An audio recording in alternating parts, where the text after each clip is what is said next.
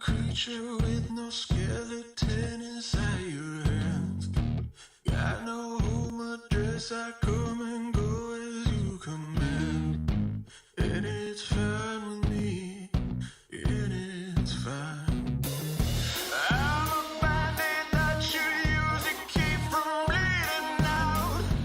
I'm the lover you don't love, but love to keep around.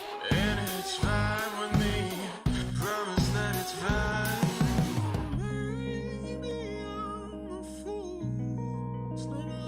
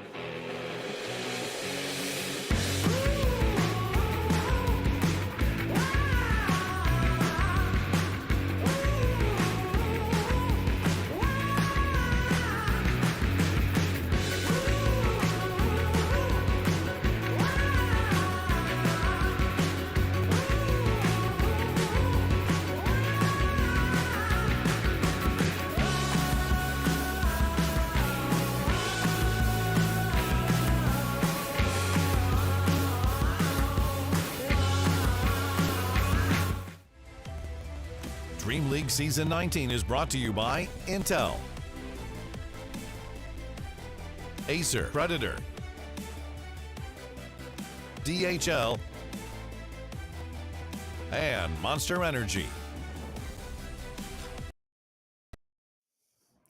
Welcome, ladies and gentlemen. We got ourselves a DreamLeague 19 here. My name is DK Truman. I am joined by Winter, and we have some absolutely incredible teams for you today.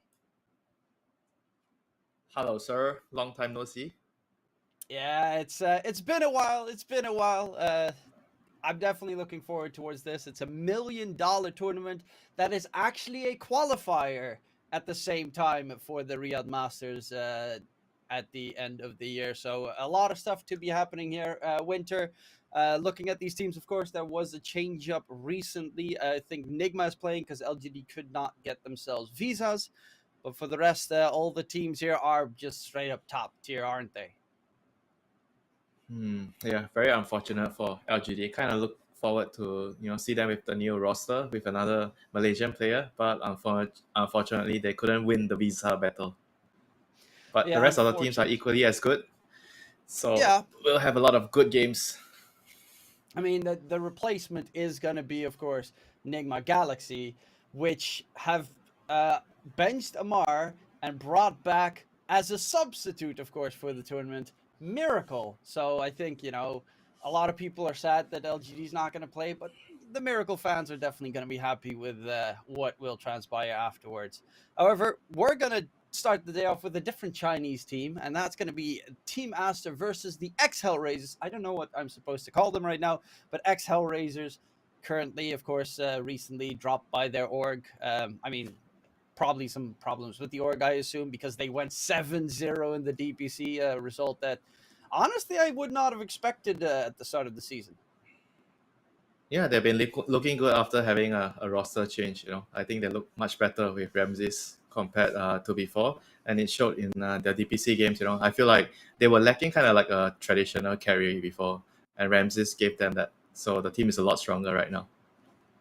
Yeah, of course, they also had that skerfuffle with their ex-safe laner before the Lima Major previously. But their opponents are going to be Team Aster, and that is actually a team that has been struggling a little bit more this season than would have expected. They ended in 4th place, just barely scraping by to make it towards Berlin. But not a position that I would have expected from the Team Aster roster. Yeah, not at all. After what happened in Tour 1, kind of expected them definitely to do much better, but the other teams improved a lot, like Extreme Gaming, IG, both. Like I feel like they played a lot better than previous seasons, and Esther kind of. I feel like sometimes it happens to the teams that go to the major. They go back home, they kind of don't do well in the major, then they feel like it's so tiring. Then you have to start the season all over again, and then you don't have a good prep, and then you play the tour, and then you do badly after that. Yeah, that's slightly the unfortunate point. Here we have the matchups that will be played on this stream today. We're starting it off with Hellraisers versus Aster. Afterwards, me and Winter will be covering Nouns versus Spirit. Then we'll be tag teamed out. Gareth and Lacoste will be taking TSM versus Execration. And to finish off the day on the C stream, Nigma versus Beast Coast. Looking at all these 4 matchups, obviously, Execration, a little bit home field for you. But which matches do you think the most interesting of these 4? The first one, Hellraisers Esther. The first kings one. of kings of EU against the formerly kings of China. Yeah, we'll see how, of course, China will do. Lima Major was a little bit disappointing on their part, but that's a whole different story that we definitely know about with some teams swapped out. And China looks a lot stronger currently this season than it did previously. But will it also be the same on the international stage? Then afterwards, Nouns, a team that, of course, struggles to make it towards the major every single time. Third place is where they currently stand. Team Spirit, a team that you pretty much expect every single time to make it to the major as well. Tis surprisingly enough winning NA again, even though they had a pretty unfortunate Lima major. I kind of like the team a lot. I feel like they have a lot of potential. Like Moon's definitely he's gonna do his captain magic. No matter how badly they did in Lima, they were underwhelming. But I feel like the team has a lot to grow, a lot to learn, and eventually we'll see their final form. But I don't know how long it will take them, but I feel like they can get there. Moon, never ever, of course, one of the OGs. I mean, I know him from the Heroes of New Earth days, which is, I'm old. But yeah, definitely a player that's always impressive in the scene. But of course, we have ourselves Hellraisers first team. Aster, you mentioned Ramses, the quote-unquote replacement of Dahak. In that regard, they just look phenomenal this season. He plays a couple of interesting heroes, I have noticed. He's played a decent amount of DK. DK, NP, Doom, Terrorblade, Abaddon. Not conventionally the safe lane as you would expect.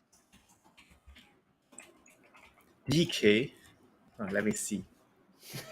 I know Skeeter as well from Tundrat plays a bunch of DK safe lane, which, I mean, I remember. It's really interesting. Obviously, with Kiyotaka, they could swap it around a little bit because he plays like SF mid as well on Kiyotaka. He plays Ricky mid, Huskar. So you can flex a little bit between what roles they handle. in exactly what capacity they would do it. Some teams do it. Some teams like to stick with just hard carry. It is Ramses. He is known for obviously his TB and a bunch of other like hard carries, but he's also the player that back in a while ago played safe lane Brewmaster, for instance. He still has a little bit of a niche hero pool compared to other safe laners.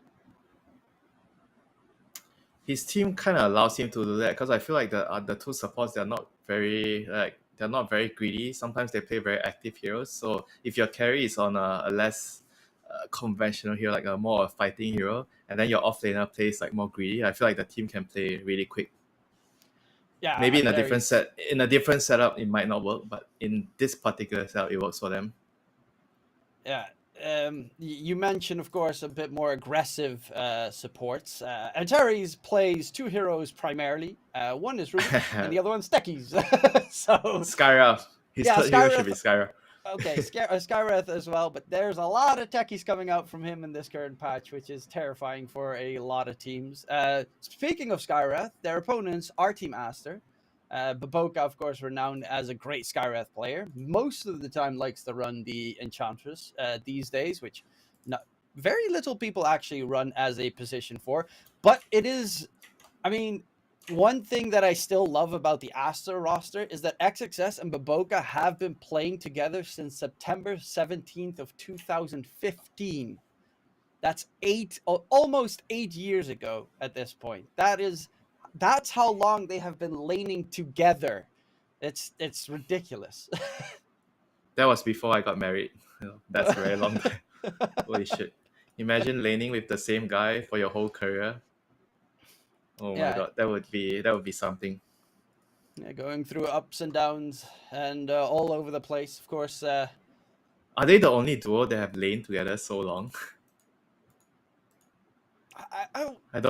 I would assume so. I don't think anyone has been playing together that long. That's insanely long. I mean, even the duo of Resolution and Zayak, I don't think they played together that much. No, they swap. I mean, currently Rezo is on a team. I can't remember which team it is exactly. OG. Oh yeah, and Zayak is teamless. Or at least, getting ready for next season. I'm still expecting for, speaking of China, the rumors of Somnus, wanting to possibly make a team for the third tour just so that they can play the qualifiers for TI. I hope that's true. I hope that we get to see Ame and Somnus again. We saw that clip recently of Ame being drunk and still crying about, I think it was his Morphling game or something. So, fingers crossed, maybe the goats come back. Sounds like Anna's plan. Take a holiday for the whole year and play only TI. Yeah, all they have to do is qualify for, of course, the Division 2, and then you automatically have a spot in the qualifiers for it. So that could be a plan for, honestly, probably a bunch of players, because it wouldn't be surprising that Yapsor tries exactly that move as well. I mean, why not? You have nothing to lose, Just play the open qualifiers. If you make it, you make it. You don't make it, fine, Just go back to your holiday. Your extended holiday, I guess. Yeah, just enjoy. I mean, it would be pretty impressive. You could make a nice team. Don't really think Matu will come back, but you never know. Matu, Yapsor, you could make a nice little team around those players regardless. But yeah, we're currently waiting for the teams to get ready so we can start the draft in this first game. I'm looking forward to seeing what they will bring. Obviously, Monet is more of a classic safe laner. I think both teams love to play the NP, but then again, every single region loves to play the NP. It's kind of done to death.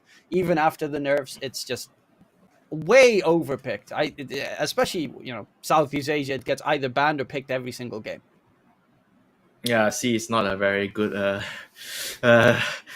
good region to look at the data. Our games haven't been the best. I mean, Ramsey's second most picked hero is NP. Monet's second most picked hero is NP. So okay, I guess that's fair. They know something. We're onto something. Yeah, the global presence, I think, is just it. It's every single time NP gets like you're around level 5, level 6, then the supports go mid, they gank the enemy mid laner, his teammates supports come help out the mid laner, and then NPTP's in. So then at that point you're in a 4v3 situation. It happens so many times, and then you push the mid tier 1 tower, or you go to the off lane. It's a hero that is hard to deal with for most teams out there. But Same with to be Brood Mother. honest, the hero has been the same for a long time. It's just all the recent changes. Like he didn't have a stun before. Like MP is always a hero that's very very strong in the lane. Then he pushes your tower early, and he kind of makes the game very very fast. But back in the day, he always have a weaknesses. He always had one weakness. He didn't have stun.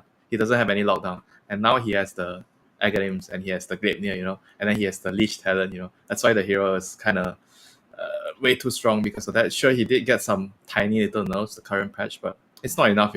Like before, his base attack is a lot stronger, but right now I feel like the hero is still the same pretty much, with some minor tweaks.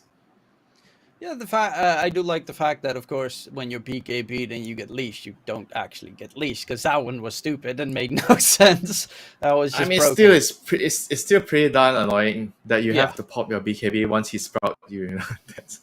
Yeah, it's definitely not the easiest to deal with in late game. You got 6-second PKB, so you don't want to use it, and it gets a whole lot more annoying. Though one thing that the NP, of course, has a problem with most of the time is, no matter who is playing the MP, in every single game, it happens once, twice, maybe 3 times, they always TP in a very unfortunate spot. Their teammates are just not there, and then they finally pop in, and they're surrounded by the entire enemy team.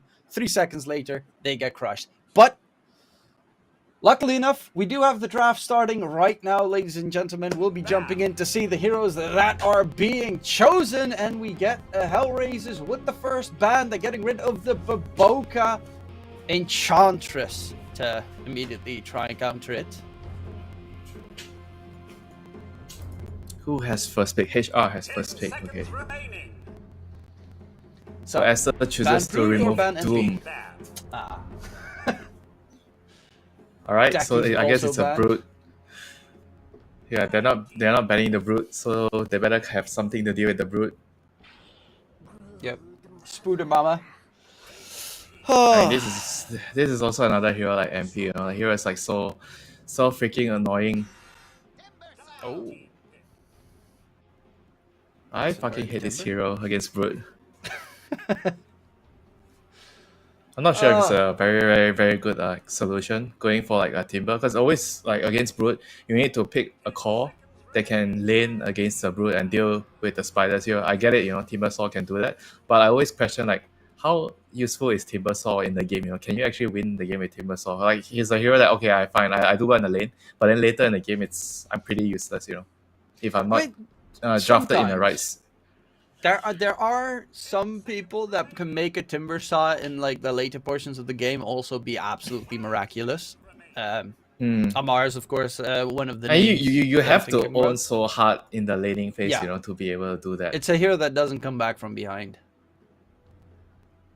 It's not even just behind, like if it's 50-50, you don't have enough advantage, the hero just feels so lackluster in games. And Rubik is a very, very nice response against a Disruptor and Timber. Stealing the Glimpse is definitely very, very good for the Rubik, and any spell for Timber just destroys the Timber because it's all pure damage. I am pretty happy though that they've changed. A lot of teams, when the enemy picked Brood, they went for like the Crystal Maiden Pudge combo, and I'm so happy the team stopped doing that, because Pudge always lost. That shit doesn't work. Like your objective in that lane is to Frostbite, hook, you kill the Brood.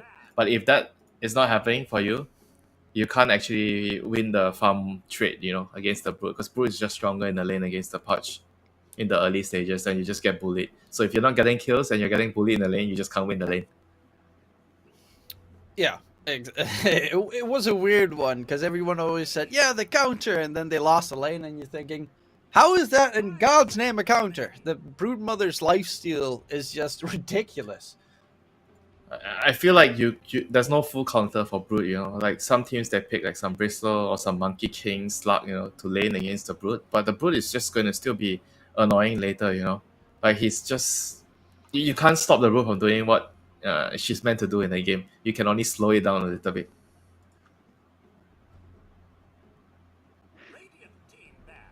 Well, let's see. Bat Rider ban. I've seen so many people ban out Bat Riders, whereas I think the win rate on Bat Riders is really low right now. It's mostly to protect the Timber, because if you pick the Timber 7 and 8 like this, you have to ban for it. They ban out the OD first, which is also a great Timber counter. The Jakiro is kind of, I feel like, not exactly a Timber counter. Maybe it's just a hero that they feel like the enemy team just wants to pick for the lane, or we can see in the next pick phase why they ban the Jakiro here. And whereas for HR, they ban out the Slug, the Anti-Mage, the Naga and the Slug, I would say that those are mainly for the Brute.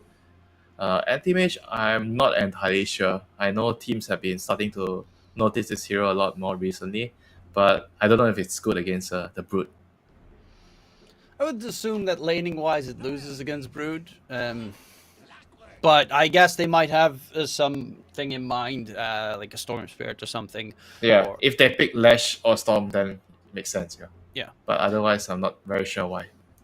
The Jakiro ban, it's Solo's most picked hero in the last DPC as well, so they're making sure no one plays on their comfort in this stage. Hellraiser's bans out Slark, which is Monet's most played safe lane hero last DPC, so they've just got their entire list of, he likes to play that, nope, cross that out. He likes to play that, cross that out. I mean, it's also the fact that you have a Disruptor. Slug and Disruptor is like pretty insane in the game. Like any hero that gives Disruptor vision advantage in team fights, it's very, very good together. Especially like a Night Stalker or any Lycan wolves. Slug is just very good for Disruptor at night. He has very good night vision, and you get a lot of glimpse because of that. With the clock being picked up and knowing that Siamese Cat, of course, loves playing clock, do you think this is a disruptor for Baboka to lane with the Timbersaw? Yeah, I would prefer that, honestly, if you ask me. I feel like Disruptor kind of is the greedier support if you compare Disruptor and Clockwork. I would prefer putting Disruptor on a position 4 so he gets more money, he gets more gold. Clockwork doesn't really need like too much. You get your Trankles, you get your wand, then maybe you have money, you get a Ghost Scepter, or you just buy your shard, then you're good to go. Is that it? Is that the Ramses DK, though? I mean, look how useless this Timbersaw is, Enemy picks a Timbersaw and you don't care, you still pick DK. That tells you how shit of a hero Timbersaw is. Yeah, you're picking a DK into a Timbersaw, and they're probably going to lane against each other as well. That's the interesting part. That's a lot of faith as well in the DK. I agree with that. I just feel like Timber is just not a threat to strength heroes in the lane anymore. Because of how the game's been changing for the past couple of patches. They nerfed the whirling death, the stat reduction, and just everything else. Like Timber is just not so scary anymore in the laning phase. Did you see the game? Like it was, I'm pretty sure it was like a Western European, like one of the games, Timber against DK. Quinn was playing DK and he won the lane against Timbersaw. Really? He actually killed the He probably won Meteor Hammer, didn't he? No, it was BZM Timbersaw. So what happened was at level 1 before rune spawn, they had a fight for the runes, and then Timber was really low and he didn't send us out. He just went back to lane and ate his tangles, and the DK at level 3. He pumped Breathe Fire level 2 and he killed the Timbersaw. Because the Timber was always low. And then he didn't expect Timber, the Dragon Knight, to actually get a second point in Breathe Fire, and he just killed him. Well, that normally should not be the case. Yeah, normally you would never expect a DK. Like, what the hell? DK killing a Timbersaw in the lane? What patch is this, Ooh, they got the Storm themselves here. Good to catch the Brood out. Rubik doesn't like Storm that much. I like it, even though it does lose against DP most of the time. I mean, it's interesting, Before you would assume that people pick DK against Storm because the stun is very good against Storm, and then now they're picking Storm against DK with the mindset that okay, we have a Disruptor, so we need a hero that can go in, like which is Storm, and then allow some glimpse. And obviously, on the other hand, he's a very good hero to catch Brood Mother. You always want a hero that can gank the Brood later. So Storm's perfect for that. And it's kind of like a free lane against Dragon Knight. So he should have a very good start. Team also look like they have a kind of a death ball lineup, Oh, don't they? actually, never mind. Yeah, DK is the safe lane. It's DP mid. Yeah, it's not the DP mid, DK safe. So DK. I mean, DP against Storm is a bit. I feel like it's a bit DP favored, but Storm should be able to still be able to farm and get his levels. And when it comes to the mid game, he's going to be very scary. They ban out the Skywrath, so I mean, the last hero is, I guess it's the position 4 hero, unless he's playing some weird ass hero, which is the DP. But yeah. I mean, DK4 with the Meteor Hammer, let's go. That's also... That used to be a thing. I remember that used to actually be a thing. I'm not sure if it's actually good still now. I don't think it ever was good, but it's a possibility. I know... actually, I know Solo has played DK5 a couple of times that's as well. true. No, you're right. That's true. So this is the benefit, right? We were talking about like how the players, who was it that you said played together 7 years? It was Boboka and XXS. Mhm. They're playing together 8 years. It's this kind of things, when you play together with the same person a long time, then you have a lot of like heroes that overlap. You have a lot of synergy. Then you can draft in a way where you can abuse the opponents when the opponents don't really know how you're gonna lane stuff. Like the DK being played on 2 position is definitely something that's really useful for them. Safely So Brood? No. So what's the support? I don't. I assume it's a DK5, maybe DP safe lane. I have absolutely no idea. So I guess the carries DP. That would make more sense. So the lane is going to be a Dragon Knight plus DP lane. That sounds High MMR games, reasonable. though, Broodmother has been played in high MMR pubs recently, and I know Ramses in the past played Broodmother safe lane. I don't know if it's going to happen now. It's a Timber off lane. I think if it's a Timber Saw off lane, you probably don't want to do that. I feel like I would just lane DP5 was also a thing, so Yeah, I mean DP5 is I know DP5 is also a thing, but against the Timber Saw lane, I think I'll do DP as a core and then the DK as a support. I feel like that would actually make more sense for the laning phase. Okay. Yeah, so this is the last hero available for the lane against Brood, like one of the better carries that can lane against Broodmother. So what? It's DP5? Yep. Holy DK shit. safe lane, DP5. So why do they want the DP as 5? I guess they just wanted to change the mid lane hero. So they were thinking of like moving either the Dragon Knight or the DP to a pos 5. I guess that's the plan.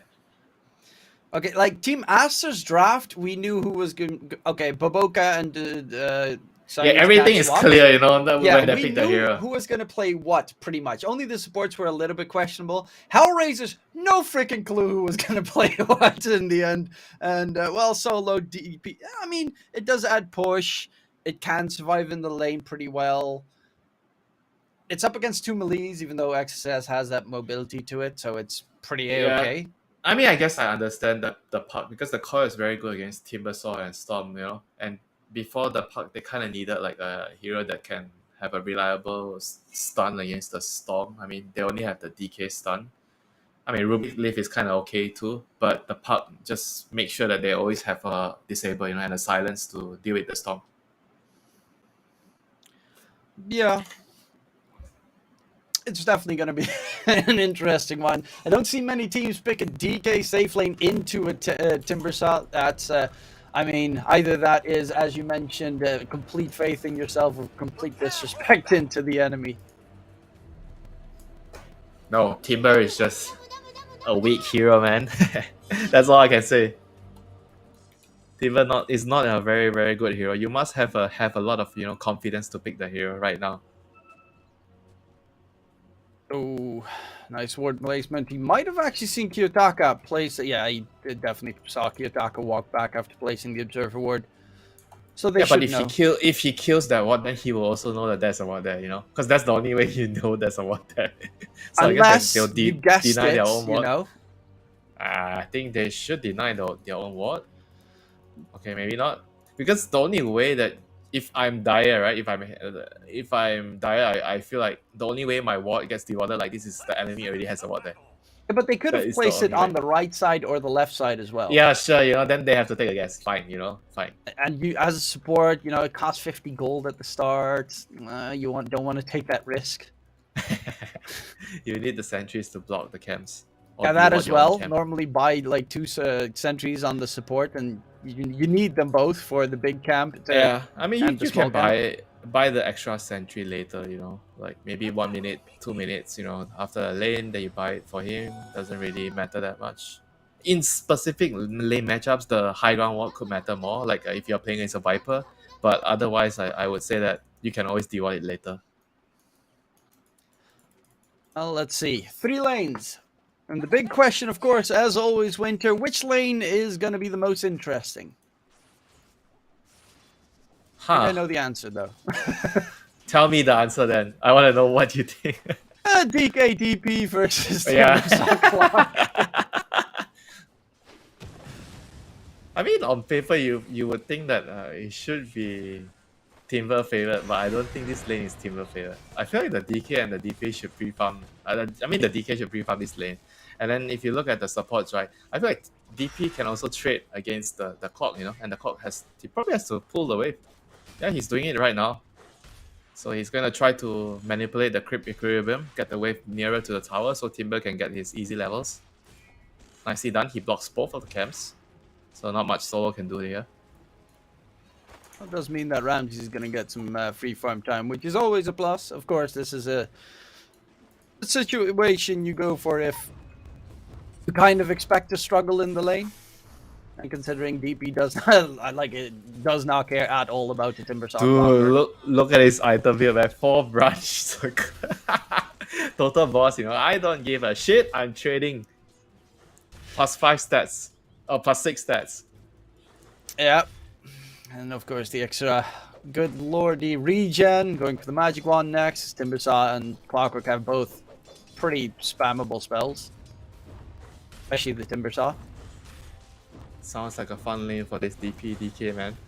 Mid lane should be a wash, I guess. Storm against Puck. I feel like this lane is just I'm gonna farm, you're gonna farm. I don't think there'll be kills happening unless somebody makes a terrible mistake.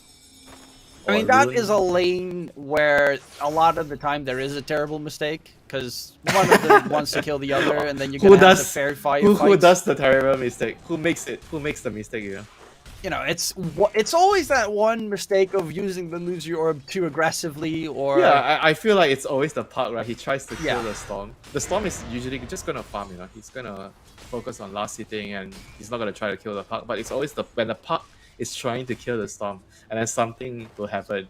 Either he gets too greedy, then he uses his wave, and then he gets pulled by the vortex and he dies. And support rotations from the supports could be, of course, very handy in this case, especially a Disruptor. Even though Puck can dodge it, it's... They won't be able to do it that early. The lanes need the support, so the side lanes right now with this kind of setup, I feel like the supports have to focus on playing the lane the first couple of minutes. Maybe after the second rune, maybe after minute 5, the catapult wave, minute 6 you can rotate. But the first 4 minutes, I feel like the supports have to play the side lanes a lot. Yeah, Solo and Baboka are just chasing after each other the entire time in the jungle. And yeah, they're just currently farming. No real aggression coming out. No kill threats just yet. Yep, the DK is farming, the Timber's farming. Monkey's kind of winning his lane. That's to be expected, Monkey against Brute in the early phases, Kiyotaka mid might go for a play here. It's going to get dragged back by QWI. No, he's going to back off. He knows the mistakes he can make. I mean, that's the thing with Fairy Fires. Both of them are at the ready. And there's no bottle charges for Puck and Storm, That's why now you see the coming in. Yeah, this is huge actually. Disrupting the 4-minute rune. So Kiyotaka's probably gonna need one of the supports to feed, go back to base, and come refill his bottle. Okay, perfect. Somebody's dead. Refill my bottle. And he gets the water rune as well, but he's being chased into the Roche pit right now. He has to use his op. That's pretty bad for him. It's very nicely done by Baboka. Yep, but the bottle refill is there. Thank you very much for your suicide there. It was all of course, planned that Antares would just die. Calculated. Oh, Yeah, bot lane. glimpse. Miro, he's gonna get glimpse. And on the strike, Monet, another Yep, kill. nicely done. Okay, that's a good way to deal with the brute. Yeah, he cannot afford to feed one too many kills. Yeah, I think one death is still fine, but if he can come back to lane, because the wave is pushing, so he should be able to get his next level fairly easily. Oh, okay. They see the disruptor. Okay, that's why he's TPing right in front of the tower like this. Otherwise, you get glimpse back to base. GG. Yeah, that's an immediate GG call run down mid. I've had enough. Because the only one that you can blame is yourself at that point. No, you blame your support. Why didn't you stop him? Come back to and leave him so he can't glimpse me. Yeah, why didn't you count perfectly to 4 right there? I mean, it's one thing, like when you don't play against Disruptor a lot, then you just forget in the lane, and then you're like, oh, god damn it, my laning pace is so and mid lane. Bit of a brawl coming Silence. out. No, the puck, they need some help, is going to get taken down. Solo's got level 6 from that, and he can just zip out of there. While Monet gets another kill on Antares in the bottom lane, but the puck, he gets aggressive. You mentioned it. If there's one of the two that's going to die in that mid lane, it tends to be the puck. Yeah, and Solo moving over to the mid lane doesn't really help, He's the one like, oh, DP is here, I'm coming, let's try to kill him, He was the one that kind of instigated the move, and yeah, unfortunately, Kiyotaka is just gonna go down there. Storm's pretty happy with what happened in the lane. He's level 6, so he should be able to just, continue farming, continue scaling, and he's gonna have to get a BKB pretty early, I feel, this game against a pot. You cannot be too greedy delaying the BKB too much this game. Yeah. Would assume so. Dream Coil, as you mentioned previously, very deadly for a lot of these Asta heroes. Yeah. 6-minute runes are already taken, and the catapult wave, so I guess nobody's gonna be too worried about rotating to defend the catapult wave as much. Don't think anyone can actually pressure the Storm against the puck here.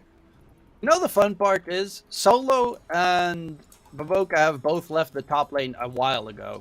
And it's just a 1v1 between the DK and the Timbersaw. DK Timbersaw. If you can rotate away as the support for the DK, this matchup is not that scary. But right now the Clockwork, he's level 3. So he might be able to... He's actually getting gone on. He's stuck. Pure damage. Shock of Whirling Death.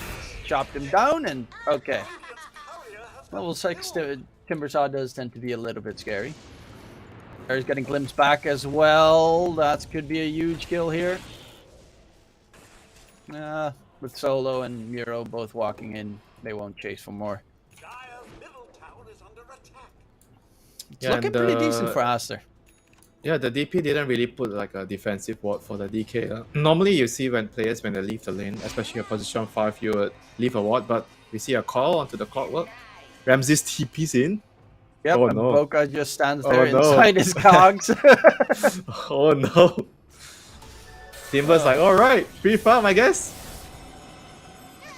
Well, that means he can solo take down the tier 1 tower top. Of course, doesn't have really good pushing power. It's not a hero that necessarily builds Meteor Hammer. Oh, I've seen it, but I've seen it. It's not necessarily. I wouldn't say it's good, What's your favorite Meteor Hammer combo this patch? Dragon Knight. Really? Don't flame me, please. I like the fun, Shadow Demon one.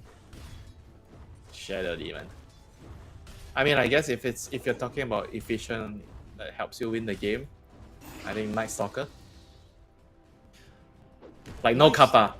Yeah, I like the Meteor Hammer on Night Stalker. It gives Night Stalker mana regen, and Night Stalker generally can't push towers on offlane. So Meteor Hammer solves 2 of your problems. Actually, I was wondering, I did not see any Spectre Meteor Hammers, even though Spectre Meteor Hammer was an Eternal Envy thing. Because of Blade Mirror, if you need a farming item, Blade Mirror is always nice. You have an option to go Blade Mirror. I would say Hammer's okay too.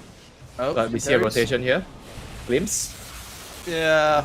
With the Easy kill. XWY rotation, there's not really much you can do. I mean, this is bound to happen, you know, when a Storm has a kind of okay start, people are gonna die on the side lanes. But it's just a support, so... Oh, top for lane, Miro- XWY, dropping low. Can he get out of there? Does have the level 3 chain. Misses Oh, no! the chain. Oh, Breathe Fire level Oh, 4. He's so close to dropping, but will actually get the chain back to safety. That was close, man. Giving me a heart attack. Timbersaw dying to DK. Flashbacks. Oh no. Okay, that I'll be honest, that was much worse. Glimpse, kinetic fill. But who's killing who? Yeah, Brood Mama with the Spooder army. Okay, just ignore Monet. He uses boundless This strikes. is with why, nothing man. to This fear. hero is so disgusting. This hero is actually so disgusting because he used his kinetic field. He has no way of defending himself against the spiders. You know? That's why Disruptor is so goddamn terrible against Brute. Like the spiders come, then what? You have to kinetic field, and then Yeah. Or you're thinking, okay, I'll glimpse you, and then the entire spider army keeps chasing you. That did nothing. It did nothing. he's not even killing you with the hero, so your glimpse is like totally useless. I swear, man, when I'm playing Disruptor, this is one of the heroes that I hate seeing on the enemy team the most. For me, it's always Bounty Hunter. That There's Bounty Hunter is nothing- not that bad. No way, No, it's as but bad there's as Brute. nothing that Good. infuriates me as much as Oh no, solo. hearing the gold being stolen out of your inventory. Just that joink sound. It's the most infuriating as a support that I've ever encountered. Yeah. But so right now, Miro is trying to pressure a tower. They can't really defend their own tier 1 at top. But Aster wants to defend their tier 1 bot. They're bringing in Focus the level numbers 6. here. Missed Oh, no! the hook shot though. Storm But- is here though. Yeah, that's Okay, a Rune. lot harder to miss. And they defend the tier 1. It's I mean, very how can, close to how can dying. you, though. how can you miss a vortex? Technically, you can't. Get the Ags, and then you can. Okay, sure. Yeah. Then you can miss an electric vortex. Indeed. Eventually he'll get it though. Yeah, so Ramses, Monet. Radiance. Okay, Monet is going Battle Fury and Ramses is going for Radiance. Coil onto Clockwork again for Clockwork. Yeah, he's That's pretty what's farmed Ra- actually. Time to hibernate. Radiance against Battle Fury. I'm getting a second wind. So I would say that if you talk about scaling in the late game, I think DK is pretty good against Monkey King if you get to that stage. Yeah, if like you get Monkey like the King- Manta plus Ags on DK, you know, with that insane slow. But during the mid game, I feel like with say you get a Battle Fury into Skadi with Basher, Abyssal. I mean, I would say that with a point is BKB, with a yeah, with a BKB. I would say that point is when the Monkey King is stronger than DK. DK is only stronger than Monkey if it's like ultra uber late. You know, you're talking about like 45 minutes at least. You know, above 40 minutes. So in the earlier portion of the game, you know, when Monkey has his Battle Fury, he's still super squishy. Yeah, I mean, And the DK he's is not like super that. tanky. Yeah, but he's not exactly like an AM with Battle Free where you're useless, you're -1, you're playing with a -1. No. And we see Aster, they're gonna smoke in to the Ancients, get a free kill here. Get some wards down. Blown away. Well, there's a nice kill. 9-2 currently for Asta, but net worth wise is still very close, and that's because Ramses had such a Brute. freaking phenomenal game. Can they get a glimpse? Okay, no. No vision.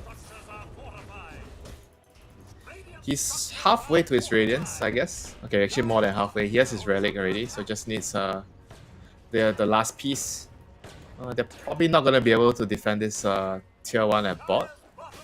They're pretty weak right now. I mean, when somebody's rushing Radiance, the team tends to get weaker before you get the Radiance. So that's a given. Oh, XWI's got Witchblade as well. Both Glimpse. mid laners got Witchblade. Solo goes for the TP after being glimpsed. Sadness right there. But does give away that they have high ground vision. Or at least vision in the area. Wow, I didn't expect him to not even have a point in silence on a +5 DP. Alright. It's kind of greedy. Like normally I think after a lane you have 2-0-2. Oh, Yeah, you actually, get a yes. point in silence. Bottom lane gets coiled. with double damage puck with a Witchblade. Does do a lot of damage. Can they even kill him? Silence is there. It's taking quite some time. More rotations in, and Terry's is here. He's got the lift, but it's too far away. And XXS, can he get out to safety? They're chasing forever. No rotations coming in because they're fighting on the other side, taking down Ramses in Ramses is dead. Dyer's jungle. And he keeps 3 heroes distracted. They get a kill onto Ramses. This was really well done by Aston.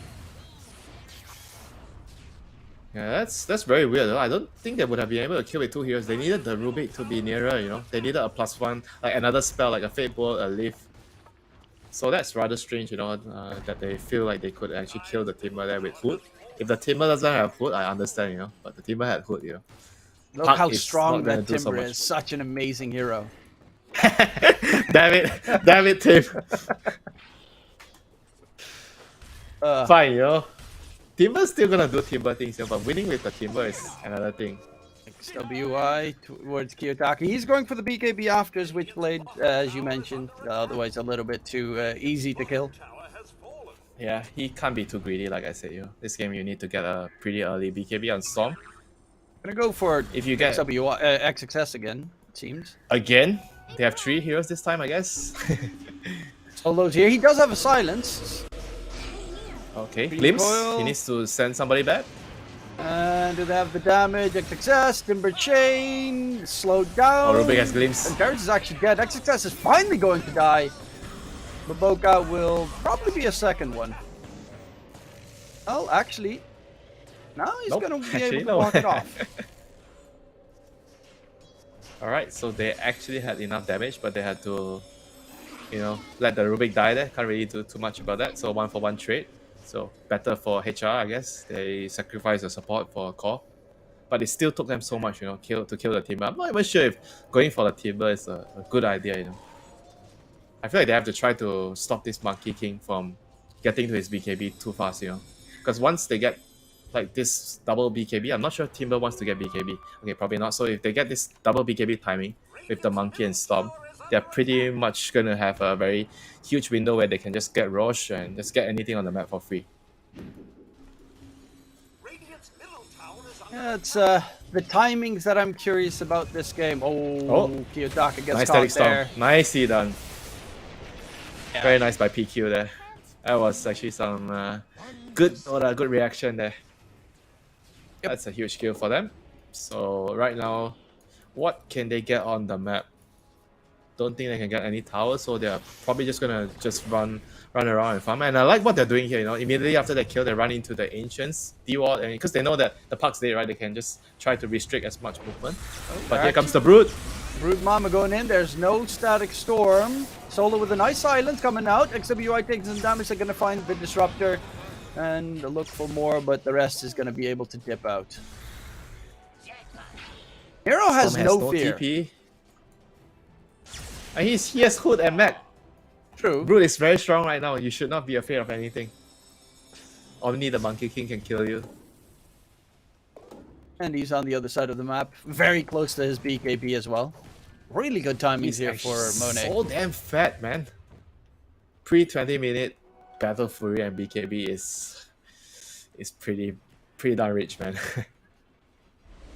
And on the opposing side, I mean, Ramsey's died twice, but he's got his ratings done. He's building up his BKB as well. Is it the moment they get the BKBs that they want to take fights on these sides, or are there more items Yeah, needed? they should definitely fight with the BKB. Storm is quite far away from his BKB. Okay, so with only Monkey BKB, I feel that they should still be able to take some fights here. But he is not getting it yet. It's in the career, so they can't really fight in the tier 1. So have to give it up. That's very reasonable. But they should definitely take the next fight. If HR decides to come in again and pressure, I feel like they should use this BKB to fight. Worth-wise, it's still reasonably close. 4K ain't the biggest problem. The biggest net worth difference is Baboka is really farmed. He's got a full Hood of Defiance on the Clockwork. How is this guy Actually, a full so pipe. fat? He's got a full pipe on the Clockwork. How is this guy so fat? Atri Assault does double damage to creeps. I mean, still, you know, He's 2k ahead like of the enemy plus 4. Which is a Rubik, you know. I mean, sure, the Rubik has 6 deaths, you know, but still. So it's not easy to farm that much more on the Clockwork against a Rubik. Well, he does have almost 50 more creep kills than the Rubik. I guess the problem for the Rubik is the fact that all three of his cores like farm everything on the map. I mean, so it's the same for Esther, you know, the Monkey, the Storm, the Timber. Yeah, but Aster's been like grouping up shot. a lot of the time to Ramses, fight. still no BKB. Oh no, he's dead, man. This is bad. Not getting any help as well in that top lane. They just... That's the BKB Wukong, you know? Nothing you can do to fight that right now if you're HR. Wukong's Static Storm Kinetic Field. No one to help you out. Terry's almost gets blown up by XXS.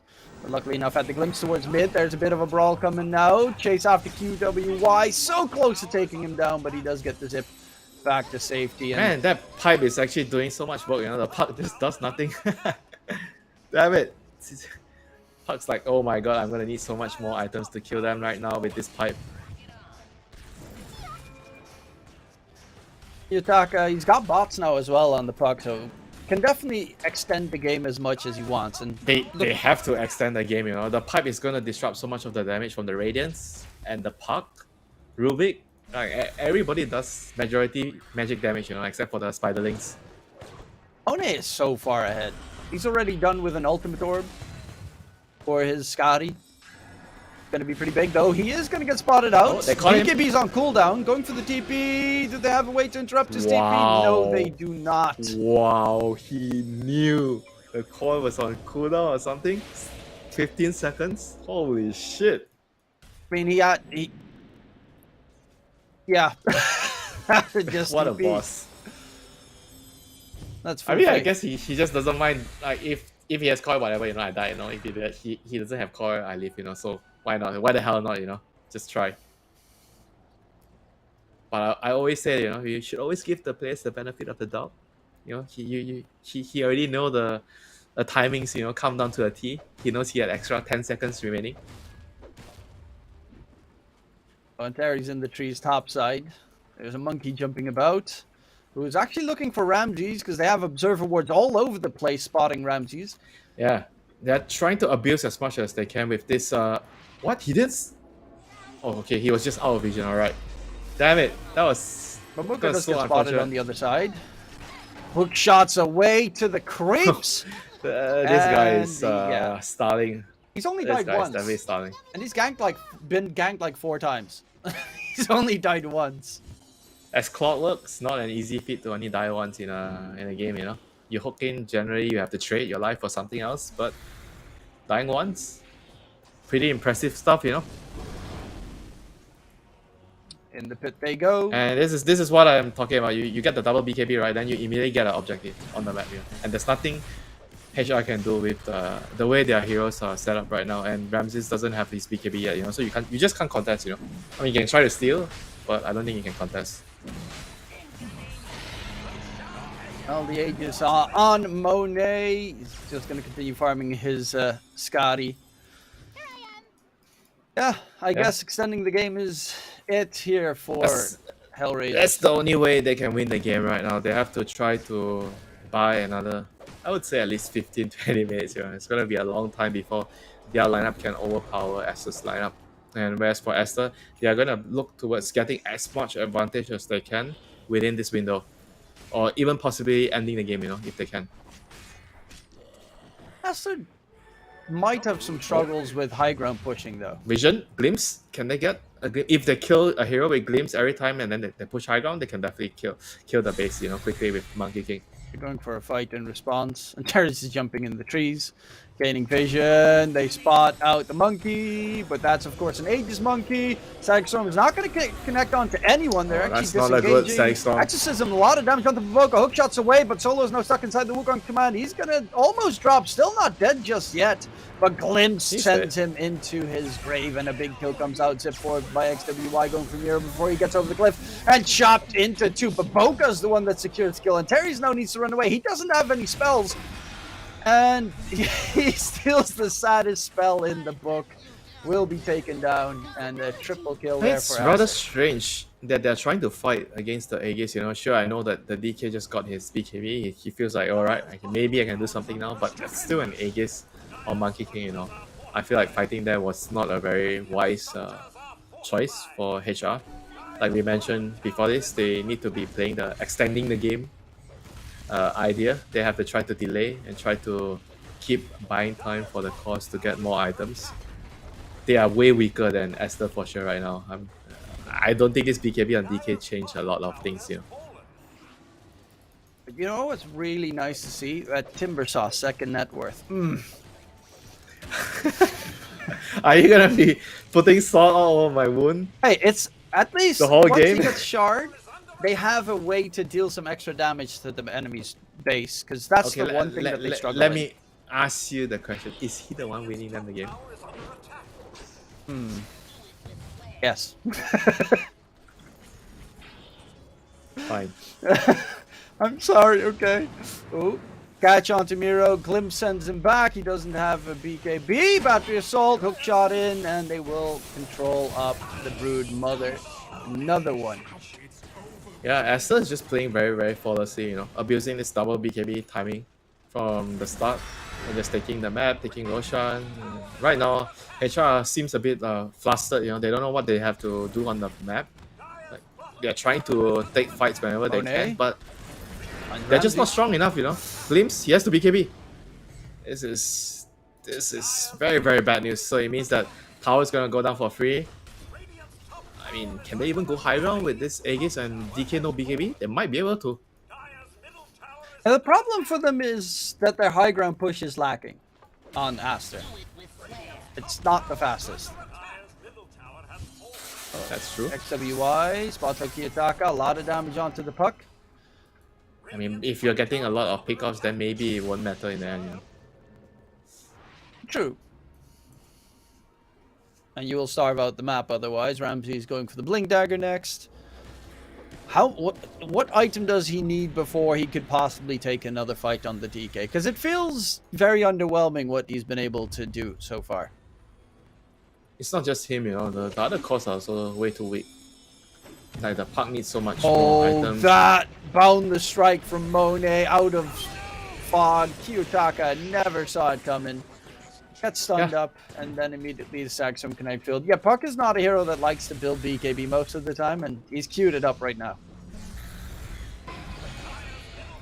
Monkey King and Earthshaker are two heroes that can catch Puck out without Puck seeing them. That's why it's not that easy to play against these two heroes. They get the initial stun off, and the team can just follow up and kill the Puck. I mean, I feel like there's not much they can do, with the heroes they have right now. Like they have a lineup that wants to fight, but they just can't fight, They were unable to seize any opportunities in the game that their lineup is actually stronger. And I feel like it's down to two things, the BKB rushes on the Monkey and the Storm, and the pipe on the Clockwork, which negates so much of the magic damage from the Puck and the Radiance on DK. I love the Ags on Clockwork. He's building it right now. It's still a long way to go. He also has the gem, so all the vision's going to get taken care of. Ramsey's going to get jumped in mid, pops the BKB, needs help. He's going to go for the TP out. Hook shot was already used, and Monet doesn't have the battery just yet. This is really, really bad, Like, Hook is like such a low cooldown spell, and then you have to trade your BKB for it, and now you cannot do anything on the map. It's just terrible, for HR at the moment. Yeah, you're also against a lineup that just outvisions you completely. They have a gem on the Clockwork. They've got a Clockwork. Oh, that's actually so good to get a gem. Whenever you're controlling the map, you're winning. It's always really, really important to get the gem to just make sure that you eliminate any chances of your enemy team coming back to the game, via pickoffs with some weird observer ward placements, and the gem just make sure those kind of situations doesn't happen. Oh, gotta be careful, Kiyotaka. You see him, right? Yeah, but maybe it was a little bit too deep. He's also got the gem on Clockwork, so he doesn't want to lose it. Because if you jump in front of the enemy's tier 3 tower, you can still die. But Dream Coil, the rest of the team might not be able Yeah, to follow that's up. why they need to set up some observer wards in the lane. You know, when you're winning, you should always have all these lane wards in front of the enemy space, so you can see them and pick them off. And now they're going to smoke and sweep the map. They realize that HR can only be at top because they herded them like cattle. They were at bot, so HR cannot be at bot, so HR went top, and now Aster is doing a smoke to go top. It is very, very good play by them. If they can get a very important hero kill like a DK or the puck, that would mean that maybe they can push high ground. This is getting pretty scary. Oh, this is Smoke not good broken. for HR. Access in the front, Zip going in, catch on to Miro. Brood Mother's going to be controlled, no BKB on. The Brood is an easy kill. That's going to be all your sustain gone. Solo's going to be the next target. BKB by XXS doesn't really care. Ramsey's just hits XWY, but what can you realistically do at this stage? Actually, XWY dropping pretty low, gets stream coiled in the process. No BKB on the Storm. He's very low, but gets the Zip out. Not even going to falter there. And Terry's another one down. The only one alive is Kyutaka. XWY dodges that move there with the tiniest sip of his life, and he's not even gonna fall on the Storm Spirit. My man is playing with fire, and he lives. 608 on that Storm. Aster's just giving us a clinic, you know, how to play Dota 101. From the lanes itself, like good itemizations, the way they are moving on the map, knowing when they should be getting Roche, getting the objectives, taking team fights with smoke. Just a very, very well executed game, you know. It's been a while, you know, since I've seen such a clean game, you know, from Aster. This is a very, very promising sign. I mean, it is $1 million tournament, so there's a lot to play for here. Sure, you know, money definitely has a part to play. And of course, if you get first place, you make it towards the Riyadh Masters tournament, which I don't know exactly how much it was. It was like a ridiculously high prize pool. Like 15? Wasn't it 15 or something? 15 or 17 million, something along those lines. You know, a contender there for TI. People complain there's always only TI to worry about. Now you have two. I mean, the $1 million tournaments are also not too bad. That are both qualifiers.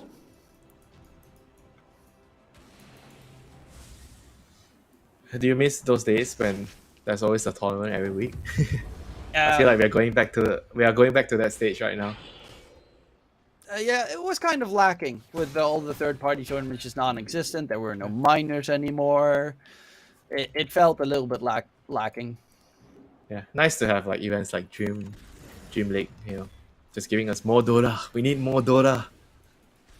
Might be a little bit tough on some of the teams. You know, the traveling has been a complaint by some of the players. I'd rather have too much Dota and not enough Dota. That is true. That is very true.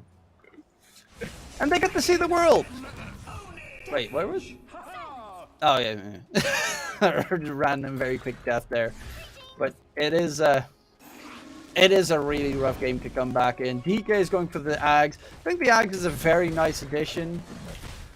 Is it going to be enough though? I mean, Monkey currently has full Abyssal. He's going for the Daedalus next. Afterwards, he's going to get Ags most likely, and he needs another 20 minutes of farm. And I don't think he's going to get it.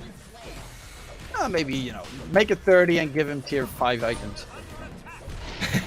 Sure. What do you want? Giant's Ring? I mean, with Ags, he already does the flying stuff, so I don't know. So does it stack? So you are even bigger, right? Yeah, you do become absolutely gigantic. It is really nice to see, especially if you've got the Mantisal as well. Miro, Brood in trouble, glimpse back, running the opposite direction. He's got the kinetic field cooldown reduction on Disruptor, so it's... Yeah, I like that talent, to be honest. It's kind of stupid. Oh. Yeah, I wouldn't say stupid, but it's nice to have. I mean, if you get the level 20 talent as well, you pretty much almost have it permanently up. That's why I like to get the kinetic field cooldown, static storm duration, and the kinetic field duration. I feel like it's just the combination of talents is what makes it broken. Ramses gonna get gone on, does have a BKB, but the Abyssal Blade holds him down. Wukong's command is there as well. Yeah, fight me! Fight me! He needs some help! Don't you run, you dragon! Oh, Yeah, there's the GG call from Hellraisers. Aster just... I mean, they had the more obvious draft of the two, and they obviously handled it better this game. Even though I must say, Ramses did a really good job laning stage-wise. They won with Timbersaw 6-7 pick. That itself is an achievement, you know, to me. Like hands down, you know, that is not an easy thing to do. Winning Timbersaw 6-7 pick, you know. 27-4 as well. That's how they ended the game. This team is just putting up a clinic. You know, if they can play like this every game, they have a very good chance doing really, really well in this event. Then, for me, the question mark is really, what's the difference for them right now between this and the DPC? Is it like more motivation because this is a bigger qualifier? Did they expect already to make it to the major during the DPC? Were the other Chinese teams the scary part of their DPC that China might be comparative to, of course, Lima, where they were a little bit disappointing, be back to top tier levels? They're just tired though. I think they're just tired after you go back to China after playing the major, and then you have to play your DPC again. You're just not in a very, very good state of mind. You're exhausted, you didn't do well, and you have to figure out the problems and stuff. Then you have to play again. It's just not easy. Right now they already have enough time to rest, hopefully. I mean, I guess looking at the performance of Aster in the first game, I feel like they're definitely looking in a very, very good shape. They play really well. They have very good strategies, very good item timings. And for HR, I feel like they have to try to figure out, how to draft against Aster. They cannot afford to be too fancy with the flex picks and disregard the item timings and be too greedy on their heroes. It didn't really help on the side of Hellraisers. The supports weren't also either supports that could make plays. Rubik plus the Death Prophet, what does it actually do in terms of trying to gank enemies? Broodmother can't really help in that regard as well. So you got a Puck that had to pretty much do everything solo, which that was probably a little bit too much to handle for Kiyotaka in that game. Whereas on the opposing side, you had Disruptor plus Clockwork as your support duo. Like, if there's ever a duo that you want to have help you in ganking, it's going to be a Clockwork plus Disruptor, because it's just the easiest catches. When you fall behind against Clockwork Disruptor, you ain't going to have a good time. That's all I'll say. And they definitely did not have a good time. XXS on that Timbersaw also looked super deadly. But that was game number 1, ladies and gents. We'll be going towards a short little break, and we'll be back for game number 2 after these messages.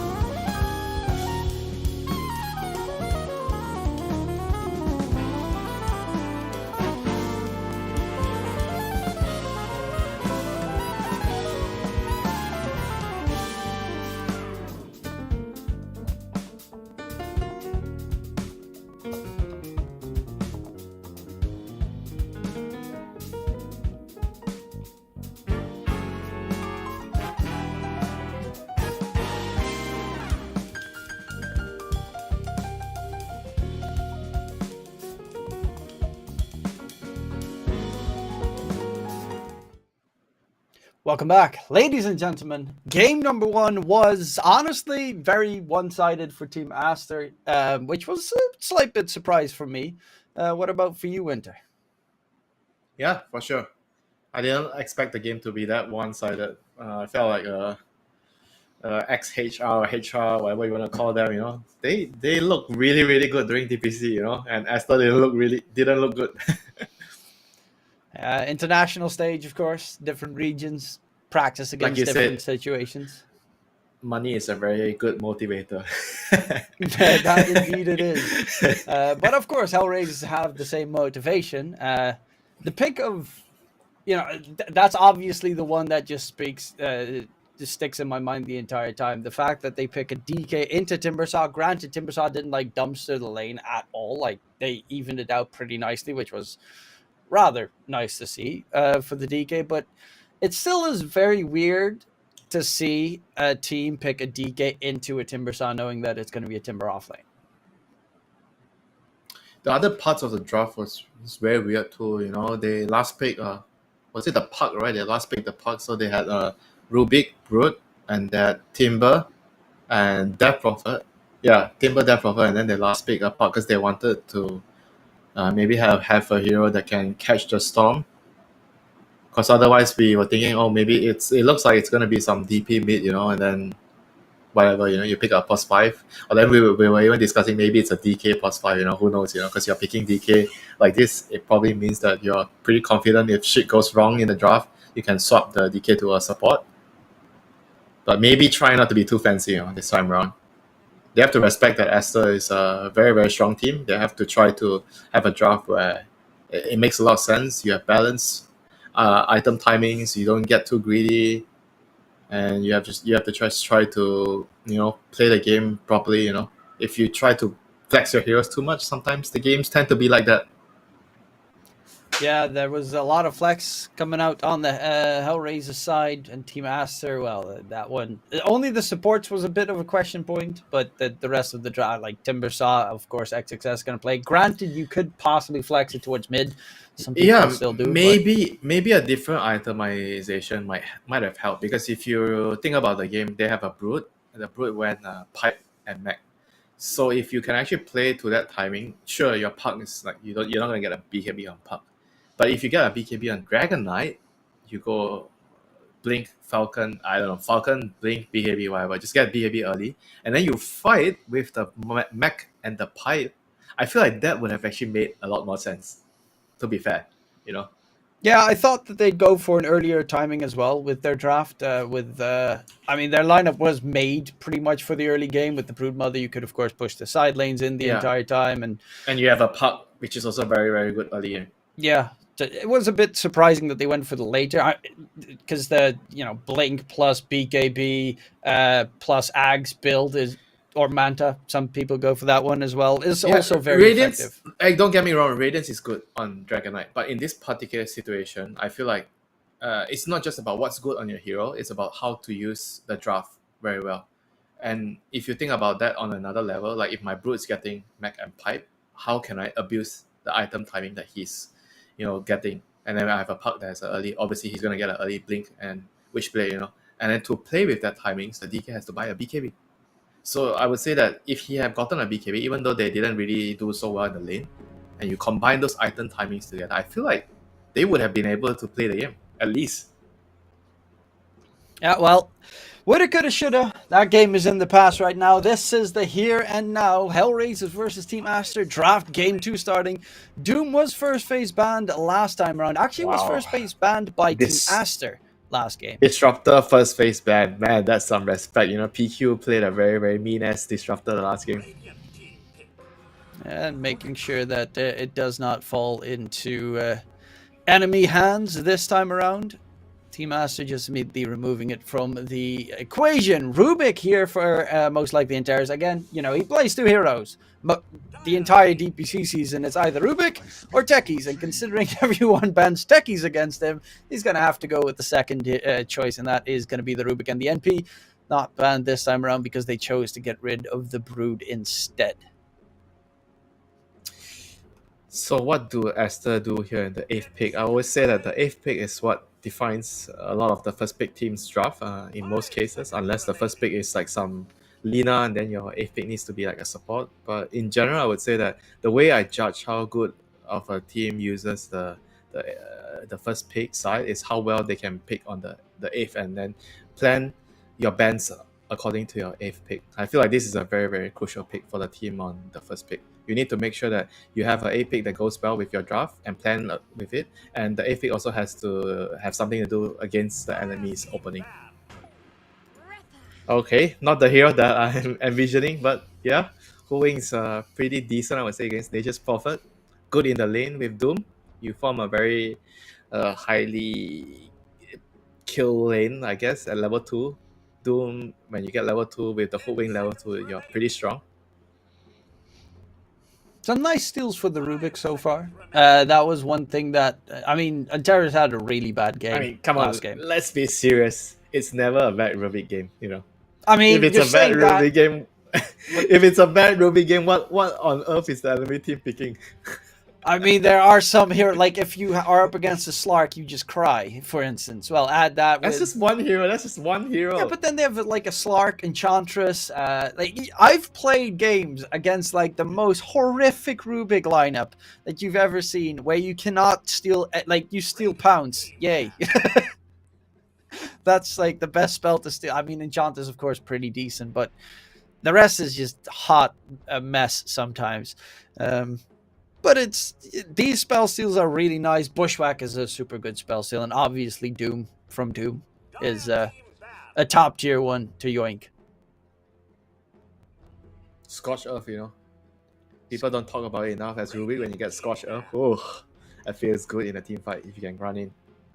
Yeah, but a lot of the time it's also then you're like, haha, I'll run in. You seal like Barra charge, you charge in, and then dead. No. The perfect combination would be you have the strength morph, so you toggle all your agility to strength, and then you get scorched out, then you run in. Now I just hope the team master gets some Morphling. Wouldn't be too surprising. It is Monet. And Morphling is one of those carries that I feel like he's like, to me, I feel like he's the strongest carry right now.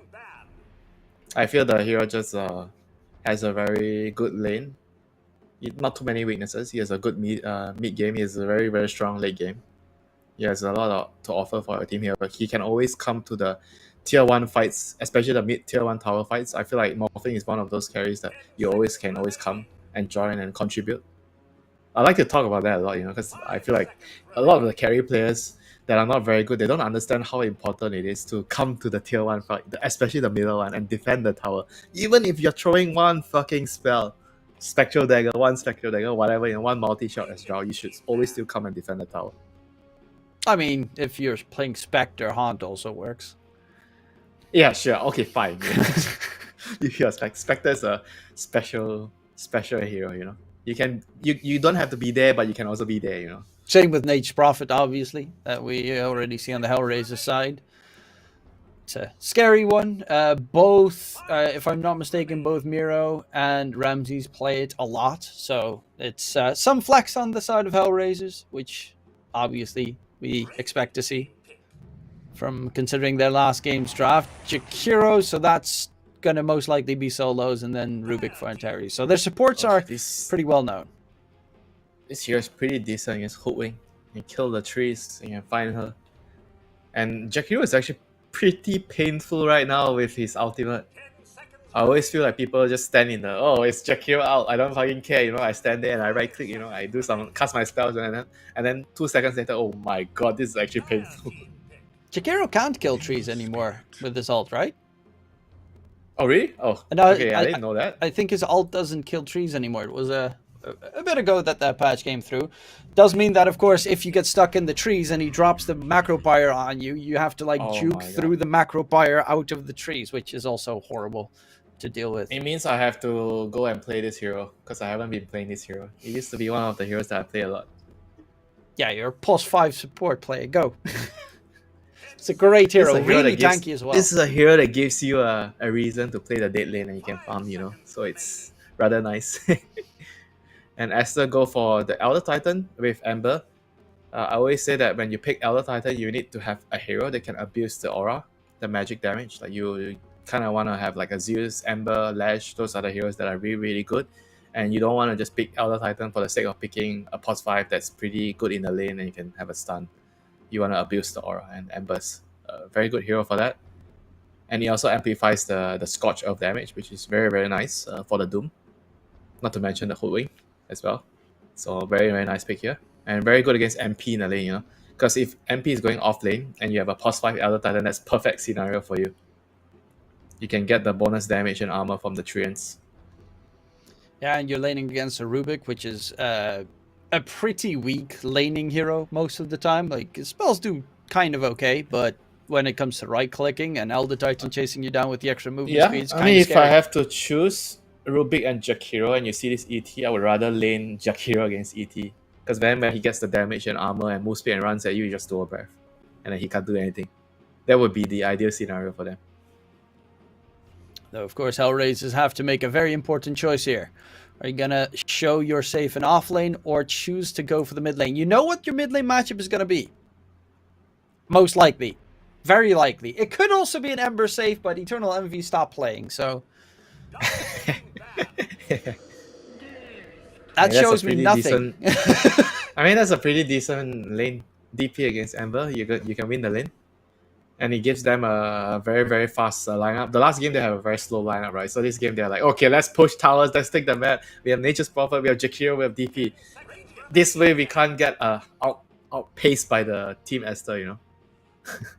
I'm a little bit afraid for Hellraisers going for their, a wacky switch around again. I mean, DP is pretty nice here. It's good against Ember in the lane, and I would say that it's pretty good against Doom too, because he's one of those heroes that you don't really care if you're Doom, right? You already cast your ultimate, you run in, if he dooms you, whatever, you know, you're still doing something, you know, in the team fights. Especially if you get your siphons off somehow beforehand, then you just out-heal it and run to safety. Yeah. Alright, so for Esther now, what do they need? They need a carry that can defend. I feel like they can't get too greedy with the carry. They need to be able to fight early because you see Nature's Prophet and Death Prophet and Jakiro. So your carry has to be someone that can fight early, and Hellraisers ban out Troll, which is pretty good, you know, against the Nature's Prophet lane, and he can also fight early. You said it previously. Would you go for a Spectre here? Possibly? For Aster? Too slow. I think it's too hard. Spectre and Doom, it's like you have two carries, and then you're playing against Nature's Prophet, Death Prophet, Jakiro. I would not recommend that. They are. I feel like you need squishy. some. I feel like you need some Lash carry, Gyrocopter carry, those kind of like faster pace carry. I mean, I'm not saying that those heroes are good now. Yeah, I was thinking, maybe I wouldn't go for those. I mean, Lash carry is still pretty decent, I think. Does Monet play it though? Yeah, you need something that can defend the towers early. Could always. I mean, Ursa would have. Ursa would have been actually okay. Yeah, CK is fine too. Yeah, CK is fine. You can do well in the lane, and you can come to the team fights, defend the towers, help your team. The armor reduction from Elder Titan as well with the aura could be pretty nice. I'm actually liking Sniper. I don't know if they'll pick it here because you have. I feel like they have a nice lineup to protect Sniper. Drought? Sleight of Fist Chains, or Drought too. Yeah, to defend the towers and fight. I like Sniper a bit more because ET aura, so I feel like I can do a lot of damage early if I get my scatter shot. I'm sorry, Sharpener. Damn it, Sharpener. Scatter blast is Snapfire. Yeah, let's go. Just go safe lane Snapfire, level 25, Daedalus, Blink, Rapier, and then one shot the entire enemy team. Oh, they banned Anti-Mage, so they don't want to... I guess that makes a lot of sense too. Anti-Mage will play the speed push game, so you cannot push, and Anti-Mage is very good against DP because you have a mana void target. So that's a reasonable ban. Yeah, it is all... You gotta have something to deal with the NP with his, global TP shenanigans the entire time as well. Ember can do it decently, but at one point he uses a TP, NP goes to one lane, then goes back, and then you're just standing there. It's gonna be a TB actually. Okay. Wow, that's so greedy, right? Terrorblade and Doom. So I guess the idea is totally different. So with TB, it means that you're trying to play the map. You're gonna split push with illusions. Your heroes are gonna try to cut waves with Ember, Terrorblade, Doom, and then you're gonna try to delay with just the Elder Titan, and Coldwing's gonna try to go for some pickup. So it's more about the map. Oh Very my creative. god. No. And Tinker counters the map. Tinker counters the map. Oh, He counters this is Terrorblade. dangerous. And you can't split push. He deals with the illusions. Safe lane So DP. it's a very interesting pick here. I like the idea.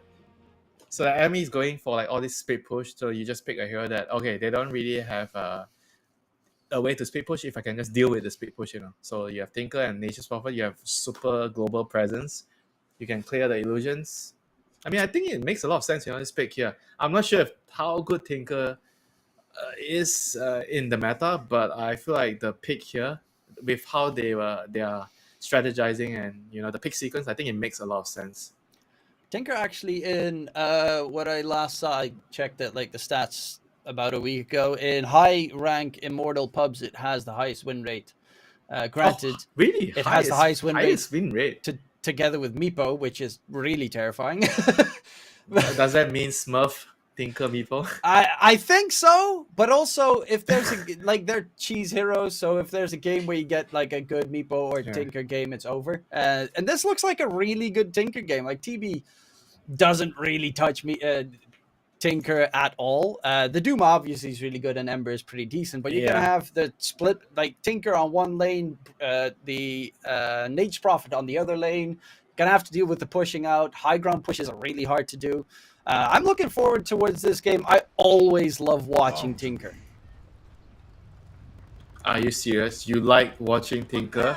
You serious? I love watching it in pro matches, not my pubs.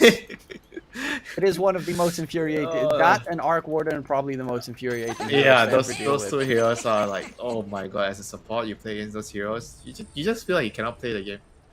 So back to the game, the actual game. So HR starts with a smoke.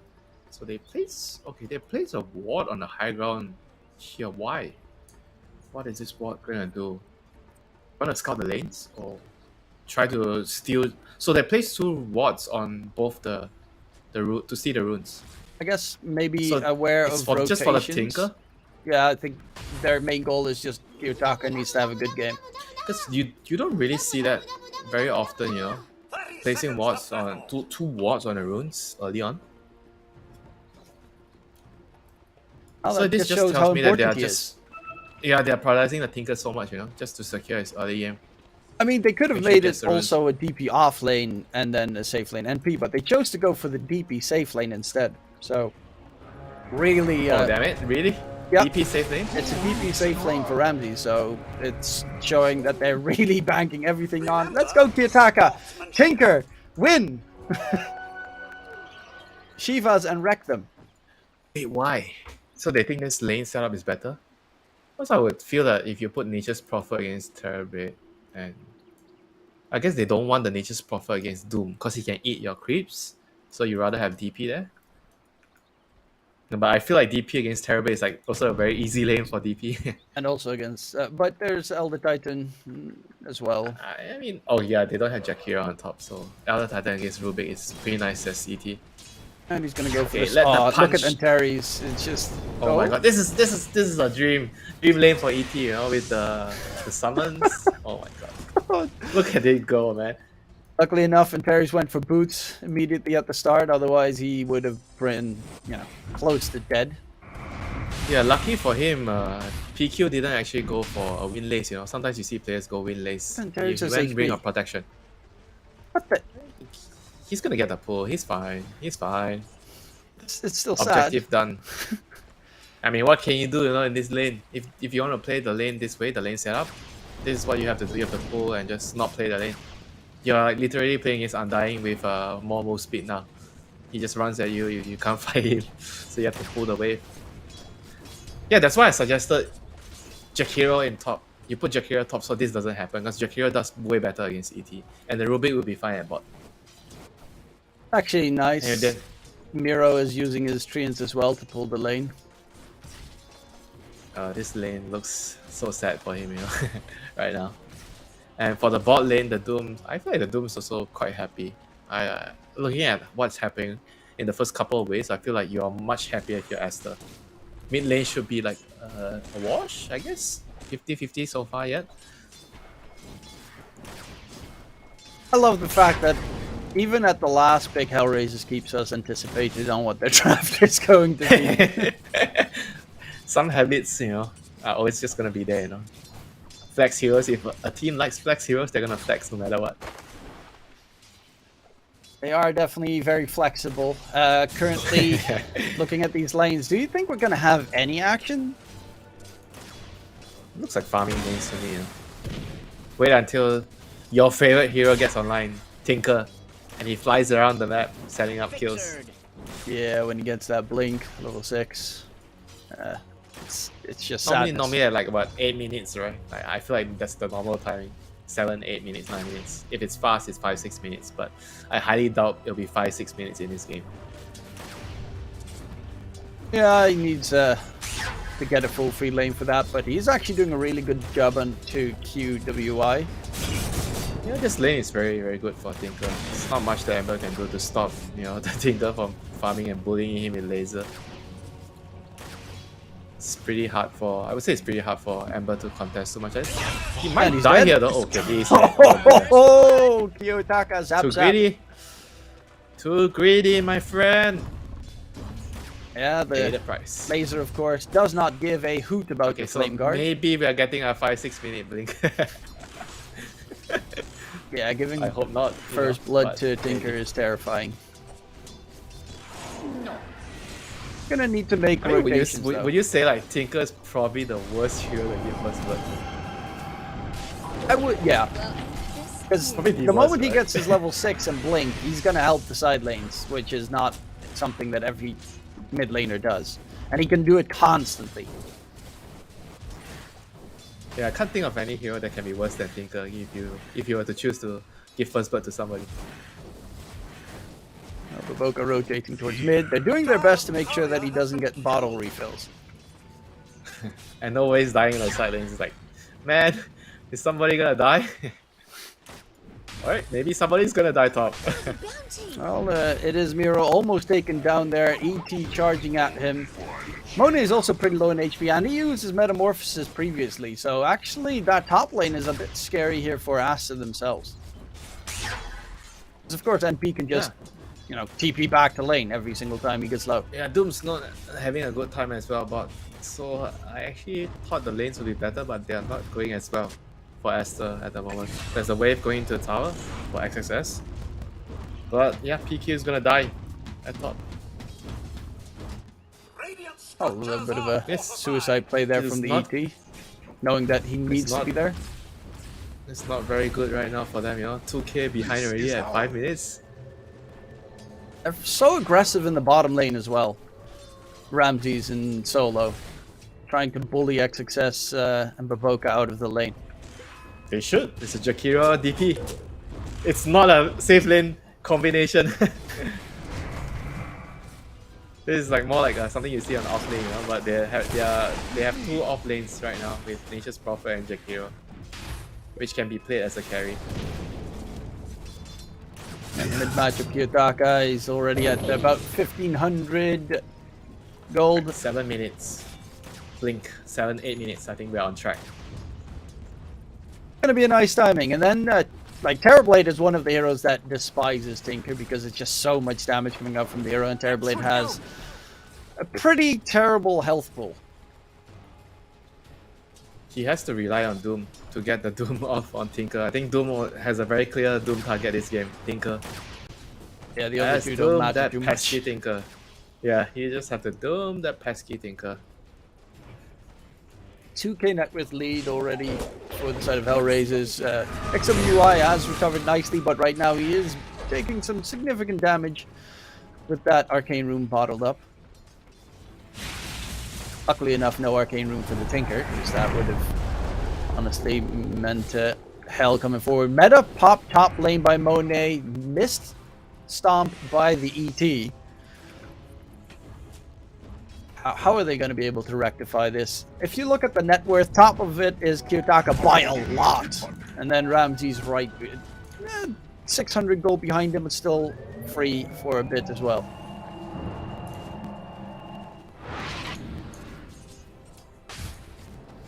And Kiyotaka, he's 35 gold away from his blink. So 7 minutes, right on the money.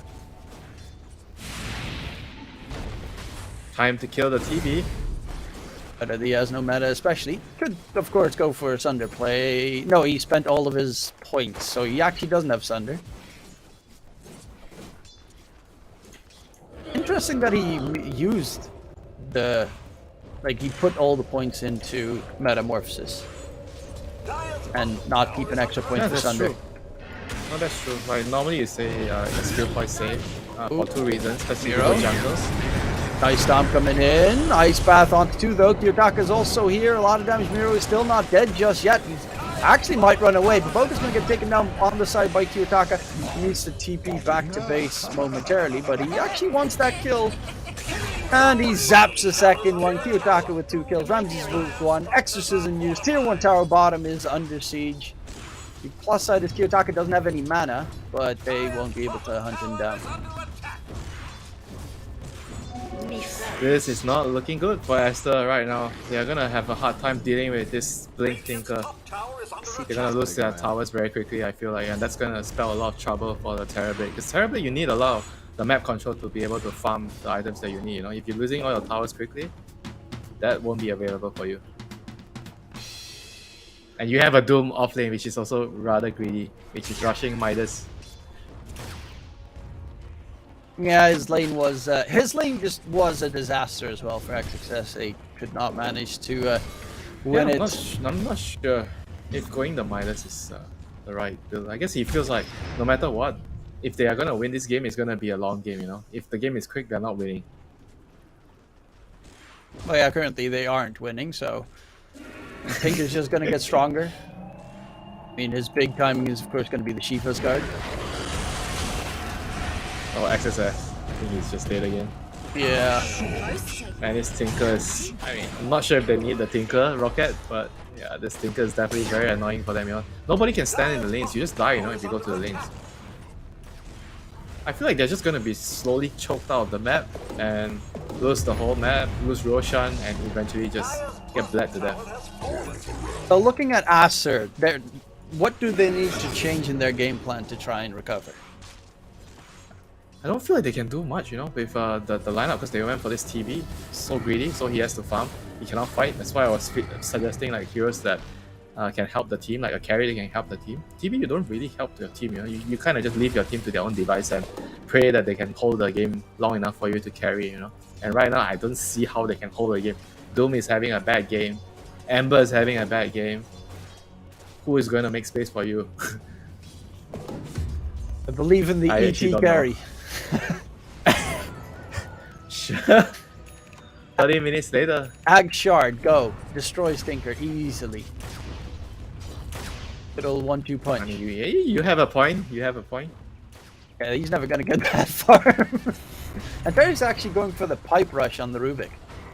Interesting choice. There is decent they want to end the game. They want to end the game. Like, the only thing that can kill people on Aster is like the Scorch Earth damage, the whole wing ulti, and the Ember. Like, all the magic. You get a pipe and then you just group up. Is anybody even building a mech? They don't even need a mech, maybe. Just group up and just end the game, you know. I feel like they can actually do that with their lineup. Ramsey's is actually top net worth now. Even though Monet is not that far behind, he's keeping up very well in terms of net worth. But the biggest difference is that Terry's is really rich. Even Solo is catching up pretty quickly in terms of net worth. Between the cores, the difference is it's there. Obviously, a K here and there, but it's not the end in the world just yet. But they are being choked out, as you mentioned. It's slowly gaining traction. Yeah, once the tier 1 mid goes down, it's gonna be even worse, you know. Right now they have to do their very best to try to delay as much as they can. The ET needs to get his ass over to mid lane to hold. the tower. There we go. Towards mid. Push coming in. Can they defend? I mean, Exorcism is available if they I mean, want. they can't defend. Let's be real, they Catches can't out defend. the ET. Who's They had actually to being delay. blocked. ET is being blocked by one tree and oh yeah, that's the tier 1 tower towards mid. Yeah, that's not a very nice spot to hide here on the dire mid lane. Get easily blocked by this stuff. Ooh, XWY stealing a nice creep camp. It's a good way to try and rectify the net worth advantage the enemy has. So XWY's net worth ain't too great. It's going for the Maelstrom build. Any interesting choices here? Obviously, Doom with the Midas, Exorcism being Amethyst? used. He's just trying to get the move speed and run away. But Baboka, nice bushwhack catch, snipe as well. In comes XWY, and a huge kill comes out. But the Nature's Prophet ulti in response, Tinker's Monet here. gets blown to smithereens. And Baboka is trying to disengage, but he just burns. The dot damage from the macro fire is too much to handle. Random rockets flying miles away, chasing after the ET. Kiyotaka wants blood, and will he be able to find it? Yeah, there's even a TP from Miro. That's the MP. What can you do? Oh, this is so annoying to play this game when you're behind against Nature's Prophet and Tinker. Oh my god, man. There's nothing you can do as a support in this kind of game. You just go around the map, feed, hope you break some smokes, and your carry just finds enough farm on the map to carry you, you know. And you're not gonna be able to defend your towers. You're not gonna be able to contest Roche. This is just terrible, you know, for Esther. Exorcist does have his blink almost ready, so that could be nice to at least I mean, get the blink. blink is like for pickoffs only. I don't think they can fight with the blink. It's more about like if he can get a pickoff or two to stall the game even more. Ideally, you kill the Nature's Prophet or the Tinker with the blink. Actually, But Kiyotaka went Aether Lens, and he's going for Dagon next, so he's not going for the Shiva's build. I mean, they are so far ahead, you know. Why not? You blow someone up. It's good against the Terrorblade illusions. Not that he needs it. I mean, wouldn't Ag be better at that point then? But I feel like because of their position in the game, I feel like Dagon allows them to even snowball harder. I mean, I'm just trying to reason. Not that I agree to it, but Oh, we'll see. He is dumpstering them. And Dagon's also, you know, that emotional damage you take extra. emotion. Yeah, Emotion. getting killed by Dagon hurts because the item is actually in a very bad It's spot. so rare, right? Because you don't see the item so much. So when you see the item, you know, oh my god, shit, we're in such a deep hole right now. That Yeah. the enemy can buy Dagon. And Dagon does it. The hero health pools of heroes has just increased so much that Dagon in this patch feels not great at all. But if you add in, you know, what the Tinker brings to the table in terms of all this other damage, it does become pretty Smoke. scary. This is gonna be important for Esther. The first smoke with the blink. Can they get a key target here? Gonna go for Ramses. Doom being thrown out and bushwhacked up as well. That's gonna be a pretty big kill. Miro tries to go for the TP. 2 cores to be taken down. Monet with the metamorphosis as well. Nice turnaround. Wow, that was so important that Monet actually TP'd to that fight. Without the TP there with Metamorph, they can't kill the MP. It would have probably been only 1 kill on DP. That was actually a pretty important kill for Esther. And of course, Kiyotaka not anywhere in the vicinity to I help. mean, it's a bit strange that they are not doing Roche, you know. I feel like they have the map. They need to figure out how to, you know, they were just standing like, it's strange when you see the 2 cores standing side by side in the jungle. You're 4k, 5k ahead, and you're standing in the jungle side by side farming jungle. That is not right. Net worth wise, they're actually very close to each other as well. Winter, this might actually it's- be a turnaround It's a possibly. the Midas Doom with the Devour, like, coming back, and those 2 kills. XWI is also going for the BKB. He's going to get it at a decent timing, it seems. Snipe onto Solo. Another kill comes in. The only thing that they fear this game is going to be that Kiyotaka Tinker. Miro does have Ags now done, and that's going to be a really good addition in team fights. If the Tinker ever gets to that point, you always have Doom. So, like I said, you know, during the draft, the Doom only has 1 target that he needs to do in team fights later is the Tinker. So they do have tools to deal with the Tinker later if the game in fact gets to that stage. And all 3 cores from Acer are building BKBs, which is obviously the best tool against Tinker in this game. Boca, they have vision. He's gonna get rooted up. Root? You know that they have vision there now, though. Yep, Roche. They have to go Roche. Doom is still on cooldown. They're still not going Roche. They wanna, I guess they wanna get a tier 2 first. Take the outpost. Bottom lane, the tier 1, finally taking some damage there. Asa need to also open up the map for themselves a little bit, make sure that Tinker has less TP locations to go to. Mid has barely taken any damage, top has barely taken any damage. He's bottom. Could go down. Tinker's actually TPing. Yeah, no, he cancels that TP seeing the ET stomp being repped and ready. Mid, XWI. XWI needs to be a little bit careful there. Doesn't have his BKB just yet. But Doom's almost done with his own BKB. Monet's almost, like, their BKBs are almost up on the side of Aster. And then they have a really scary team fight. Yeah, and they haven't lost Roche yet. This is very, very puzzling, for me. With this lineup, DP, Nature's Prophet, and you still haven't got the first Roche after a commanding start. Something is not right, They have to they have to be able to get the Aegis, Otherwise, every time Aster runs at you with this triple BKB, you're gonna lose the fight. You need an Aegis to be able to take that fight. Kiyotaka has his Dagon now done. Monet is top net with, let's see, Ramses. He's going for the Lotus Orb. I guess that's a good way to... Oh, you won't save the Tinker that way, but at least spell him like the Tinker. Doom. It's nice for the Sunder. And Sunder. And also the extra armor is always good against TB. Finally, team, they're doing Roche. And don't think anyone's going to be able to respond. And Terry's rushing forward to XWY. Root comes in, BKB gets popped. That's going to be the first usage there. In response, the snipe comes through, and Terry steals Fire Remnants and gets out of dodge while Roche is slowly but surely getting taken down. I mean, it's pretty darn slow. if they don't have a Axel. Okay, so all 3 cores of Aster have their BKBs. Look at Monet's item build. Dragon Lance, Yasha, BKB, next item, Blink. Like, that shows exactly... Like, honestly, he's building this really well. The Tinker item, the anti-Tinker item. They know their opponent. They know exactly who their opponent is. Tinker needs to die, the rest can follow after. Well, it would actually be nice if he gets the Aghanim Snakes, because then you can blink in and use the Terror. Also, don't know how good it would be. You might need to get a Skadi, because the Earls are still against DP. Like, there's a lot of items he kind of needs. I mean, I'm just thinking, like, because if he's going blink early, can he make his build a little bit different to abuse the dagger?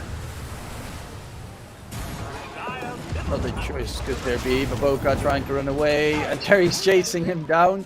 But Baboka gets out of dodge. Still getting a significant amount of space to farm on. And I don't think Tinker has hit anyone with the Dagon just yet. I don't think so. Okay, he has level 15 right now. 2 Dagon. They should be looking to fight right now. They are really strong with the Aegis. This is what I hate the most about Tinkers, by the way. He's gonna pick up the Philosopher's Stone. Monster.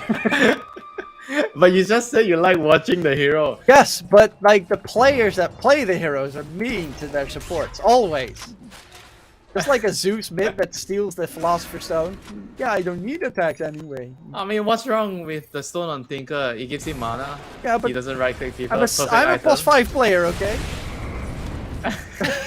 it really hurts. If you are truly a true +5 player, you would have known. You have no rights to anything in the game. You're +5. You want an item, you want a neutral item, You have to wait for everybody to be done with that item, and then you get to use that item. And then you get the what's it called? The hierarchy team, you know? Then you get possessed mask, which always feels so great to have. Oh, there we have the Alright, Dagon. he Dagon somebody. Alright, first Dagon kill. Keep them rolling. Wouldn't it be nice if Monet you get actually extra is going damage? Scotty. Monet's If you not get going extra good. damage for Dagon. No, that wouldn't be nice. If you after every kill like this. Infinitely scaling Dagon is horrifying. I mean, obviously there has to be a cap, right? I mean, currently, like, there are games where 20 minutes in the game, Storm Spear is walking around with 2.5k HP. And then you build, like, a Dagon on one of your heroes, and you're like, oh, that does no damage. That does, like, a fifth of Storm's damage, plus, oh, it's magic resistance and stuff. It that's does, like, because you have a level 1 Dagon, my friend. But even max level, it does 800 damage. That, with magic resistance, would still only do, like, 500 damage. That's because you don't have a veil, my friend. Yeah, but that's because he has a Philosopher's Stone. Look, you see? It's making cracks in their own game plan. Actually, they don't even have a veil. It all stems back to that stone, yeah? It's all that stone. Yeah, the big boy Philly is supposed to be a support item. Alright, so they're still kind of holding the map together with TB pushing out the map. But eventually they're gonna be having to fight. But right now the plan is to just wait out the Aegis. 1 minute. But they're actually gonna go right now? Okay, they think that with the Exor going down, they can fight. But all they're gonna get is poor old Solo. Well, at least it's a kill. And a macro bar used. Doom, XXS.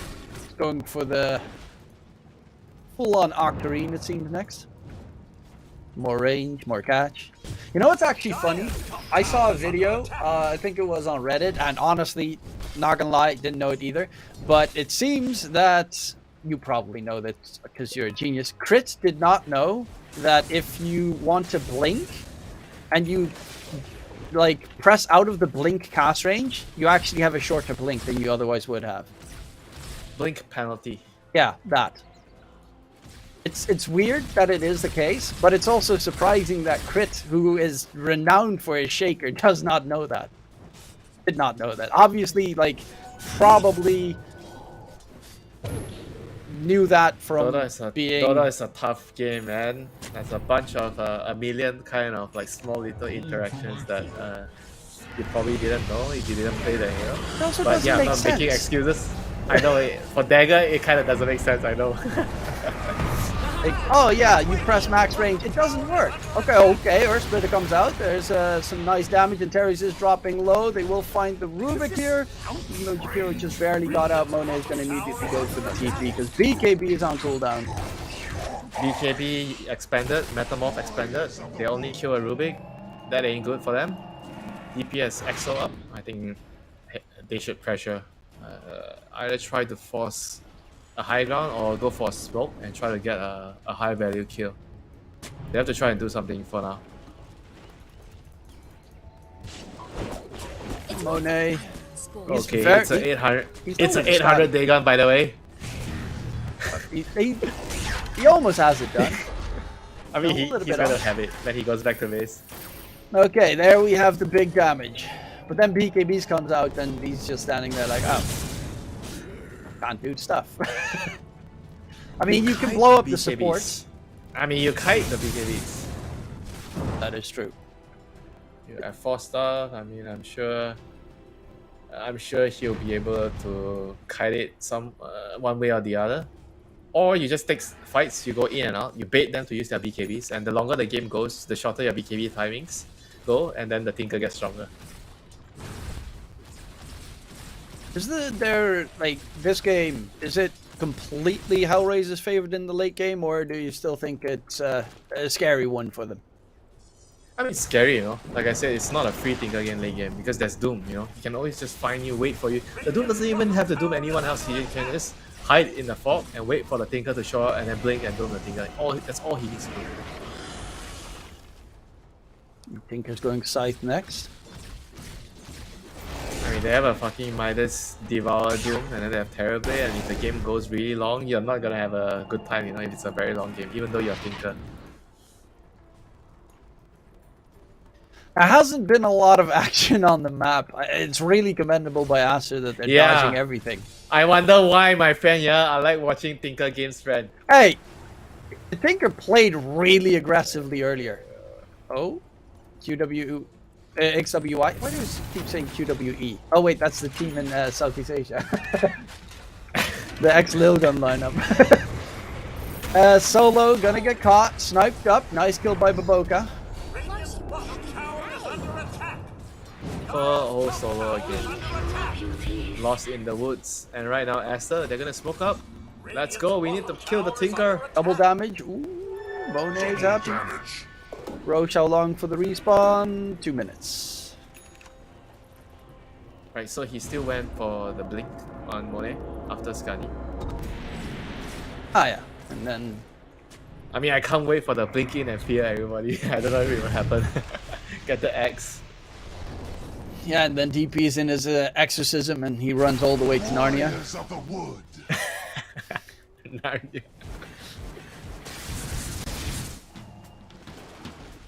It's XWY is struggling in terms of net worth, but his goal is just jumped onto the sports. Well, and Tinker until Tinker gets BKB. He's an Ember. Bro, he's an Ember. It's okay, You have Doom and Terrorblade on your team. It's understandable. You give him a pass. He's actually going Blink as well on Ember. They really hate Tinker. Shouldn't you just rush the X? Possibly. Why not just get X? Yeah. I mean, more initiation can't be bad against Tinker, I guess. It's never enough to kill the pesky Tinker. But even if you get a decent fight going, and the advantage is in Acer's favor, high ground pushing seems ridiculously hard. Monet actually needs to be very careful. They're actually going in, but they don't even know Monet's right behind them. Doom comes out onto Ramsey, so the Tinker's not going to be the target this time around. But that is a very problematic scenario there for Ramsey. He's going to get taken down. Tinkers are going to get used up. Oh, they cut This Tinker! is a big one. Kyotaka controlled up. Can they find the target? Monet is actually doomed in response because it got stolen, but he does not care whatsoever. Tinker has been destroyed. And they find 2 gigantic kills. Roche is up in 10 seconds. Solo is going to get caught out. Tinker, buyback. Kyotaka, no BKBs on the cooldown. This is the time to start shredding his opponents. Miro got very low in the process. XXS, though, is going to be hunted down, and Kyotaka has no BKBs, no problem. Easy cleanup. And now with that Roche respawning, it should be able to get taken out. Kyotaka, he's going in. Can he get more? Can he get Monet here? Oh, he sees Monet. Oh, okay, no. He's not going to blink on the high ground and look for him. I mean, that was a important buyback. I think he needed to use that buyback and get something for his team, and for himself, He needs to get the kills so they can get the Roche. If he does not buy back there, they take Roche, Aegis Shard, and everything starts to look a lot scarier. They lose everything. For sure. I think if he didn't buy back, I feel like they lost the game there. If Esther gets the Aegis and the Shard and everything. So, game is still on, but Esther definitely showing them, we can actually kill the Tinker easily if he get caught. And we don't even have to use Doom on the Tinker. We can just Doom somebody else, either the DP or the MP, and we can still win the fight. I feel like that shouldn't happen, Like, the Tinker has to be so careful, I feel like the only excuse you dying as a Tinker in this game is you get Doom. You cannot get caught by some random use, on the side. Well, it was still a very good catch by Baboka regardless.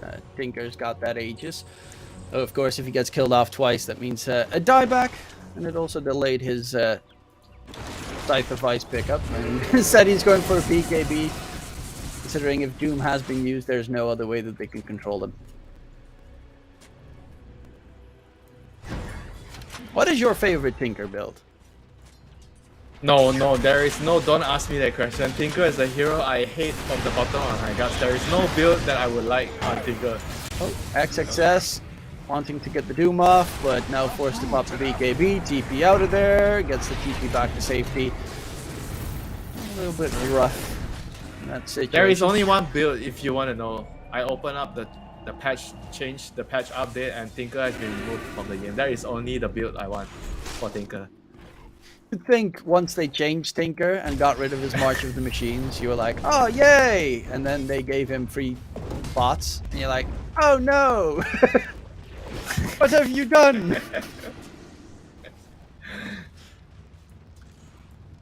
Yeah, but in a high level like competitive game, you can't really pick the hero all the time, you know. So it's fine. It's just in tough, it's so infuriating. Oh, bot lane, here comes the Tinker, the pass! Miro taking a lot of damage. The stolen Sunder from Antares actually saving Miro for a little bit longer. He's trying to go for the TP out. Miro is going to get the TP to safety. Antares with the saving play. XWY does not have a BKB. He jumps into the ice path. Is going to get stunned up, taken down. Monet needs help. Does have a Sunder available. It's silenced up. Blown to Tinker smithereens. Dota. Gem has been dropped as well. And the Doom was thrown out on Ramses, who I didn't even see him in that fight. Wait, they still have EXO? Yeah, they have EXO, no. BKB. This is high ground, man. Oh no. Yeah, Q-Tag's already in base. They're gonna lose like what? They're gonna lose what, 2 lanes? Can you even end the game? I mean, at least 2 lanes, right? The EXO. Yeah, there's no meta, even if he would have a buyback available.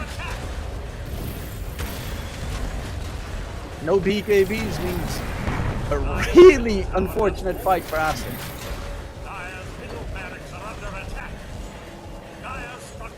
Yeah, they initiated on the DP, right? They went on a DP. And they saw him. Antares was huge with that Sunder save. I feel like if the Tinker in the fight, he's not caught by anybody, and he's not doomed, they are just gonna win the fight, you know? Because the Tinker just deals too much damage. They're trying to keep him occupied. Baboka burning into the macro fire and blown up. Shaka does get stunned up, but he still has some Aegis and even the BKB in his backpack. Doom's on cooldown for another 25 seconds. Oh, Ice Path, they got him. XWY. He's dropping low. They have Hurricane on Doom, so he could actually just like Hurricane his allies out of the route. I don't know why he still has Hurricane, but that's Interesting question. I guess that's the reason why if he gets sprouted, he Hurricane himself or an ally out of it. I mean, that's the only reason I feel like it's logical. Monet, instead of going for these panic, instead he's going to go for Daedalus, so hoping that he can just like, because in that last fight, NP got the TP out. NP's got 20 armor. He's really tanky. This is the last fight, team. Last fight. Gonna get the jump. Doom Tinker! onto Miro. Where is the Tinker? They didn't go for Tinker. Miro's dropping low. Monet with the Buyback. damage here onto Ramses buyback. coming through, but a nice Nice save save. from Antares. They're going back in. Monet, no BKB. Buyback. Monet glimmered, keeps him alive a little bit longer. Can he get out? Sunder's his ally there, but Monet, he's just gonna get blown up. Tinker does not get stopped.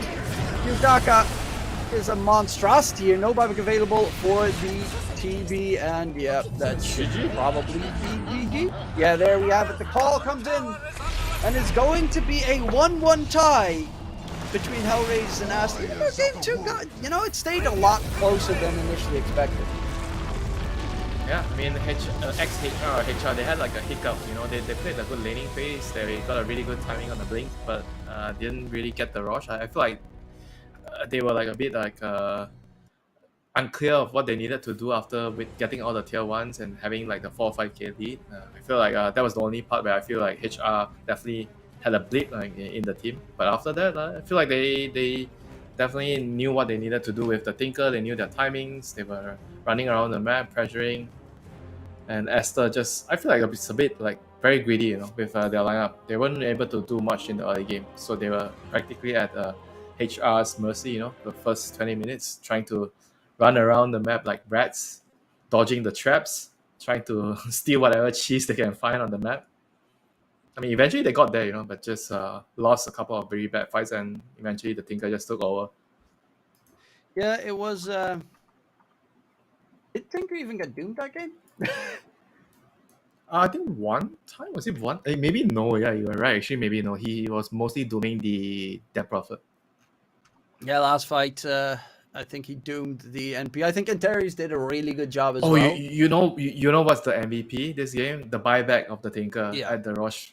That was the buyback for sure. The MVP buyback for sure. This game, like it totally changed the whole game. If they would have just lost the Roche there, it could have just easily been Esther's game after that. It was definitely really well done by Kiyotaka. Last pick Tinker as well. The flex this time does pay off for Hellraisers. We'll be going towards a short little break, see if we can get an interview sorted or not. And otherwise, if it does not work out, we'll see you at least for the next series. We'll see you hopefully in a bit with an interview.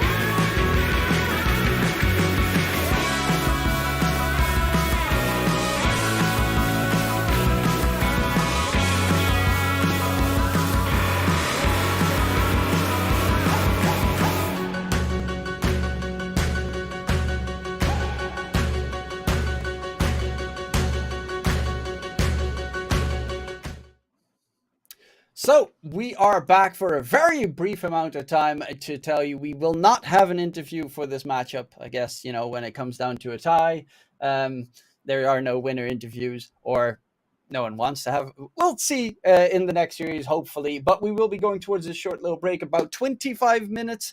20 to 25 is when the next series will start, so don't forget to check it out. Me and Winter will be here on the mic again, and then we'll have ourselves Nouns versus another Eastern European team, Team Spirit, on this channel, the C stream. And yeah, any last words for the break, Winter? Doom Tinker. Doom Tinker, indeed. It's as easy as that. We'll see you next.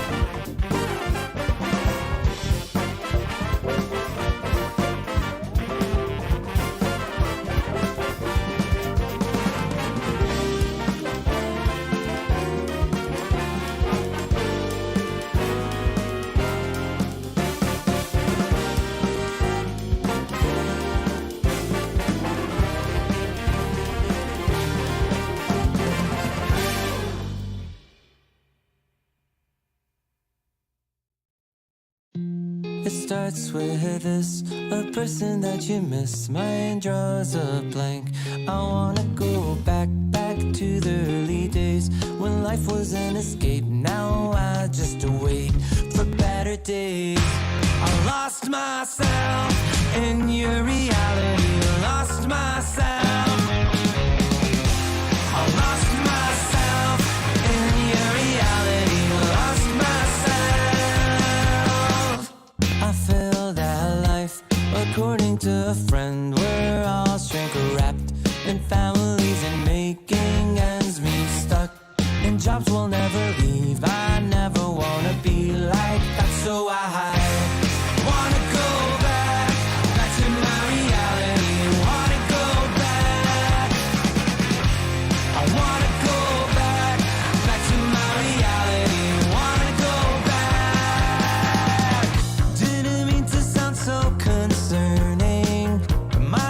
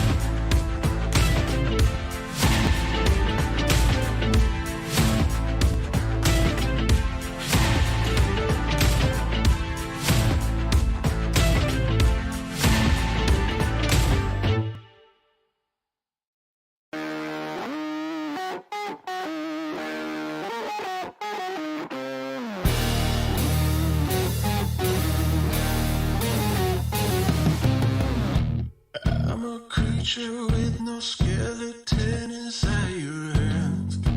Got no home address, I come and go as you command. And it's fine with me, and it's fine. I'm a bandit that you use to keep from bleeding out.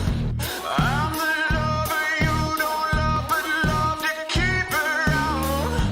And it's fine with me, promise that it's fine. Maybe I'm a fool, it's not like I'm expecting something new.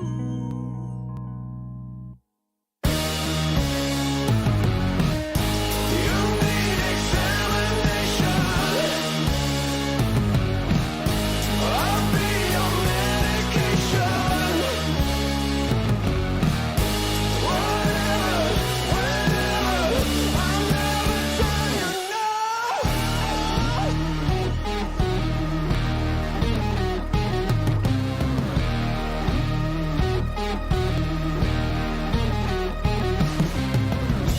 I'm a picture on your shelf that some days makes you smile. Then I gather dust and watch you go about your life. And it's fine with me. I swear it's fine. I'd be offended if I still had any dignity. Instead of savoring the drink, you're slowly killing me. Say it's fine with me. Tell me that it's fine. Say that you're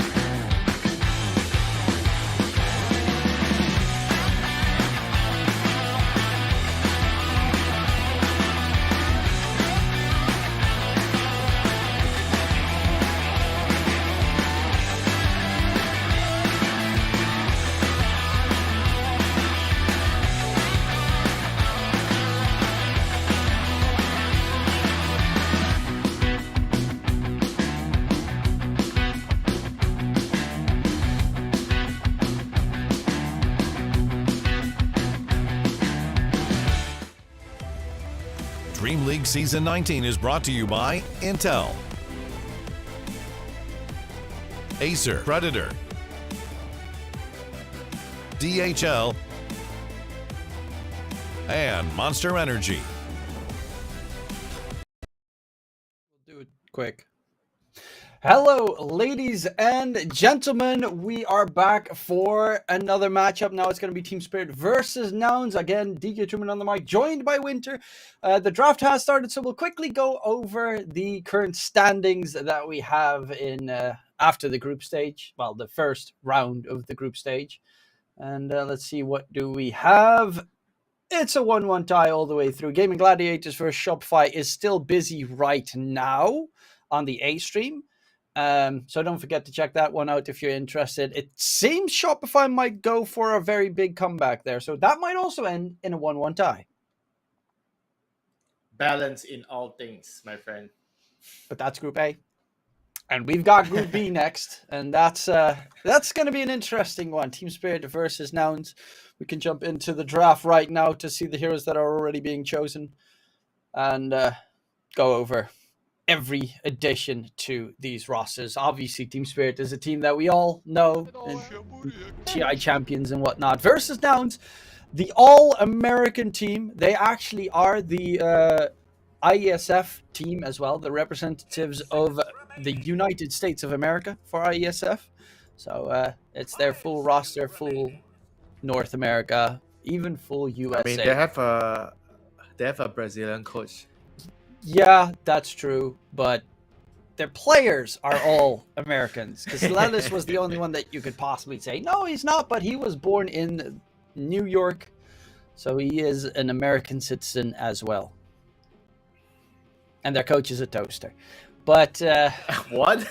It's a meme, a stingy toaster. He's got some weird Brazilian stuff going around. Let's see, Broodmother first pick. Oh my lord, no. I never would have seen this one coming. That is definitely not weird. Come on, Austini. He was supposed to come up with some novelty drafts, you know. I mean, he has Gunner. He replies me next. I just want to win, bro. Don't worry, Gunner's gonna go for his Enchantress mid or something. Is that the weirdest mid he plays nowadays? Yeah, he's actually dwindled down significantly in the weird mids that he plays. I think Lone Druid is still... Lone Druid, he plays a decent amount. The Ricky mid, he's tried a couple of times. He's lost both games. Lone Druid is not that weird, I feel. Like, Lone Druid is still pretty... Yeah, but you don't see it often, so then I call it weird. I mean, except for, like... Weird is like anti-mage mid, you know? That would be weird. True. Well, speaking of the anti-mage, now we have him. It's got to be the anti-mage against the Broodmother. We actually talked about it in the previous series. Yeah, I remember our previous series when Brood was picked. They banned Slug, anti-mage, and Monkey King. Was that the last? But the banned three laners, 3 carry that can lane against Brood. Oh, Naga. It was not Monkey King. It was Naga, anti-mage, and Slug. Yeah, they played with the Monkey. So we were talking about like, wow, isn't that weird to ban anti-mage when you have Brood? So apparently it is a thing, yeah? You can play the lane. Because I'm not sure, I've not played the lane before. I mean, the mana drain is pretty nice, but for the most part, you don't really do anything against spiders. Granted, that's level 6. Yeah, it's weird, right? Like, and Insatiable Hunger is really good. Yeah, he doesn't even need that much mana in the lane. It's more about when he gets level 6, then he needs to spam the babies, you know, then he needs the mana. Yeah, you just get the... I mean, there are multiple mana tools that you can get for that. But obviously, you just get the ring, and you'll be just fine. We'll just have to see. Yeah, we'll just have to see how the lane plays out. I think it's... the way the teams are picking and banning tells me that this is a lane that the AM should win. That's why the drafts are like this. Because we are not going to know until the lane plays out. We are two poor little position 5 players. Nobody plays carry here. Yeah, Team Spirit, of course, they went 6-1 in the DPC. The only team they lost to was Hellraisers, who of course went 7-0. So no surprising matter. They're always a hard contender for every tournament that they play in, and a very terrifying team in that regard. Definitely even with the addition of Laurel, obviously for Toronto Tokyo, but that's a while ago. Looking still very terrifying. I think Collapse, top 3 offlaners in the world easily. The bigger question is he going to buy Meteor Hammer? Well, he plays what's it called? Mars? He buys Hammer on Mars? No, frick, what's it called? Why am I spacing out? Magnus Meteor Hammer. Come on, let's bring that one out. I mean, it is a legit combo, I think. It is. So he probably wants to just go for the shard. The item is just very good on most of the offlaners in the lane. The stats and the HP, mana regen, everything is very, very good for your early game. And it helps the heroes that cannot kill the tower. So Magnus is definitely one of them. So back to the draft. So Nouns actually go with the Hoodwink with the Brood. So I feel like this is probably the strongest lane you can have with Brood. Or at least one of the strongest lanes.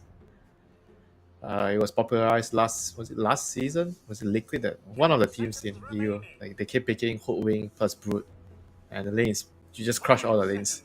So strong. And Hoodwink can also, after level 4 or something, rotate around easily, and the Broodmother can most of the time just solo lane and be just fine with that insatiable hunger. I mean, the break would definitely be useful against anti-mage. So we'll see. So they actually ban out Lone Druid, yeah? They're worried about the mid Lone Druid. It is cheese. Carry Lone. It is disgusting cheese. And anti-mage is actually really bad against Lone Druid. I mean, there are other heroes that do the same thing, right? Lycan too, if you're worried about that. Lycan is pretty good against AM, if you put it that way. Yeah, but winning a mid matchup against Lone Druid, you're going to have to choose very specific heroes. Mm-hmm. Which is kind of a problem most of the time. Lich, not something we see all the time. Very strong laner. Good against Brood. Can secure the AM's lane. The shield is very good at negating damage against the spiderlings. Just Chain Frost does nothing. Hero. Chain Frost does nothing. Okay, with zoo animals, yes, Chain Frost doesn't do anything. Very similar to Juggernaut. Why you don't see much Juggernaut? There's too many creeps, too many summons. You should just get the Lich Axe, obviously, and then AoE Sinister Gaze, and then easily counter the Brood. Value. Just farm 4.2k. And you always give me these ideas. These amazing ideas on support heroes, which you already know that are probably not... You're not going to get that goal in the game, Yeah, you're never going to get it, but it can work really well. Yeah. Fine. It can work, and you're gonna need a Philly Stone, right? You're gonna need a Philly Stone. So no Tinker picks, no Zeus picks, no Timbersaw picks, because offlane Timbersaws also do the same. Really? They do the same? They take your Philly Stones? Yeah, they Timbersaw? don't. They don't auto attack, so they just yoink it. They're like, oh, extra 200 mana. Oh. Right, so for Nouns, they ban out the Disruptor, the Pangolier, the Ember, all those active heroes that can speed up the game. And catch the Brood. I guess the Disruptor is the only support that can actually do that really against the Brood. Yeah. Other supports can't really do it. So TA is very good against anti-mage because the speed of the game. You can play with Roshan. AM doesn't like to deal with cores that can take Roshan quickly because the game would escalate very quickly and therefore you won't have time to farm. And the minus armor is in general just really good against anti-mage, but he has a Lich Frost armor, so that would help. And Phoenix to round things up because the first 3 picks, Brood, Hoodwink, and TA, they don't really give you much team fight, so they are picking a +5 that has team fights, which usually is either Warlock, Snapfire, or Phoenix, one of those 3. And Trian, but Trian is... I'm not sure if he's still a hero now. For some people, but most of the time, no. I mean, Warlock has made a little bit of a resurgence, but upheaval. Also, yeah, upheaval. The binds plus upheaval combo where you don't even level heal in the laning stage. You know the funny thing is, right, when I mentioned Warlock, the rock is not even the first thing I think about. It is actually Yeah, nasty. Upheaval is a nice spell. It's a very nice spell now.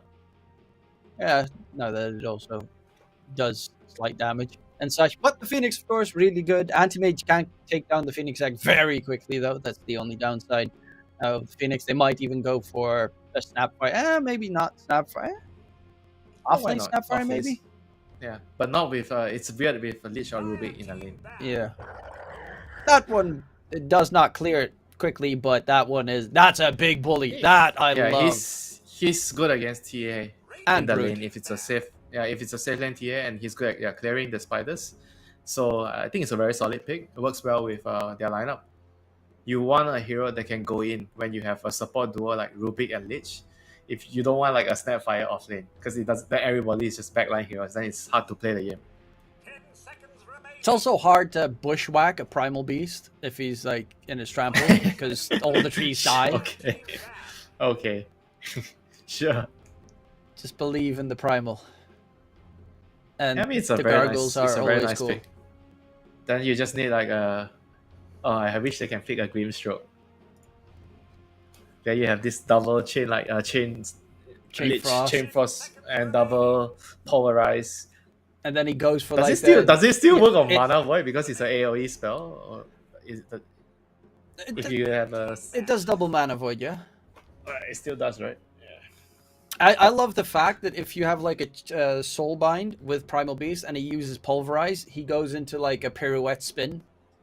And that still hasn't changed for some reason. He becomes a ballet dancer. Yeah, just styling on his opponents. Easy peasy. 5 seconds remaining. Yep, so for Nouns, they need a hero that can style on Team Spirit. Everybody is also like backline heroes. They need like a frontline initiating hero. Kind of initiating, I guess. Like a Konka. Is that still Tiny? Maybe Tiny would be nice for them. Oh no, there's no Tiny. Tiny's last ban. So I guess there's just Konka. If they want stuns, there's only Konka. Other choices, yeah, the Ricky was also Bloodseeker. bad. I mean, if they go Bloodseeker, it's like no stun, but they have some Rupture against AM. Okay, I wouldn't recommend that. They definitely need some stuns. They banned the Puck themselves. Yeah, there's nothing much remaining. Unless the Primals. You could go DK mid, just, your basic. DK. Oh, DK is so boring. I know, but it's a good mid. We saw it even win against the Timbersaw, or tie up against the Timbersaw previously. And then the enemy last picks Huskar. Who can you send mid? Ooh, okay, Tusker. fine. Tusk is still the same kind of hero, like the stun, catch, ganking hero, but not so much team fight. More of just a single target burst. Gives them like a way to pick off heroes, play the map. You can roam with the whole wing, go to the Brute's lane to get a kill. It's pretty good against AM in the early game because AM doesn't have much armor, so you can kill him easily if you're punch and tag team. Also good for Roach taking. Possibly. Their Roach fight lineup is amazing. Oh, and of course, God. the DK on This the is your opposing fault. side. This is your fault. I mean, man. it is Laurel. He plays DK into Oblivion. It's like his favorite hero. Yeah, mass armor against Tusk and TA. Brute. It's actually a very good DK game. It's not often you get to say that for a last pick DK. So yeah, looking at these two drafts, personally, I like Team Spirits a bit more. But where do you put your allegiance? My allegiance is with the DK. I'm sold, man. I'm sold. Yeah, the DK. Phoenix's Sunray is pretty good against DK and Primal Beast, though. That's one plus that they have, the percentage-based burn damage. But for the most part, yeah, I really like Team Spirit's draft here. Stingy, if you're watching. It can be very dangerous, though, to be honest. There's a Brute. There's a TA. I mean, if you don't do good in the lane, you can just get easily run over by the Brute, taking the map, taking Roche, and then they're knocking on your tier 2s very early. And then your high ground, and then you have I have an AM Battle Fury farming Guess I can't fight. That is also the plus. Yeah, TA gets Roshan 15 minutes And into the game. AM The other can't do thing anything. you have Sunray against DK, so you definitely still. Yeah, if you don't get a Philly, it becomes a lot more problematic for you in that game specifically. But yeah, looking at these two teams, these two drafts, the lanes that, of course, are the big question that I'm curious about, because you mentioned Nouns can run them down, so maybe they'll be able to get those good advantageous lanes in their favor, but that is something we'll have to witness during the game. But one thing that, of course, the people can do at home, if you're watching, Nouns has a Cisco and a Dota team. They also are a decentralized, blah, blah, blah, where they vote on like the salary of the players, what teams they can have and whatnot. Currently, there's a vote going on between the Cisco team and the Dota team, and there's a chance that the loser of that vote will be terminated. So either of the two teams might be terminated. Considering you're watching Dota right now, if you have any clue on how any of this works, don't forget to help out Nouns, because it would be sad if they wouldn't be able to become third place in NA again. Yep, it'll be a sad day for NA Dota if that happens. But rune fight, that's our favorite part of the game. Just kidding. Nobody's dying. So 3 bounty runes for Team Spirit. Good start. Yeah, throw a level 30 anti-mage. It can't be as bad as the level 30 Tinker players. That is true. Or the techies. Probably think the level 30 techies are the most vile of them all. But yeah, the big question for you again, which lanes are interesting to watch? I assume mid's not in the equation. Definitely not. Both the side lanes are going to be fairly interesting. They both have a lot of kill threat. Primal versus TA seems scary for TA. Yeah, that lane is pretty dangerous for him if he's not careful. They have a lot of ways to break through the reflection with the primal. Yeah, this lane is gonna be, they have to be able to control the creep wave in a way where it's near the tower. They can always farm safely on the TA. Dire's courier has been killed. And the bottom lane, yeah, Lich is doing a good job at least harassing them out, so anti-mage can get some free farm time. And mid, mid's really You're not gonna kill any of the two at all. You say that, then somebody dies. I mean, maybe with a rotation in you could, but even then it's gonna be reasonably tough. Yeah, honestly, the most likelihood is bot lane is somebody's dying already. Our level 30 anti-mage. Anti-mage and Lich is actually a pretty strong lane. Can abuse the Lich armor with the blink. A lot of Lich plus ones are really good.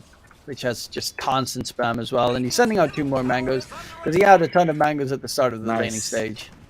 This is what I want to see when you play Lich. Buy those mangoes, man. You buy. I just max level Sinister Gaze so you can steal mana. No, damn it, no, man! Don't give people the wrong idea. You have to set a very good habit: max Frost Blast. Oh, and then get the level 10 talent so you can clear creep waves yourself. Nice. It depends on the game, I like that talent a lot. Oh no, he's dead now. Is he? No? Okay. Force shield. Stick. Can still fairy fire. Who has no mana, so he doesn't take any damage really. It's the one downside of anti-mage. But it slows you. Oh no, whatever shall they brood with massive movement speed do?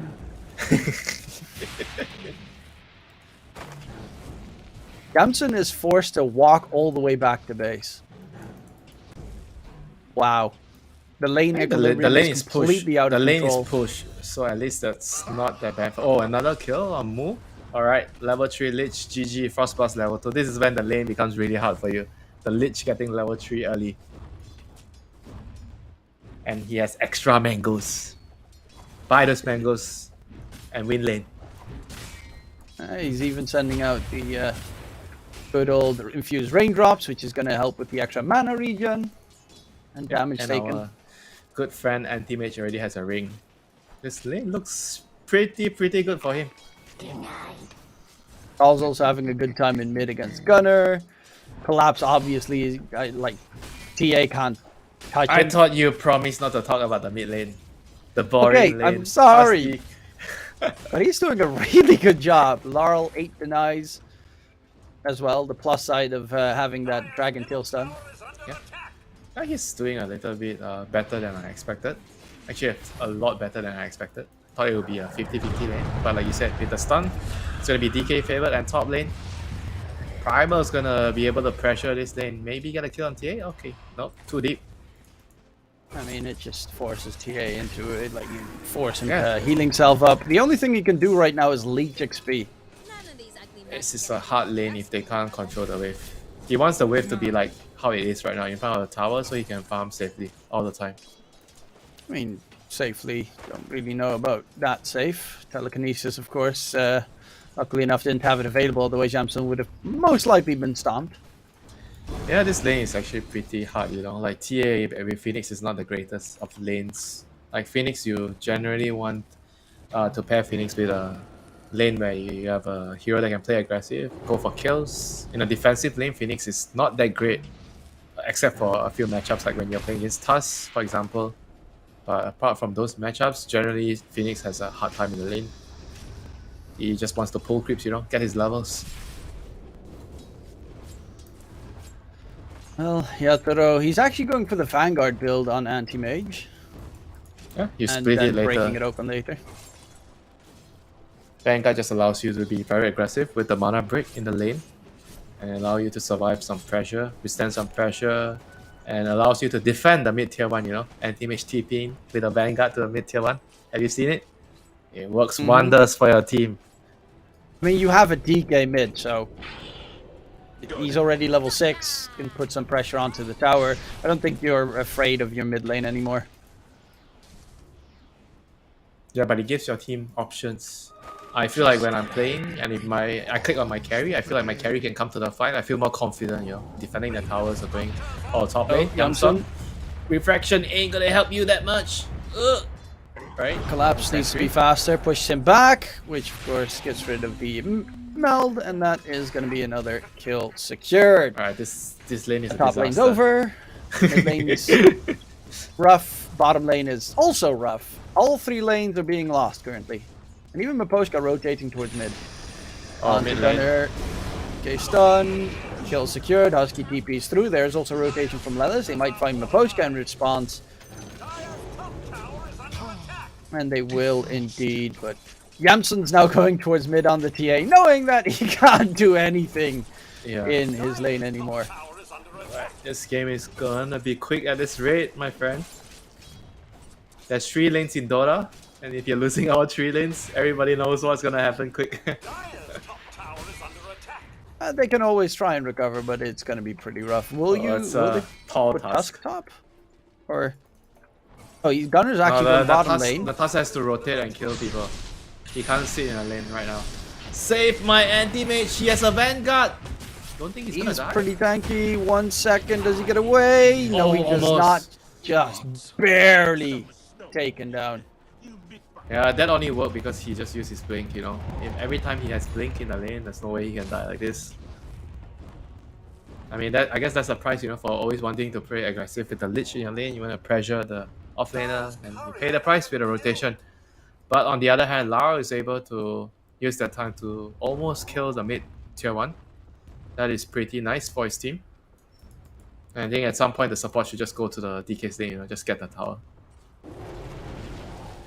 Collapse has full control over that top lane. It's also already half HP. Snowball in onto Laurel. Gunner, Walrus Punch does no damage whatsoever. He's even out-healed the damage. 3 armor. Stuck. 3 points in armor. And the fact that the Dragon Knight with the AM on his team is clicking on Radiance tells you a lot about the game. Gunner's going to be the target here. DK stun connects. Even the illusion rune won't be able to help him whatsoever. Another kill comes in for Team Spirit. Going to be GG soon, you know, if the game keeps going like this. Alright, so for Nouns, I think all they can hope for is they try to wait for level 6 on the Phoenix and the Footwing. That's when they get an extra juice for damage with the Footwing ultimate and the egg. And hopefully they get some pretty big kills with that. Because otherwise I don't see how they're going to come back into this game. Well, Laurel Radiance is going to be there in a very quick timing. It's also going to break the refraction charges. This is crazy, man. Like, he's actually so freaking damn fat. DK mid, you know?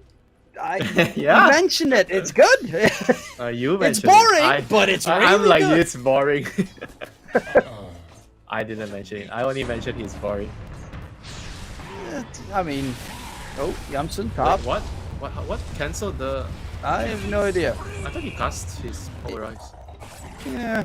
That was weird. I mean, what does it really matter? Yeah, a kill is a kill, yeah? Costs a little bit more mana, I guess. But Trample actually doesn't even use that much mana. Which is a blessing in disguise for Primal, because his mana it's nice to get a trinket. This is one of the best items for Primal. Not like he needs another better item, you know, he's already having such a good game. Well, Broodmother still trying to take out the tier 1 tower towards bottom. Finally almost has it gone. That mana void.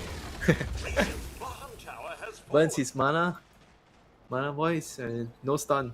Toss TPs out in front of him. There's just nothing for them to do, you know, like you see, like, Gunner running around, he doesn't know what he has to do. He's only level 6 at 10 minutes as a mid laner. Like, he knows he needs to play like a support because they lost all their lanes, so he has to help and give way for your Footwing and Phoenix. Spotted out top side. Collapse. They scanned where Husky was, and then they immediately, well, he just trampled across the area. He should be somewhere in the trees. They find the kill. The tier 1 tower top will fall. I guess with Phoenix level 6, you've got a decent team fight chance if you can get control in. You know, good bushwhack. Maybe with a good egg, you could win a decent team fight. It's not that straightforward. Lich and Rubik can cancel your dive with egg, you know. The gaze and the leaf. They're instant spells, you know. So I wouldn't say it's that easy for him to get a good egg in the fights. I didn't say it was easy to come back in this game. I just said, you know, there's a chance. Maybe a little bit of Gabe and luck. I'm sorry, my friend. It is what it is. It is hard. There's a decent stack of Ancients for Yamsun, though. And Mu has caught up significantly in terms of farm. He's keeping pace to get now this with kill. Yatoro. That would be a very big one. No rotations coming in just yet. Yatoro gets blown up, and a good kill coming in for Nouns to at least delay the timing of Yatoro, because Collapse and Laurel are insanely farmed. The M is not even a carry in this game. He's more like, oh, I'm playing the dead lane. I have Vanguard. I am an off laner. He's distraction. Husky, top side, Collapse goes in. Husky does have his Supernova, not going to be able to bomb it. And another one. Collapse just dominating the top lane. Yeah, 1 more minute till Radiance is up. They are playing for the Radiance timing, not the anti-mage timing. I mean, that's the thing. Yeah, you know, I have a feeling this AM doesn't have to do anything and they'll still win the game. He's just distraction. He tries to waste their spells on him. He dies. The rest of the team comes charging in with that Primal Beast and DK. Mana Boy cancel some TPs, yeah?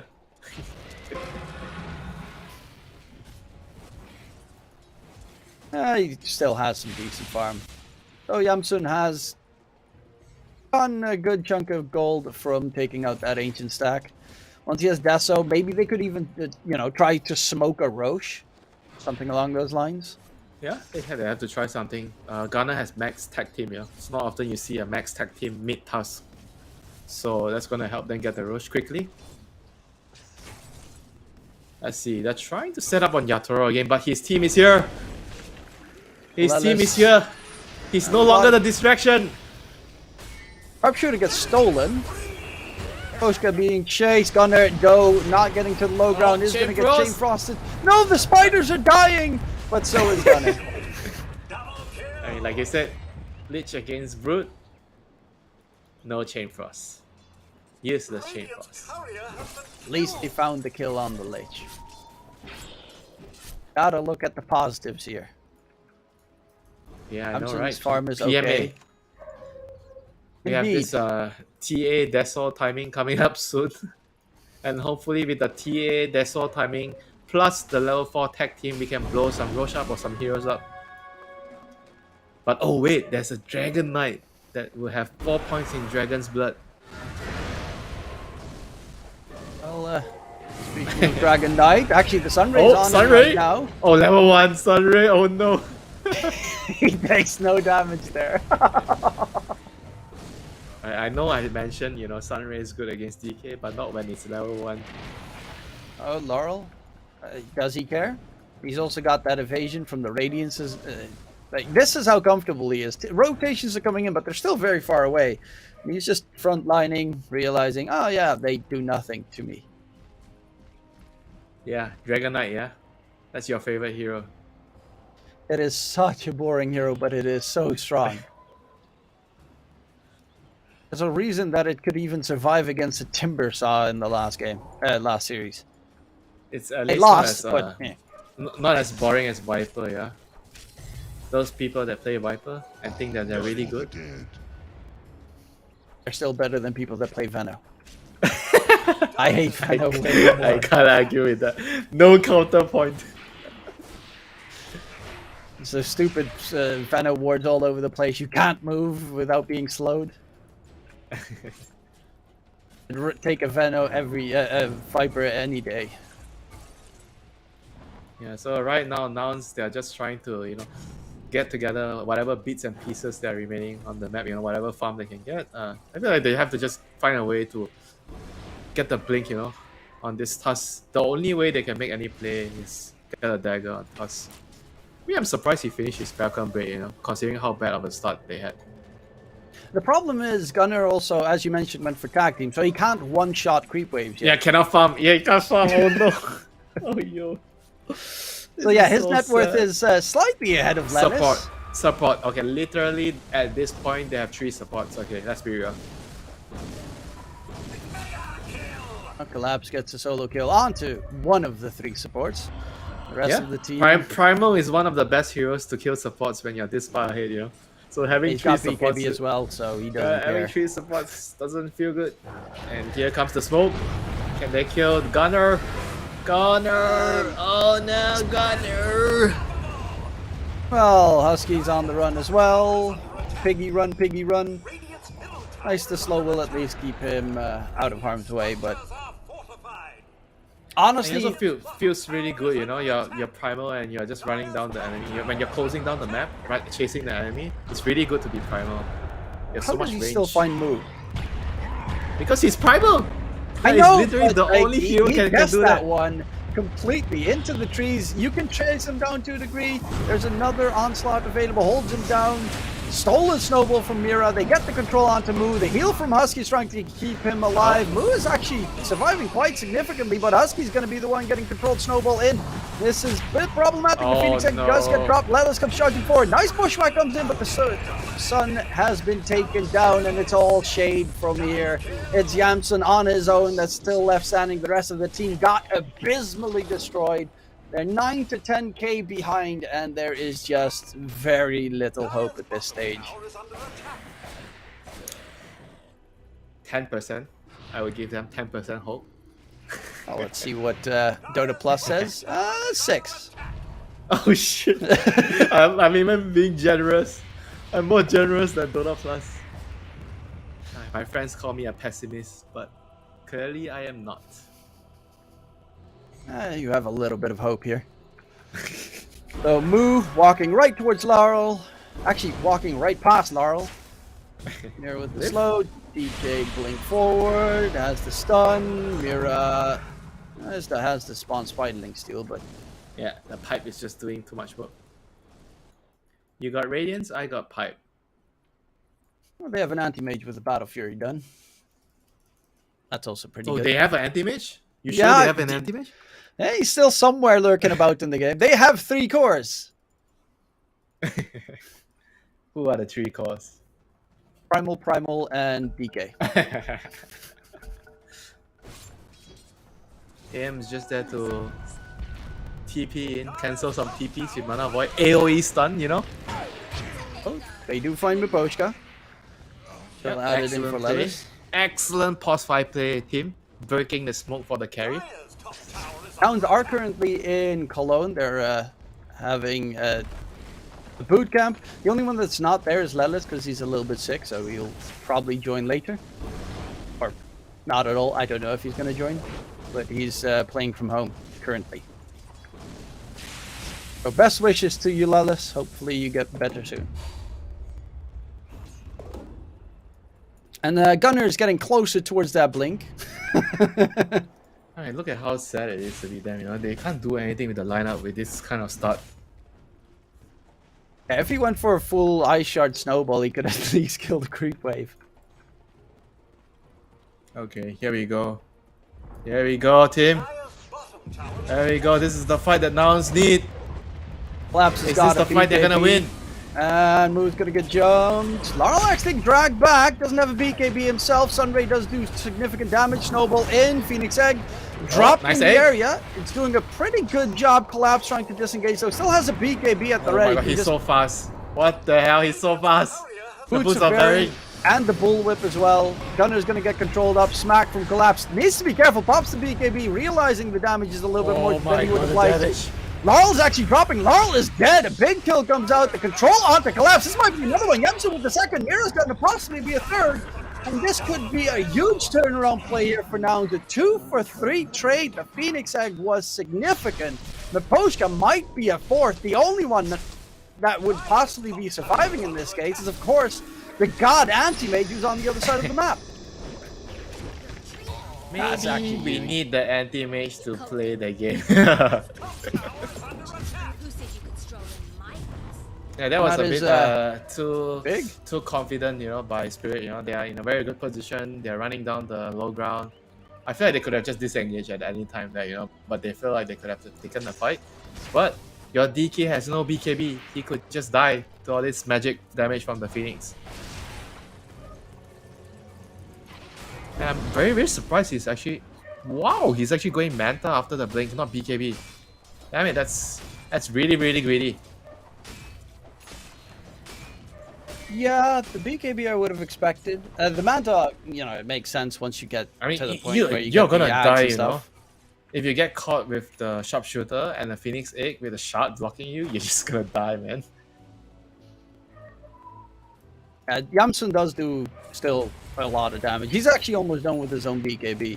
And with BKB pop, he actually has nothing to fear on the TA for that duration. But maybe a chance here. Yeah, now there's a chance. I would say that the only reason they're having a chance because DK didn't buy BKB right away. He wants to be greedy.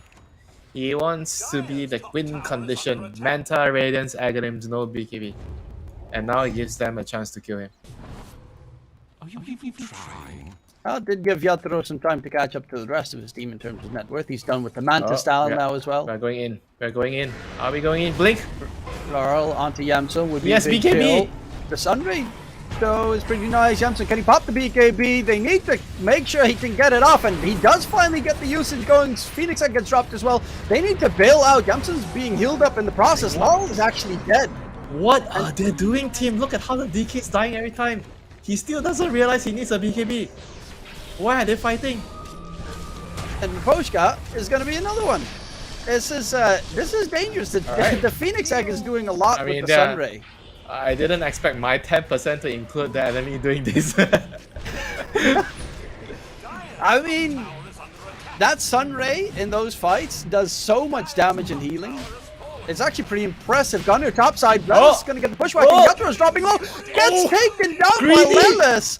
Oh, he could no. have blinked. He could have blinked early, but he wanted to hit the task. And He the wants to Mana kill the barely did support. any damage. Oh my god. Alright, okay, we have a game. It's definitely not 10% now.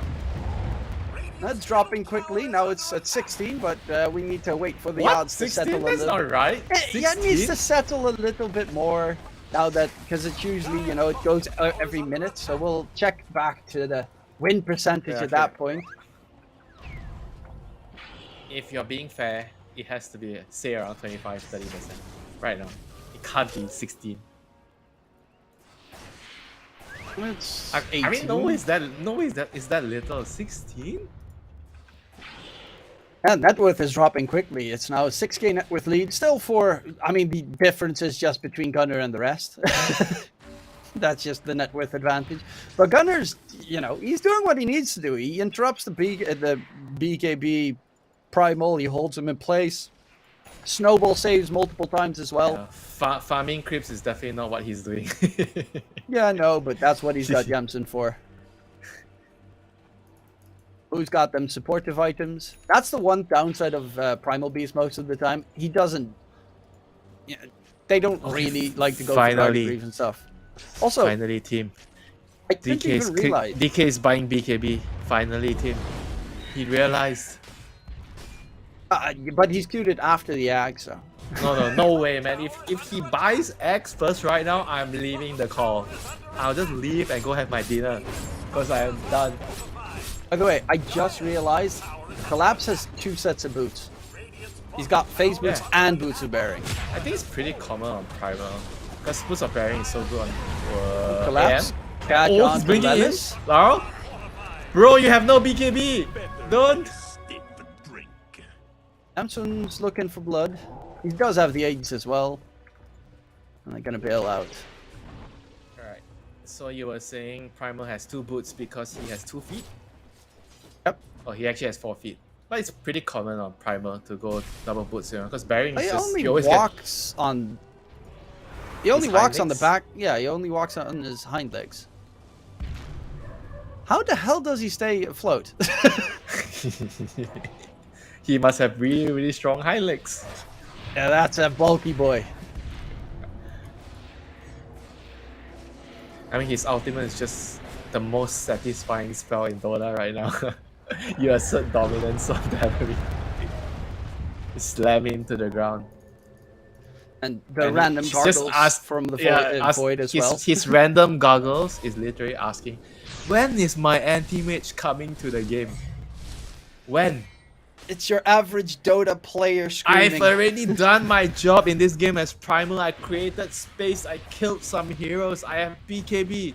Why am I not winning the game? I killed TA twice in the laning stage. I've Oh, already no. done everything I need. Oh no, Tim, I'm leaving the call. He cancelled the BKB on DK. Oh no. It does give him spell magic Oh resistance no, at please least. don't. I'm sorry. Oh no, why? Collapse is going for a scythe. Is I the like that. spell resist better than getting an actual BKB? Well, you also have that unobstructed pathing, which is kind of nice. Alright, You become Collapse. big, Collapse gets out of there. Oh, you become big. Okay, I'm sure that's why you buy you buy the X. Sure. Yeah, obviously bigger is better. That's why Primal Beast is so scary. Yeah, you better hope your AM is big to win this game, you know. At this point, he's not big enough. The TR has more net worth than the AM. Just barely. Dude, Gunner is You're getting closer to his AM BKB. is supposed to be 20k net worth right now, or at least 18 to 20k, you know, in a game like this. The supports are ready to pounce as well. Lelis on the left side, Husky on the right. They really want that kill. They also have the shard on the Phoenix, so the Sunray during egg. Guess what, team? My job is safe again. He's killing that BKB. Okay. It is pretty important to have. Collapse charging forward. Nice kill comes in. Oh, But not a very bottom good lane's in egg. the meantime, tier 3 is gone. Egg has been used. Tier 3 tower has been lost because Yatro is just split pushing. That's a bit of a problematic situation there for Nouns. Age is just reclaimed as well. Let's see. Win rate. It is now at 16%. don't look at it now. Now obviously it's gonna go down. Because the DK is clicking on BKB. Oh wait, no, he went. Oh shit, he went X. What the hell? Make up your mind. Damn it. It's playing my feelings all the time. Oh. Ag's value right there. Yamsun's going for Ag's Silver value. Edge, another way to break. X has no value. BKB is the true value item, I tell you. Here in the trees. Spooky, scary Spooderman. I always tell my players, you know, when you're not sure whether you need a BKB, it means you need a BKB. And just fucking buy it. Don't be greedy. Alright, let's go, Agadims. Let's see. On to Yamsun. Okay, Sunray has been Agadims. used. I can fly on the tree. Oh, they are getting control here onto the TA. Alright, Force out it's the working. BKB. It's In the actually meantime, working. range racks are gone. Yatoro is just clearing the bottom lane. Moo in trouble. BK stuns available. Moo is going to get taken down. The Primal Beast actually cuts all the trees, so there's no bushwhack shenanigans coming in. Alright, this dragon is actually scary. And Yatoro, yeah, he's doing disgusting split push shenanigans.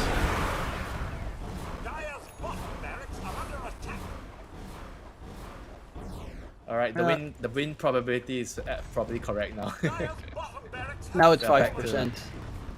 5%. Yeah, I would agree to that. The AM is finally here to the party, so I guess 5% is right.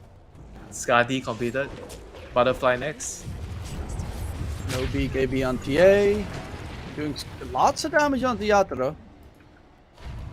But actually, honestly, if TA blinked in right there, they might have been able to one-shot him. Yeah, probably. That's a pretty good chance. I mean, they have to rely on the leaf, you know. Maybe the leaf will be able to save him. But pretty good chance that AM dies there. Like, AM is still fairly susceptible to all this physical damage from the TA until he gets the butterfly. Oh, towards mid. Yamsun being Alright, heavily this- slowed down. This dragon is like, oh, I don't have BKB, but I am not afraid. He's gonna get jumped here. Damage is gonna do anything. Not really. They lose Lelis on the side. Collapse gets a solo kill there while they were chasing each other down. But Yamsun now does not have a BKB available. Moo needs to be also very careful because in comes Collapse. He's gonna charge forward. Nice snowball dodge with the Phoenix Egg nearby. But they are in a very problematic situation. Yatoro also used the counter spell to make sure that he turns into his own little snowball. Moo is going to be the next target. Yatoro chasing him down. Moo is going to be slowed into oblivion, taken down. Yamsun's on the run. Collapse is chasing him, and Yamsun is going to get broken as well. Collapse doesn't even use pulverize. He's just stomping away at his opponent. That's going to be the clear up of that Nouns team, and honestly, that probably looks like a G to the G. I mean, they might just want to try and go for another fight, but this will most certainly be Megas. I am wrong, team. Aghanim's is better. Yeah, they can't kill him with Ags. He's just actually unkillable. Who cares about a BKB? He's thinking AC next. Yeah, the axe plus the Titan Sliver, he just has too much. They just can't kill him. They can't. 52% magic resistance, 64% physical resistance, 3k HP. We'll buy back Alright, on last Nouns. last hurrah. But no egg. Lelis with the catch. Collapse cuts the tree with the trample, which is pretty nice. Laurel's actually dropping pretty quickly here. Dive forward. Can Laurel get taken down is the big question. He's too tanky, too bully. They turn it around onto Ganu, who's going to get smacked, stuck. Yamsun overwhelmed, and the last one to drop is Moo. GG got called. Nouns lose game number 1. And it is going to be Team Spirit with the W there. Yeah, I mean, we kind of expected Spirit to win, but not, that overwhelming after the laning I stage. mean, the road was a little bit bumpy, at times, but they got the win. They started the game really well. DK really fat, Primal Beast really fat. AM is like, oh, my bros on the other lanes are so fat, I don't have to be that fat, Like he was like pushing the dead lane, trying to farm a bit of Vanguard, thinking he won't die, fat a couple of times. But still, his team, they were just too far ahead from a laning phase, I go back to the same point. There's 3 lanes in Dota, you can't lose all 3 lanes and still expect to play the game, It's just not possible. Yeah, it was not easy at all. Also, the gunner build, like, I get it if you want to like take early game fights, which he tried to do. The problem was he couldn't farm, and he ended the game with the 10k net worth, which was behind the Mira Rubik, by the way, in terms of net worth. So he had a really rough time.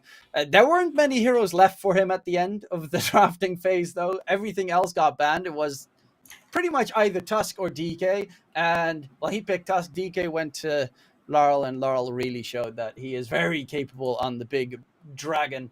Nonetheless, game number 1, it got a little bit exciting at times, but nonetheless, it is for Team Spirit. We'll be going to a short little break, ladies and gentlemen. We'll be right back after these messages.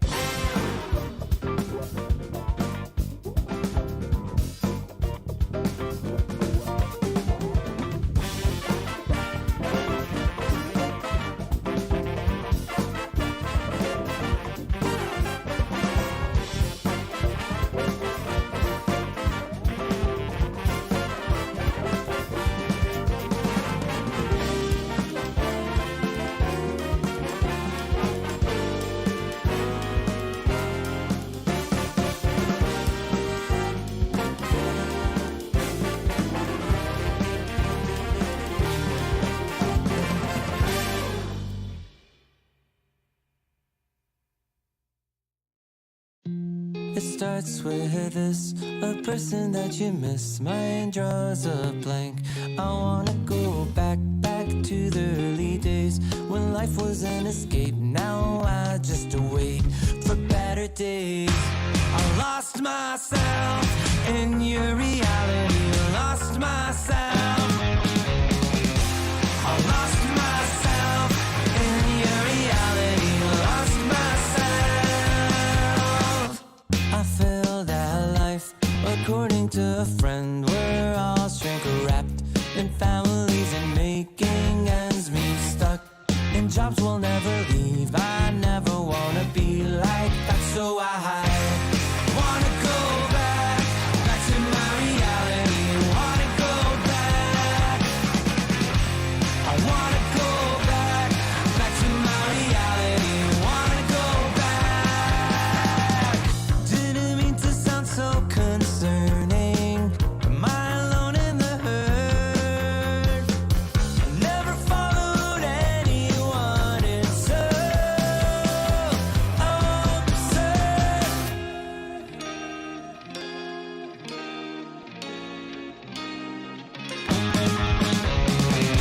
I wanna go back to my reality. Wanna go back.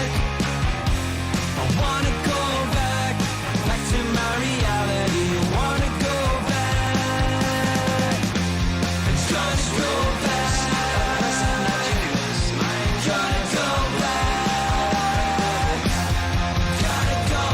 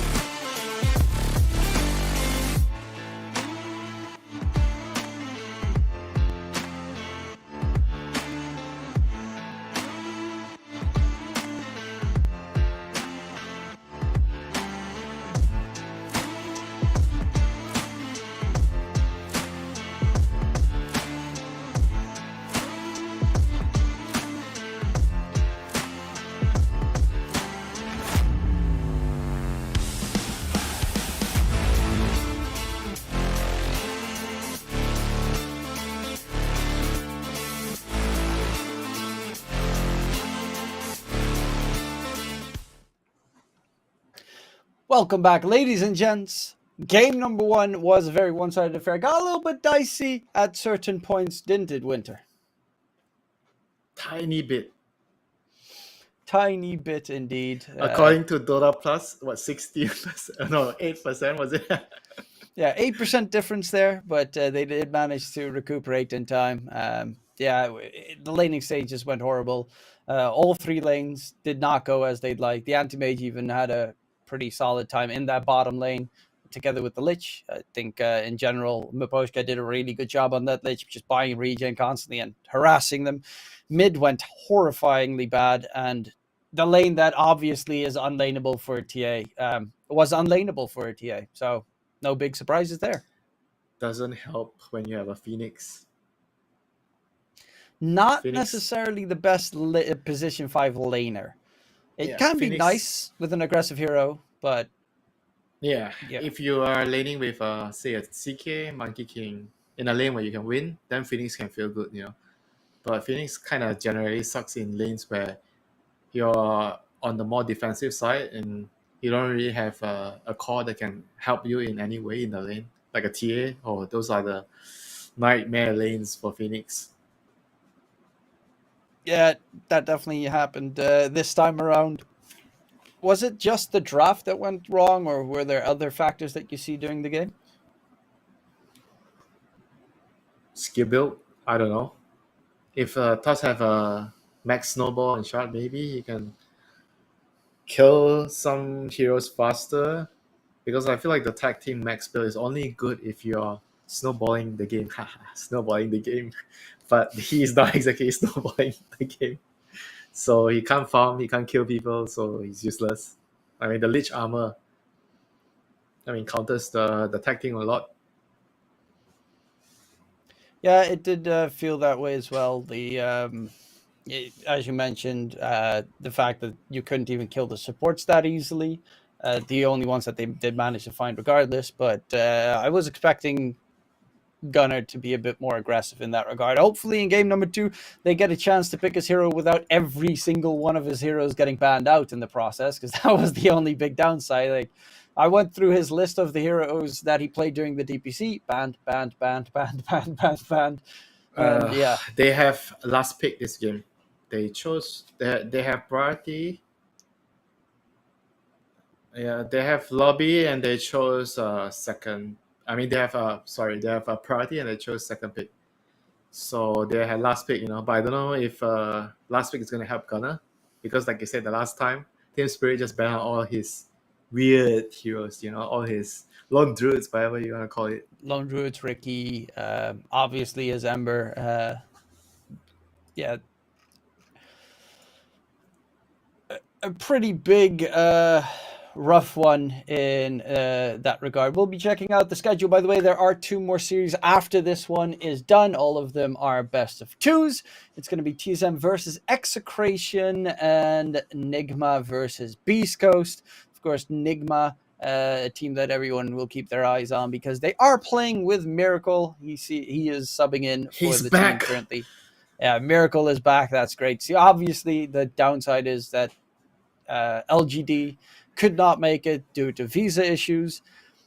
Hopefully they'll make it to the major, actually, because that's also soon enough. But I hope that they'll be able to sort that one out. If they can't get a visa to DreamLeague, does it mean that they're struggling to get a visa to the major too? I don't know. I mean, we'll have to wait and see what the messages are about that. It could be that they can get a visa, but the visa was not, gets given for in a week or 2, so that they closer to the major they'll get there. But we'll have to wait and see exactly what the messages are going to be for them, because LGD needs to be at the major, because it's LGD, obviously. Bias caster. I mean, I love every region equally. No, you don't like SEA. I love SEA. That's why I'm casting SEA. I mean, Execration just tied their series as well. Talon just won against Beast Coast on one of the other channels. So hey, that's good to know. I think OG versus Nigma is going on right now. What other matches are there? Tundra versus Liquid. Okay. That's in the infancy of the game. So a lot of other matches on a lot of different channels. There was a slight hiccup in terms of when we should start the game. So that's why you see us talking a decent amount about the certain affairs around. But we love talking about the affairs. Who's getting those wins? Who's getting those draws? Who's picking those tinkers? OG picked Tinker, the hero everybody loves playing with. Tinker. I'm still waiting for the first ones to pick Meepo. Why? I mean, I know obviously Meepo isn't great, but dude, you said you like SEA Dota. You like SEA Dota. We had Meepo. Okay, I didn't watch everything from Div 1. I casted a couple from Div 2. I love SEA Dota. I didn't see the Meepo. I do. My favorite will forever be on the old Mineski lineup where you had Jabs playing as Pulse 4, and then they picked Meepo, and then he was playing mid all of a sudden. And you're like, what? How does this? Okay, he just swapped. I think it was back with Moon that Moon played pulse 4 and then Jabs went mid Meepo. The good old days. Pause 4 is like playing mid with less net worth, but it's also a mid hero sometimes. Pulse 4s can be very impressive, especially if Jabs is playing them. But we have the draft. We're starting it right now. There is currently no hero pick just yet. Broodmother getting banned, unsurprising. Probably an NP ban in there, maybe in the mix.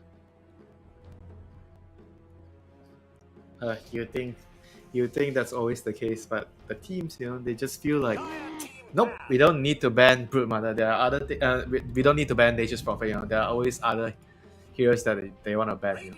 Like Enchantress is also something that a lot of teams like to ban. I mean, we mentioned about how Nouns really had a hard time in the lanes, right? Enchantress is a hero that can give you a lot of problems in the laning phase. Actually, something interesting. Team Spirit banned Io, and there has been a moment in the DPC, if I'm not mistaken, where they played the off-lane Witch Doctor Io combo. Oh, inspired by Tundra. Gaming Gladiators was, I think. Oh, sorry, yeah, Gaming the wrong. Gotta give the props to the correct team here, Winter. Damn it, they're all for this. They're all European games, I mix it up sometimes. Well, DK gets banned by Nouns. That makes sense. Larl looked really comfortable last game. It's going to be another Mira Rubik, most likely. Boschke does also play +5 Rubik every once in a while. But Beastmaster Disruptor, you get the vision from the Beastmaster, and, well, Disruptor does glimpse stuff. This is a very common second pick opening from a lot of teams during DPC, Beastmaster Disruptor. I think a lot of the European teams like to open it when you're second pick. Like when you're second pick, you want to pick your 3 and 4, like an off lane and pos 4. I think this is a good option because generally the idea of like picking off lane and pos 4 early is that hero, the core in that lane, can be neutral in a lot of matchups. Like the way Beastmaster works right now, when you pick him early and you just max X, you generally don't really lose any lanes. You can play any lane you want. I mean, obviously, if you get into a situation where the enemy is really bad against the ball, you can still get the ball for the lane. But in general, I feel like that's probably one of the biggest reasons why Beastmaster openings are valued for the teams. I actually casted an SA match recently, and it was a Beastmaster mid that went for drums. I don't think it's gonna happen. It would be very weird if it happens, but I've seen those. it doesn't really work out that much because you can interrupt it. I'm not gonna say if I'm a big fan of it, but I've seen it. Yeah, it's the problem is it's a nice tool, but if you silence him or stun him, the drum stops. So it's not reliable, Yeah. If it's more reliable, maybe we'll see it more. But unfortunately, it's just like I don't know, man. It might be just a meme, at this point, like the Centaur X. The center ags is kind of cool though. It's like an 8-second stampede for you and your ally. It's not great, better. But it's a good save in certain situations. Chrono save, maybe something along those lines. I would prefer if they did something like it gives the target some damage resistance or something, gives it something. It's still really just doesn't cool, feel though. like. I mean, it doesn't feel like it does much. The animation looks so stupid, but it's glorious regardless. Right, so Doom, the counter to Beast, some might say. You eat his creeps.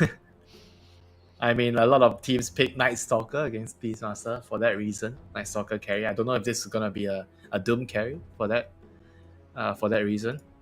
But yeah, I mean, you can always eat his creeps. That is a very nice thing to have against Beastmaster. So you don't really want to sometimes I feel like players, when they are put in this kind of situation, they don't get the help. Then they buy the arcane boost into Greaves, and then I feel like he's not actually playing Beastmaster. Yeah, aura bot sometimes is what happens lately. They do. I mean, I don't know about you, but I feel like sometimes even in this kind of situations, it's still good to get the creep. The creep can still be useful. But I'm no offlane player now. I So mean, the what do I Helm know? of the Overlord creep can only be eaten if Doom goes for that level 15 talent, which I think the Yeah. other one is like the Scorched Earth movement speed, maybe? I think that's the other one, and they'd rather almost always go for that one. So it'd force him to pick a talent that he really doesn't want to go for. I mean, it's still nice, if he can eat his creep. That is true. 10 seconds remaining. So they ban out the Ember, the Pango, and Team Spirit again, banning out the Lone Druid. Wow, they have so much respect for his Lone Druid. Lone Druid, Slug, and Ursa. So Slug and Ursa tells me that this Doom is probably going to be an offlane. So it's not like a carry Doom to deal with the Beastmaster. So it's probably going to be an offlane Doom.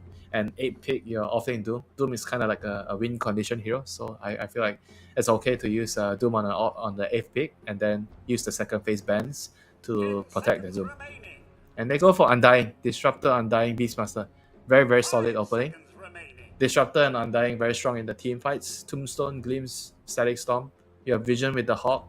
You have Vision with the Tombstone, so it's very, very easy to abuse Glimpse in the game. Team Spirit has to be very careful with that. Well, the Drow comes out for Team Spirit. Yatro's two most played heroes in this patch are the Anti-Mage and then the Drow. So you definitely don't want to be running away from Disruptor and Dying Beastmaster. You want to be fighting into them, and you want to have a hero that can kill the Tombstone. And Drow is that hero. They also have the Tusk now to save against the Glimpse, possibly. I mean, it's of course a little bit of a skill shot. Against the Roar as well, you can save pretty nicely. It's a really good lane, Drow Tusk. If it's a 5 Tusk, obviously, could still be flexed towards mid.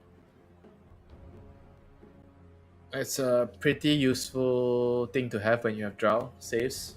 As long as the Drow's alive in the team fight, your chances of winning a team fight is improved a lot.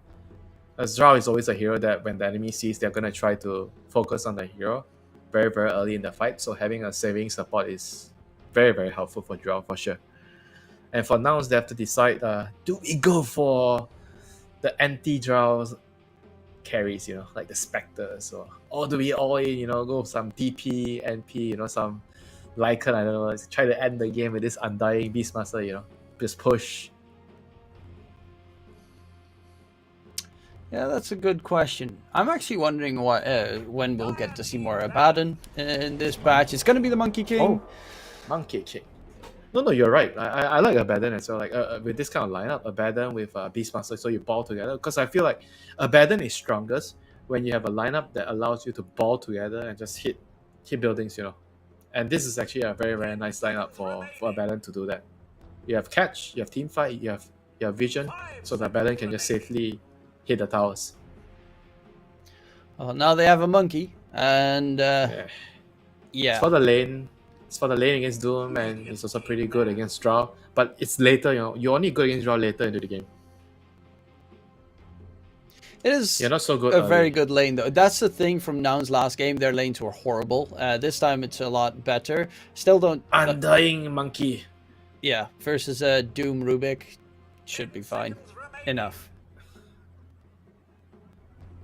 At least they to have to harass pull the waves, Doom. I guess. There's not much they can do in this lane. Rubik Doom, they have to manipulate the creep wave and just try to survive. They should be able to survive. It's a freaking Doom. Doom, this hero always survives this lane. He always manages to find something.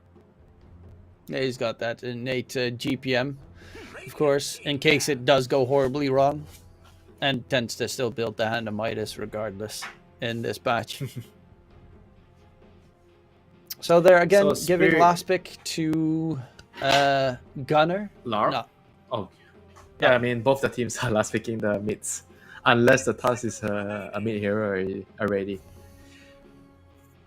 But what do Team Spirit need on Lara? I think they just need a not so greedy hero that can make some space for their team, They banned Lesh Cheap themselves, hero. actually.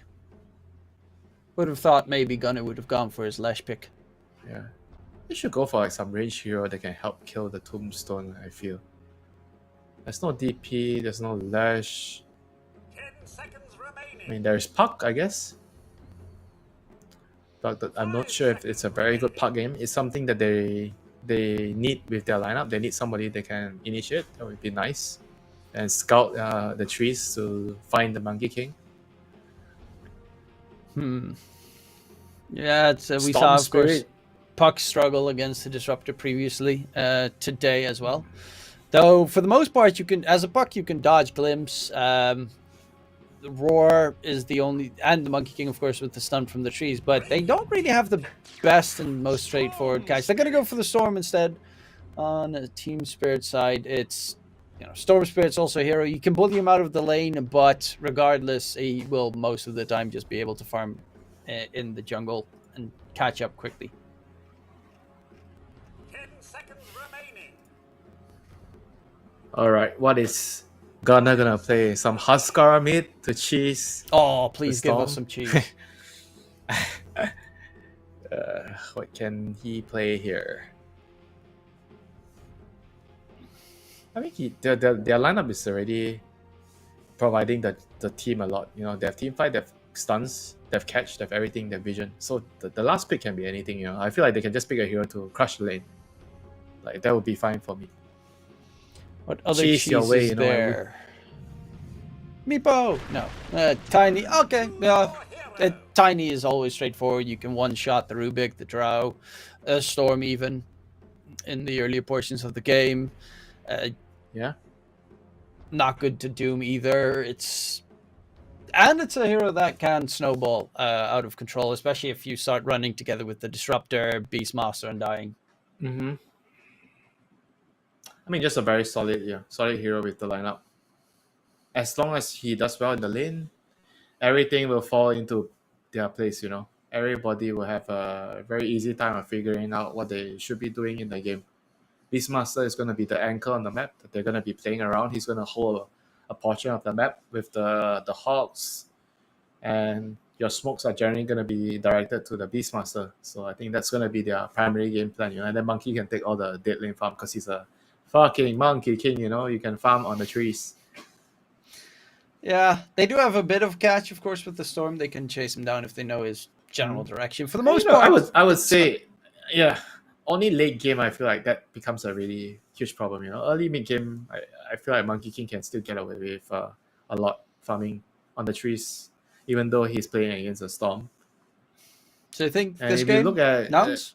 If you look at the timings as well, like I feel like they have a pretty fast draft, for Nouns. Beastmaster, Disruptor, if they're Undying, going up against the Doom and the Drow Ranger, I feel like they are much slower, on Team Spirit. Yeah, but even if they're slower, it doesn't mean that they have that much stronger of a late game either. Because you get Tree Volley, Monkey King is pretty scary. Beastmaster's Vision in the late game becomes everything. I mean, let's be real. It's a Doom, If you go late game with Doom, you're probably gonna be happy anyway. True. But yeah, we'll have to wait and see, because there are, of course, Undying is a hero that falls off pretty quickly, but it is a 4. Who's gonna die first, Tim? Who is gonna die? No one. Tell me, Tim. Smoke broke, so they'll back off. Looking at these lanes, big question for you again. Where do we get the fun stuff? Let's see. I think every lane's gonna be fun. Storm Tiny mid, that's fun. Beastmaster Disruptor against Drow Toss, that would be fun too. Doom Rubik, Monkey King Undying, that's probably the least fun game, for the Doom. Undying Monkey King. Yeah, they're gonna be get bullied out of the lane. Pulling creeps and just, not playing the lane. Playing the game without playing the lane, that's their motto, this lane. Any shenanigans with the bounty runes? Actually, this might be 3 bounty runes. Now Gunner's walking in. Is he fast enough? Yes, he is. Mira's not going to contest it whatsoever. Actually, he's running right towards the Monkey King. It's just a bit of harass coming out. Undying Monkey King. They can't kill him. 6 mangoes on the Undying. That shows you exactly how fun that lane's going to be. Bro, that's standard issue, man. 6 mangoes and Undying. It is very sad to lane against that. And then some players even send more mangoes later. Alright, Your double harass. DK off the bat. Oh no, actually no, single DK. Never mind. Moo taking some damage top lane. Maposh going for the tag team level 1 for some harass. In that top lane, you're definitely going to have to be a little bit careful as well. If you die, a 4-position disruptor could be a bit surprising depending on where he places his observer ward with Glimpse. Wouldn't be the first safe laner that gets caught out off guard. Interesting to note, Ladis actually went for Thunderstrike at level 1. Most of the time you see Glimpse at level 1. But I feel like in certain lanes where you can't really use the Glimpse effectively at level 1, I feel like it's okay to get Thunderstrike to trade. But in general, you don't want to because Glimpse is just much better, mana cost wise and cooldown and everything. It's 70 mana, so you can spam it more in the lanes. That's also a lane that if you get it in your favor on the side of Nouns, you can definitely kill off a Drow Ranger with a good glimpse and some boars hitting away. But the Drow, speaking of hitting, Lelis dropping low, gets smacked heavily by Yathro. Tag team does the work. He had a really good multi-shot there. Oh, Moo in trouble. Aisha's blocked. Oh no, he gets boots. Oh, he got his boots. Lifesaver. The career sending the boots. Just in the nick of time. Though a lot of HP lost. Lelis, and he's not got a healing cell for him. Lelis is level 2 though, so he does have glimpse. That means that Yathro needs to be a little bit careful as well. Yeah. And back at the bot lane, I don't know if you call this a lane or jungle, whatever. The creeps are just being dragged everywhere. Oh no, Lelis died again. It's no TP. This lane is over. 50 seconds. Drow That's no not HP. great. Okay, Drow has no HP, so at least maybe the beast can... No, he can't. Okay, he can't take any creeps in his lane anymore. Alright, it's happening again, team. They're losing the lanes hard again. Well, mid is going even. Their safe lane's going pretty well. It's not all 3 lanes being lost. They're just possibly losing 1 lane. Even then, Moo's still getting good farm, good experience. They're not really killing him. Lelis has already rejoined the lane. It's A-okay.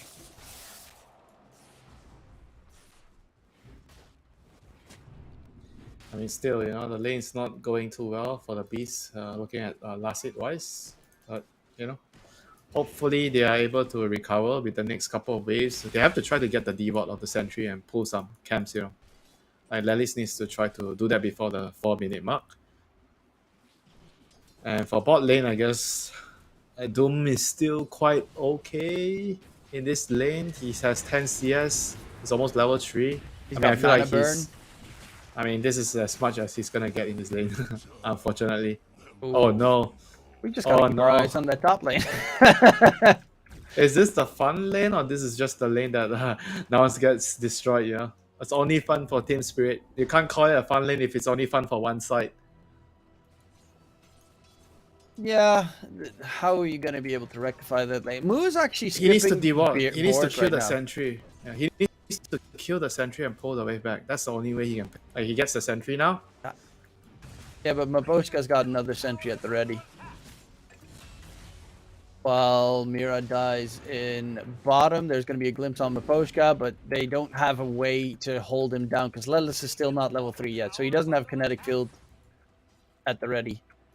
Now with that sentry countered, taken down, Mabosh could run back and they're actually going to go in onto Moo. Tag team comes out and Moo taking a lot of damage. Snowball chase for more. The kill gets secured. No. Another one. Yathro is just 40 easily seconds. farming that top lane. No TP, man. This is not good. I consider this lane a forfeit for Nouns. And lucky for them, they've also won the bottom lane pretty hard. So 1 apiece for the side lanes, and we have a 50-50 mid lane. So I guess we have a game, team, this time. Hopefully that will be the case. Moo still has to make the walk of shame to the lane. That is the saddest thing of all. Yeah, I mean, the only thing I would say is Doom is much better playing from behind compared to Beastmaster. Beastmaster is not an offlaner you want to be playing from this far behind. Yeah, he's actually farming the camp in the triangle. It's like giving up, I'm done. I'm not going back to the lane. Laurel even gets his bottle refilled in the meantime by Miposhka. While farming up the jungle, Laurel's now level 6, so you also have the side lane ganks that you have to be a little bit careful about. Mira being chased down, the Boundless Strike comes in, Yamsun with the chase, and that should be a kill secured there for Husky. So yeah, the Monkey King is having a really decent time. Mid is actually also looking very nice for Gunner. Oh, regen rune for Storm. Just when you think it looks good for Gunner, then Storm gets a regen. All you have to do is just kill him. Sure. Oh, that's an easy So win. easy to kill a Storm, man. Oh, Moo. Currently, Miposhka's catching up to Moo's net worth. And his inventory is primarily consistent of regen. Collapse, Hand of Arcane Midas. Boots. He's actually going to have a Midas. I mean, for Doom, not super timing, but he's going to have an item at a decent timing. And They're here actually comes going the in. Storm to help. The Yamsun. Can he get away? He needs help. There is no help currently. Oh no! And Alright. he's I just mean, the gonna only get way I run down. see him surviving there is if he gets the Jingle stack and then he lands a Boundless to the lifesteal. That was the only way I feel he could have survived. Yeah, Husky not expecting the possible rotation to come out from the Storm, so didn't even stay close. And once the Doom gets level 6, it also becomes a lot scarier in the lane for a Monkey. Good rotation anyway by Lar there. He's really good at rotating. Like he knows how he likes to play for his team a lot, making a lot of moves around the map. Gunner tried to do the I same feel like- top, failed, Radiant's middle tower unfortunately. Yatro is just free farming. There's a ward right that saw him. Yeah, they know now. I killed the ward. A Blink Dagger from Gunner is going to be, I would assume, the go time for Nouns to start making plays. Well, they are stacking a nice jungle stack on the Nouns side. The Ancients are not necessarily the easiest to clear for their team, unless you get a Battle Fury Monkey. But Yamsun's actually going for the Echo Saber this game instead of for the full Greed build. Yeah, they want to play fast, I guess. You get Echo, then you split, you get BKB, and you get a Mage Slayer against the Storm. That might be good. Miposhka spotting out that there's a nice Ancient stack in the Radiance Triangle. Yamsun needs to be careful bottom lane because, of course, Collapse is level 6. They are actually going to drop the Tombstone, Here comes jumping Tiny in bot. onto the Doom. Tiny steeping bot. Glimpse back. Collapse is not going to be able to run away with the Tiny so close, and Mira opposite direction trying to disengage, but Lelis has the kinetic field to hold Mira down, and Gunner should be able to crush him. Gets the kill secured. Nice rotation. Good moves to be made on the side of Nouns to start making some plays. Yeah, he wasn't successful in the previous rotation, but he was able to get 2 kills this time. So good move here by Gunner. And top lane, once they see Tiny tipping bot, the Storm goes top. This is also a really good move, trying to play on the other side when you know that the Tiny cannot get there. So Nouns immediately plays very defensively here, just hugging the tier 2 tower. top tower is under attack. But Gunner is finally here to reclaim the territory for his team. Yeah, Gunner last game, of course, tried to even it out for his team this time as well, trying to, as much as he can, to make sure that he rectifies the side lanes. So Moo's actually starting to farm the Ancient stack with the Wild Axes before it gets stolen. And speaking of stolen, no. Miposhka is nearby. Oh no, they Pots see it it. out. But that Hawk does give I think vision. they can't really kill it, right, with their heroes. Even if they see, they can't steal it. Oh, Lelis is going to get caught. Zip onto Laurel, sends him back, but he can just get the Arcane Rune, which is always a great addition for the Storm. Oh no. The Ancients Storm are is coming with the dropping. Arcane Room.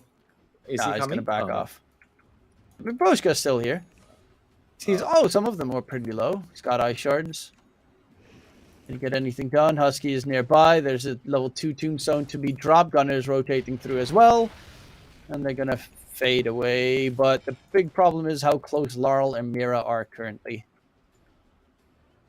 They don't want to take any more fights. Can I ask you a question? How is Doom richer than the monkey now? Hand of Midas, Devour max level.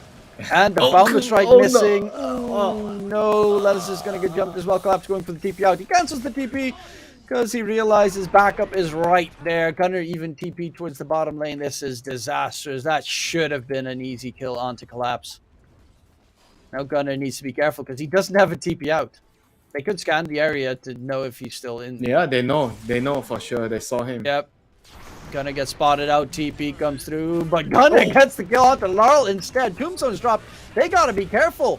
And luckily enough, Miposhka has that snowball zombie chasing to harass a little bit more. There's an avalanche in 3. Can they get on top? There's also a toss available, Toss? but it's not onto Husky. The creeps just blocked it. Nonetheless, Gunner gets himself a double kill. Blink Dagger's now ready.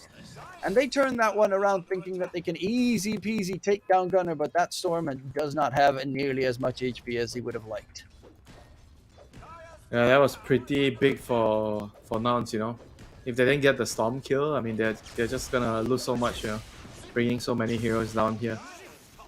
So, and also a bit of an overextension by Lau, that a little too confident. I don't think that he feels like he could die just like that to the stun and the toss. But welcome to Dota Gaming. Tiny kills you instantly. At this stage in the game, you can kill pretty much anyone. Of course, that will dwindle later down the line. He's going for the Echo Saber. Probably he picks up a nice regen rune to make sure that it doesn't Blink. get scooped up. Blink online. Blink online. Got the road the Drop. target. Snow push back. There he needs is to going to be a snowball. good snowball Nice. save just on the edge. Who's the target? It's on Tiny. Oh, Oh no. Oh no. Is going to almost get taken down. Actually, nice Gus. He's He's alive. going to stay alive. But Poshka with the save, the glimpse Glimpse. though. Hold Jataru in place. They also get the Jingu Mastery, and that's going to be a double kill. Nice catch comes through. Zip in forward by Laurel. He wants to at least get something in response. And it will happen, but it's nonetheless an interesting brawl towards mid. Snowball again from Miposhka, going for more.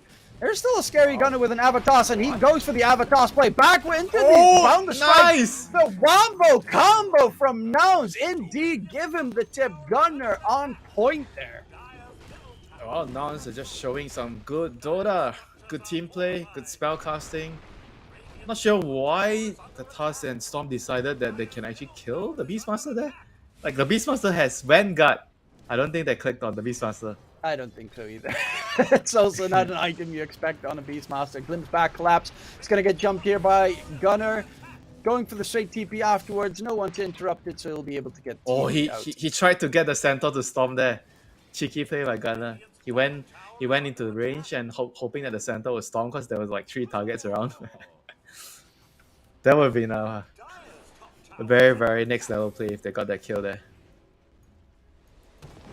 Yeah, min-maxing. Gunner is really good if he gets some farm. Towards mid, glimpse onto Laurel. He does not zip dodge the Snowball? glimpse, but the snowball again comes through. It's on the boards. They try to walk it in. Miposhka will sacrifice his life for that Laurel save. Miposhka's doing a good job on the Tusk, but currently Nouns, they're, even though they're 2k behind, they feel very comfortable with their timings. Lelis again, Yeah. Miracot, another one in the bag. Yeah, look at the Disruptor, Undying, and the Beast. You know, these 3 heroes combining together. That's just such a force in the early game.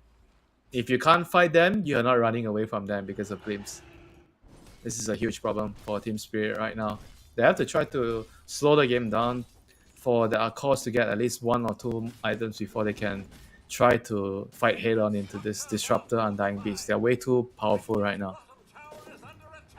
And they also went for that early Monkey King Echo into next item BKB, so they really are ready to go. Whereas Drow needs, 4 staff plus more, really. They need ways to save the Drow. He's gonna need 4 stuff, BKB, and 1 more item. Unfortunately. Because if you get BKB, you're going to get Glimpse, and then you're forced to pop BKB. And then, yeah. Whoops. I mean, you could still die, because there's a raw into Yeah. the Monkey King jumping next to you, putting a ring onto you. So you need the Rubik and the Tusk to have 4 stuff, the Rubik to have shard. They need a lot of things, to be able to play the team fights. Crimson Guard is Doom now has mech. ready to be delivered as well. Yeah, Doom has Grease completed, so there's that. Oh, they're going in. Static Nice Static Storm on 3. Great catch. Tombstone just got dropped in the nick of time as Monkey's well. here. Can they get the catch onto Laurel? Laurel's just going to zip out. Collapse gets the Doom off onto Moo. The Beastmaster can't even roar in that situation. But Gamson's also going to be the one dropping here. Nice Avatos by Gunner. Does he get the kill onto Laurel? Glimpse kills him off. Now Gunner's on the run. Will be able to get himself out of there. So the fight actually looked a lot better there for Nouns. But that monkey is still not really tanky. Yeah, Nouns needs to be winning the early fights, with this kind of lineup. And I feel like trading 2 for 2 there is really good for Team Spirit, even though the tower got denied in the end. But I feel like it's I would consider it a victory for Team Spirit. You have the greedier lineup, you're trading evenly. You have Midas on Doom. I mean, you're really, really happy, even though you have to use your Doom there. So, yeah, he's back to farming. That one Drow needs to farm. Burst damage is going to be slightly less so, though he's going to get quickly jumped here, going for the TP out. Won't be able to get it done because, of course, Gunner has himself a double damage. And Echo Saber's now finished on the Tiny, which will significantly improve his damage output. Yeah, so Moo has Crimson Guard completed. I feel like they should be trying to plan of how to take Rosh right now. They need the Rosh to allow their lineup to continue snowballing. You have Undying, Beastmaster, so Rosh is easy peasy for you. Just have to find the right time to do it. Yatoro does have the Hurricane Pike now, so a bit more survivables. Queued up the BKB and Butterfly.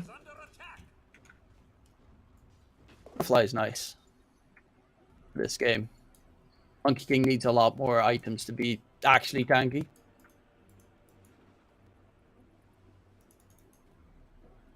So it doesn't want to really build into the MKB. Beastmaster has queued up the Flads. Actually, that could be a pretty nice one against the Drow. The good old classic auras from the what's that item called? Red Pack. That's it. Yeah, I remember a patch where or a TI, a TI where 33 won it with just that item. Also a little bit more, but my god, that's pretty good against the Drow. You stack it with the Crimson, so the Drow doesn't do much. But the Doom and the Storm are still gonna do a lot of magic damage. Do you have anything for it? Lelis is actually done with the drums, so Roots of Bearing might be coming up from him. Do they have any slows? Yeah, against the Drow slow, for instance, you could get the sprint away. Storms overload slow as well. The extra, what's a 1.5 second movement speed? Where 1 seconds where you can't get slowed. That is so valuable. BKB is ready on Monkey, so it's go. I feel like it's go time for now. They have to try and smoke, find a pick off, and get Roshan. Spirit's doing the same. They're looking for a fight. There's 2 tangos randomly lying on the floor in the jungle. Moo is going to get spotted out first. Miposhka wants to go in. It's pretty deep. Wukong's command comes down. Nice. And the roar gets casted off in time. Nice. Laurel gets glimpsed back. Miposhka's going to get taken down. It's good trade. 1 for 1 though. Yeah, good trade. Cost 5 for off lane. You take that any day. They didn't have the Lelis Static Storm, unfortunately, so they couldn't really make it work. But they need vision on Yatoro and the range, actually. Oh, no, he's gonna have to try his best to juke and find a spot to TP. Right, he's fine. Stop running. Win lays saving lives, my friend. See, they're looking for Yamson, possibly. Who's looking for who right now? Yeah, this is a bit scary. Laurel's getting close to this BKB. Once those BKBs come up on the side of Team Spirit, it will. Oh, he tried to chop the tree. That's a balls, man. He just blinking. He just blinks in and randomly chops one tree. he uses a scan and then okay, that's a hero. He just blinks in and just tries to chop a tree. What balls, man? TI winning offlaner right there. No fear. If you're gonna commit, you fully commit.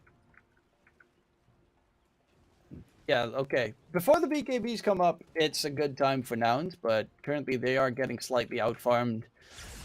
The BKBs are getting ever so close. Moo, bottom lane is going to get zipped on by Laurel, who's almost out of mana, but the rotation, there's no one that can help out Moo in that position. He's going to get taken down. Another one comes in. He's had a pretty rough game. Yeah, but that's no excuse for him farming out this far, you know. Like you're a freaking Beastmaster, you know. You can always push with your ball. You don't have to show your hero on the lane. That's why Beastmaster is very good at playing the dead lane.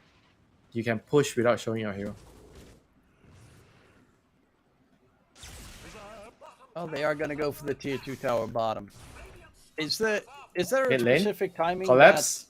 that works for Nouns right now, or are they content with just extending this game? No. They can't be content. They have to keep the ball rolling, you know. They need to keep playing fast. If the game slows down to what it is right now, it's not good for them.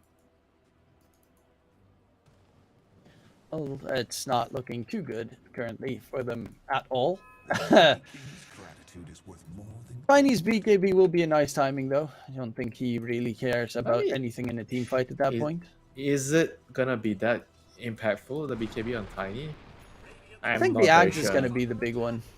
Not the BKB. Like his BKB is like it's okay, but it's not that great. Alright, finally they're doing Roche. Finally, team. I've waited for this for over a decade. For over a decade? Okay. For the moment that Nouns would finally Roche against Team Spirit in Game 2 of the DreamLeague 19 tournament. It was a decade in the making. Oh, Laurel sipping out. There's actually an interaction I saw on Reddit where if Storm zips and TPs and Disruptor has Ags and he places Reddit fiend. and it places it in like the line of the zip, it interrupts TP while Yeah, I he's saw balling. that. That's actually I saw that. insane. And meanwhile, Nouns smoking in. Time to fight. Well, Time to they'll fight. find themselves a tusk. The rest of the team should be able to get out, or will they? Yamson is really aggressively hunting here. He's got that Aegis, so if he loses his first life, doesn't matter. But nice steal there from Mira. They will glimpse back. Yatoro, can they interrupt his TP? Nope, just TP. It's as simple as that sometimes in this game. Just TP. I wish Dota is just that simple, yeah.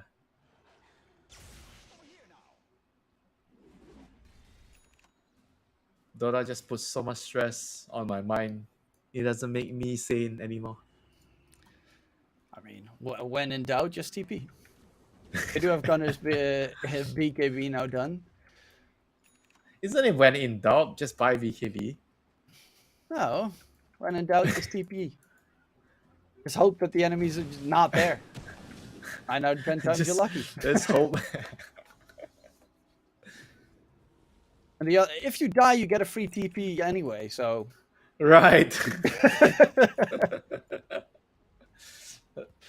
So why not just try, yeah? Yeah, exactly. It's a good mindset. When in doubt, just TP, you know. Next time, when my teammates are just blaming me for making a weird-ass TP, I'll just tell them I was doubting whether I should TP, so I just TP. Can't blame me. Just TP. Mira's got that Primal Spring as well, so he could just be... It's such a good spell on Rubik. With the range, Oh, cast but range, Lelis? oh my god. Yeah, Mira can't jump now. He's caught. Sentry? And there's the catch. That's really well done by Lelis. Lying in wait the entire time. The bottom lane. They Trying possibly want to to go be an Yatoro. he was trying to be on the bot lane. Mira's trying to be an actor for the bot lane. They were smoking and trying to kill, so he is trying to play like he has backup behind, pushing up, but they called his bluff. And the heroes at bot were hiding in the trees for Nouns, so they read the situation well. Boundless Strike misses. The tree gets cut by Laurel. And Yamsun can't get his Wukong's command off. Obviously, Buyback. still has that second life. Buyback comes out from the Undying. Wukong gets thrown down. Yatoro, he does not have a way out of there. Inside the Wukong, he's going for the man fight. Yamsun's getting the control in. The Doom does get thrown they got out the draw. but he already roared. Moo already roared. He does not care about the Doom. Laurel's actually going to zip in. He's trying to stay alive. Loses all of his mana in the process. Moo is still alive and kicking here. Eventually does get taken down, but Gemson still's got the Aegis. They also have Lelis with the Glimpse if need be. And Collapse is going to be sent to his Save death. the gem. He needs to save the gem. All right, he's out. So it was a buyback? A buyback on Nouns. So kind of 4 for 4. But that was a good fight for Nouns. They got the draw, they got the Doom. Big kills, and now Doom is down. Time for more action, team. I doubt that we're going to see that more action, but there's a possibility. Why? Why are you doubting? I mean, You're making me say it again. When in doubt, just TP. Middle of that team fight, just go. Foul right there, surrounded by 4 enemies badgering her without a BKB, just TP. And pray that the butterfly saves you, yeah? Yeah, the butterfly is done, but on the opposing side, so is the MKB. So immediately counters out the butterfly. Why do you need to buy MKB on Monkey King? That does not make sense. You should already have it. Yeah, Monkey needs to buy Monkey King bar. No, that does not make sense. Yeah, that's just a little bit of Gaben. Still a beta game. I mean, he has a free spell in Mischief. Will you give him a free MKB as well? That would be a bit ridiculous. He has a true strike on Boundless Strike, so he has 1 hit MKB. That is very true. He's going for the Lincolns next. That's going to be a nice one. Storm not building up Ags just yet. Honestly, Lincoln's is really good this game for the Monkey. Especially because it also gives a bit of stats and his HP tends to be slightly lower. You have the Crimson Guard done on the Beastmaster. He's actually not continuing just yet for the Wraithback on Moo, which I find... I mean, I get the BKB, but then again, your goal is roar in the team fight, pop your items, and that's it. Laurel gets killed onto Lelis. Tiny does not have a BKB, but Laurel's BKB is ending as well. Why do you think he should finish the Wraithback? Wraithback is okay, though. I don't feel like it's a must-have. It's the only thing that can kill Monkey is the Drow. So having extra damage reduction, what does BKB realistically do for you? Other than the target being doomed to end every team fight anyway. Make him doom me and hope I pop BKB so he I don't already get gets stunned by doomed every Tusk. fight, so who cares? Yeah, so I don't get stunned by Tusk or Rubik, and then I might not die, you know, maybe. I don't know. I'm just trying to figure out why. I mean, I guess the auras are pretty nice to keep alive for as long as possible. Wouldn't Wraithback also do that? No, I feel like you have a point. I'm sold. That's pretty quick. And now, Oh, you. what? Counter word there. Why are you trying to make me sound like I'm easy to buy? And maybe it's just your point being really good, you know, so that, oh, that's a very good point. I mean, I also get why he wants to go for BKB so that he doesn't get blown up by the storm every time. And remember what I said just now? If you're not sure whether you need BKB, just get a BKB. Oh, just TP. What? Don't know. That's what you said. Don't put it on me. Yatro's got his BKB. Is actually going to get jumped the moment he gets his BKB. And there's a roar. Oh no! Yatro going to get he caught. Meant to go up the cliff. I think if he went up the cliff, maybe he survives. No, he didn't even pop BKB, so it's not the end of the world. I mean, it's Beastmaster TPing in, so he realized, alright, whatever, I'm gonna just try, you know. If I get rolled, I get rolled. I mean, if it was Doing disruptive, some, you know, you'd be screwed. He's doing some YOLO shit, but still thinking very clearly, so I give him that. Gun is almost done with his tags, and that's going to be a lot of damage, especially once you get like Chrysalis behind it. No, not yet. He needs the Chrysalis. Axe and Chrysalis. Step in, going for Husky, goes into his big volley build immediately. It still does get taken out. Wukong gets thrown out. but it does nothing here. Roche is up in 20 seconds. And that's second Roche. That's going to be definitely very important for both these teams. Shard. Does Drow already? Yeah, Drow already has the shard. Who would you give the shard on both these teams? Good question. If my Tiny is fat, I'll give it to Tiny. Otherwise, I'll give it to The Monkey King, shard's I also, guess. yeah, the monkey is also pretty good. So you can get close and get onto the Drow right away. I mean, I think that's pretty useful. They're going Roche. For That's a Dire, very quick Roche. for Daya, I would give it to Rubik, I guess. So you can save. Oh, Roche already dead. A little bit too late. Oh no. How did the team with Beastmaster not know the enemy is sneaking Roche? Slide's mistake, I guess. It's a shard given to the Storm. Oh, not to the Rubik. Saving is for suckers. What? Who am I kidding anyway? You're a support, you think you get any priority when it comes to Free stuff? No. Aghanims, Blessing, Shard, upgrades? Nope. Just buy a 4-star, buy a Glimmer, and buy Wards. Well, they're looking for a fight. Still jumping. This guy has Aegis. He has Aegis. They're going on an Aegis target. Oh, he loses that Aegis pretty quickly. They're actually finding Mapochka second. He's trying to get away. He's going to get taken down. Zip in from Laurel. But the roar comes out onto Yatro. He's taking way too much damage. The MKB damage coming in. Yatro on the run. Can he get out of there? It seems unlikely. He's found out, finished off. Laurel's out of mana. Needs some help quickly by his teammates, but luckily there's Collapse. Gets the Doom off onto Yamsun. Mapochka actually with the tag team. They want to go in and get the kill onto Yamsun. He can survive. He's not dying, man. Because he's got that Jingu Mastery Lifesteal. shenanigan. Life's still going nuts. He's Offering. not going to drop. Yamsun gets zapped Damn in the end this by guy. Mira. Kill And it's this a guy. huge fight. Gem picked up by Moo. Needs some help. Possibly Gunner's nearby, though. He's got 3 volley at the ready, so you got to dip out. But a big, fat, juicy team fight coming in. Oh, Gunner's For going in. Nouns, Mira takes a lot of damage. Lelis is here as well. The control Gunner, does he stay alive? He finds a kill, does die immediately afterwards. 'Cause honestly, they were not really ready for Gunner to make that play. A gift from the tempest of battle. Trading for the Rubik, I guess. Rubik dieback. Something.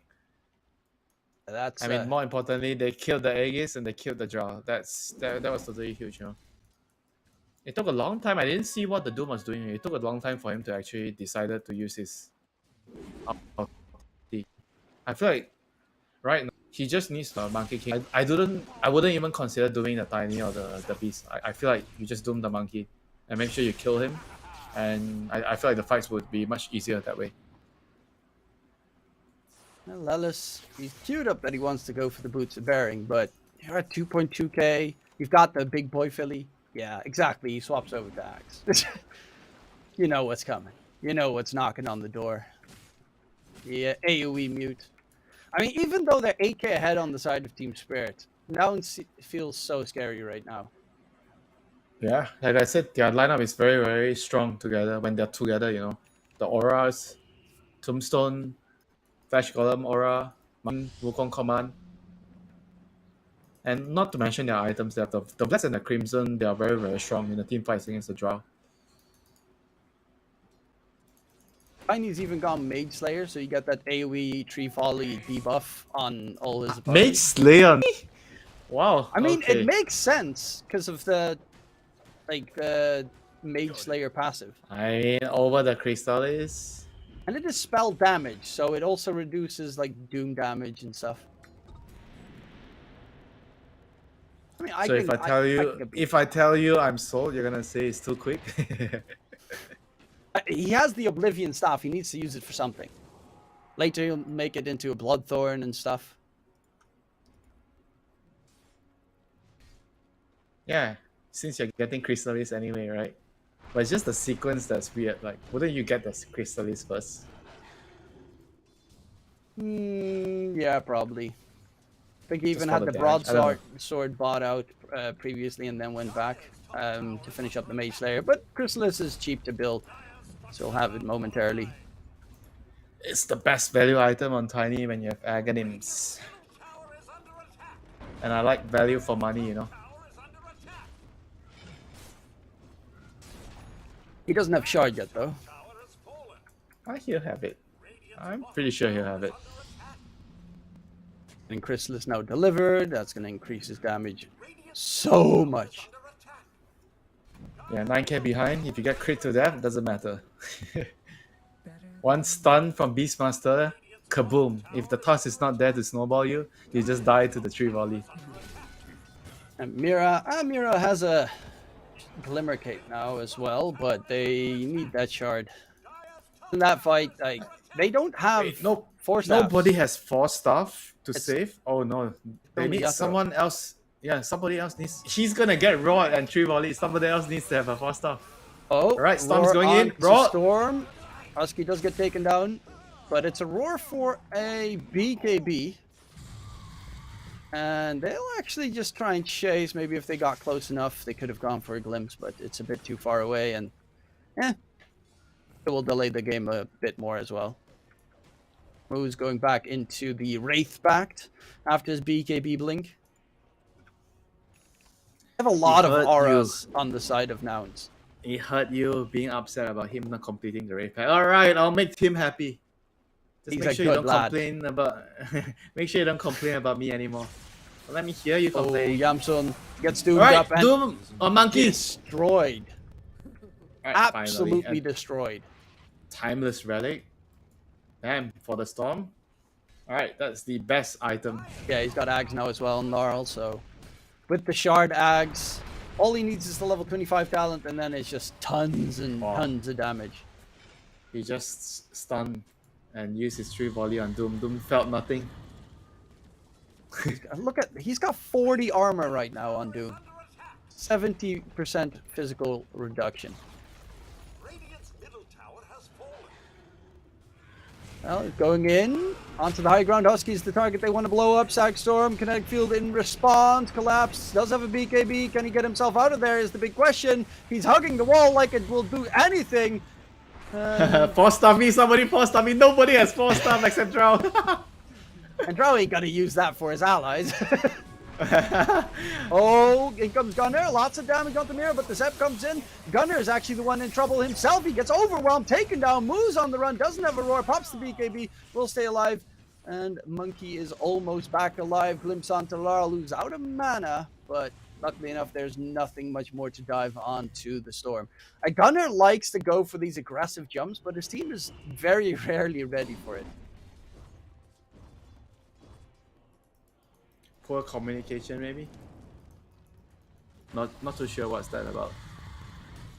It was a nice I feel catch. like- Kills off Mira, Yeah, I but feel like if they go in with Beastmaster and they just get the 3 volley and the monkey to follow up, they can just kill anybody, you know, because they don't have 4 stuff. Or they just need to go on the draw and kill right away. I feel like it's just I'm that actually simple. For them. baffled that Collapse didn't die there. Like how? Is that Yeah? like How did 200 HP. how did he not die?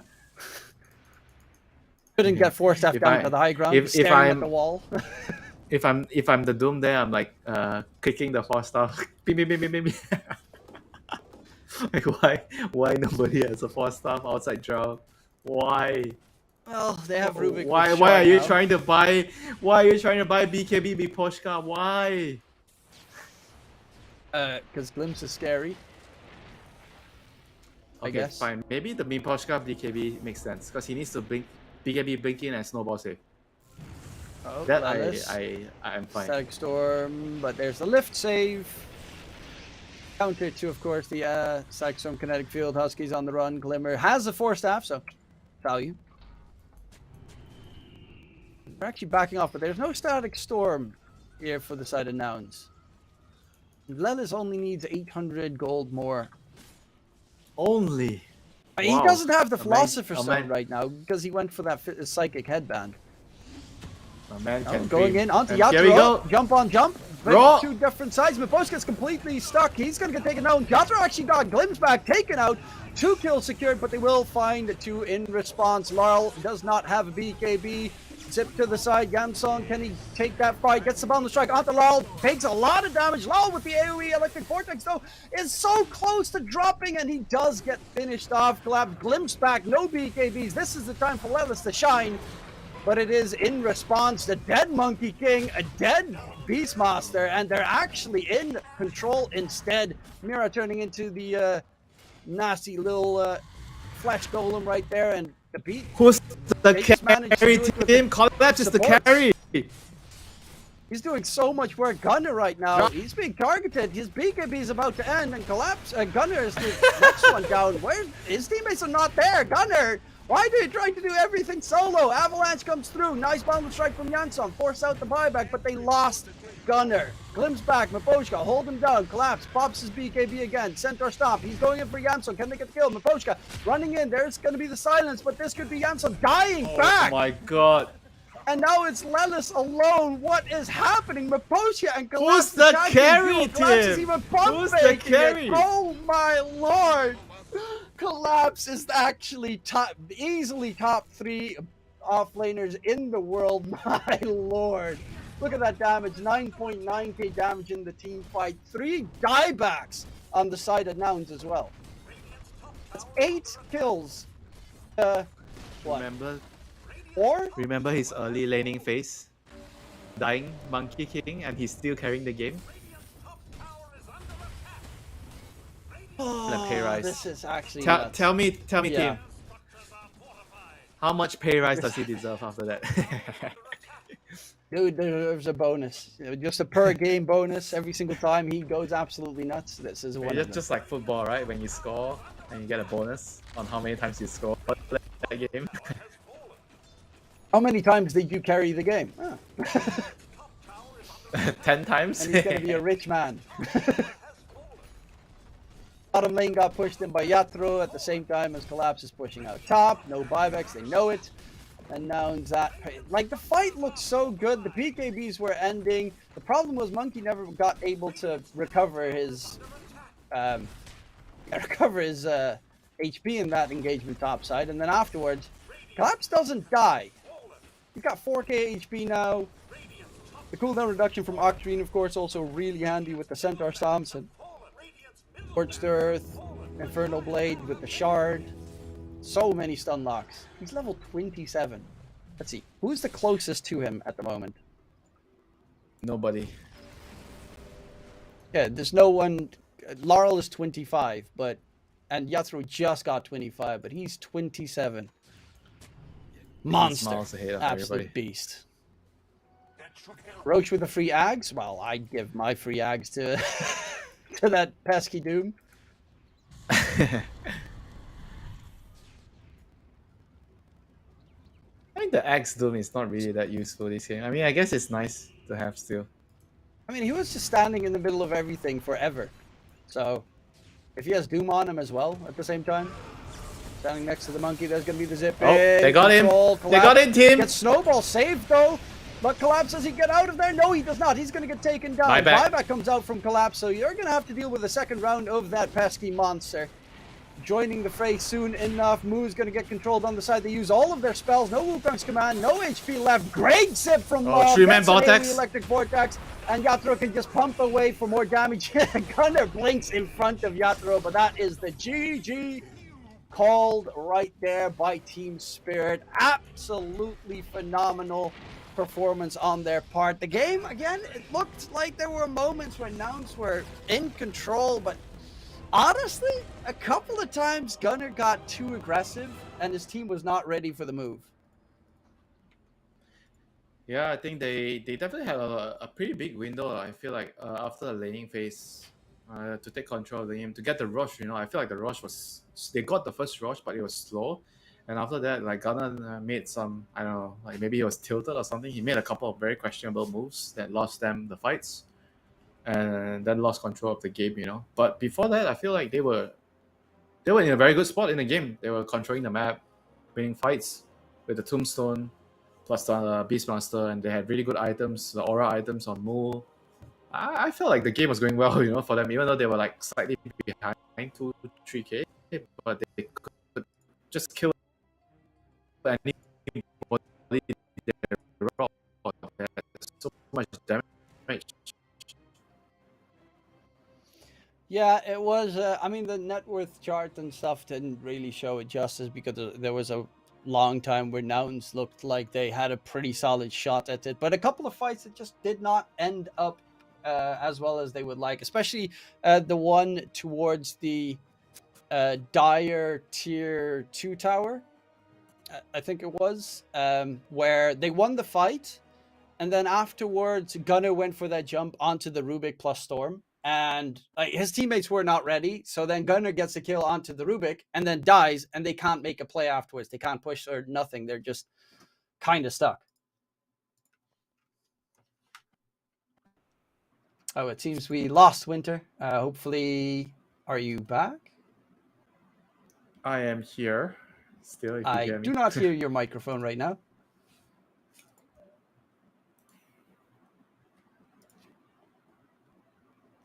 Can you hear me still? Okay. Okay, in Discord, I can't hear you, which is a problem because then I can't hear you.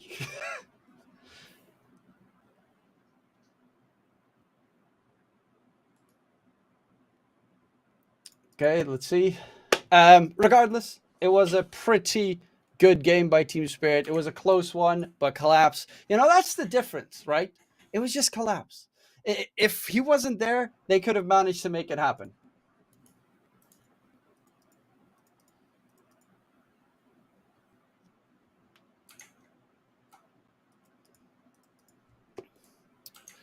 Okay, we'll be going towards a short little break. We'll prepare the interview. Hopefully, we'll have everything sorted so that the interview goes over flawlessly and we'll have no further problems. We'll be right back after this short intermission break.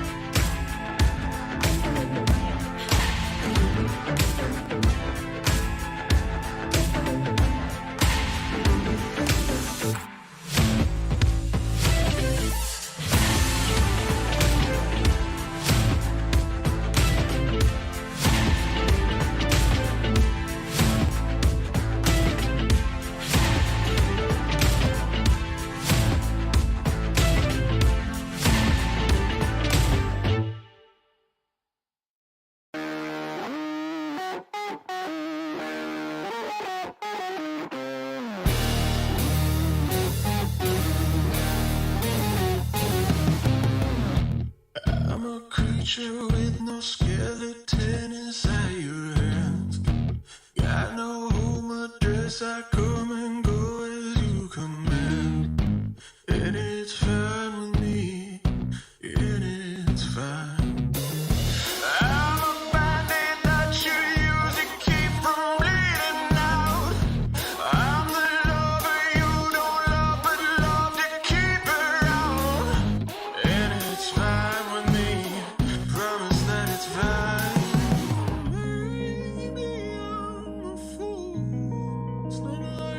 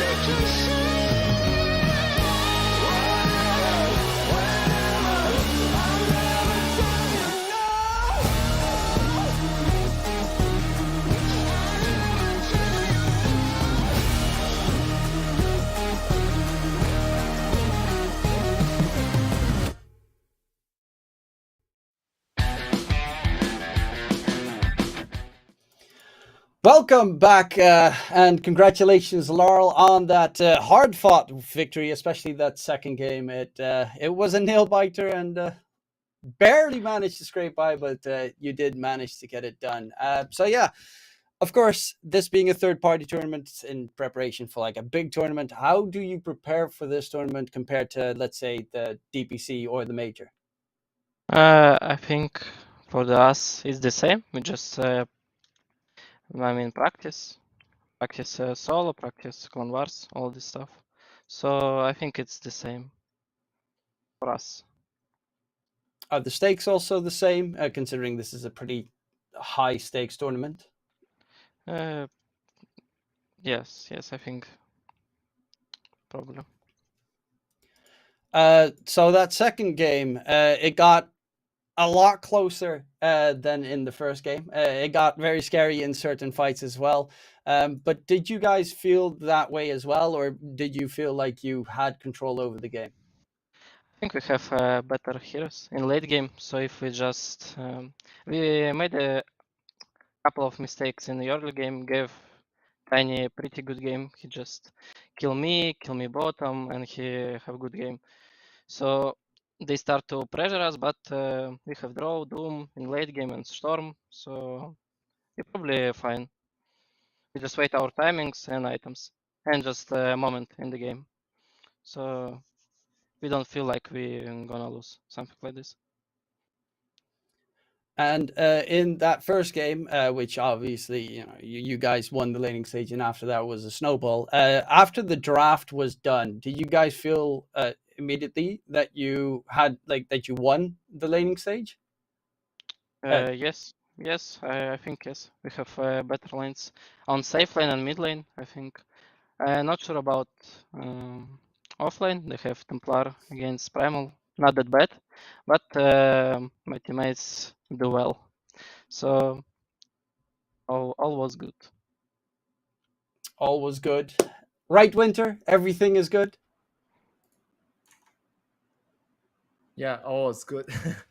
I really like your rotations this game, and I feel like before during the major when I was watching you play, I feel like you're more like a mid player that likes to play like rotating heroes. Like in the first game, I saw you build like Radiance on Dragon Knight. I feel like you're trying to maybe be a more win condition kind of hero. So how does it feel to make a transition to play those kind of heroes for you? For me, I mean, in first game I was like have a really good farm. So I just like in my networks, I see a lot of gold, and I think I don't need dagger this game that early. So I just go Radiance. I mean, it's more like test. I mean, I get Radiance on 30 minutes, and it's pretty good timings for Dragon Knight mid. For me, of course, I like to play more rotation heroes to make my team feel better on lanes. So something like this. Yeah, how about one more question? I saw you changing your item build between like getting an Aghanim's and BKB in the game multiple times. And what was your thought process in the game for choosing Aghanim's or BKB? I was thinking. I think Phoenix can kill me, so I choosing like maybe I need BKB, but then I realized I have, I mean, safe. I have Primal Beast, I have Rubik, and second spell Leech, so they cannot just burst me.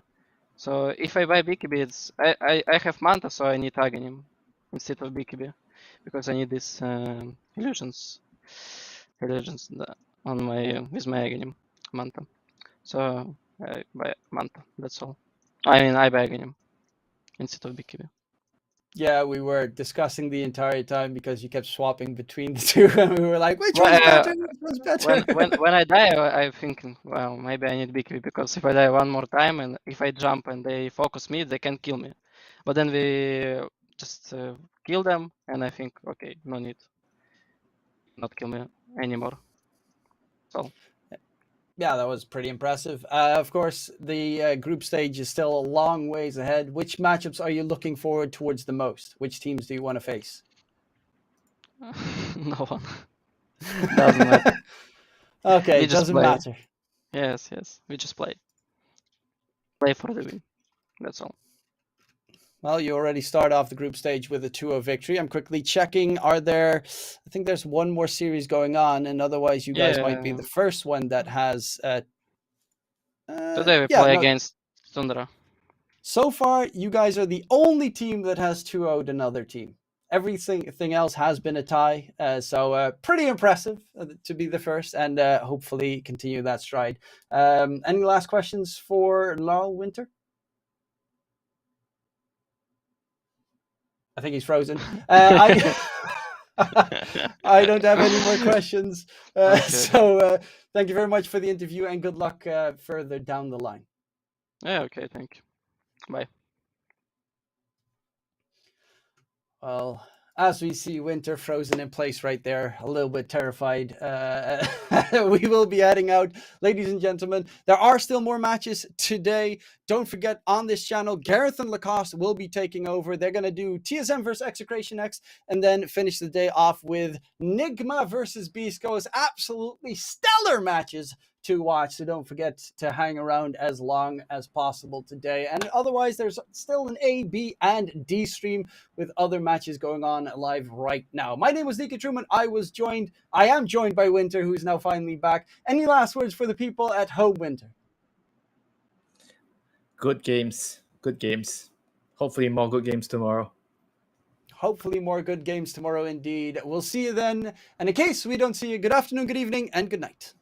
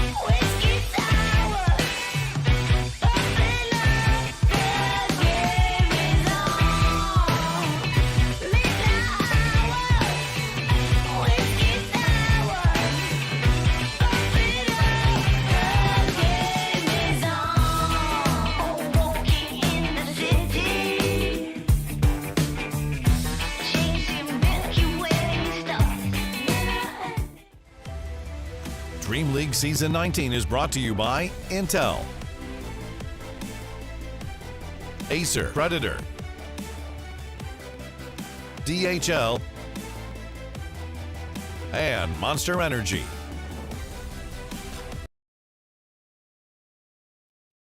Welcome back to your Dream League Season 19 broadcast. Lacoste, here we are, back at it again. And a pretty big matchup here. Top of NA against second place Southeast Asia. It's TSM against Execration. What are your thoughts? Yeah, it should be a good one. I mean, both of these teams, you know, in terms of the major performances, they didn't do good. Big major ahead of them, Berlin major. So they qualified for it, but they did really well in their DPC regions. We'll see how they're gonna, match up against each other. TSM, a team that, coming up from NA, they have not been defeated. They only dropped 2 games in the DPC. A team that has a lot of potential, I'd say. They just need a little bit more LAN experience. I think this Dream League is exactly what they need. Oh yeah, it's like the perfect proving grounds, right? Before the major, you finished Div 1, you don't have that bit of downtime and break. It's just continual. Keep on fighting against these opponents, and it's good to test your mettle, right? You can make this argument around NA that there are the top 2 teams, and then there are kind of the rest. TSM coming first, it's a great sign for them. But have they been challenged to the level that they need to perform at the major? And that's what the Dream League is going to answer for us, hopefully. As we can just take a quick peek there, we saw the schedule. Of course, we're halfway through day 1, and the group standings so far, plenty of 1-1s, as we'd expect, right? Yeah, I mean, all I see is 1-1s pretty much. But Group A, if you're asking me, this looks like a group of death, I would say. Considering the changes that happen in Group B with the Nigma Galaxy and PSG LGD, them swapping them out, and also having a team like Nouns, who definitely look like the weakest team, I would say, coming into this Dream League season. On the other hand, you have really good teams in Group A. I think this is going to be a bloodbath. Yeah, it's going to be some real serious stuff, but we're ready. Best of 2s in this group stage. It's time to get things started as we can head into the draft for Game 1 of Execration against TSM and find out what we're going to be dealing with. Because you've been covering, China, Western Europe. I've been looking at Eastern Europe, and we're seeing a lot of, overlap and thoughts and differences in drafting and mentality. What do you think are going to be key heroes that maybe overlap between these 2 teams? When I did research for Execration, they're a team that pretty much plays anything, I would say, but have specific heroes, something that other regions don't really play. I think Warlock stands out. We've seen Meepo. Yeah, this is a wild one. I think Palos is the type of a player that can play pretty much any carry. He plays Kunkka carry. He plays some of the heroes that are not that really played as carries anymore. We saw Dawnbreaker, Lone Druid. These are very specific heroes. Tino, he's the guy that plays, if it's a summon hero, he's gonna play it, or Keeper of the Light. That's pretty much his hero pool. Okay, so the zoo and the anti-zoo. He's the one that's mastered it all. He knows, and you see TSM banning out that Visage. I think this is Tino's probably best hero, I would even dare to say. Okay. And then the Marcy as well, something that they're still playing in the offlane too, as Execration. Yeah. A TSM opening up with Enchantress. First, I did not like this hero until I started to cover China. This hero, even after all these nerfs where you can't really take the creeps, it's just still very good. I know that China loves to play it as position 4. And it scaled so well. If you go with the impetus in the mid game, early game, Bobaga comes to my mind. He's the one that really scales well with the hero. And if somehow the game goes late, you have Hurricane Pike, Aghanim Scepter maybe. This hero can take over the game alone. If you forgot about the hero, if you don't have enough magic damage, you're not going to be able to deal with it. Yeah, and she's so tanky. One of her greatest strengths is just walking up blind into some foggy high ground and saying, "Sproink! Anyone here?" Scouting things out ahead of your team with neutral creeps in the Roche pit and stuff like that. Yeah, definitely seen a lot of priority put on the hero in Eastern Europe as well, with players like Solo and Miposhka playing this Enchantress looking very good. So no surprise to see it prioritized here by TSM. But the answers start to come out. Mirana with the arrow against Ench creeps is pretty good. Beastmaster does have that kind of back and forth with Ench, but the Axes build kind of mitigates that. Night Stalker's an interesting one, though, Halo Cost. I love this hero. This is one of the heroes. When I talked to my boy Fog, we always talk about like this is such a good Night Stalker game, and he, he kind of flames me whenever I say it. Night Stalker, great pick here against Beastmaster. So you're kind of forcing Beastmaster to go for different kind of a build. I've seen people still try to go for Helm of the Dom, just one, because you don't want to have Night Stalker with the shard killing your ancient creep during the nighttime. It's just a free gold for him. But Right, I've just also eats seen, it, doesn't he? Yes, but I've also seen Beastmasters going for Aghanim Scepter, which is kind of a new tech, the Drums of Slom. Sounds like a meme. I still need to see a little bit more of it. And I also seen Beastmasters picking up drums in this. Either drums or they go for Guardian Greaves. So you like tank up instead of going for your normal items. I go for more of an aura build. And the Night Stalker is position 1, right? This is a Tomato hero that they've played before. It is Tomato's hero, most likely. Kasane did not play this hero throughout the DPC. Tomato also a player that can play pretty much anything. If it's a good game for it, he's gonna pick it. If you want to have something good in the laning stage that scales well, also great hero against Mirana overall, shuts down all spirit heroes as well, pre-BKB. I just want to see more of this hero. Yeah, he's so fun. Just like jump on the back lines, say goodbye to your supports, counteract the vision that Beastmaster gives you. And I guess when you're like, what is he level 1? 700 HP with like 5 or 6 armor as Night Stalker? You're He's so super tanky. Yes. I would love to see maybe like a Phoenix for Execration. Beastmaster Phoenix put this Mirana on position 5. This is one of the heroes that really messes up with the Night Stalker, what he wants to do. But then again, because he overrides, like this Supernova is the best one out of Eclipse, out of Night Stalker ulti. Supernova says, Priority 1. Screw you guys. Yeah. Numero uno. Can't deal with me. Night Stalker still gets like the flying vision, but like the flying movement, but like it kind of messes him up. He loses everything else, and then he feels like a creep. We'll see if they decide to go for it. There are other heroes that deal well with the Night Stalker. I think TSM banning out Bloodseeker, that's a big one, because you are kind of Night Stalker relies so much on the movement to be able to deal damage, and if you rupture him and then you focus him down. Also, Beastmaster with the Hawk kind of also have superior vision, but then Night Stalker comes into a play because he's also the one like diving. But it can go both ways. Like both of these heroes do have vision, and if you catch him, let's say with the Hawk, and then you have a like Beastmaster Roar with the Blink Dagger later down the line into Arrow, into something else, or if you just have a good hero against a Night Stalker, I think you can make this hero suffer.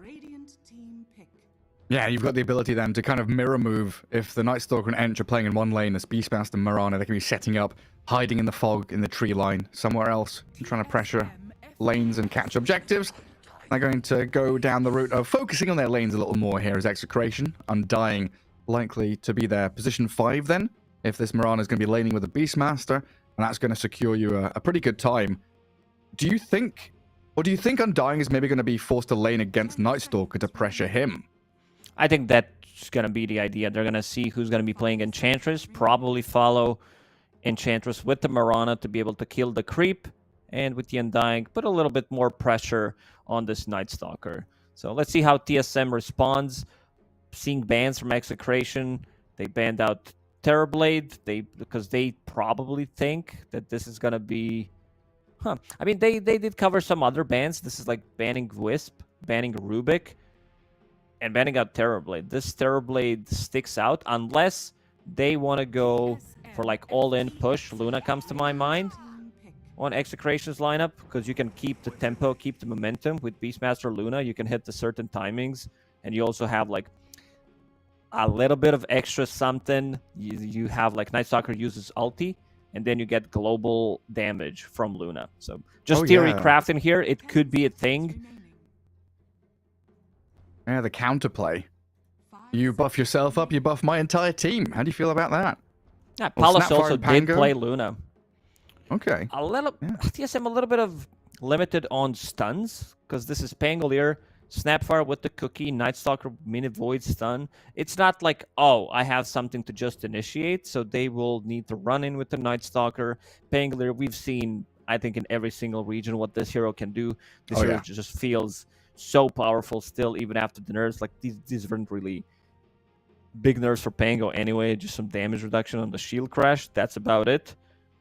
Still does Yeah, the still same thing, feels- burns mana. Yeah. Also, they might need to look for something else. If they want to look for a mid hero, Puck, Night Stalker does not like to. I mean, Puck doesn't like to play into Night Stalker. Storm, but I think you can play around it because it's a good lane against Pango. We'll see how Execration approaches it. Yeah, and we're definitely going to need Execration to pick up 4 staffs, right? Against Night Stalker, against Pango, you're going to need a 4 staff on Undying and Mirana, probably, to try and get you out of that crippling fear and away from the combos with the Snap and the Pango. And Kunkka added in, so tanky brawler for the mid lane, potentially laning against the Pango here. That's probably most likely. But adding more team fight to Execration and more catch, which is super vital against heroes like Night Stalker and Pango. Yeah, he's a tanky hero that does not get bursted by Pango. Like, he can survive. He can also make his whole team tanky. You have Undying with the Soul Rip, and maybe one of these 2 heroes later down the line. I also mentioned the Beastmaster with the Guardian Grease, potentially, because you are playing into Night Stalker matchup. Add run buff to it. It's going to be a lot of sustain on their side. TSM. Snapfire Enchantress, like, they don't really have that hero that's going to stop Snapfire Kisses from going off in a team fight. If she keeps the distance, she has really good frontline with the Night Stalker and Pango, causing the chaos. I would have loved to see some kind of a cheap stun from TSM just to be able to have a hero that can play with Snapfire early on. Yeah, you'd love to see some kind of clockwork hero, right? Tusk, Earth Spirit, Clockwork, something like that just goes in, stuns, sets up for kisses. But I guess that's going to be the job of like an Enchantress creep to try and scout things out, start fights before Night Stalker and Pango get their blinks anyway, later into the game. Final bans though now. TSM removing the Ursa. Now looking for that position 1 out of Execration. And then the Primal Beast ban from Execration. As it definitely feels like TSM here have the carry Night Stalker for Tomato, Pango mid lane. You know, he's really made that transition, right, from offlane hero to mid lane, and the permanent mainstay lane for him now is just mid. Feels good getting runes, feels good rotating to lanes. And solo killing your enemy mid if you hit 6 first is just such a massive thing for Pango. He's like, oh, I've got Rolling Thunder, I'm gonna kill you. Yeah, especially with the rotations. Both heroes from TSM do love to rotate early on, whether this is going to be like Enchantress played from position 4 or 5, she can still rotate to the mid lane, bring 1 extra creep, stun, skeletons, whatever it's needed, enchant to slow things down with the Pangolier. It's a very difficult, like, they don't have the best abilities against Pango's Rolling Thunder. There is Beastmaster Roar, so I want to see like who's going to be the one initiating. If Pangolier gets the Rolling Thunder, also their damage during the that goes through magic immunity isn't really there. So Pango might be in a good spot, I would say, for TSM. Yeah, and if you're not going to add another stun, would you like, I don't know, a Drow Ranger or something for Execration? Someone who just stands the ground and fights the Pango when he's I rolling? love the Drow Ranger pick. I wanted to mention it. I also mentioned Luna, if they want to meme it up a little bit. This hero is very hard to play right now, has some really bad matchups, but the TSM also banned 2 good heroes that work against Luna, that work against the Drow Ranger as well. I mean, Drow Ranger Ursa matchup can go both ways, I would say, depending on the game, but it's a still very good Drow game. Oh, there's a Darkseer. So now you've got this really tanky Night Stalker carry with Ion Shell and Surge on him. Speedy Pango running around. So that kind of gives you these initiation heroes that you wanted. Gives you a bit of a safe stun through Vacuum. Yes, it's long cooldown, but it's massive AoE. Lots of teamfight added into TSM's draft there again by that Darkseer pick. Execration also has a little bit of more flexibility. They could put this Kunkka on the safe lane, something that Paulus does play. So if they want to pick a different hero for a mid lane, they did see the matchup. They did see this Pangolier. So now they're going to decide, and it's going to be SF in the end. So Paulus will be playing that Kunkka that I mentioned, and we'll have Shadowfiend played by Bob. So I think this no, it's just like their names on side of Execration. I love this team just because of the nicknames. I know, they're just like short, sweet, simple, right? They roll off the tongue, Bob. Tino. Shanks. Shanks, yeah, it's wonderful. There's there's no weird letters and numbers in there that you've got to try and pronounce. Yeah, good stuff. Are you leaning one way or the other between these two drafts? I like that SF pick. I love it. I've seen in Chinese region this Shadowfiend to be an answer to these melee heroes, mostly Pangolier and also Ember Spirit. Whenever there's like an Ember Spirit, he does get punished in the lane.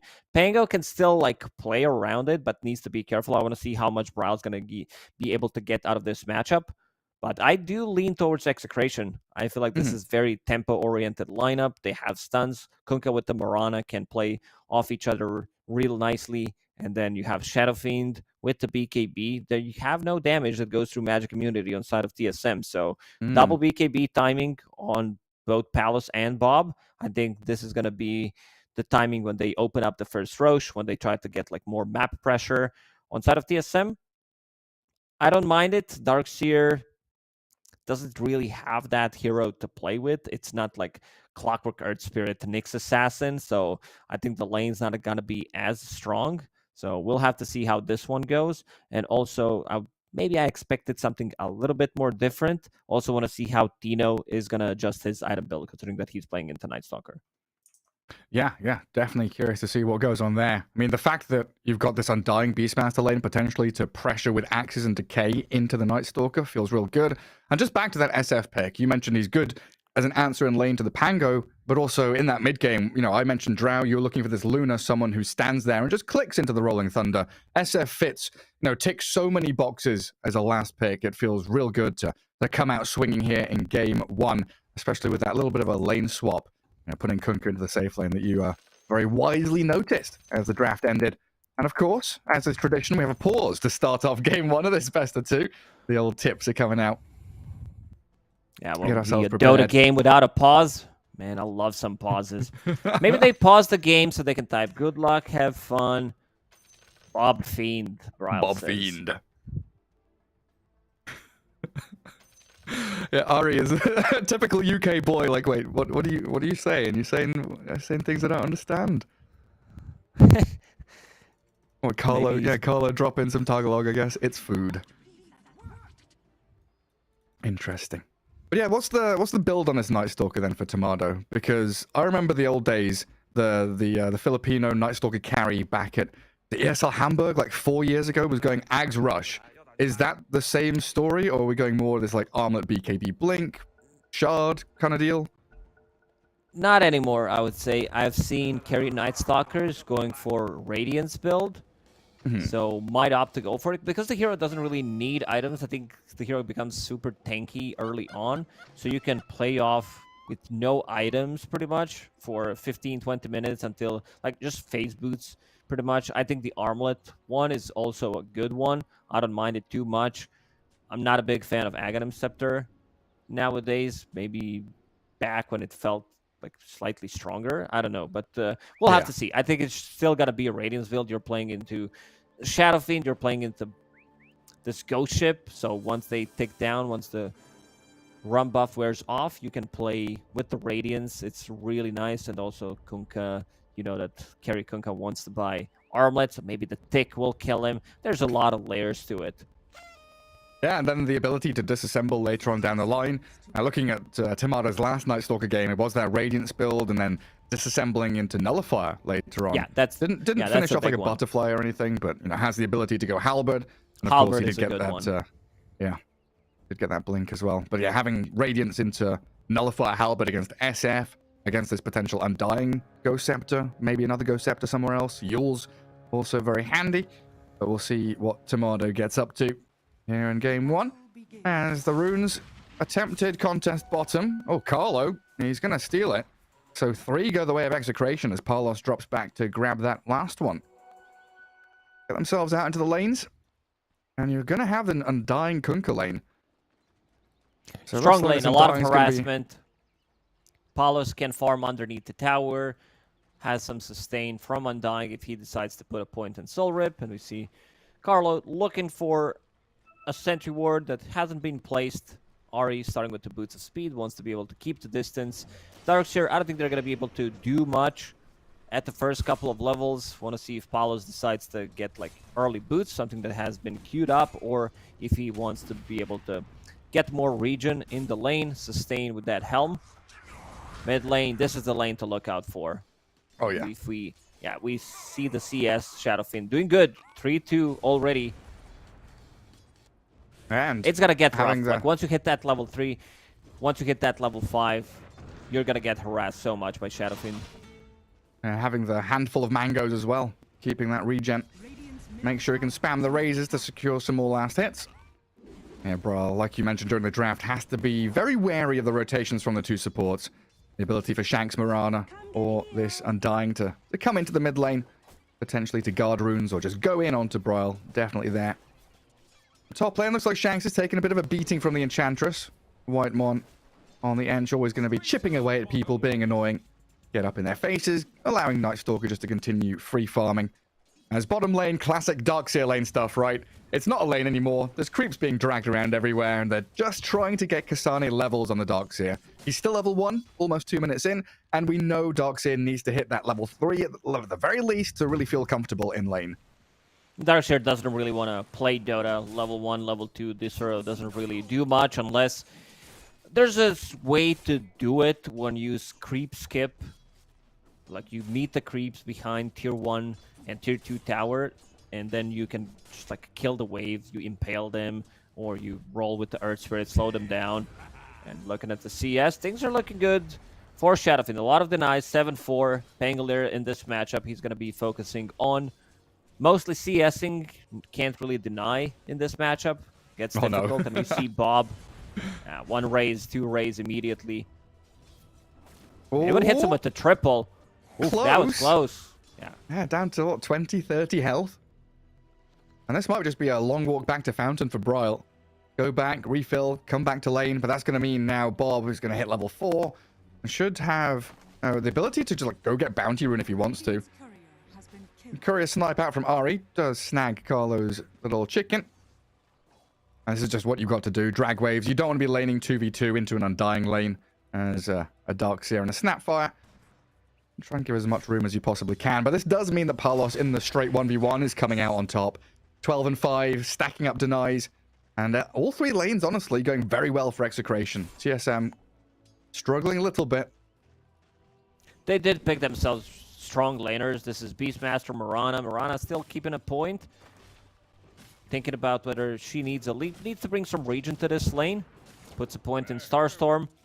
Whitemon needs to be careful here. If he gets hit by level 2 axes, arrow, and the Starstorm, he's gonna die. Ooh, arrow flies past. They tried it. The skill shots miss, unfortunately, for Execration. And Whitemon just going to pop the Nature's Attendants and try and trade hits with that Mirana. This is level Another 2 Starstorm. Yeah, it's a lot of damage. But Even also pops the Shanks. very far, and axes are coming.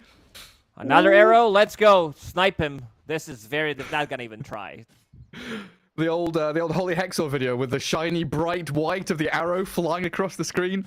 Not going to come. Instead goes for the Courier Snipe. Nice item drop, though. We didn't see it on screen, but Tomato dropped his raindrops on the ground as his Courier was dying to make sure he got the items delivered. Done. Top lane complete domination by this Shadowfiend. Bob doing pretty good. Bob. I'll just never get over his name. It's Bob.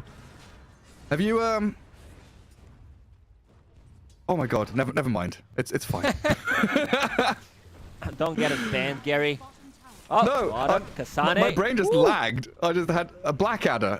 Have you seen that show? The old English comedy. Do you remember the World War I or World War II episode where the woman pretends to be a man to join the army, and they're asking what's your name then?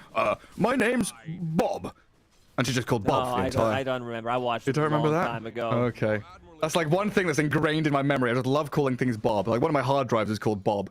It's just such an easy, fun name to say and think about. Oh, there we go. First blood from the Night Stalker onto Shanks Mirana. That's Tino a really unable to save him. Greedy build from Shanks. Like he put a point in Sacred Arrow, put the second point in Starstorm. You don't have a leap 5 minutes into the game. I've seen Mirana's 4 get leap level 1, kill couriers, because that's like a new tech build. I don't know if you've seen it. It works out really well in the lane. Like, you get level 2 anyway. Just jump around, kill couriers. But yeah, first blood for a lane that was being dominated. It feels a little better now for Tomato. Whitemon still have to be careful under the Hawk. They see where the Ench is heading. And Tino and Shanks don't want to continue, while we do see a move in towards mid. Top rune being guarded by SF and goes for the Requiem, just blows up Bryle. And now Ari, no cookie points, just going to wander away from Carlo's movement. As an Arcane Rune did get bottled by Bryle before he died, but I don't believe that's worth it. And back up the top, Tino dead. Another one traded out for Whitemon's Ench, but yeah, Tomato. Feeling pretty good now. A couple of kills in his lane. Starting to get closer to level 6. But the big difference is coming out from the mid lane. Pango sitting at 2,000 net worth. Shadowfiend already hit 3k 6 minutes into the game. Bob knows that they're going to try to play around him because Shadowfiend's one of the easiest heroes to gank. Good usage of the Requiem. You don't expect SF to have Requiem that early on. Finished off power treads. Let's see if he decides to pick up like some early cheap damage like a Dragonlance into a BKB on the Shadowfiend. Level 4 raise is already done. SF is tanky. He does have Magic Wand, Infused Raindrop sitting underneath the tower, get some extra armor, switches power treads to strength. So they need to bring probably an extra hero to be able to kill him. Brawl now looking for a kill because he does have Arcane Rune in the bottle. Yeah, wants to get some use out of that Rolling Thunder. Because during the draft, we were talking about how Pango usually excels when he hits level 6 first, looks for a solo kill mid, or transitions and moves into one of those side lanes for the team fight.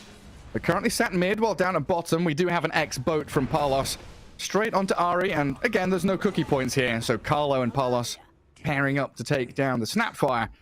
And Lacoste, honestly, looking at the CS board, the green bars are all there up at the top, and I was looking for Darks here for a long time, just like, no, where is he, where is he? Oh, I thought the green bars meant you're doing well, and the red bars is like, yeah, you could be doing better. You could be. Roll from Bryle, faking it. Thinking about it, mid. 3 heroes here for TSM, gathering up around this enemy Shadowfiend. They're not going to go for it under tower, though. Those Darks here having the worst of times. 16 last hits, still level 4. Unable to lane against Palos right now. Classic Darkseer contribution. I think we all experienced it. If the lane doesn't go well, the hero can't really farm. Also, his triangle can be stacked. The big camp that he wants to farm, it has been blocked by Carlo. So Carlo doing a very good job just setting things up in the enemy triangle. And now Bryle making a rotation to the bottom lane. They want Palos. I don't know if they can, if they like misuse their abilities, they're not gonna get the kill. Yeah, and Boat's coming back off cooldown. Armlet isn't too far away, needs a little more gold for it. As Whitemon did get picked off towards that top rune spot. But down at bottom, the attempted dive under tower gets cut short. Carlo was in a great position there to potentially just drop the tombstone on 3 of them. And you even have the ability for Execration to TP down here and defend their tower as well. As it looks like TSM they're gonna going to try to look for an angle. Attempt onto Carlo. Rolling Thunder's there. Palos sidesteps in. Palos. You've got Ion Chill on this Pango, and he will slice down the Undying. But now the turnaround from Palos. X-Mark, Torrent, it misses. The boat does land, but the raindrops buys a bit of time for Ari to pop his magic stick. Still dies. And Bryle, what's he got left? A shield crash and a swashbuckle. The arrow hits into Kasane. Short range one, so no stun really there. And X-Mark on cooldown for 5 seconds. Palos attempts the blind Torrent, but Kasane will be able to surge back towards his tower. Are they going to try and continue for this? There is another leap, and Kunkka just keeps on punching him. Kasane gets the drop on them with a vacuum, but the final touch from Shanks is there. That's why I said this is a difficult kill to get. Yeah, it is. I mean, they're moving up top. Night Stalker's died behind tier 1. Bob is regrouping with his team. And it all comes to a close, or does it? Carlo gets jumped on now. As 3 fights happening at the same time. Undying, Soul Rips for a little bit of health. But in the end, it was just a lack of damage from TSM that became apparent. Steady 2k lead for Execration in the last couple of minutes. But this gank on Palos, Bryle now in trouble. Let's see if Shanks decides to... Maybe Chase has 2 more leap charges. Does not want to commit to it. Whitemon just going to try and pressure that top tower, keep Tino at bay. Shanks with a DD rune chasing out Kasane. It feels like, yeah, TSM at the end of that nighttime, now moving into day, just trying to cause a little bit of chaos. But this is where Execration can start gathering their forces if they want to and start thinking about these objectives. They have chipped away at tier 1s a little bit, but not yet a concerted effort to bring any of them down. Carlo Whitemon ran down by Enchantress. Yeah.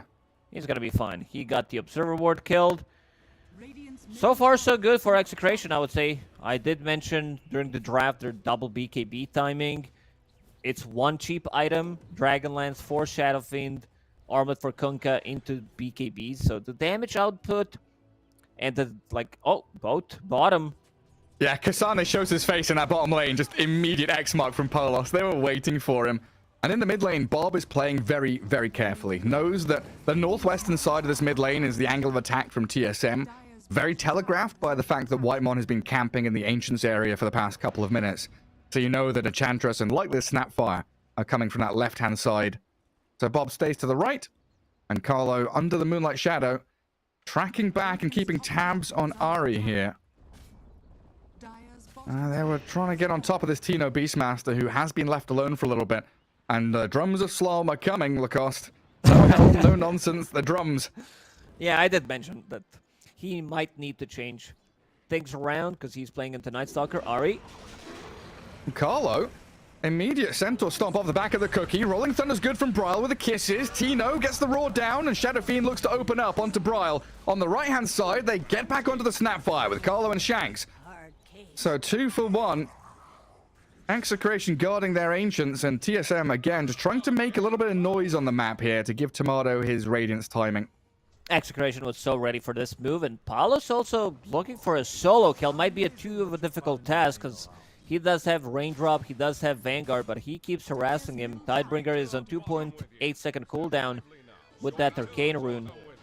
He feels unkillable at the moment on Palos. They need to bring multiple heroes, like 3 heroes, commit with the Rolling Thunder and Kisses probably to get a kill. Yeah, so with this Darkseer having such a poor time and being just, harassed out of the game, it's not the lane anymore. He's just not being able to play Dota 2 for 13 minutes. What's the game plan for Kasane here? Is it just buy auras, tank up, and hope that the mid game goes well with your Night Stalker Radiance? Yeah, this is what they're looking for. He's just almost said a recipe. Some habits do die hard. Talisman of Evasion away from Radiance, and this is going to be Ion Shell on your Night Stalker. He runs in, Snapfire Kisses, the Fusel Blade will be finished on Bryle, but looking really good for Execration at the moment. Both supports guarding the entrances to the triangle where Tino is farming, and he's going to hit a good timing on Drums of Slum. For people who don't know, it's decent ability. Ooh, Swashbuckle misses. I still think they're going to be able to get the kill here. Looks like it. Bryle should have the bounce back in towards Beastmaster. Oh, he attempted the roar. Not fast enough in lifting the arms. Carlo, under the cover of invisibility, should be okay here, but ooh, there's a dust. Whitemon gives the reveal on the Undying, and they've just left him stranded. Arrow slides straight on past Bryle, while in the mid lane, a vacuum on Bob with the wall there. Now, X and Boat Kasane, Requiem thrown by Bob, trying to get the kill on this Darkseer, but now the kisses arrive, and Ahri gets a double kill. Palos now the one all left alone. Down goes the Snapfire. Shanks makes the rotation across, but Night Stalker's in. Sees the Kunkka. Target acquired. Can he toggle? Diving for it. Gets the kill. Can't toggle through the damage. Shanks, he just jumps in. Slices into the Enchantress with a nice bit of Starstorm damage. And now the Roar on Tomato, forcing him to pop his wand and run away. Limping out of the danger zone, Bryle and Tomato, they struck while they could and get some really big kills. The Kunkka and SF there are meant to be these unkillable, unstoppable objects, but TSM found a way. Not a bad trade for TSM. They are buying time. Ahri finally getting something, getting those kisses, getting the kills. Kasane is still struggling. Like, he needs to play with the Night Stalker once he finishes off his Radiance, which is just a 25 gold away. Level 11 Night Stalker. Let's see. It's also nighttime, so for the next 5-6 minutes, you're going to be able to go around the map and get stuff done. Thing is, Kunkka will have a BKB. Palos most farm hero in the game at the moment.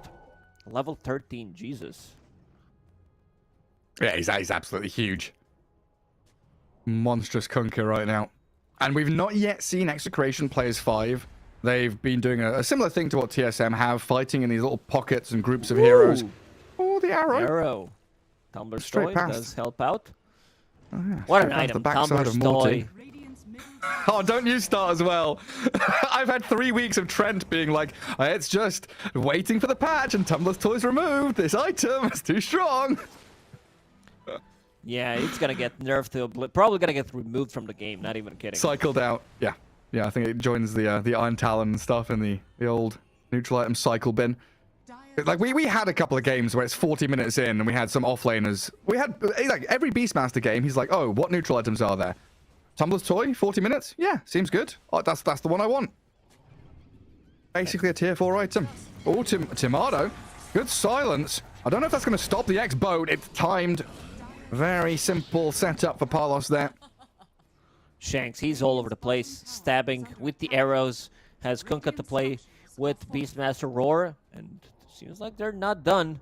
Oh, he's steeping mid. I love this move. Oh, so good. Yeah, this Moonlight Shadow giving them the ability just to maneuver all the way across the map. Brawl does get off the Rolling Thunder, though, so a little more challenging for Execration to find the kill. Kiss is Good even kisses raining again. down. Yeah, landing on the Undying, going to finish him off. Carlo's gone.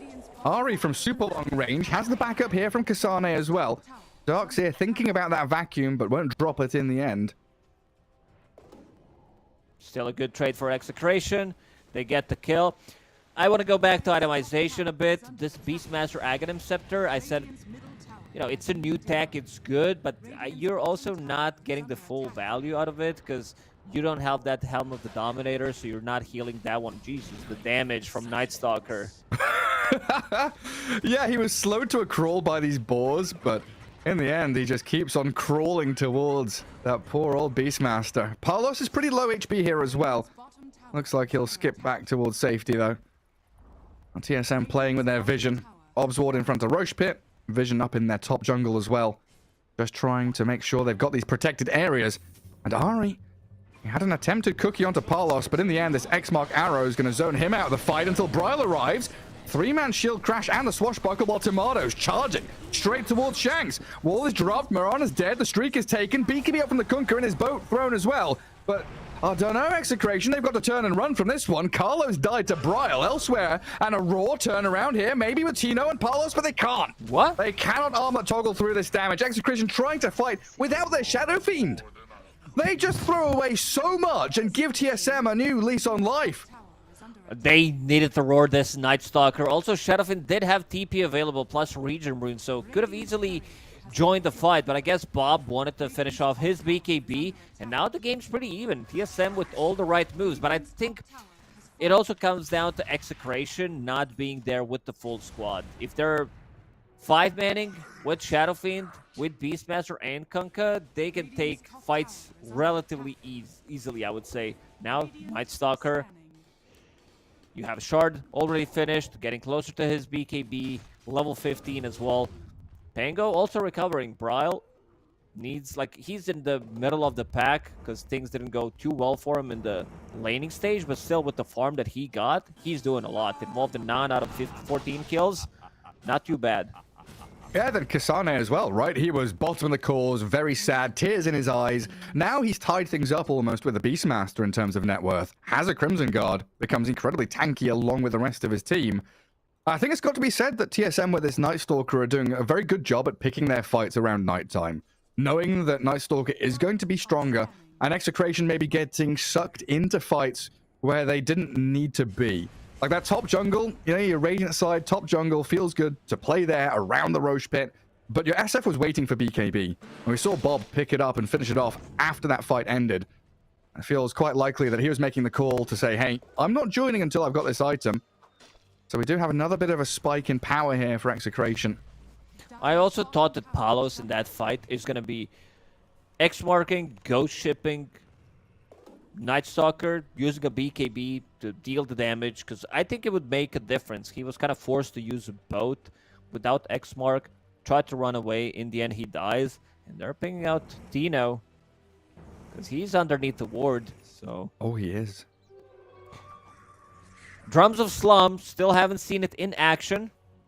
Sounds very fancy. It's like, wow, it's so good. It deals ton of damage, though. But if you get silenced by either Night Stalker, they have limited amounts of stuns, so it's not going to get cancelled.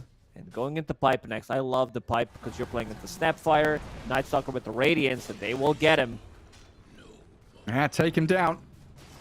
Palos again with his X mark, just setting things up so simply. This is still Tomato on his way to BKB. Needs another 1,000 gold, and he'll have that completed. So this is the time now where Execration really have to do something on the map. There's another 3.5 minutes until nighttime. They've just killed the Night Stalker. Do they go Roche, or do they think about a tier 2? What's the idea? I think it's time to poke Roche, see what happens, because TSM will probably try to contest, well, BKB already. Yeah, Palos just goes for it. They'll catch out Whitemon. Arrow tanked up by the Wild Wing, but Whitemon dead, so another hero gone for 30 seconds. And TSM disadvantaged heading towards this Roche Pit fight. Losing their high ground vision too. Well, Ari has an Ags on Snap already, by the way. Support Snap has an Ags, gobbled up and cookies the Darkseer to try and ward and de-ward the high ground. We'll see if they head towards the pit now. Snapfire, level 2 Mortimer's Kisses after he consumes a book. Let's see the damage. Tomato. He's onto Shanks. Boat is there, trying to give a bit of cover. Requiem fears, Aegis grab. Bob has it in his hands. Turns and fights the Pango, stuck in place. Brile in trouble. She'll crash over the high ground, but he's still dead. The projectiles from SF chase him. Kasane goes 1v1. Mano a mano with the SF, takes him down, but that's first life gone. While Palos, on the toggle, gets away from the impetus damage. He's still alive, but blasted down. The shotgun hits him. And Scatterblast will claim his life, but Execration still running away with this fight. Ari's back in to protect Tomato, gobbles up a big old creep, but the Night Stalker's the one running away and hiding. They might still lose Ari here as well. Tino and Bob were giving chase, the zombies are following, and Ari is a scrape away from death, but Tomato's gonna cover him! Kill the zombies, back towards Fountaindale Head. And yes, Execration trade 3 for 3, but Aegis is grabbed up by that SF and allows them to hold their ground in that fight with his second life. Still a good fight for Execration. Like, he manages to get the Requiem off, knows that they're not going to be able to deal with it. There are still no BKBs on their side. Rolling Thunder comes in slightly too late. He gets roared. Brawl even dies in the end. So, like, the first usage of the Aegis isn't really there where they want to, like, pressure the towers. You have level 15 on SF. Presence Aura affects buildings. And looking at the next set of items on their side, AC on the menu for Kunkka. Beastmaster finished off that Pipe that we mentioned, and SF going into Shadowblade. So it does have that finished. Bob can carry the game on his own once he gets like 2 more items. I want to see if he commits for a full Silver Edge or if he wants to get Satanic to have like a second life, stand in the middle of the fight, gets those right clicks in.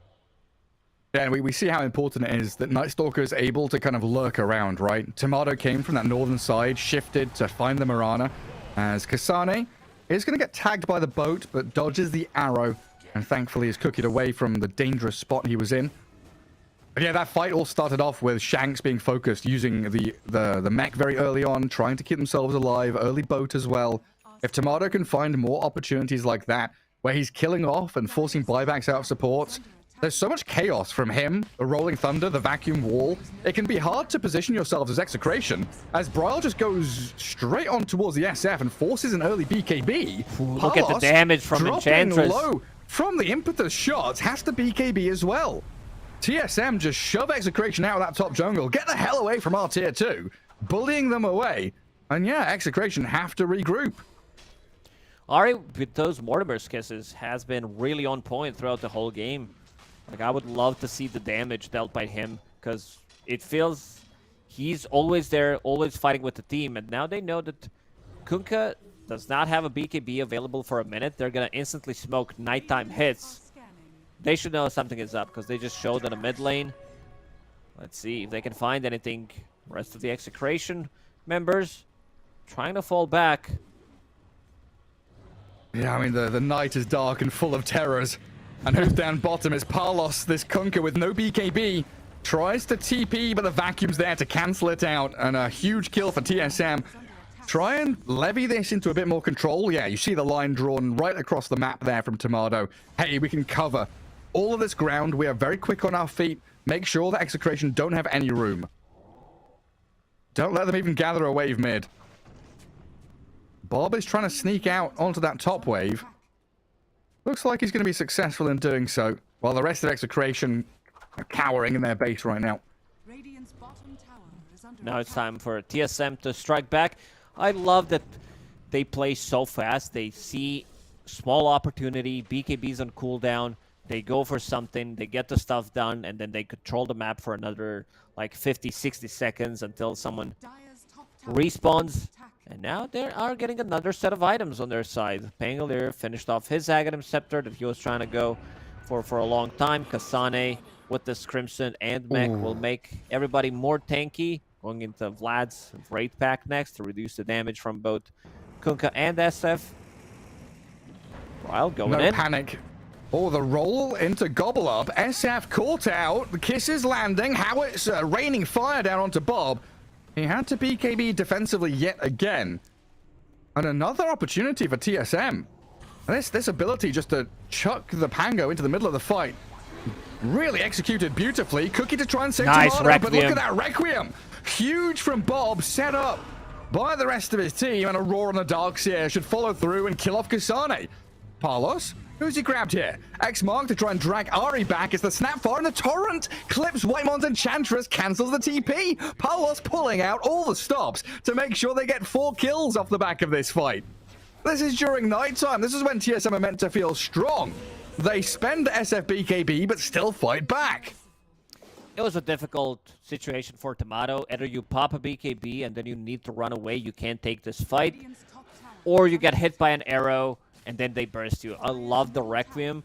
Shadowfiend players got so much better over the time at using Requiem, not going for like these solo fancy kills. Instead, they use it like as a zoning tool, a little bit more control that you need so he can't use the BKB, and Bob gets that in the end. Level 18 SF right now with the Silver Edge done, so he can break Pango, break Enchantress as well. Like, even though they have magical damage, sometimes dealing with the Enchantress can be very annoying. Yeah, things are looking really good for Execration. They kind of threw the game in the mid game with that 1-2 big bad fights, but they're back on track. Yeah, I mean, you called for it right from the start of the game. It's that double BKB timing that felt good for Execration. Even though they lost a couple of fights, they still had that ability to punch back a little bit. And now we're looking at, Assault Cuirass on the Kunkka and these big items you mentioned on the SF. Able to fight around them. I'm still yet to, like, feel the drums of Slom. Yeah, this item doesn't feel like it did anything in this game. But maybe it did. We'll never know. Keep an eye on Beastmaster. Let's see. Oh yeah, TSM want to fight again with another Gobble Up roll. Connects onto Tino, Kisses coming in, and a quick kill on the Beastmaster should secure them a takedown. The Glimmer Cape buys a bit of time, but Tomato's there with Broil to slice him down. Carlo trapped in the Roche pit now, and the little Shredder makes short work of him, while Bob, he BKB Requiems, TSM disengaging. Arrow will slide on by and a TP home. Bob says bye-bye. Full evacuation. Bye-bye. Yeah. They need to be the ones like initiating. Also, they need Roar to control either Night Stalker or Pangolier during the Rolling Thunder. And so far, Ari with the Gobble Up spitouts on Rolling Thunder Pango, it does work out really well. This is also Pango that didn't go for level 15 Rolling Thunder duration. So he's like second and a half of that Rolling Thunder also gets taken away while he's flying and before he needs to use it. Going into Basher next, kind of necessary to be able to control them. You get the Lucky Basher and Shadowfiend. He's channeling the Requiem. Buy a bit more time, then you focus him down. Seems like Execration wants to smoke, get stuff done.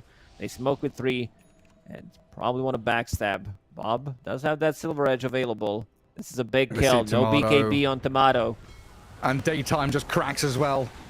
The sun rises, the Night Stalker falls. The sun sets on Tomato near those Ancients, and they're still charging forward here. Palos and Bob does get clipped by the Rolling Thunder. Input of shots landing, but Bob has BKB Soul Rip. Stands his ground, whacks back into Whitemon. And Execration, where's Palos heading? He wants another X mark, but TSM are on their high ground. Roshan Dino- respawning now. Dino is kind of playing on a different side of the map right now. Wants to be able to get his BKB so does not get stunned, does not get silenced by a Night Stalker. Wants to be able to get that Primal Roar off, but he also needs to be playing with the team. Like, he needs to be there, roar this Pangolier, because if he doesn't get the shield crash off, Bob can right-click him down. He can kill him in one roar. Yeah, just launched the hits from hell. And they're up high ground. Shadow Fiend doesn't have any lifesteal or anything, but has, yeah, plenty of heals from the rest of his team. Greaves out of Mirana. Soul Rips from the Undying. Oh, big That's one. a good gobble up. Whew. But now Palos has the ability with this X-Mark, arrow, boat, and everything. Kitchen sink chucked at them. They get a nice wall vacuum. Kiss is launched in, but they just turn and fight them. They've broken the dogs here. Nearly dead Kasane retreats back towards Fountain. Your Rax is still alive, and Tomato looks to defend them with his life. Arrow not going to connect because the BKB is there. Kills off Tino and chases down Carlo now, and Undying's gone. And Tomato comes out with a double kill as TSM hold their high ground. Palos has BKB TP. Roshan. He wants to use the BKB to fight, though. They know that Night Stalker has no defenses. They get the kill on him. The gobble up, the spit forward. They want to kill Bob, but Bob says, no, I'm too strong for you. Whitemon tries the TP X-Mark. home. Oh, can they get him? Not quite. No. That was He's so back. close. And Bob TP'd out. These are some really big fights for Execration. Like, the fights are back and forth. It's not just like Execration goes in, they get clean 3 or 4-0. TSM, they punch back, they get something done out of it, but the Roshan should belong to Execration. Beastmaster's out, they need the aura, and again, they kill Beastmaster. He needs to survive to be able to get like multiple rounds of his abilities, maybe like even a second roar if he's level 18. Now it's Yeah, I'm Roche that they go. surprised.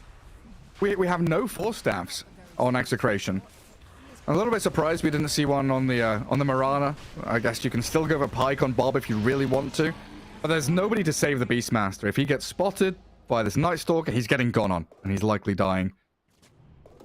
Yeah, Mirana Maybe with opted to this- go for Guardian Greaves, so a bit more like tankiness, which I really like. But maybe a Force Staff would have been good. And now Solar Crest. This item has been slightly buffed. You get extra attributes like 1 extra stats and you get extra 5 movement speed, but some of the items did get nerfed, so the item still feels like funky. I wouldn't say it's a top tier item at the moment, but we see it picked up more recently, which I really like. This item has been forgotten.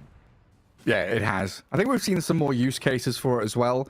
I know in one of the previous series, Shopify Rebellion were picking it up to put on their bear. We've seen it used against the Lone Druid Spirit Bear. We've seen it used against the bear as well, just to try and reduce his armor, kill it off. But yeah, putting it on a Shadow Fiend here with the Beastmaster auras makes him a real force to be reckoned with, Bob. Now Bob. He picked up Shard from Roshan, holding the Aegis, and also Satanic available, so very difficult to kill. If they don't burst him from 100 to 0, he gets Satanic off. They're gonna even put Solar Crest on top of him. Don't challenge the Bob. Palos keeps doing the same thing. X-Mark keeps cutting the creep wave, so something that Dire does as well in the Radiant Triangle. It feels much more natural when you're playing Dire and then you're choking them out, so you can like have a closer entrances and you can backstab much better, I would say. Palos again with the X-Mark the spot, getting very close to his Hex. Yeah, just making sure all the waves are trending towards TSM's base. And they've already cracked this mid lane open a little bit. So Shadow Fiend, with all his attack speed and the double damage rune, they need that disarm quickly. And slow down the process of elimination on these barracks. They can't hold it though. TSM going to have to think about how they approach this next fight, because it does hit nighttime now. Blink Dagger's up on the dogs here, so a couple more tools to be used by TSM. Blink Still Snap, Blink Darks here. long way until they can fight into Aegis. They're gonna smoke, try to get the pick off, but this could be it. One fight, the game could potentially end. Looking at the buyback status, There is one on Pango, one on Snapfire, but that's about it. And long wrap around the backstab. Palos. The vision. The Hawk. It sees them coming. He gets off his BKB. They gobble up the Rolling Thunder, but the jump away. Bob is out of there, and Ari's in trouble. In they go, though, with a vacuum and a wall, but the Roar in onto Bryle. The Pango is stuck. Shield crash. Gets off his blast rig and the shield crash. So incredibly tanky. Execration realizing they couldn't finish him off because he was unkillable with those status buffs that he had on the Pango. And now they'll fix the lane. Shadow Fiend TP's out. Still big W for Execration. TSM use that buyback on Ari, so we'll not have it for the next fight. Still gonna be here. Palos got X mark before that, so let's see. Requiem still available. No BKBs on their side. Used all 3 of them, but looking with the Hex. Oh, the Hex. Oh, Tomato. Oh, chain controlled up, and the damage is just relentless from Bob. Dead with no buyback now. Is he not even close, is he? No, 700 gold needed, so he's dead for 80 seconds. This is at least another lane for Execration. That's why I said Bob can carry the game on his own, because he was not off to such a great start. Had a good laning stage, got a great read about the ganks that TSM is going to make on him. Only died once. Bryle gets the bash off. No disarm this time, but as you said, this is going to be another set of barracks. They throw everything on top of him. Beastmaster Aura, Solar Crest as well. Level 23 on SF. Well, that was meant to be an honest fight between the 2 boars. Lizard on lizard action, cut short by the Shadow Fiend who just one hits it.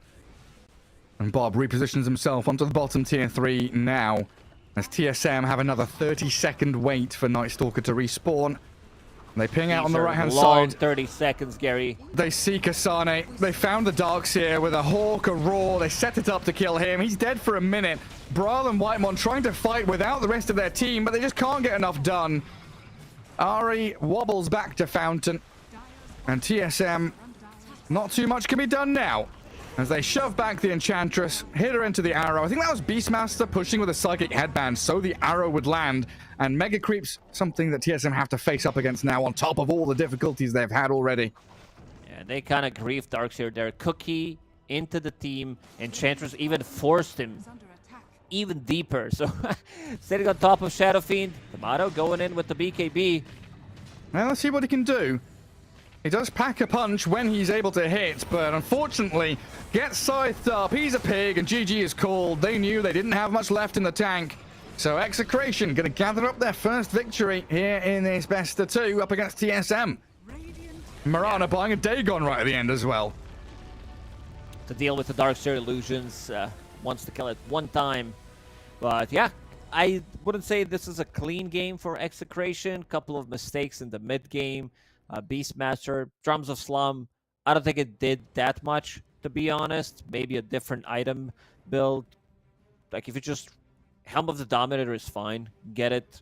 I don't think it gets, like, countered by Night Stalker immediately. You're still playing off of it, and then you can go for different items. I mentioned the Guardian Greaves. Marana, this game, decided to go for it, but we still haven't, like, seen the real power of it. Bob did explode in this game. Really good performance by him. Shanks also playing early with the team all over the place. Same goes for Palos. Like, they set themselves up for a great success in this game. All 3 lanes look pretty strong. Good, like, scaling mid. Like, mid-game scaling lineup, I would say. This type of a lineup doesn't scale that great in the super late game compared to some, like, other lineups. But, yeah, TSM... They had moments of brilliance. I think Ari played the best game for the team. Kind of a difficult one. We still haven't seen, like, Kasane. He got shut down in the lane. Same goes for Bryle. Tomato did okay. But, yeah, I didn't really feel that he did have a hero to play with on Darkseer. It's not like that position 4 that goes in. So a bit of a difficult one. We'll see what they decide to draft themselves in the game, too. Yeah. Yeah, maybe they had some different ideas. You know, if lanes go a little better, they play around that second night a little faster with the Darkseer.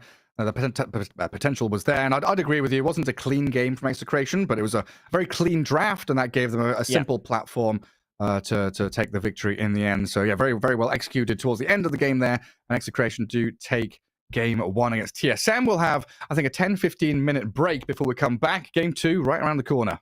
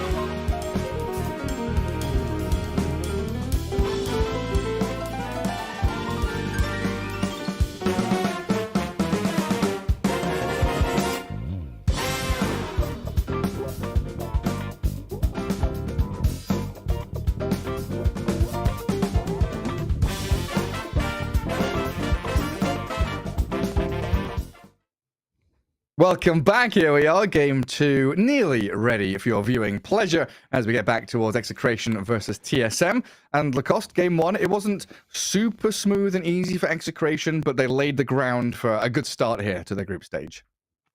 Yeah, most definitely. Execration, I would say that they're like really hit or miss team. This team does have the skill, but tends to play very chaotic at the times.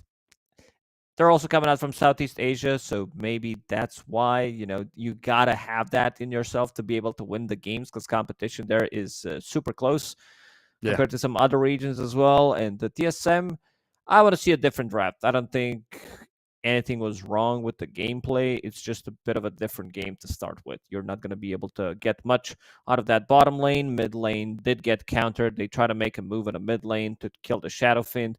Didn't work out in the end. Very impressed by Bob. Nickname first of all, then everything else. Yeah, he did very well for themselves. So in that case, do you want to see any change in the bans from TSM? Because game 1, they banned Marcy Visage. Do you want to change the Marcy to a Beastmaster, for example? No, I don't think Beastmaster was the one causing problems. With the Roar, most of the time he was the one getting focused, being killed before he could even get the spells off. So they shut him down. I think they still need to ban Visage because this is, I already said it, his best hero. So let's see if they decide to do the same thing again, or if they want to have a bit of a different approach. Execration, first pick this time around. So they can potentially leave the Broodmother in, right? So now TSM has to think about banning Brood and Visage instead of the Marcy Visage, I guess. Broodmother, this hero is, if you don't have first pick, you have to ban it. So you need to spend one ban on the hero. The big one is Disruptor. This hero has been second most popular hero across all Div 1 regions in the previous tour. The hero just feels way too strong. With the Glimpse, you get 1 kill. And now Visage is left in the pool. I don't think they should open up with the Visage, but they should definitely try to pick it later down the line. TSM might think that they have something for Visage, because Visage is not a strong laner. There's still a couple of good heroes left in the... Oh my god, I did not expect this one. I wanted to see it in the previous game. Man, yeah, I mean, first of all, yeah, Disruptor, he was 73% win chance in Eastern Europe. He's ridiculously good. But this draft is moving so quickly. They go Luna Visage, bam, bam. There's our couple of picks, 2 core heroes. What you gonna do about it? And TSM, they grab Beastmaster and Rubik.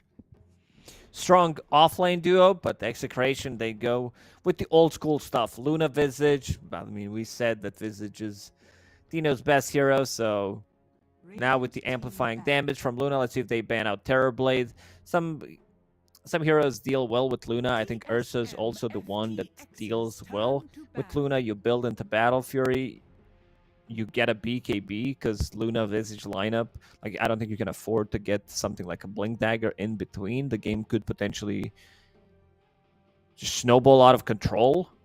And they banned out Naga Siren, which is a good one, I would say. It does... Luna doesn't deal well with it. You can cut the creep waves by time, and this is a tempo-oriented lineup. So anything that can prolong the game, Execration should potentially try to ban it out. Yeah, and against Visage, Visage doesn't like playing into Naga, not just because of the illusions, but you're pretty slow, and getting songed into some kind of combo feels real nasty. But yeah, I mean, picking up your 2 cores this early on can be exploitable. What do you want in addition to this for Execration? Do you want some kind of spirit hero to start fights for you? Because you already have tower damage and push, right? Do you want team fight? Do you want catch? What do you add to this draft for Execration? I think you need a hero from a mid lane that just buys a bit more time. I wouldn't mind seeing something like Storm Spirit. They have control. Beastmaster Roar, Rubik Lift to steal 3 picks to go down the line. I think Bob's Batrider also comes to my mind. Even Ember Spirit as well. Still, Tiny got banned. This is the cheap damage, cheap stun, control, explosive hero with the damage that can gank the side lanes. Anything that can easily rotate and get stuff done in the side lanes for Execration should be on priority there. Well, they banned the bat themselves, so maybe an indication there they're going to go down the route of some kind of melee hero for the mid lane. And that potential matchup wouldn't have been too happy for them. Shadow Fiend, a bit of respect for Bob there. Throwing out a ban on him, and a Warlock for TSM. A hero you mentioned has been played a little bit in Southeast Asia. Execration's grabbed it. We've seen it, I think, a little bit in China as well, but not too much in other regions. Why are TSM grabbing Warlock here? Whitemon did play it in the DPC 3 times and did win 3 games on it, so... Oh, okay. I guess that's why Execration also played it once. You use Fatal Bonds. It's also a rock. You can split the fight easily. This is... What are you asking me why Warlock is good? This is one of your best heroes. Yeah, I just wanted to hear your opinions on it first. Because I've right? seen changes...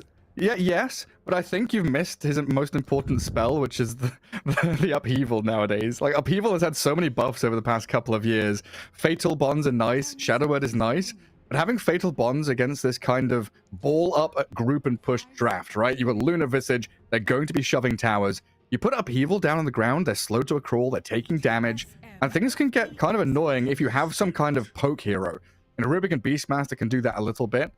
Ember would have been nice, but if you now have another hero that can play the kind of guerrilla tactics, you know, a Slark as an example, jump in, jump out, things can become a little annoying playing into that Warlock. And we like the Ember for Execration, right? Something you mentioned as a hero that can stall out team fights. Yeah, they might be looking for position 5 as their last pick. Maybe like jumping on top of the Warlock as well. I don't remember watching Carlo play... Huskar against Ember Spirit, we've seen this before. But I do remember Palos playing it, and this is a good response. Oh, Huskar, it's not a cheese pick anymore. Ember Spirit, you show the hero, you get Huskar, you get Shadow Fiend. Huskar against Ember Spirit. I know Necro's in not that a hero mid-lane right matchup, now, Huskar very often comes out on top. But we have seen a lot of these mid-lane Ember players just not play the lane, try and drag creep waves, just try and guard runes. Sit behind him, a lot of the early CS throw and the waves rock and if make sure Huskar is that in trouble. later on in the game you're going to be scaling with your Maelstrom and BKB and trying to aim to fight later on down the line. But this is a very fast tempo lineup for TSM. Beastmaster, Warlock, Huskar, tons of team fight, lots of damage, and more importantly, lane control against a kind of tempo pushing draft with Lunar Visage. Yeah, most definitely. They do have Dawnbreaker as well. With some heals, you can set things up on the side lanes, find Warlock in the back lines, Ember Spirit goes in, chains, Dawnbreaker follow up with the ulti, Visage Birds. Both supports don't really deal well with the Visage Birds, so kind of gonna struggle against it. I don't mind TSM's draft. I think that they drafted themselves a really good draft overall. So now they're looking for a carry, most likely, even though like you could lane Warlock Huskar, it's just a lane matchup. Huskar against Ember, that is so good. Yeah. I did mention 2 other heroes. They're still gonna ban Pango. Okay, this is an interesting one, because we did mention position 5 that Execration is looking for. Something... Yeah, the Ancient like Apparition. Some kind of 5 that can deal well with Huskar still. What about some good old Phoenix? I think that's also fine. Fight fire with fire. Can you find Put the something fiery else? spirits on him. Yeah, I think it's a difficult one, isn't it, for a position 5 support. Really try and contend with a Huskar. I think Bane also works. I think this hero has been forgotten. Not many teams do play it. Entity comes to my mind. They did bang it out a couple of times. If you want to have like BKB, not the best one against Warlock, not the best one against. Never mind. I'll just throw it out. Sometimes I say stupid stuff. There's just like two, three good heroes against Bane. Yeah, very good against Huskar, and then the other 3 heroes are like, yes, please pick Bane. And you said some guerrilla tactics. Monkey King gets banned. Guerrilla tactics. Well, if they ban the Bloodseeker, I mean, he's good against Huskar, but I think also Slark is still available for TSM here, right? Yeah, the way you said it, like I heard guerrilla tactics. Guerrilla. Yeah. Yeah. Good old Silverback going into action. That's what we need. We need in the next patch, right? I've been calling for it for ages, but we need Kongor. We need the second Roche. Radiant Roche, Dire Roche. bring some Hon stuff into the game. Because Muerta has a Hon item as a spell, basically. Her ulti is the old... oh god, I've forgotten the name now, but the magic damage blade item you pick up. Yeah, I don't know what you're Execration. talking about. I think it's Harkon's blade. I think that's what it was called. Anyway, last pick for Execration. It is the Tusk. So that's magic immunity piercing disable. Tag team with a fair amount of right-click damage can deal with the Huskar decently. Not a bad one. Can save people with the snowball. Maybe dodge a rock. You can save people against Huskar as well. And as you said, also BKB piercing ability. Tag team works nicely against Huskar as well. Then you have like Ember Spirit. Like you have good Roche taking lineup. You even had it before. Now with the Tusk, things are going to be looking even better. As goes for carry heroes, I did mention Ursa. I think it's still a good Ursa game overall. Ursa plus Warlock. Kind of difficult to push him out of the lane. If you want to go, like, it's not that good of a Spectre game considering the two supports you're playing into. Maybe if they had something to jump into. Also, could be a bit slowish, I would say. But... yeah, because this is Dawnbreaker Tusk support, right? Yes, most likely. Because Visage is the Tino offlane hero. Yeah, there's still some flexibility, but some other heroes that can work against Luna. I think it's a decent morph game as well with the Warlock in the lane. When I look at their damage, you don't care too much about Visage later on. Luna as well. Well, they've got plenty of time to think it through. Yeah, I think their lane's pretty set in stone right now with that Beastmaster Rubik. Huskar mid against the Ember. Is there any flexibility for Execration to move Ember out of the mid lane? Like, you're not going to put Luna there, you're not going to put Visage there. They're kind of stuck in their side lanes, right? Ember just has to suck it up and tank. Pretty much. Tank the you first. have to say, we picked Ember, you wanted it, now you deal with it. Yeah. Like, okay, first 5 waves. Okay, Huskar, you can do whatever you wanna. And Abaddon. Okay, that's it. A carry. I was Abaddon scrolling through the list of Tomatoes heroes. This is one way to amp up. Like, just play around Huskar, because Row's gonna be the real carry in this game. Tomato, it's a good Radiance game overall. Whoa. You play against Visage, you play against Luna. It's Luna support. It's a 5 Luna, right? Tino Visage, Palos Dawnbreaker, Bob is on the Ember, Shanks is on the Tusk, so Carlo's picking the Luna. I want to check if they played it before. Carlo did play it, and he played it 3 matches. Okay, this is something that they ran before, so... Alrighty. This is their, like, Palos Dawnbreaker, Luna. Just gotta provide vision. It also amplifies damage of Ember Spirit during the nighttime. So the Sleight of Fist, you get a lot of damage just from Luna's aura. So that's quite nice because Ember does sometimes struggle with dealing the damage. Once that's maxed out, that's 28 extra damage, and it's global during the nighttime. Yeah, it's quite a good amount. Yeah, looking at the item build, looks like that kind of Boots of Bearing and moving towards Aghanim Scepter on the Luna to go for a bit more magic damage. That definitely could be something we eye up here as the Carla Luna comes into play. Still, eyes are going to be on that mid lane. Bryle against Bob, Ember against Huskar. Definitely a difficult one for the Ember Spirit. But I've seen plenty of these now. It's become, the done thing. You 4th pick your Ember Spirit, and we've just grabbed a Huskar to counter it. I think Ember players have become much better at kind of just giving up the lane and saying, I'm here to get 1 CS from every wave, get the experience I need, maybe drag the lane under tower, make sure I don't die, and then when you get to like 20 minutes in, you're an Ember against a Huskar where the script gets flipped a little bit and you've got that long-range reach to chip away at him. And of course, in this game, you'll have the additional help from Solar Guardian. You mentioned the snowball save there against the Huskar and all that good stuff that TSM have. This is absolutely going to be fast-paced against fast-paced. Everyone's going to be aiming for strong lanes, strong early timings around tier 1 objective takes, and a very exciting one here going into game 2. Most definitely. I do favor TSM's draft in this one. I think they have a lot of sustain with Warlock, Huskar, Abba as well. This is Radiance build one more time. but you also have Aphotic Shield to play off the Snowball, Stuns, Visage, Searing Chains as well. I think TSM is like this. It's gonna be flipped one, I would say, because Bob this time around he's gonna be the one suffering. He did dominate the matchup in the previous one. This time around, difficult matchup for him. Don't expect him to win it. So this is going 1-1. Another 1-1 for our group stage. Yeah, you don't even just kidding. Pull it out. They do have, like, if they snowball, no pun intended, they have Tusk on the team, but this Luna, Ember Spirit, Visage, a bit limited on tower damage. They need to, like, take a fight. Sure, you get Lunar Blessing, but they don't have that one hero that's just gonna, like, siege. Also want to see what Palos is gonna build. You want to aim for a BKB later down the line. You also want to have like a Deso, but looking at what he's playing into against the BKB, you have Roar, you have Warlock Golem, so things are not going to be easy.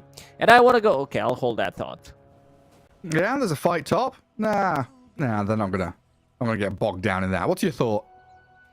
Because you were talking about Warlock and how how spells that he have are so good. I think the same thinking can be applied to Grimstroke. All of his abilities are so good, you want to max them out, but the hero is really not playable at the moment. It's just something awkward with the hero. Either the numbers are too low, or it feels like very sluggish to play. The way they move, the way they attack, it just doesn't feel natural, at least Warlock for me. Grimstroke, I've seen some Grim in China, looked okay-ish, but still, like, you want to put points in Phantom, into your Inkswell as well. You want to push out the way with your Q. Same goes for Warlock. All of his abilities, like, yeah, I want to put more points in Upheaval, but I also want to have Shadow Word and Fatal Bonds. Exactly. Yeah, I think it can definitely be said that we've had this thing in Dota for the past 2 years where level 2 feels like the most important level in like the first 10 minutes of the game. Yes. Like, forget about level 6s. It's like level 2, this is where we make the most important action happen in our lanes. And I feel like that story you're telling is pretty indicative of Warlock's story as well. He wants level 3. Level 2 is kind of whatever. Level 3 is where he starts to shine. And I guess Grimstroke is similar as well in that respect. We need to get over the hump. Get past level 3. Tomato tanking a lot of damage in that top lane. Another one's going to be available. That's first blood. A lot of brawling going on. And Tino, with a Soul Assumption level 1, just slaps down the Abaddon. Interesting item build on Tino. Blightstone, Mantle of Intelligence, and 3 Iron Branches. He wants to be able to get the kills. He understands that even though you're playing into Warlock Abaddon, shield is there. There was no heal available. So they can put the pressure and they get level 2 faster. Tusk now saving a point. Let's see what Shanks decides to do. He's going to block the small camp top. So there's not going to be a pool available. Might even get a courier kill. Yeah, looks like he's going to do that. And Shanks item build as well. Looks like Phase Boots into Medallion. So we're seeing this Medallion become a Rising Star item in DreamLeague so far. Good way to amplify the damage from Ember, Visage as well. Over in that other side lane, Palos 9 last hits, but Beastmaster coming out on top there. Kasane having a much better early laning stage than he did on the Darkseer previously. Helped out tremendously by Ahri. And doesn't feel like there's much that Carlo can do in comparative to the Undying, where he's bullying and spamming decay. Luna here throwing some lucent beams, but primarily just stacking and pulling. Well, of course, mid lane going on. Bryle against Bob. Huskar at 14-4. Ember doing a good job getting 10 last hits so far. And not being pressured tremendously. But now Huskar's level 3, level 4. This is where the lane becomes untenable. You're stacking camps. You're just trying to gather up whatever's left to you.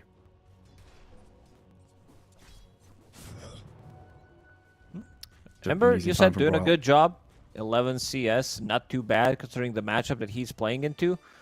But now the top lane, Fatal Bonds. It looks much stronger than it actually is. An Upheaval, the best ability in the game, is just like you never get the chance to use it. Yeah, I'm wondering. I've seen a couple of players. Like I keep tabs on Warlock builds. It used to be Tinker and Invoker builds, but now it's Warlock and Undying. I want to make sure I'm buying the right items when I'm playing and skilling the correct skills. And I've seen I've seen a few skip Shadow Word and go for this kind of 4-0-4 build because it gives you so much damage and tower diving potential, the ability to play from fog nicely as well. Look, he's gone second point in upheaval. Whitemon might just be completely skipping Shadow Word here. Who cares heals? I've got an Abaddon who's healing himself. I don't need to heal him as well. Just go for damage and slow. Slow from Upheaval, slow from Curse of the Avernus. Yeah. Let's see. Point is saved. Puts another point in tag team, but the shards. What are you gonna do? 100 The move upheaval! speed. The upheaval! He's a slug! Where are you going, Tusk? Get back over here. Whacked around by the sword of the Abaddon. Shield not gonna pop though. So Shank surviving. And another fatal bonds thrown onto the creep wave and the visage. And down at bottom, contest on the pull from Kasane. Carlo does get a range creep deny while Ari is making a rotation out of that bottom lane. Gathering up a water rune and maybe wandering in towards mid. He could look for a kill on the Ember Spirit pre-level 6 here. But stacking is more important for Ari, it appears. Bob with 3 stacks. Does he have to fairy fire? But He's we'll okay, refill yeah. the bottle. Shanks they understand the matchup. They need to play around him. He's got that level 5. Let's see. Maybe if Bryle overextends, they're gonna go for a play. Shanks ready with the ice shards. 2 points in tag team could make a difference. Bryle about to crack level 6, but Shanks will go back to top. Yeah, mosey his way back up there. Walks past the Abaddon Courier, realizing he can't kill it. Would have had to spend the shards, but he'd rather not. Well, down at bottom, Palos very low HP. One more tap from the Kasane Beastmaster secures the kill. While back up top, the Visage, the Tusk are on top of Tomato. Bob has died in the mid lane to Bryle, but Tomato dies up top. 3 kills across 3 lanes. 3 cores dead. Oh, The upheaval! Upheaval! Oh! Nah, Shanks is fine. He's just going to walk away. It should be bigger than it actually is. The upheaval, for some reason, I feel like, you know, if you step outside, like there should be some lingering damage on top of you. And he dies to the tower. He killed himself onto the tower. Things are looking not as good for Palos. In terms of CS, he's CSing nicely, but Luna doesn't really provide you with much. There you go, and Tino. Tino has a TP. The setbacks of having no stuns as a Warlock and an Abaddon. Just TP home and you're safe and sound. But yeah, I think with Upheaval, it's one of those things like Jakiro Macropyre and Radiance. There's that lingering half a second where the debuff stays on you. So you walk out and then you walk back in. It's like reapplying. As we do lose Carlo, Palos dead, Tomato up top, just action in every lane. They go back in on the Abaddon, and with this Tusk Visage lane, they're just crushing it. Tino grabbing his killing spree. Whitemon trying to fight back here with a level 2 Fatal Bonds. I don't even know, even with an Upheaval there, he can't get a cross kill. But yeah, bottom lane not doing too well for Radiant though, is it? Not really. Dawnbreaker, I mean, you're playing with Luna 5. It's something that they ran before. It to great success, but in terms of the laning stage, you really can't do much. And now, like, it's just like, oh, I'm gonna use a Lucent Beam, but you're gonna get ran down, Wild Axes, get hit, die. This is 5 Dawnbreakers, so they might even go for him. Roar is available, but no creeps. So Ari will drag the creep wave. I thought you were saying he's a position 5 Dawnbreaker. The poor carry, Lacosta's called him a support. No. Just We're level not 5. in that territory yet. Yeah. We'll see how things progress. But Shanks up at top. Dived upon, but Snowball dodges the Remnant in. Oh, no, it's his teammate coming in. I'm stupid. They'll turn on Tomato and kill him. Shanks does trade his life for it. Well, Whitemon just TPs the hell away from there. So Bob with his first rotation, grabbing a kill. And now thinking about moving into mid. Bryle has Armlet, so 800 health. Very tanky and with a Tumbler's Toy. Looking for a rune, but it spawned bottom. Solar Guardian in. Luna, Ember pairing up, and the trio gathering around that Huskar to get a big kill. Nice moves. They understand, like, they're moving across the map. Visage is now level 6. I don't think Abba can go back to the top lane. Might need to soak up some experience. He's level 4 at the moment. Warlock is about to be level 6. Oh my god. They're snowballing on him, though. Whitemon has to deal with the familiars, the snowball, the tag team, and there's the damage. Soul Assumption finishes the job. Visage is bonded up. It looks like he's going to just slip away from the grasp of Abaddon. Tomato trying to defend his top tier 1 for now.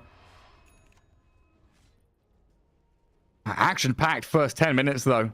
These side lanes have been a bloodbath. And it looks like Bryle and Kasane now moving out of the lanes, try and farm up some of these ancients and camps they've stacked for themselves. Tomato in trouble again. Luna. Oh, no. She's pinging it out. Tomato needs to run away. Also, recovery Midas. This is going to be some really bad timing on Radiance. He's still No, level no, 5. not again. He has no borrow time. Tomato just dead again.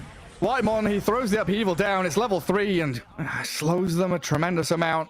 Carlo's pinging himself, saying, I can't move. There's no damage forthcoming from TSM. I said during the draft that Tomato's not going to be the real carry in this game. It's going to be more about Bryle, how much he's going to be able to do. Use the Photic Shield on top of him. Play around Bryle. He's the most farmed hero on the map right now. Doing really good. Almost 5,000 net worth on Huskar. Level 9. Going into BKB straight. I've seen mid-Huskars get like Sanj, maybe even Haven's Halberd as a second item to amplify the healing, be more tanky, get that status resistance going. But this time he's not messing around. He wants to be able to pump out that damage. Understands that the other lanes didn't go too well. Rocks dropped on the Luna, but that Lucent Beam Eclipse clears out Ari. Shanks going to go for the TP home. Life break damage, they kill off Shanks. Meanwhile, Bob has killed Tomato. Ember Spirit, It's hard to along keep the with track Palos. on what's going on every single lane. There is some kind of a kill happening. I was looking at the mid lane. Warlock dominating the fight. Level 6 because he soaked up so much of that XP top. Tomato died multiple times, and he died 6 times in 10 minutes. Whew. Yeah, that doesn't feel good. Yeah, that recovery Midas you mentioned is still quite distant. Needs some pickup time to get back in action. What do you mean? He does have a component. Half of the component's done. Half the item's done, yeah? Because he has 1 of 2 components. Oh, Exactly. Such an optimist. Gotta stay positive. Man, this upheaval is such a great spell. Look at it. Yeah, you can't push tower. I mean, it's very good against Ember as well. He walks into upheaval and he can't really Remnant anymore. Remnant's become so slow. Snowball from Shanks, though, closes the gap on the Rubik. Familiars fly over. The Stolen Slight buys a little time for Ari. But in the end, his demise met with a slap from Execration as they look to invade the Ancients. Fortunately for TSM, they've cleared it out already, while Kasane, he's roaring and looking to solo kill Palos. Gets off the Starbreaker, but can't survive. The Helm is there with a big old troll creep. Now Bob is in again with a snowball. They back up straight onto the Beastmaster. And Kasane, surrounded, will die. And then back to mid, right? We're going to get a kill on Tino? No. No, we're good. A bit too aggressive play from Palos. He is the real carry. He tried to square up, fight against Beastmaster. He even goes back, dies in the end. How's that Midas looking? Tomato, 4 points in Curse of Avernus. Trying to farm up as much as he can. Still, 1,000 gold away. Whew. 2 towers already gone. Execration. We'll start to dish out even more tower damage. Luna, only 2 points in Lunar Blessing at the moment. During the nighttime, it is global, but Bob looking for something. Yeah, looking for smoke break. Finds it on Rubik, and the Eclipse takes him down. Whitemon slowing Bob. And they're trying to catch up. Huskar's coming across. Tumble Toy to the high ground. Life break onto Bob, but look what he's got. Safety Remnant all the way back at a large camp that's stacked for him. Yeah, TSM, a lot of catching up to do. We do still have this period, like you said, with Huskar closing in on BKB, 1,000 gold away from it. Once he hits that, he becomes the strongest beast on the map. But Execration are doing a tremendous job chasing them around the map, making sure they don't have that breathing room. And no easy farming time. By Kasane down bottom, thinking he's got a safe route to push tier 1 bot. Gets caught out by 3 heroes. Oh, Luna nice Tusk, hurricane. snowball in, the rock is dropped, they kill the Tusk, Kasane still dies to the final bit of damage out of that Lucent Beam, but Carlo bonded up with Palos and Bob, and this Warlock with the upheaval. Oh, Whitemon, is he doing it? Hit into Bob, look for the damage. Palos barely scraping away with his life, but Brawl's coming from the northern side. The dive should arrive, and Palos TPing home. He's away from there. So Surviving on close. Very low hit points. I don't know, Gary. I think Warlock might be the best hero in the game, or White One might be the best player. So far, looked so good. And I love the no Shadow Word build, 404. Because I'm telling you. before, it was always about, oh, this is kind of my thing. If you put more than 2 points in Shadow Word, you should not supposed to play Warlock, play a different hero. But then with the addition of the Shard, things kind of changed. But now the other spells also got buffed, especially Upheaval, so you want to max it out. And it looks really good. Yeah, especially with the talents. Now you have a 10 talent with that radius. It's radius, it's not diameter, so it's 75 on both sides of the circle. You get these massive upheavals. I do like a bit of geometry. Yeah, I love circles. You should know this about me. I do like circles in Dota. They make the game simple. You throw some circles on the ground, they win you games. Black hole's a circle, Ravage is a circle, Upheaval's a circle. You watch Olympic Games, you drive Audi with all those circles. Yeah. Hello? Or I eat donuts. Cheerios for breakfast, donuts for lunch. What's a dinner item that's a circle? Pizza! Pizza! Of course! Pizza, oh. Perfect. Anything is a circle if you're hungry enough. I think a burger is a circle. Yeah, you're not wrong. Yeah, I do love a bit of circle. And Palos, 3 deaths to his name. Not having as bad a time as the Abaddon, but currently being hunted. Fortunately for Execration, he's going to skirt away from any of the vision that TSM were trying to place down. And they've changed their angle of attack to aim for Tino instead. Stolen Lucent Beam into the life break will secure the kill on him, and a big streak to be taken as well. That's 500 gold for Bryle and a couple hundred to the rest of his team. Bottom lane, though, Kasane being jumped upon. Solar Guardian's going to come. And this is all set up by the Tusk and the Ember Spirit. And again, one side of the map is being invaded, the aggressive move from TSM. Execration say, okay, we'll copy you. We'll move down here and do exactly the same thing to your offlaner. TSM understands they just showed 3 heroes bottom. There is no Solar Guardian, so they're going to use this, go inside Roche Pit. Tino trying to maneuver. Maybe he gets like a last hit. Maybe they try to get a steal. Double damage is here. Carlo, well, he should pick it up, or at least Bryle. Gets he's denied. In.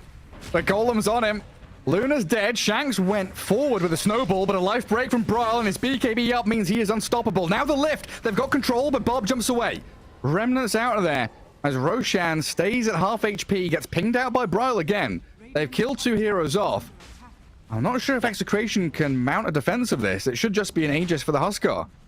This Roshan belongs to TSM. Bryle will pick it up, and going into Aghanim Scepter straight away. Wants to be able, because they do lack a little bit of control, I would say, so you can lock down this Ember Spirit, kill him immediately. If there's no Rubik, if there's no Beastmaster. Kasane, he's been mostly sitting in the bottom lane, just trying to farm up, get his items online, sitting in the middle of the pack right now. But as we said, Bryle, he's the real carry in this game. Paulo's trying to farm up, get this Radiance going. How's Abba looking? Like, it's still going to be a decent timing for Abba's Radiance compared to what Palace got as well. Because he died 3 times as well. Yeah. Yeah, still pretty close in the net worth. But man, the first thing that happened after that fight ended, Carlo spam pinged Warlock is missing. It's just such an irritating thing to play around that Roche Pit in particular. You put down the upheaval, you can't... There's no point of ingress. You can't attack unless your Ember Spirit just remnants into the pit. You're so goddamn slow. Couple of tier 2 neutral items now flowing into both teams. Grove Bow, not particularly good on Radiant. We'll see who it goes to. And of course, currently, Tino is the one holding the fillet. So we'll get the item. I would maybe prefer if Shanks gets it, just so that he can farm a Blink Dagger, and then he can save whoever gets jumped by Huskar's Aghanim Scepter. Yeah. Oh, that's a good point, because you have that a taunt kind of thing, right?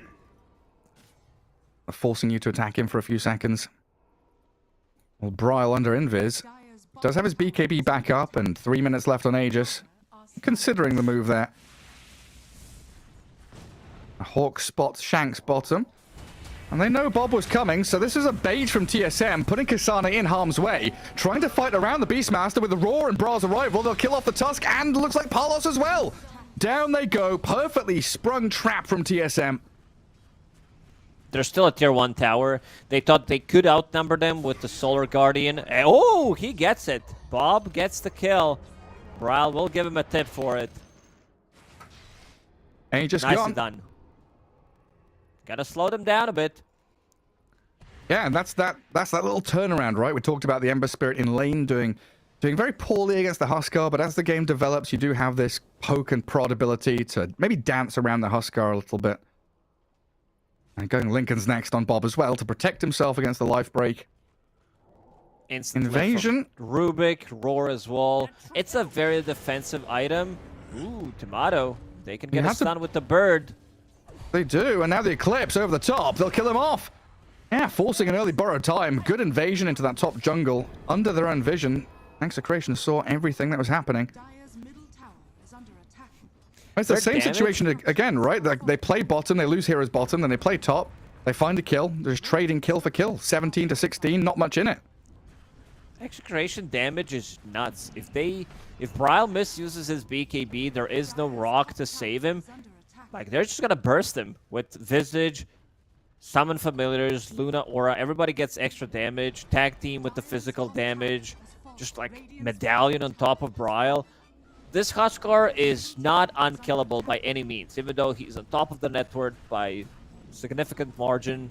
2k gold ahead of the second most farm hero in the game. But he can still easily be killed. And now Execration, they do a trade. They kill the tier 2 tower. They take the outpost. Oh, but Brile is in on the Tusk. Aghanim Scepter going to work. He has to BKB, though. It looked like the Tusk might have been able to get a punch off or something there, but not able to get the job done. And now a Roar onto Bob. Brile opens up. Solar Guardian saves. The heal comes onto Bob. He stands his ground. Sleight of fist. Kills off Brile. And now Kasani's in trouble. Fatal Bonds with the upheaval, though. Whitemon, he's standing there slowing them. My and God. In comes Ari trying to turn off the Tino. The Visage is falling. The Bonds. There's lines everywhere. Damage spread across every member of Execration, while Bob, he's out of there with his remnants. Ari still wants to chase. Celestial Hammer into a what? There's no telekinesis, so they wouldn't have had a stun to stop his TP. Man, Fatal Bonds, this spell looks so cool. It looks stronger than it actually is. And once you get bonded with 3 or 4, and this is what we talked about. Huskar goes in, he was kind of forced to use a BKB to get a kill on Tusk, because if he turned around with the Snowball, Punch, Ice Shards, he can solo kill him. So, doesn't have a BKB for the next fight, and good Solar Guardian from Dawnbreaker gets on top of him, and they burst him. Also, Bob did survive in the previous one. Considering how poorly his lane went, Bob doing a really good job keeping himself in the game. Just 1,000 gold, less than 1,000 gold away from Lincoln Sphere, so that's going to be a good defense tool against both Instant Lift from Rubik, mostly Huskar. He also got roared in the previous fight, so that's going to come in handy. Yeah, super nice to have. Might even be able to put it on his Dawnbreaker or something as well if Palos is the one frontlining. Chuck it onto Palos. Stay in the fog as the Ember Spirit. You got multiple uses out of the Lincolns. Yeah, we're getting closer to Tusk Blink as well. Another tool of defense you mentioned Execration will have in the upcoming fights. And 2.5 minutes to wait at least for the next Roshan. So we'll start to see these teams gather up forces, get their wards down, and start to plant vision around the pit. What's Brile up to? Satanic coming next after he's finished his Ags. Well, Shanks, yeah, gets a bit of farm priority heading into that Blink. And Bob just clearing out that mid-wave. Make sure TSM are pushed across the river on the Dire side. Next big item, Palos going into BKB after picking up the shard, so we'll have like multiple instances of magic immunity. Even though you are playing into Roar, you are playing into Rock. Same goes for Life Break as well. So BKB Brile still needs to be careful. He does. Let's see the And toggle. Growth Bow. Bob, slight chains. Brile, does he have to just BKB here because the birds are coming?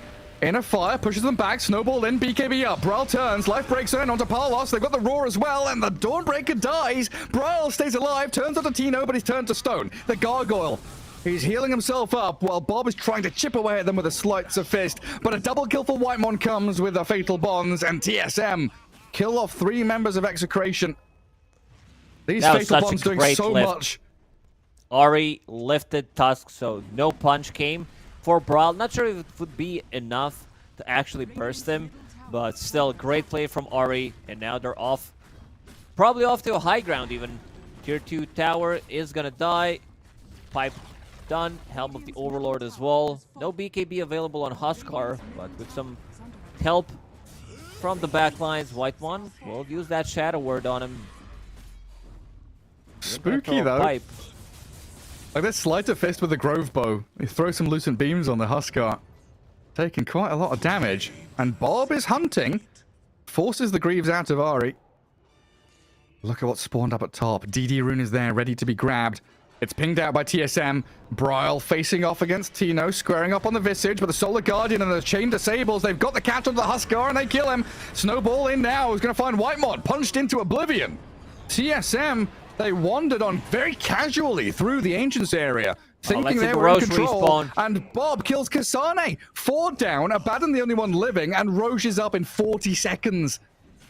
Oh, if this Roshan respawn immediately, this is the second Roche, taking Roche also from Huskar lineup. A bit too deep. Every single time Huskar does not have a BKB, Execration makes a play. And seems like TSM gets surprised by Solar Guardian, same as I do. I'm like, oh, it's a global ability. So he came in, lands a stun. I think Tino has been the shining star of this particular game on the Visage. He dominated the lane. He's setting things up on the side lanes like so many times on Abaddon, playing with the Tusk. Now Bob also looking for something on a mid lane. Roshan about to... I think they just take Roshan. If Shanks is inside the pit, they can immediately kill Roshan with 4 points in tag team, Medallion, and the birds. It's also nighttime.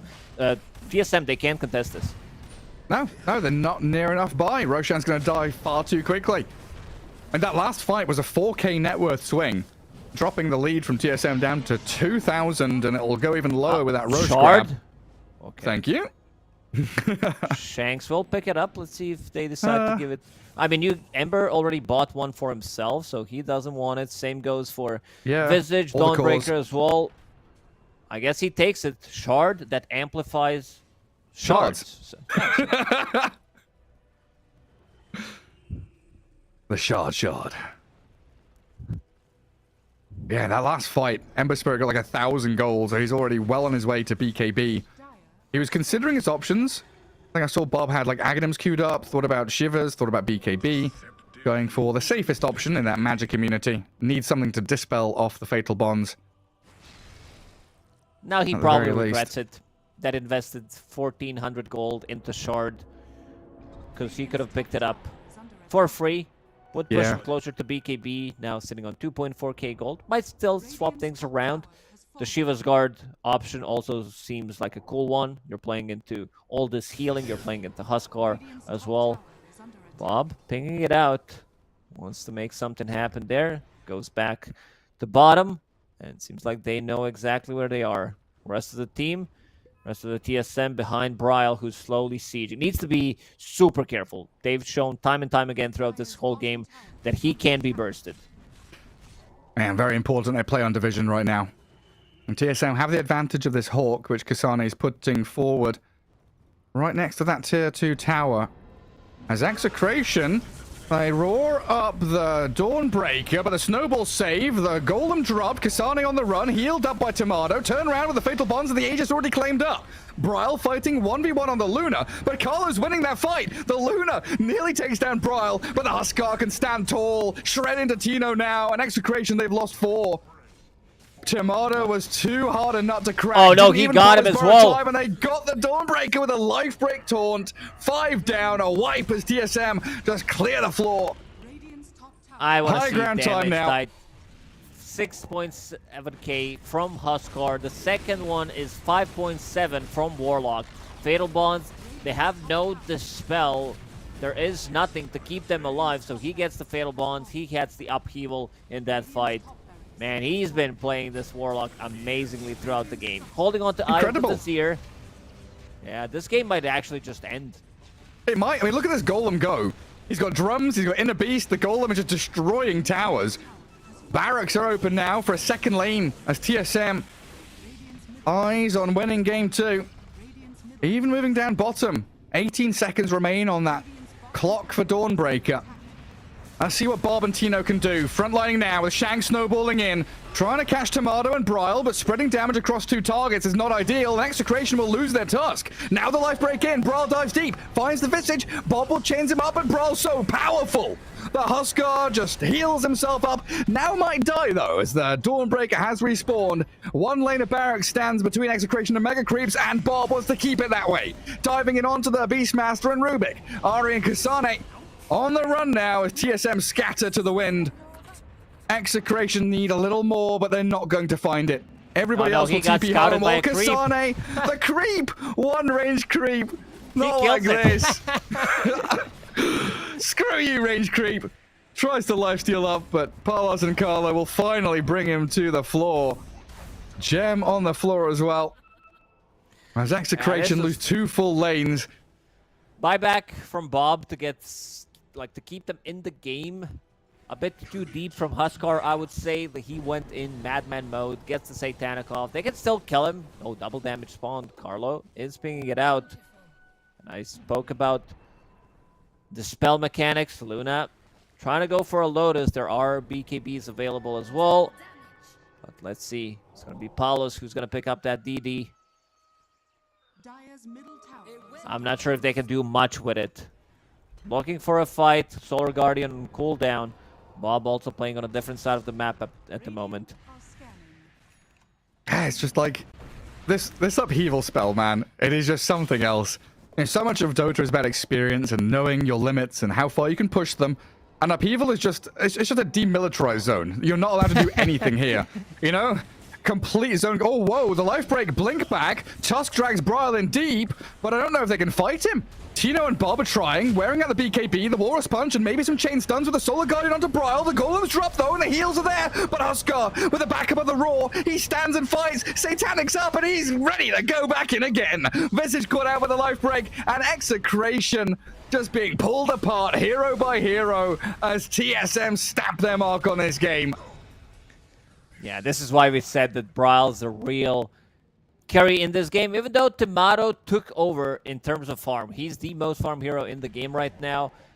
Very difficult. Like, they can't kill him. They don't have the break mechanic plus the silence combination. You're also, like, have Manta style as well. So, right now, Tomato just enjoying himself, considering how things went in the laning stage. He was sitting at 6 deaths, and he wants to get out of this game. He's fully jacked. Ooh. AC done. What is Bryle looking for? What's his next item? He life breaked the Ember and was following him, but the life break hit before the Remnant landed, so he didn't actually get the life break to land. Bob surviving barely by the skin of his teeth. Trying to cut waves now, top and middle. But you see TSM swiftly moving into that final building. A one very melee good racks. attack speed. Oh my goodness. Assault Cuirass with that Curse of Avernus very quickly, dispatching with the barracks. Oh, now Execration up against Megas.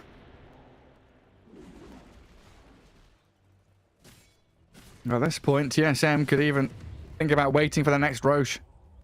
If Execration come out of their base to fight, they'll of course take it. And they'll see with that lane ward top, both the Dawnbreaker and the Tusk are moving there. So if they can get on top of Bob, and Ari thinking about popping the Lincolns and making a move. Bryle can't get there fast enough. Split pushing for now. Palos on the top lane. Also going into Lincoln's here. Like, right now, I think they're gonna lack damage. Shanks trying to farm his Aghanim Scepter. That's the big one. This is how you come back into the game, especially when you're playing against Megas. There are no buildings left to kill. There's tier 4 towers, so they get close. You kick them into the fountain. Still far away. This is very difficult. Well, task Bob? to ask. 2,000 gold. How do you farm it with Tusk? I mean, you have shards, so that's one way to do it, because you picked it up from Roshan. Bryle. Oh, but Palos. He gets off his BKB as the life break lands, forced to fight into Bryle. Gets off the Solar Guardian, which is also stolen by Ari. They'll get Shanks on the left-hand side. I think Execration fortunate there as well. Bob was out of Remnants, and he managed to just to get into the tree line to TP away. But now you're down a Tusk. He's delayed on the Aghanim Scepter that you really wanted. And Solar Guardian in the hands of Rubik. That's no joke.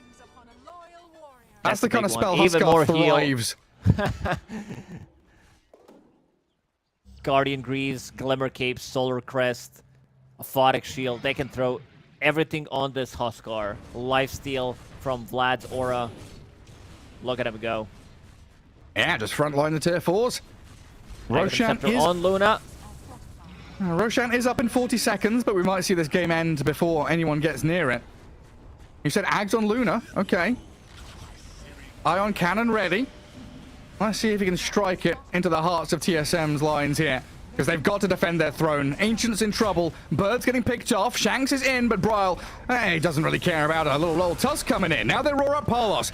The Solar Guardian, where is it? Let's wait for it to come as the Remnant's into the back. The Snowball, now the Guardian comes. Tino in trouble, though, as Tomato shreds through him. The double kill for the Abaddon and the dive into Fountain. Bryle sets up for a kill on Palos, and that's got to be game now. Shanks is dead. The throne is about to explode, and TSM are going to tie things up 1-1 in this best of 2. Of course, it's a 1-1 in the end. These are best of 2s we're talking about. TSM, we did mention that they have like better draft in this game, even though this was like Execration's bread and butter. Luna with Visage. You have Bob playing, Palos playing that Dawnbreaker, but yeah, mid lane, mid matchup, completely dominated by Bryle. As expected, you are playing Huskar into Ember Spirit. The one who kind of struggled throughout the game was Tomato, but once he picked up that Radiance, and MVP most definitely Whitemon on Warlock. I'm a big fan. I'm not sure if I'm as big of a fan as you are, Gary, of this hero, but I'm getting there. I want to see more of this hero in action because it looked really, really good. I mean, Warlock almost says my name in game by the power of Goroth, so I can't not love him, right? Oh man, the noise he makes when he drops his golem as well, that bass sound just sends shivers down my spine. It's beautiful stuff. But yeah, TSM showing they're no slouches, even with a kind of sad laning stage for Tomato. He got himself right back into fighting shape with that recovery Midas.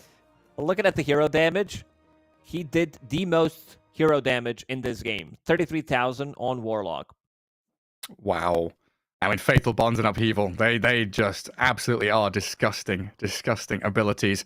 But yeah, another 1-1 there, and it's another 1-1 for Execration, so keeping themselves in that nice tight spot in the middle of the table. And of course, we've got plenty of days of group stage to come. Day 1 is all about the 1-1s, then we start to see a bit of divergence where some of these play styles start to clash. But yeah, I believe we can go to a quick break, and we may be returning with an interview. We'll see you in a couple of minutes, and if not, next series is coming your way shortly too.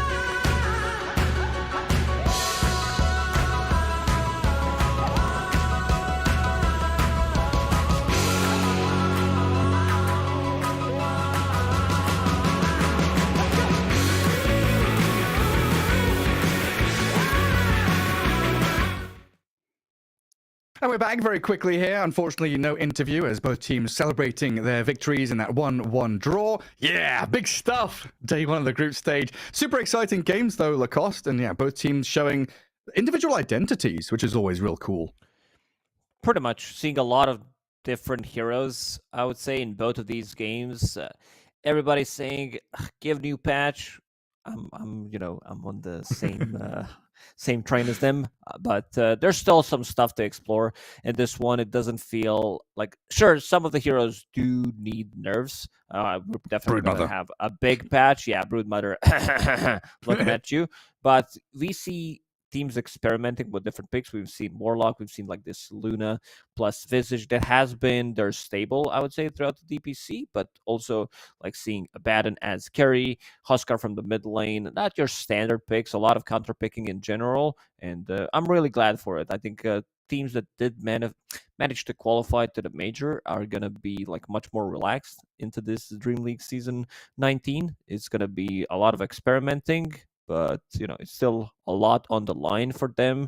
But good Dota. I think we started day one with some really awesome Dota, had some really great matches so far, and expecting to see more. Yeah, absolutely. And, speaking of experimenting and good Dota, the next series coming up, Nigma against Beast Coast. And, of course, we're seeing the return of Miracle, seeing how he's doing. Now, going to be facing off against the South American gods in Beast Coast themselves. What are your thoughts heading into that series? Gotta see how Nigma is gonna play. They looked disoriented in a lot of their games because I've been covering Western European region. Yeah. Now with the addition of Miracle, I don't think there's gonna be much swapping around. They still might shift Miracle to mid lane, Sumail to carry if they feel like it, but I feel they're gonna just stick with it. Their 1-2-3 is gonna be set in stone. Might be wrong. I think this team, like we've seen this team in action before. I want to see them again, how much they learned. Beast Coast on the other side, team that is super strong, stable. I think you have more to say about this team than I do.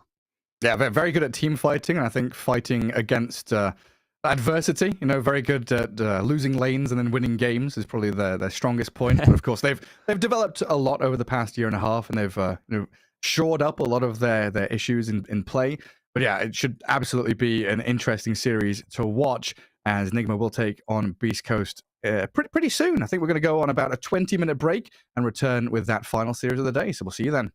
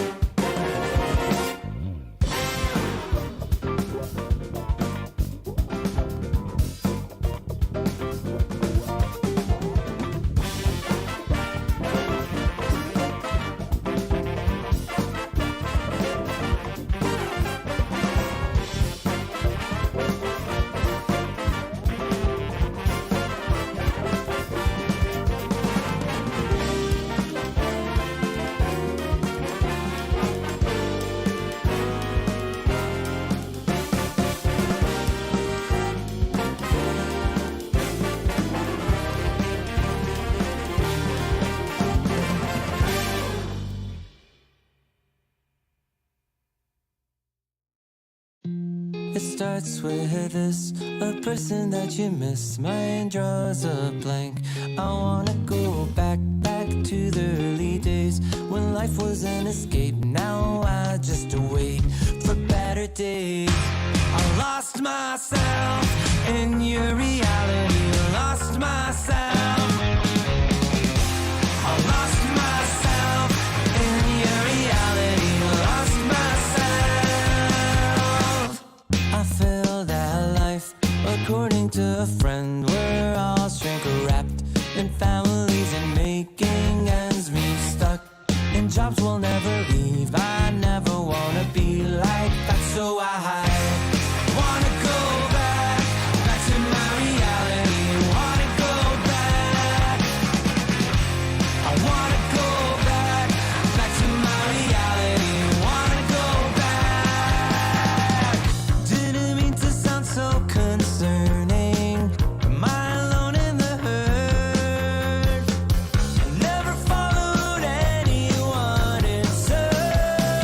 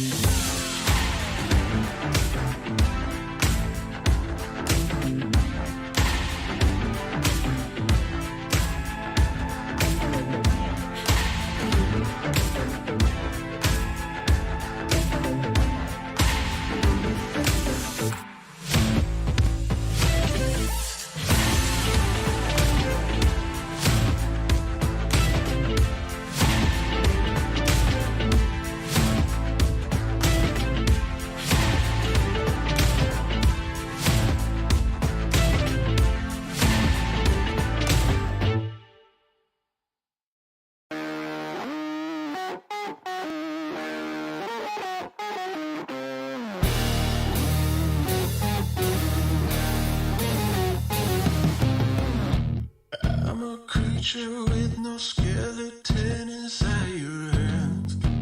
Got no home address, I come and go as you command.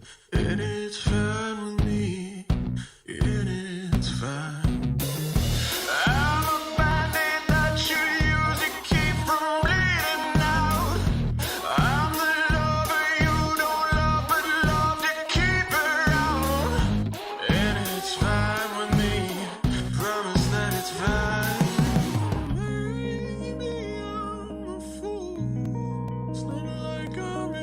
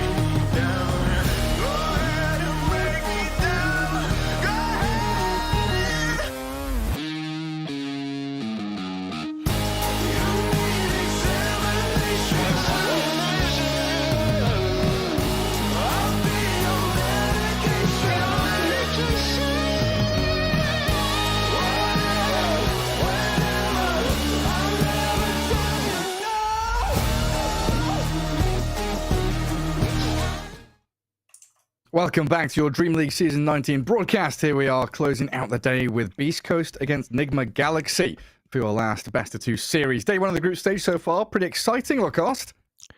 Should be a spicy one for sure. This one, a lot of on the line for Nigma because they want to prove themselves. They have such a huge fan base. They are the team that always attracts a lot of viewers, and Miracle is back. I don't think people who are following Nigma wanted to hear better news than this. If it was anybody else, if they could have picked up any other player, it wouldn't be as hyped as this one because, he's been part of the team since forever. He's been the staple, and finally he's back. He's back in action. I didn't manage to watch the game because there's still simultaneous streams going on. So, you peek in, you see how this one's going, you check the other one, then you ask yourself, like, what did I watch after watching 4 streams at the same time? Same things happens at every single TI for me, but should be a good one. I want to see, and we'll get to see how good he still is. That on the other side, Beast the boy Coast, wonder. Pretty much. On the other side, Beast Coast, strong team. You mentioned the team fighting. They do look pretty solid. Like, they looked almost unbeatable in the DPC. Dropped a couple of games, but didn't drop a single series. They still look very good. Dark Mago on his signature heroes. Sacred Scope. Like, this team is... they just... ever since they formed, it still feels just the same mentality, the way they play Dota, even with the different players. Yeah, still exactly the same thing, right? And still kings of South America. You kind of think that, EG with their roster, and I guess it is true to some extent, are better on the international stage, as we saw at the Lima Major, and Beast Coast are better inside the region in South America just on its own. So you have this weird difference between EG and Beast Coast when it comes to a LAN. Do they have to play each other? Are we going to see those differences come into play? While Nigma definitely down in a rut, feeling a little bit sore after the DPC, right? Narrowly avoiding relegation previously, and now dropping down to Div 2. They've definitely got some changes to make, and Dream League maybe somewhere that they can get back into the groove, get back into a rhythm, find their identity again. Because like you said, all these players, we know and love them. TI winners, Miracle, the Golden Boy, from back in the day, joining Nigma, joining Kuroki and the gang, looking real good. We'll see what they can do here, as they have played a series already, and you kind of touched on that, dropping a series to OG. They got tinkered, and it was a long old game in Game 2, but they could find a little bit of better drafting, maybe a little bit of spice to come in here against Beast Coast. They do. They open up with the Enchantress, stable pick. So far, throughout the DPC, they did, I believe, played 2 games with the Enchantress, and they won both of them. So this has been their stable pick. Kuro, GH plays different heroes, so it's going to be Kuro and the Enchantress. We've seen how much pressure this hero can do in the laning stage. Want to see what the Beast Coast responds with. They do tend to open up with Dark Mago, Tiny, Snapfire. That is also a flex pick for them. They can play it as position 4 by Schofield, or Sacred can also play it. So maybe they just pick 2 of these heroes together, even, because I think it might be. Let me just check if Stinger is the one who plays Snapfire. Stinger didn't play Snapfire. I'm pretty sure he can play it, because if you open up with Snap, Tiny, you always have 2 heroes to play with, but then you can't really flex them as much. Maybe it means like, oh, one of them is locked into a core. You can still run them as a support, but they will get the Phoenix. A lot of magical damage, a lot of burst against the Enchantress. So not an easy one, I would say. Let's see what Nigma decides to respond to this. It's also a good way to protect your Tiny with. Tiny has a lot of HP, not a hero that can be bursted easily. Add Sunray on top of that, add the Egg. You also, they play off each other nicely, where you have someone to protect the Egg pre-BKB, and Nigma responds with Beastmaster, pretty standard, I would say, where you have Aura, so you have Vision, so you can see Phoenix get the first jump, extra attack speed against the Egg, of course, even good against Tiny. Tiny doesn't like to play into force. Yeah, then you have to start considering Wave Clear as Beast Coast, something to try and delay that inevitable push from Beastmaster and Enchantress with all the summons they bring. But yeah, that Snapfire first phase ban from Nigma kind of unlocked this Phoenix, because you think about that little Shredder as a potential counter to him or the Undying, so they had some options there. And that Lesh ban from Nigma as well. Yeah, definitely a sign as Beast Coast having picking up this tiny Lesh opener sometimes as well. We're moving into the second phase of bans. Pango gone. He's felt like the hero of the patch in some regards. After Lina got nerfed, she was the queen, and now Pango's become the prince, taking the throne over. Yeah. Getting a lot of play. Also, Gary, why didn't you mention that Snapfire was banned? You just because let me talk about Snapfire. You did it on purpose. I didn't know. No, I also didn't notice. I was like, yeah, I agree with you. Nodding. I have Dota buff open. I'm scrolling through that, and then I look back after you finished your speech. I look back and I'm like, oh wait, Snap's banned. Should I say something? You should have, but now it's funnier. Oh man. Yeah, just first banned by Nigma. I mean, that adds power to the words you were saying, right? It was definitely a good ban. The fact it was so strong. The ability for Beast Coast to pick it up. And Morphling ban, something that Miracle played in that previous series where Nigma looked good against OG, but they kind of just got tinkered in the end. So a good solid respect ban of the Morphling. I want to see which heroes Miracle is going to play. Is it going to be like his standard heroes? So you said he played Anti-Mage, played the Morphling. I don't think there's going to be swapping this time around. There's not going to be Mind Control playing the safe lane, Miracle playing the off lane or mid. Maybe some swaps between Miracle and Sumail. They've done that in the past. Might do it again if there's like a certain hero, something that the other guy wants to play. I'm sure they will say, go ahead and play it. And now Beast Coast banning out some of these heroes. Ember plus Morphling. Morphling, not sure what they want to pick later down the line on Beast Coast, but against Tiny, I do like Tiny into this one. You always have the burst damage, especially if Morphling does play on the low HP. And on side of Nigma Galaxy, pretty K1 forwarded heroes. Abba, he's back in meta. He played this hero before. It was cool. And Naga Siren. I think Naga Siren has been his staple in the last couple of months as well. Hero that he plays extremely well, knows how to farm. You can't really leave him alone for 5 to 10 minutes because he's going to show up with 2.5 items. If we're talking about the 10 minutes, the team knows how to play with 4. They can leave him do his own things, and when he's ready to join, he's going to be there. Yeah, it feels so much better now K1 can play agi heroes. He, like you say, he was that guy that was playing Abaddon, Wraith King, Chaos Knight were his big 3 back 2 to 2.5 years ago. Then Phantom Lancer came up and he was like, oh, I'm learning Phantom Lancer. Feels really good. Didn't feel amazing in the meta though as it developed over the past year and a half. Naga Siren, of course, becoming the best illusion hero in a lot of regards, alongside maybe a Terrorblade. But yeah, we'll see what Beast Coast decide to go for us. This is the Dark Mago Tiny, the Stinger Phoenix. We have elements of lanes, but no full lane showing just yet. What do we want to go for? Like, do you grab your second support here? Do you grab your offlaner? Dawnbreaker's the option. Dawnbreaker again. This is the second game in a row that we have Dawnbreaker. The hero has been slightly on the rise. I would say this global presence, you try to dive one hero, she shows up, turns the whole fight around. So let's see if I think it's a, other than Tiny, it's a good puck game against Dawnbreaker, against Phoenix. Phoenix can't really defend himself. You can force a bad egg. You can always have a kill threat on him, especially if you're off to a good start with the Witchblade. But then again, Beast Coast might shift this Tiny to mid lane and say, you know what, we're going to have this stun combo always against it. Ooh. Ooh, GH Earthshaker. Now, wait, hang on a second. Maybe not. The Rubik comes. What does this mean? Is this a core shaker for Miracle? Is it mid Rubik? Lacoste, help me. What's happening? I'm thinking it could also be offlane Earthshaker with... Never mind, it can't be, because they have Beastmaster. Yeah, it could be... Huh.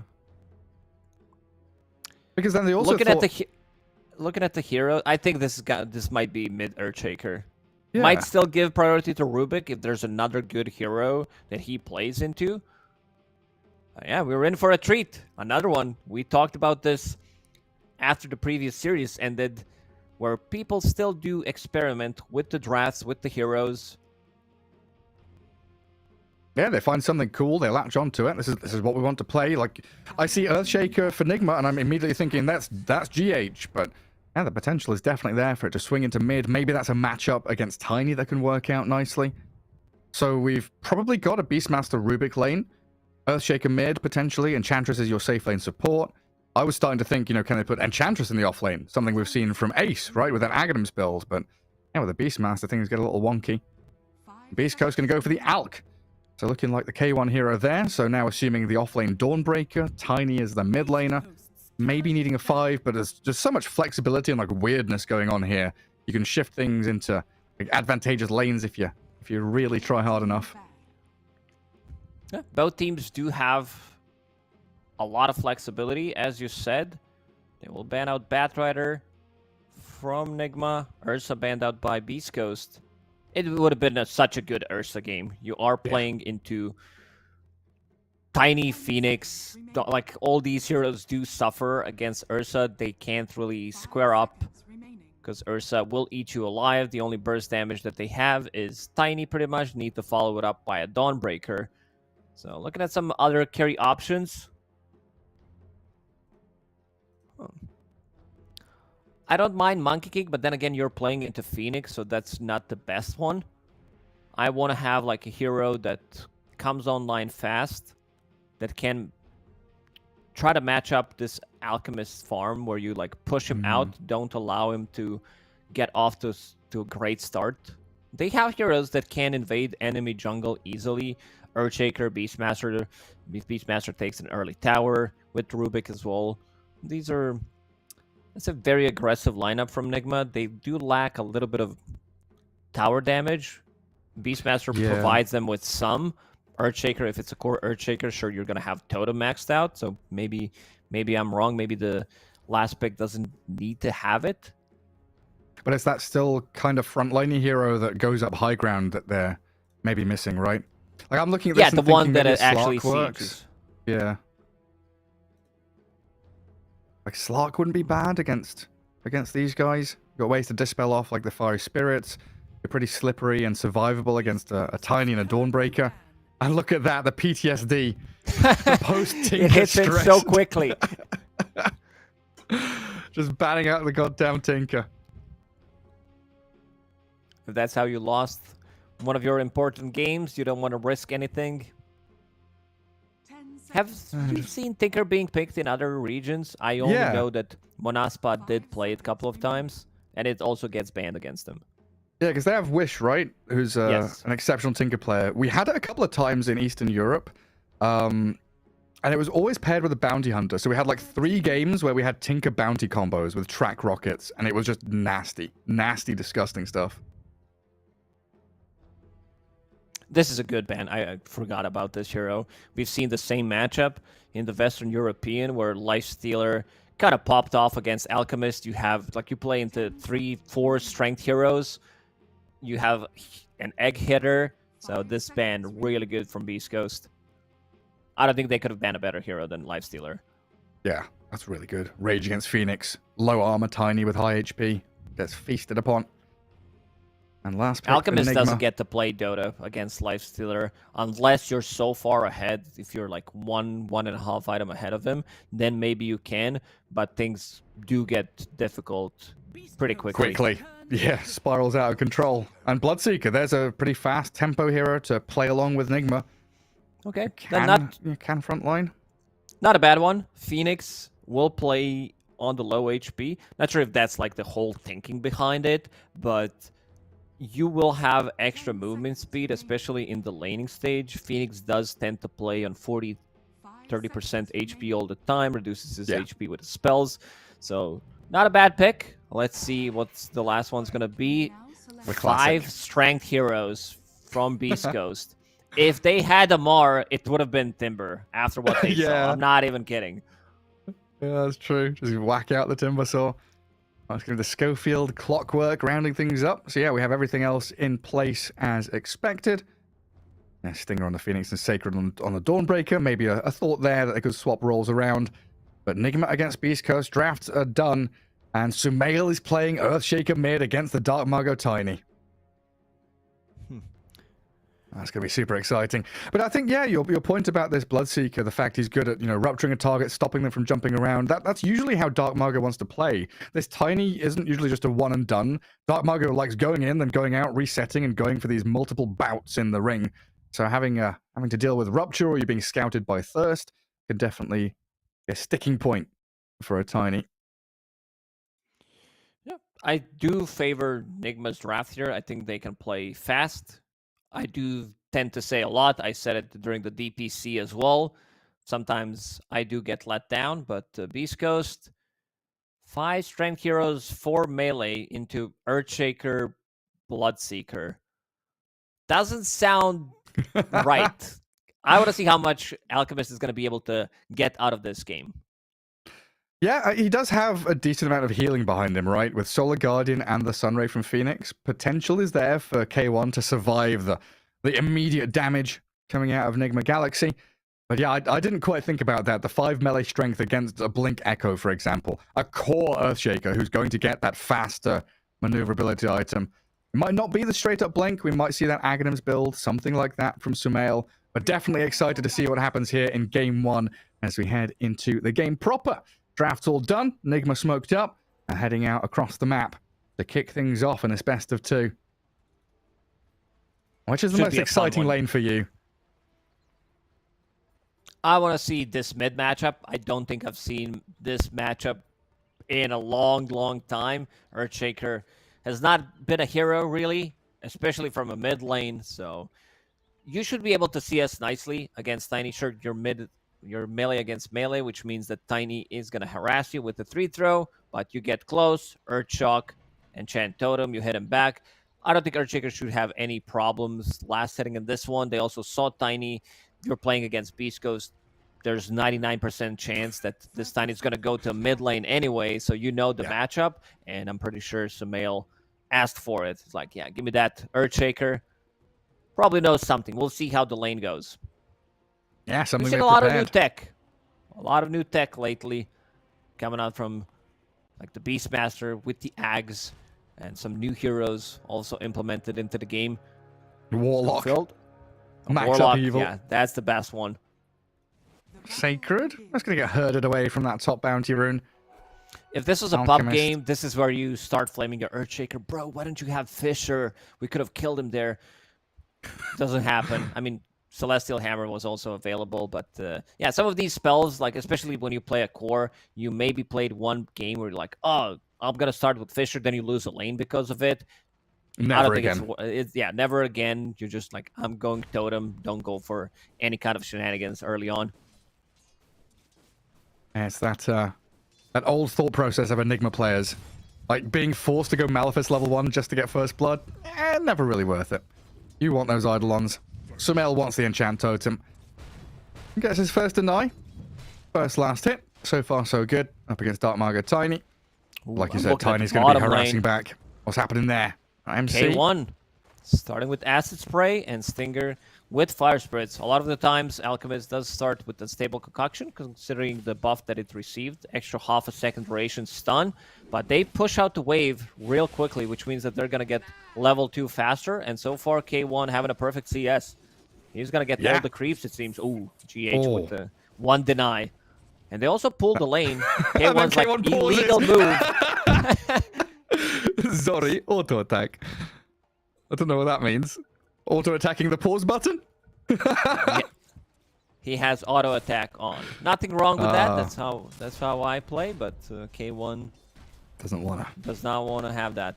And yeah, you see the power of Earthshaker now. Hitting back, 4 denies on him.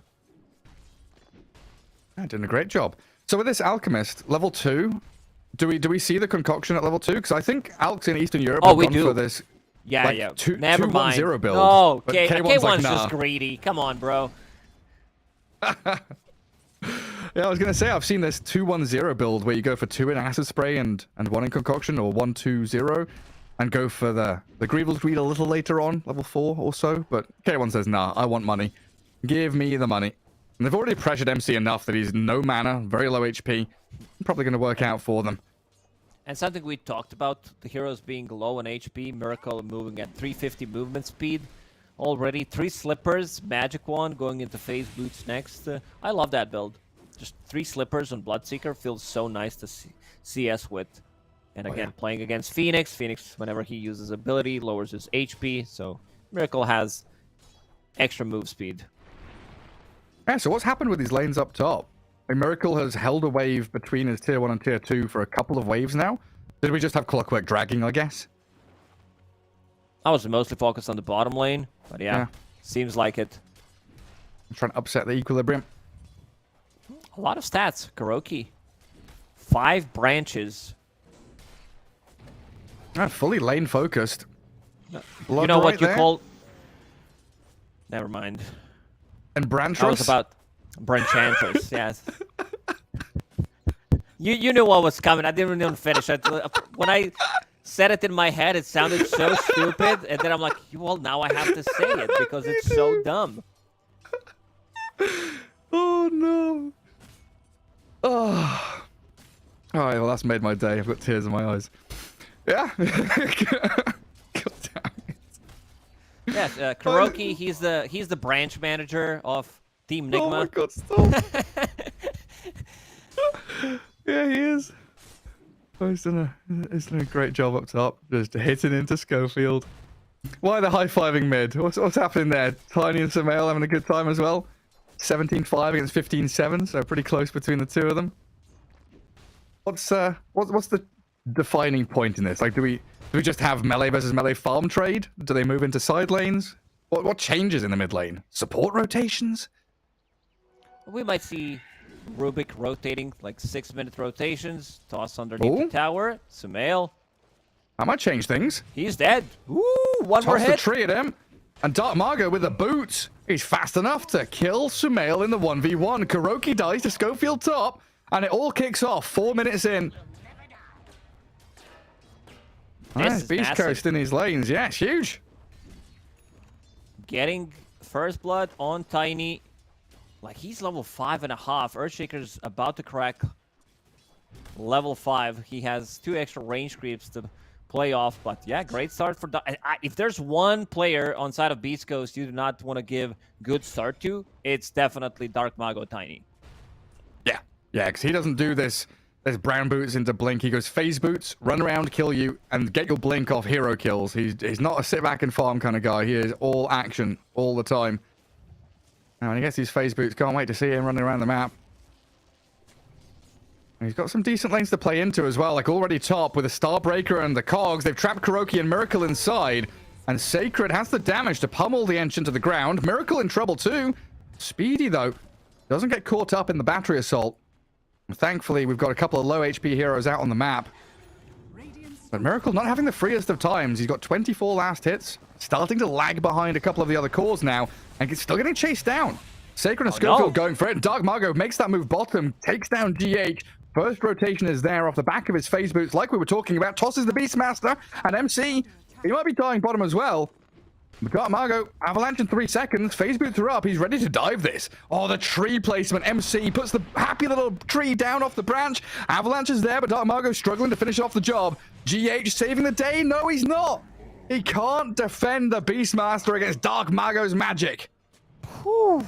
What a great start for Beast Coast. Dark Mago, first rotation. Like, all these small things do add up. First, you use 50 gold on branch, like then you still die. Rubik uses a TP, comes back to bottom lane. So that's extra 150 gold down the drain. Plus you're getting the kills, and also your Alchemist is farming. Yeah, and I mean, Sumail's making a move here. I was wondering if we'll see the same kind of aggression from the Earthshaker, because you're losing Kuroki top. Sacred and Schofield just holding hands and finding kill after kill. Oh, Sumail, I mean, you don't want to Echo Slam just to Clockwork here. You're going to have to fish a Schofield, but you want to wait to see if he tries to TP first. Cogs and a little movement through the trees. Gets caught out by the Enchant Totem. So Sumail has spent a good minute and a half walking top just to get a clock kill. It's a lot of time. Not gonna say wasted because they still get something out of it, but there's a big difference. K1 already off to a great start. 4,000 net worth on Alchemist, complete free farm, sitting at 48 CS compared to Bloodseeker who has 32. Yeah. But in terms of net worth, there's a huge difference. K1 is getting beaten and battered by MC and GH, but he's got Chemical Rage. He cracks level 6. Oh, yeah, he acid sprayed and ran to the Rage Creeps to hit level 6 and allow Stinger to come in and swoop toward GH, thinking about the kill here, but he's popped his stick and has a Fairy Fire. Rubik survives, and Stinger might be the one going down to the board slow, and MC's hit. K1 fighting back, but the axes come. Mind Control finally getting something out of this bottom lane. But they've not shut down K1 at all.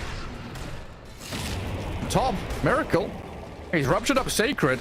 Schofield can't really help out anymore. Everything's on cooldown. So just leaving the Dawnbreaker to fight against Sumail as they kept the Earthshaker up here. But look at who's here arriving. comes Dark Mago. Mago's here. Sumail's trapped in the cogs, trying to fight Schofield, but pushed around by the Tin Man with a battle plan. And Dark Mago, Echo slammed, but Sumail can't get anything more done. A double kill for Dark Mago, and disaster strikes for Nigma. Man, Dark Mago, he's dumpstering this game. At least they get a return kill in the bottom lane. They kill K1. But So Dark Mago important. Tiny, yeah, they're gonna refill his bottle. Sacred position 3, refilling the bottle off your mid laner. This is gonna be 10-minute Blink Dagger on Tiny. He's almost the most farm hero in the game, keeping up with the Alchemist, which is pretty nuts. Yeah, and this is the thing. He gets Phase Boots and he just runs around using Phase Boots as if they're a blink. Just wait until he gets Tumbler's Toy. Somebody please go kill some neutral creeps. Get this man a Tumbler's Toy. Miracle now given the job of holding that mid lane. Kuroki starting to do ench things. Getting into the bottom jungle, scouting, trying to close the bit of map that Beast Coast have down bottom. And we'll see K1 evacuate the vicinity as well. But they could reclaim this. With Dark Mago's movement, they could absolutely kick Nigma out of the bottom jungle. Maybe even defend their tower if they want to. This top lane playing so aggressive from Beast Coast, getting multiple kills. Sacred does have Solar Guardian available, so if Nigma tries to make a move, they need to be ready for an extra hero that's going to join. Oh, they absolutely do. They'll see Stinger. Grab him with a telekinesis into Enchant Totem, but not enough control there because there are no levels in Fissure from Sumail. Don't have the ability to finish him off, and Dark Mago's here to kill off Kuroki. K1 concocts up a nice little vial of danger. And now Nigma have to give up control of the bot jungle, but in the meantime, Mind Control with his helm has killed off the tier 1. Little victories. Something. Yeah, but K1, he's still gonna sit bottom. Stinger will be sitting behind him, even if they decide to make a move. We talked about this Solar Guardian, so this does allow K1 to stay in the lane for longer duration, maybe farm. Okay, not again. Sumail? Yeah, that's just a level 6 clockwork. 10 minutes in. Hookshot cogs, set up for the Tiny. Probably going to be losing Schofield, and even expending the Rupture to kill him off there. Miracle had to do something about it. But in the meantime, you've got a DD bottle on Tiny, and his Blink is being delivered. This is not Blink. This is Phase Boots, Bottle, Windlace, Magic Wand, Blink Tiny, 10 minutes into the game. Like we said, considering the start, it's going to be 10-minute Blink Dagger. And now he wants to hunt. Who does have... Let's see if Clockwork decides to TP mid. He's on cooldown. All right. Just going to get a solo. Historically, Shaker did struggle against Clockwork because you can't really do anything. Sumail was also thinking about getting a Blink Dagger first item, now buys a second Bracer, Power Treads, invests into these smaller items, and wants to get Aghanim Scepter. So this is gonna allow him to be more maneuverable inside like the team fights and everything. And Beast Coast, they're off to a hunt. They want to get something done on the top lane. They want Miracle. Let's see if he shows up. He's tucked in behind that tier 2, very afraid. Sumail a little in the open, clearing out a neutral camp, and there's the jump. Avalanche and Hookshot overlapped a little bit. Echo slams the two of them, but Sumail still trapped in the cage, unable to fight his way out. Nigma thinking about fighting back, though. Rupturing Schofield, Dark Mago still battling away, and they've got the Solar Guardian to save the day. Even a mech As Sacred comes into play around this top jungle area. Dark Mago's ready to go in again. Straight back we go. I mean, GH is just like, God, how does he have a blink already? Jumping on me multiple times, and Kuro, level 5 Enchantress, what you gonna do? Get burned alive. All the fire in the world from Stinger and Sacred. Poor little Bambi. Crispy venison is on the menu for Beast Coast. Dark Mago involved in 11 kills, 12 minutes in. So he makes a rotation. He gets a solo kill. Every minute, this guy is somewhere. Again, he got 10-minute Blink Dagger, 10-20. 12 minutes into the game, has another... Ooh, another 1,000 gold in the bank. GH this time, just a little too distant. Level 6 Rubik now, so we have some steal capabilities. Some pretty decent spells to steal. Anything from Tiny feels good. Yeah, mostly Celestial Hammer. This is the spell you're looking for. Sunray, he doesn't even have a point. And Sunray, Fire Spirits, they're okay. Acid Spray is going to be the big one, I would say. This is Radiance. This is Radiance. K1, he can do whatever the hell he wants. Right now, he's in a triangle, while the rest of the team is fighting. Once he hits the BKB, he will be joining with the rest of the team, and also opening up the Roche. Once he has the BKB, I'm gonna say that they feel pretty comfortable just fighting near the Roshan. Yeah, just keep taking those little scraps. They're clearing out MC's army down bottom. Dark Mago's even gonna avalanche toss the Dark Troll. Yeah. I think MC Dark Mago grabbed a helmet. At this point, GH needs to be careful. Hook shot is available on Schofield. Stinger trying to bring him low enough. Schofield scouted by the Ench Centaur. Miracle gonna rupture the clockwork again. Let's see if we have a Solar Guardian coming, as Dark Mago's dived in the back, found GH. Solar Guardian not gonna work out this time, as they also drop the Supernova, zoning away Miracle and Kuro.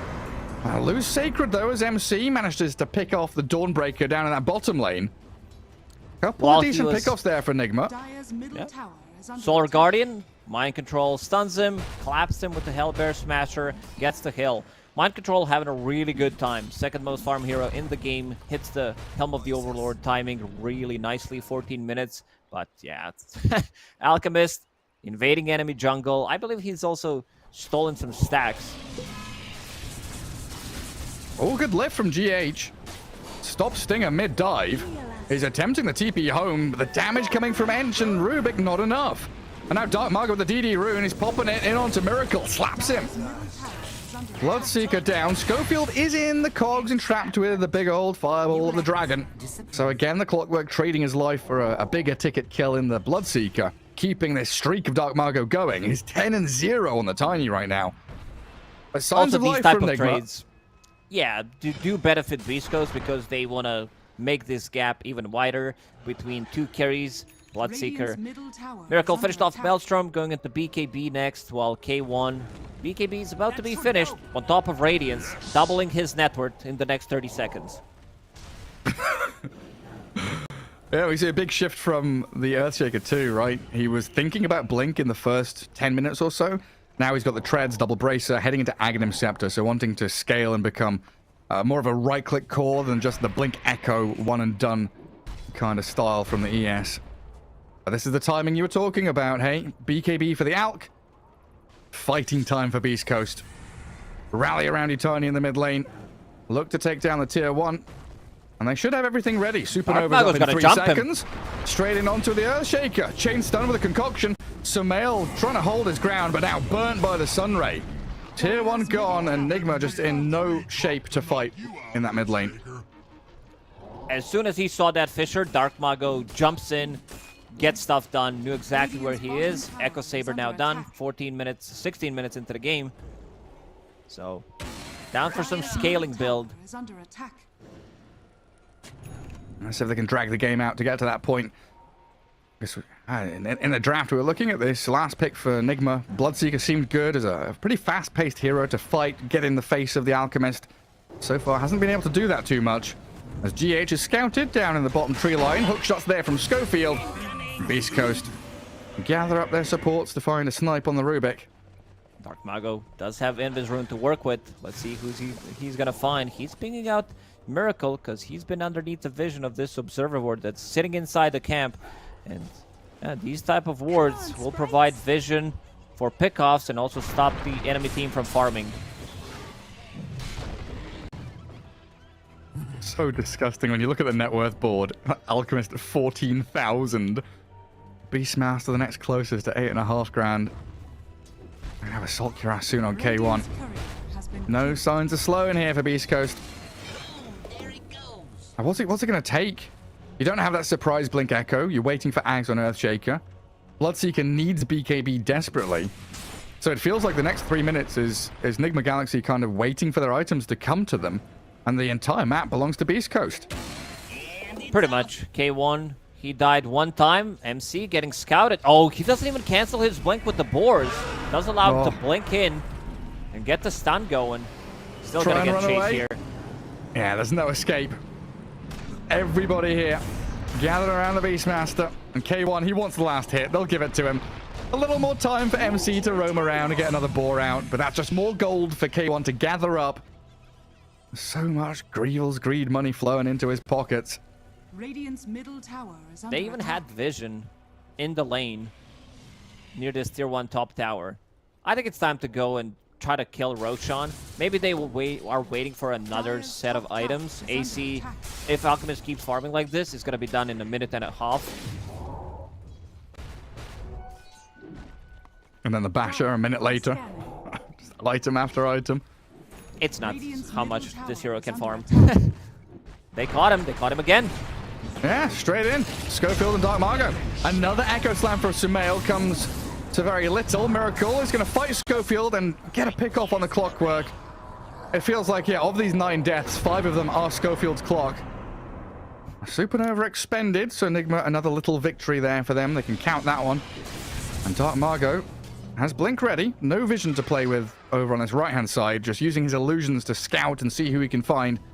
It would have been Miracle, but Bloodseeker's back to Fountain now. We'll steal some of the CS from Miracle. Dire's middle tower is Miracle's under still a attack. recipe away from his BKB. So this is going to allow Beast Coast to farm another set of items and still take a fight. Unfortunately for them, Solar Guardian was not available. Guardian Breeze plus Solar Guardian. You get ruptured or you get roared. You know that it's coming. Yeah. Every single time Sumail shows on the map, it feels that Schofield is there, ready with the hook shot. Mind control. This observer ward caught a glimpse of him. It did, yeah. Yeah, they pinged him out. Dire's bottom tower It's just is under classic Schofield things, right? His favorite style of play is just to plant himself in enemy territory. He's on the enemy side of the river. He's waiting on your high ground. He's ready to set things up. And they've got the ability, yeah, with Solar Guardian, Blink Tiny, to close the gap and help him out if he does Dire's bottom find a tower target to is jump on. falling. Right now, Double Hawk guarding out that Ancients on the Dire side, seeing where Beast Coast are heading. They knew exactly where they're coming from. And they're Oh. too afraid. So for now, whole Nigma squad farming the top part of the map. AC about to be finished after this creep camp. K1. This is some insane amount of farm. This might be What's... some records even. Yeah, it's 20 minutes in. He's hit 900 GPM. That's pretty ridiculous. It's only going to increase if he keeps this up. 2-1-2 on the Alk. No amazing kill score. Tiny's gathered that for himself, and it's an Invis Tiny right now. Wandering Again. through the mid lane. They might have smoked underneath the ward. Let's see. Kuroki in a good spot to die Oh, or the break Tiny. break the gank. Let's see. He jumps across. Oh two-man my concoction, God. Solar Guardian as well, and K1 just shreds them. GH and MC didn't stand a bloody chance. Kuroki's being hounded by Schofield. 4 seconds of a hook shot, and I would imagine he just chucks it at the Ant here. Come on, little Bambi, where are you going? Oh, don't even need it. My Alchemist has a Blink Dagger on top of his AC Radiance, gets the kill on Kuro. And now, It's what do you Rose time. reckon? There it is. He does provide 12 extra armor to his teammates with level 15 talent and the AC, and also reducing enemy armor by 12. So that's pretty insane. Imagine Tiny right clicks Radiant structure. He does have Crystallis. Seems like Dark Mago is going to be the one picking it up because he made the slot for himself. Schofield dies. Samael getting a solo kill. Extra 500 gold for him. Will push him closer to Aghanims. Another Echo Slam for a Clockwork kill, though. 2 minutes now with no Echo. But yeah, you're right. Closing it on Ags. Good sign for him. And a Rupture on Stinger. Finding the Phoenix, but a Force Staff to low ground with the TP gets him away from danger. 要凶嘛，我不是故意的。 Now Miracle, he's got to be careful. Wants that Centaur creep, but you see Dark Mago lurking. K1 wasn't too far away. Dark Mago is controlling all the runes. It's most of the time double damage or illusion or invis. It was illusion one time where he scouted things out, blocked some camps as well. Samael about to finish that Ags. That's gonna be a big one. Where he can maneuver, maybe dodge some of the spells. He sees concuction getting on top of him. Maybe he's gonna be able to run away. And now another item, another kill for Dark Mago. Another DD rune. Yeah, I think he's had like every rune in this game, honestly. He's had invises, he's had double damages. Everything he needs to win this. 11-0-7 on the Tiny now. And K1 just going for the tier 2 top. Clear out all the objectives and kind of force Nigma Galaxy into that bottom right-hand corner of the map, the only real safe place they can be. Dire's top tower is under attack. Some good dire vision, though. You know, Kuroki's keeping tabs on them. Ward coverage all the way from mid lane through to the Radiant Ancients and in that top jungle. Sees where Beast Coast are playing. It's just you can't really utilize it. That's just vision to see them, not really vision to play into. Is under attack. Yeah, the Dark Mago, he's hitting the high ground. Is he? K1, yeah, he is. He's the one who's going to be the sieging tool. He's holding the Aegis. Let's see if they can burst him. Acid Spray stolen by GH. That's a good one. Oh, clear out the way. Lower wave. their armor. I mean, we've talked about 12 extra if you're sitting inside the Acid Sprayer in near AC. It's pretty nutty. Just one by one going for towers, though. Beast Coast staying as this 5-man death ball around the over-farmed Alk. And K1 is closing in on that 1k GPM. 975 gold per minute currently. Yeah, when he reaches it, he's not going to be K1, he's going to be 1k. There you go. Another tower about to die. Ancient Black Dragon trying to split push here in the bottom lane. Keeping them in the game, or at least trying to do so. Yeah, it creates a nice kind of vacuum in that bottom jungle where Miracle can gather up farm that otherwise he wouldn't be able to. Oh no, they jumped him. Oh, K1 gets off his ulti though, and the Solar Guardian's there. Samael does have Echo Slam, trying to jump away, but clipped by the Battery Assault. Solar Guardian coming back in from Rubik. Force staffing across, but concocted and stunned. In and out, that's how we like to play. But Nigma losing their Rubik and still having to fend off an Alk and Tiny as Dark Mago jumps in. Good Fisher stops him from tossing. He still has Aegis though, so even if you kill him the once, has that secondary life to play around with. Samael being forced away, making sure there's no Echo play. And Miracle trapped in the cogs, so unable to really deal with the Dark Mago Tiny. They nearly get the tier 3, but Beast Coast have to retract from that high ground push. Someone needs to kill this Ancient Black Dragon. It's been causing problems in the bottom lane. They can push it out, kill the tier 2 tower, forcing out buyback from GH. Kind of killing his item progression as well. Right now, level 10 in Rubik. Dark Mago Tiny does have enough money to buy a full BKB recipe, disassemble that Echo Saber. So you'll have 2 BKBs, 1/8, 1/9 second. Abyssal Blade down on Alchemist. Like, you don't click on the hero for a minute, ding, he has ding, another ding. item. He's done it. 1003. Hector, 1k. I'm going to keep it up there, though. Keeps dropping down to 999. Needs the income to keep on flowing, and a long-range hook shot. Hello, Schofield. Just trying to have a go at Kuroki there under the vision, and Dark Mago diving tier 3. Cogs will block him away. He might be in trouble. Though. They need a Force Staff. They do, and they've got it. Stinger pushes him down to low ground. Nicely done to make sure nothing bad comes of that. A decent mind control attempt to... is bottom lane. He's there, split pushing. Schofield doesn't have hookshot available. This is the type of game that they need to play. Maybe try to get a pick off. Samael jumping, but K1 quick with the fingers. Did they have vision? He just saw him coming, I guess. I mean, Knew it's the a bad flying things. cow. What do you expect? You probably see it too. I mean, that was a real thing back in the olden days as well, wasn't it? Putting cows into catapults and launching them into castles. You're right. Diseasing your opponents with rotten cows. That's what Earthshaker's trying to do right now. Alchemist having none of it. Gobble up, spit out, pudge. That's Yeah. the combo. Medieval one. Kuroki. Rot your enemies. Or another attempted hook shot, but now we've got the concoction follow through. And Alk with a chemical rage, just enough attack speed. Kill off the Enchantress while GH sprinting away while bottom lane, Sacred, he's being gone on. Gets roared up by the Beastmaster. Echo slammed and killed off. Base Coast trying to react to this and blinking forward. Dark Margot, he's under vision right now. They see him coming and MC is just going to go for the TP home. They're out of there. A quick pick on to the Dawnbreaker and away they go. Kill this dragon. A little ring around the Rosie. And yeah, they will find him with the courier. And the There Black we Dragon go. trying to Abyssal find a Blade. courier himself.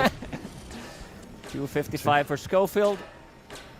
Next Roshan available in a minute and 40 seconds. Beast Coast, even though they had 20k gold lead, I think they should wait for it. Kill this last tier 2 tower. Looking at the gem, they don't still have a gem. I would love them to pick it up. In a game like this, you want to get rid of all vision from the enemy team.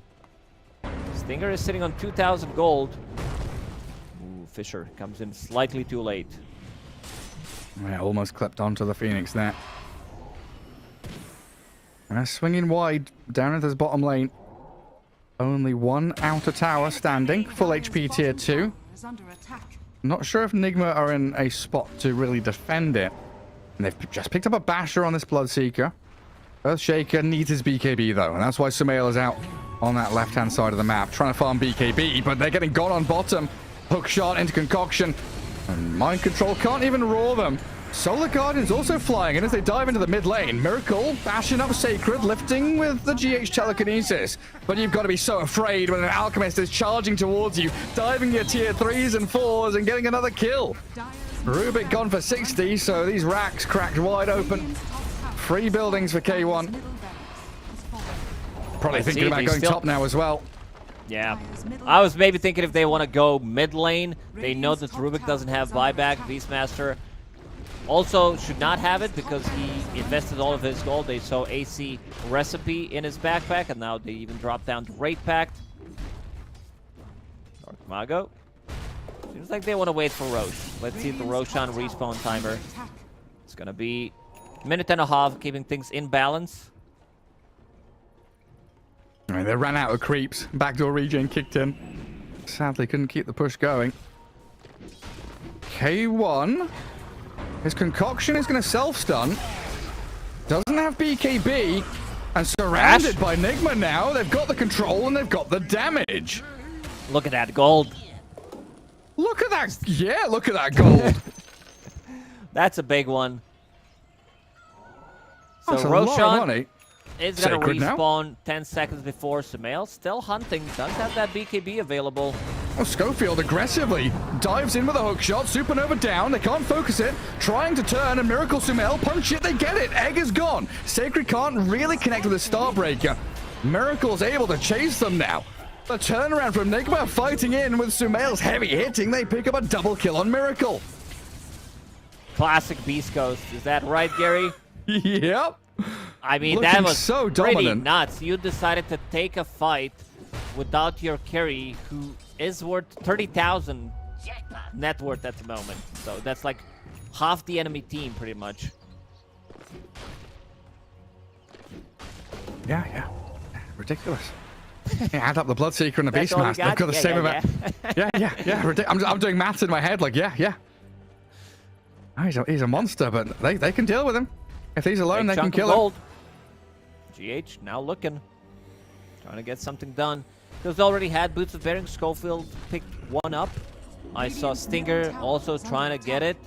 But decided to opt to go for Solar Crest after finishing off that Force Staff and Shard. Yeah, he outright bought the Solar Crest in that last fight and just bought it completely. And again, Now props to Kuroki. Dire vision. Sees pretty much everything Beast Coast have been doing. Watched Schofield come top. Saw Dark Margo heading mid. So they know that Sumail's pretty safe up here, especially with 2 heroes behind him. And they can keep MC and Miracle farming on their side of the river for now. But this is an important point. They've got BKB Earthshaker. They've got a pretty powerful Miracle Bloodseeker. This is why I wanted them to pick up an early gem, because your 5 was so farmed, you can invest into it. You're also playing into Beastmaster, so getting rid of the Hawk. Plus that vision. Kuroki, as you said, managed to get down some really deep, really good Observer wards that did allow him to get like certain pickoffs, and now inside Roche Pit they go. Well, this could be huge for Nigma, though. If they can test this, if they can fight around Roche with the tools they've got, could swing the game completely. They're only a set of racks down. And Beast Coast, they can feel this coming. They don't commit to the pit, but they're still under double dire vision. Dark Margo shows mid. Are they going to jump? They get the rupture on the Tiny. Alchemist Clockwork aiming Earthshaker, and they burst him. Sumail's gone. They do trade for Dark Margo, though, so mid for mid, but Nigma the ones that are running and hiding. Rocket flares, scouting, and giving vision for K1 to keep on chasing. Blood Right's down, but the concoction comes onto MC. Poor Beastmaster destroyed by the Starbreaker. And look at Schofield, the Ogre Seal Totem and the Force Staff just flopping towards the rest of Nigma Galaxy. So Roche now still a definite possibility for them, as MC tries to control the waves and make sure that they can't reach the dire base. They used a lot of things. Rubik's Lift, Rupture, on Tiny, who's kind of isolated, no one around to help him. Now inside the Roche Pit they go.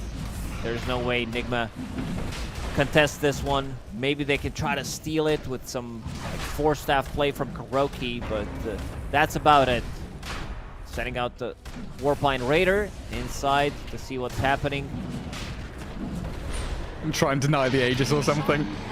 Not going to happen. Radiant get the kill and the Aegis, as well as the shard there. Stinger will hand it over to someone that can actually Tiny's use the it. only one who does not have it, so will belong to him. Everybody else bought it. Okie dokie. Upgraded tree grab time. Next move for Beast Coast looks like just going to re-grab the outpost. Top barracks. Don't have a protected... I don't have a tier 3 protecting it anymore. So they will group up around it. This gives you the chance, though, as Nigma, with the Echo Slams, the Blood Rights, Fade Bolts, to do an awful lot. And you see the big damage that Sumail can dish out just with a Crystallis on top of his Ags Enchant Totem. Clears out the creep wave immediately. But down goes that first building. Range rack's gone. And Beast Coast propelling themselves forward. They know they can clear this one out. Dark Margo jumps. Enchantress caught. Not enough heal in the world to save her, and she's dead for 50 seconds. The rest of Nigma wanting to play with this Schofield Clockwork, but Sumail's BKB is going to be wasted. So they lose the barracks, they spend BKBs, and they don't really get anything in the trade. That was clean. Schofield also being super annoying. Gets hook shot on Earthshaker, then has either Force Staff, Ogre Seal Totem, or Jetpack to run away from his own cogs. There's still a tier 2 tower bottom, so they need to clear that one. And speaking of runes, Tiny, he's the one again controlling all the runes. Having that Arcane, and look what he's queuing.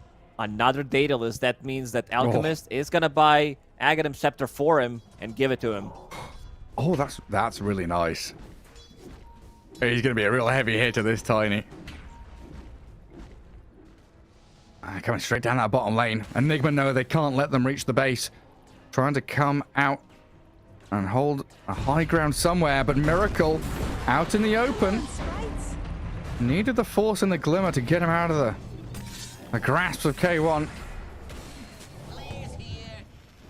Is that his courier coming? Yeah, his courier comes to the secret shop, grabs the Ags, but Dark Margo, very deep, roared up, mid-BKB, telekinesis to stop the Supernova, but there's Solar Guardian healing up the Tiny, keeping him in fighting shape, and the Sunray, oh, not quite enough to keep him topped up. K1 still going to fight forward, though. Miracle MC trying to run away, while in the back is Kuro, focused by Schofield and Stinger. Little Bambi sprunking through the trees and overwhelmed by the blink of K1. The rest of Nigma can't stick around anymore. No hook shot, but they've got a Starbreaker.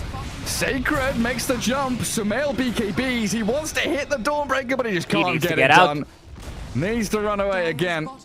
Still 2 minutes left on that Aegis. And K1 K1's jumps in.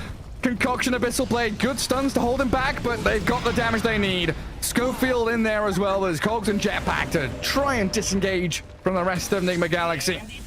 GH doesn't have a buyback. They're gonna be playing against Megas unless they can defend this. Rupture is available in 10. K1, Aegis still there for 1 minute and 40 seconds. How do you stop this? Again. I'll try and go in on him. Sumail, oh, I don't know about this. Pushed back by the Cogs, no BKB. Sumail tried the old in and out play, but it's all out.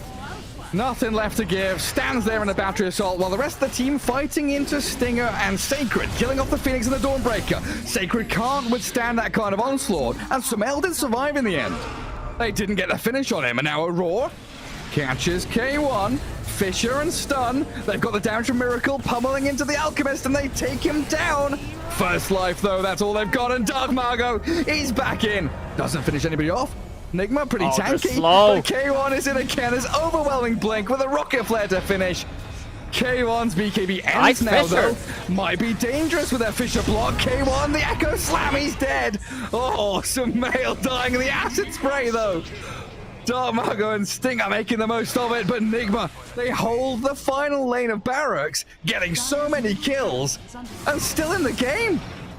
Yeah. Might not be for long, though, because Miracle getting blown up, nearly disposed with by the Tiny, but still alive on 300 HP. Supernova down. Dark Margot sticking around, but Kuro and GH unable to do... Oh, can they steal?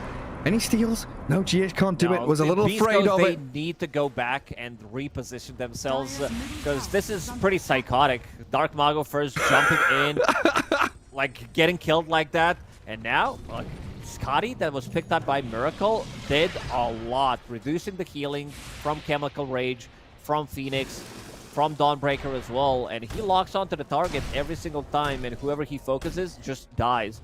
Also committing, getting Refresher. Might need to buy a book for himself, push him closer to that level 25 on Bloodseeker, so you have 4 Rupture charges. 18,000 damage on Bloodseeker. Yeah, Shard. Wow. Shard is the big deal. Yeah, that's a good point. You were talking about all these strength melee heroes. That Bloodseeker Shard is huge. Percentage-based damage onto Tiny and Alk. Makes a big difference. Way to deal with Bloodseeker, because he's the one like dishing out some insane amount of damage, is if you buy Nullifier, you remove Blood Rage, and then the shard doesn't work. That's a good idea. Tied to it. But so can they buy it? Yeah, who's gonna buy? Alchemist can always buy it, replace his phase boots, but for now, he is going into Aghanim Scepter. Well, he could just disassemble Radiance, right? He could, yeah, that's an easy one. I forgot about it. They gave Dawnbreaker Aghanim Scepter, so there's gonna be 60% evasion coming out. Who's ruptured? Well, Miracle's been jumped on. Inside the cogs, the roar onto Dark Margot, and a Solar Guardian comes. Miracle's still trapped, though. Does get off the BKB and fights into Stinger. Refreshes up, so a second BKB is available. A chaotic fight as the stuns connect with the Echo Slam. The Alk is trapped, but turns and gets the BKB off. Awesome. Nice Cogs. He's invis with a Glimmer. The Cogs are there as well, and Schofield jetpacking over the top. Nigma have spent everything and got very little. The buybacks from Beast Coast will allow them to continue fighting. Sacred. Oh, has he gone too far? The hook shot to buy time, and K1, he can come back in. But the telekinesis lands, and he's stunned as Dark Margot brought back. The Eonditz tossed back. Rubik, send it to K1. Oh, he can't get away. But they'll get the dieback on K1. Miracle's now beyond God, they're actually throwing. Miracle, he's still chasing. He wants to keep going. Schofield, your tasty little morsel, come over here. Full staff to low ground. Jetpack is ready with the cogs as well. And he'll get over the tree line, away he heads. While Sumail is fighting Sacred down in the river. Oh, the hammer gets over the Fisher. They do. Meanwhile, your tier 4s getting killed off by the creeps. Oh, Nigma Galaxy get a kill. Fighting tooth and nail. Everyone on the edge of their seats, me included. I think it's time to disassemble this Radiance. Bloodseeker, he's level 25. 2 Rupture charges with that Refresher. Miracle Again, his damage in this game through the roof. Also, Beast Coast, they're buying back. Like, they want to close out this game. Let's say their next Roche respawn timer. This is a big one. That's the third one. 2 minutes. 2 minutes. Yeah, I mean, that Tiny buying back and dying. 6 minutes without buyback now. We talk about win conditions. Dark Margot has handed one to Nigma here, potentially. And Alk, with all his net worth, 36,000. Miracle isn't that far behind if you take into account, you know, the Alk inflation. Lincoln Sphere on the courier killed off. So now he's without a lot of that net worth. Just buy a new one as Alchemist. He just queues up another Ags. He's like, okay, fine. Dark Mago needs to play a bit of a different game. He can't just blink in like that. Like, he's been blinking inside the enemy base. A couple of times they did manage to force staff him out of the trouble, but Phoenix wasn't there. And now a big item. Heaven's Halberd picked up by Phoenix, which means that he's not going to be able to get the attacks going. So pretty big item if he can get it off onto Miracle. It absolutely is. Nigma setting themselves up, though. They see that high ground Beast Coast vision with the gem. The Beast Coast also know that Nigma are around here. 50 seconds for Roche. And both teams just have so much vision. Rocket flares out of this clockwork. And of course on the other side, Ench creeps, Beastmaster Hawk. And multiple smokes from Nigma to try to reposition themselves. They've got to prune the lanes, you know, up against super creeps, top and mid. Always having to contend with these stronger creeps. Meaning Beast Coast can just play bottom. Black Echo. Sumail's in. Dark Margot, 2,060 crit, but Schofield with a hook shot. Buying a bit of time for the Tiny to reset. The Solar Guardian's there. They roar up Dark Margot and the damage. Oh, it's so much. Pummels him down, and K1, he's in trouble. He's also ruptured. They've got the Sunray onto K1 to heal him. They use up the Bloodseeker, stopping him in his tracks. The Fisher's there. Sumail always created space for the Bloodseeker, but the stuns from Beast Coast, not enough. A triple for Miracle, and he wants Schofield too. The clockwork's down, and mega ultra kill for Miracle. Seems like they needed a Miracle, and they got him. Like, he's popping off in this game. This is also going to be Roshan for them. Aghanim's Blessing on the menu. Refresher, 4 Rupture charges, 2 BKB charges. How do you deal with this? This, like, 14, 11k gold lead that they had, it means actually nothing at the moment. Yeah, there's nothing in it. Nigma have won the last 3 fights. Because he doesn't have enough mana to use all of these Rupture charges. Like, even with Scotty, it's still not enough. So he keeps pumping out those mangoes. And he's got too many charges. Refresher orb. Takes quite a bit of mana as well. Beast Coast. And how far the mighty have fallen. This game, it was basically in their hands. They had like a 25k net worth lead. Alchemist, who seemed unstoppable. Dark Margot Tiny, who was huge. 2 lanes of barracks, and Nigma, they fight back. Finding these little openings, baiting Beast Coast into these awkward spots, and Miracle's Bloodseeker, that last pick, coming out real hot now. Kuroki, as CEO, got himself Aghanim Scepter upgrade on the Enchantress. With the Sproink, he can deal insane amount of damage. This is, unfortunately on level 15, didn't pick up the 45 damage talent, so not gonna have that one. Still, a lot of coming out from Bongo Boots and Hurricane Pike. Yeah, you were talking in the previous series how this hero rising to high priority in the pick phase because she can scale. You forget about her. She's a little squishy pos 5. But 45 minutes into the game, yeah, serious damage output from her. And this entire game has been Beast Coast picking their moments to try and fight. Now it's Nigma initiating. They've got the Rupture on Dark Margot, and they've already forced his BKB. Jumping from Schofield, finding Sumail, trapping him in the cogs, and K1's in. Getting some stuns, but now he's in the cogs and can't get out. Solar Guardian's there, but Sumail with his BKB running and trying to hide, but the Starbreaker from Sacred closes it out. Age is still in the hands of Beastmaster, and there is buyback on the Earthshaker. Beast Coast get an important kill and defend that little gathering they were making in the mid lane. Schofield, he's been on point with these hook shots, breaking the fights, going for the target. Also, Yule Scepter.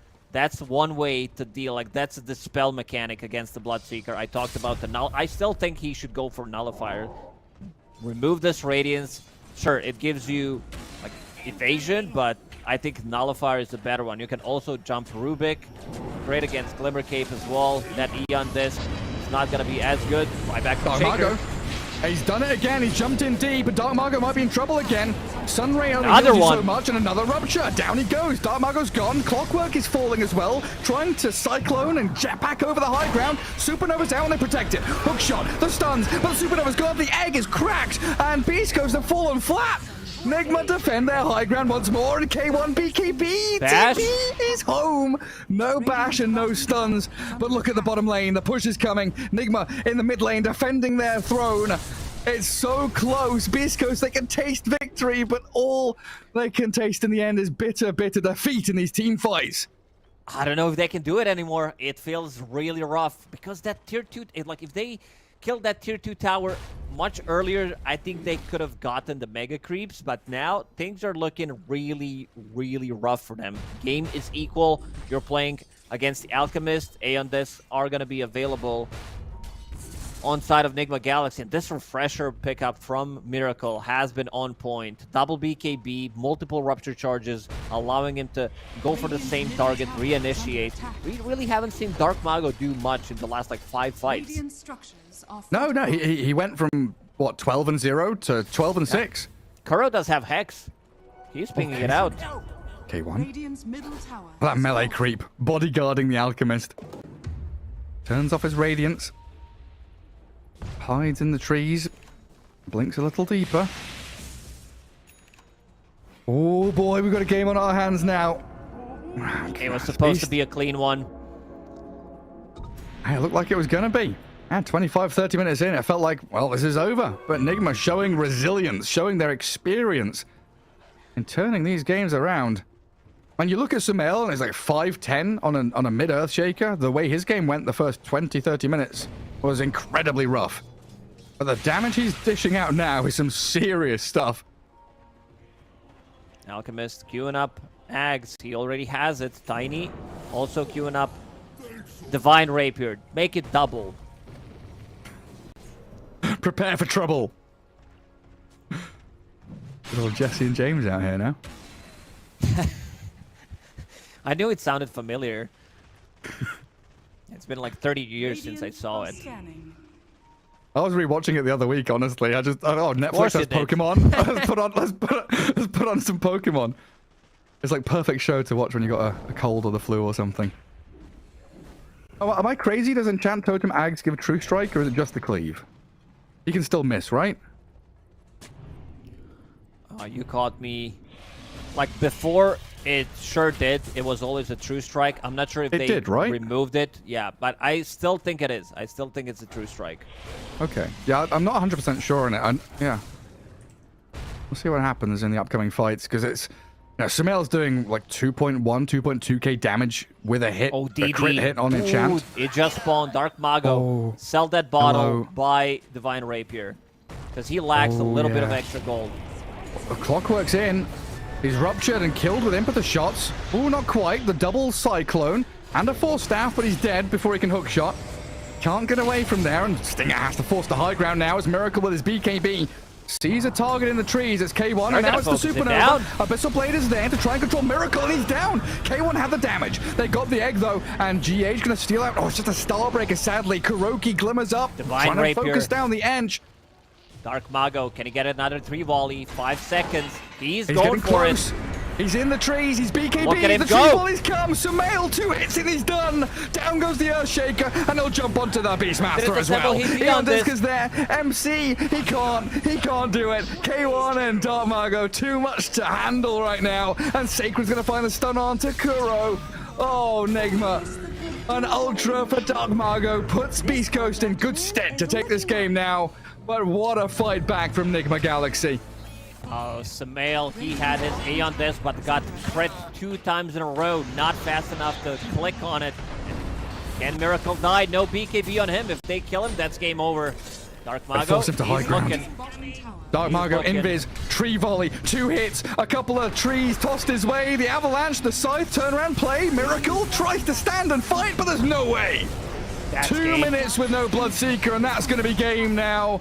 A valiant effort from Nigma Galaxy, but Beast Coast, they levy their advantage. They take game 1 here. Oh, Dark Mago might And die my here. goodness gracious, Dark Mago going into Fountain with Sacred. Tries to chuck the trees at them again, and down they fall, tumbling. GG called out a Miracle, and Beast Coast, 52 minutes it took to really finish and close out this game. A close one in the end, but some They had serious to- trauma. Definitely. What a game. First day of the tournament, of the league, and we already having games like this. I'm down. Sign me up. Like, Miracle held him into the game. I want to see the damage that he's done. 76,000 damage by Bloodseeker. Dark Mago's second highest one, 55,000. Like, this should be some insane records, potentially. Like, first, we saw Alchemist having that great of a start. Dark Mago Tiny involved in 11 kills in 10 minutes. He's like all over the place. This was supposed to be a really clean game, but they decided to throw a little bit, kind of a Beast Coast classic where they get in, they can't close out the game. But yeah, in the end, it pays off. It's all about the entertainment. Were you entertained? I was. Absolutely was. And that's game 1. That's game 1 in this best of 2. It's, day 1 of groups. You're absolutely right. These games are just absolutely ridiculous. I can't believe Nigma held on for so long, just finding these little moments, looking for team fights, setting so many traps for Dark Mago, knowing he's going to play aggressively and playing around that fact. Really well executed. But Beast Coast, I mean, the draft was solid. They played their lanes to perfection. A few little hiccups here and there, but in the end, they close it out, and game 1 goes to them. We'll take a quick break and return to see what happens, because game 2 is coming up right after this.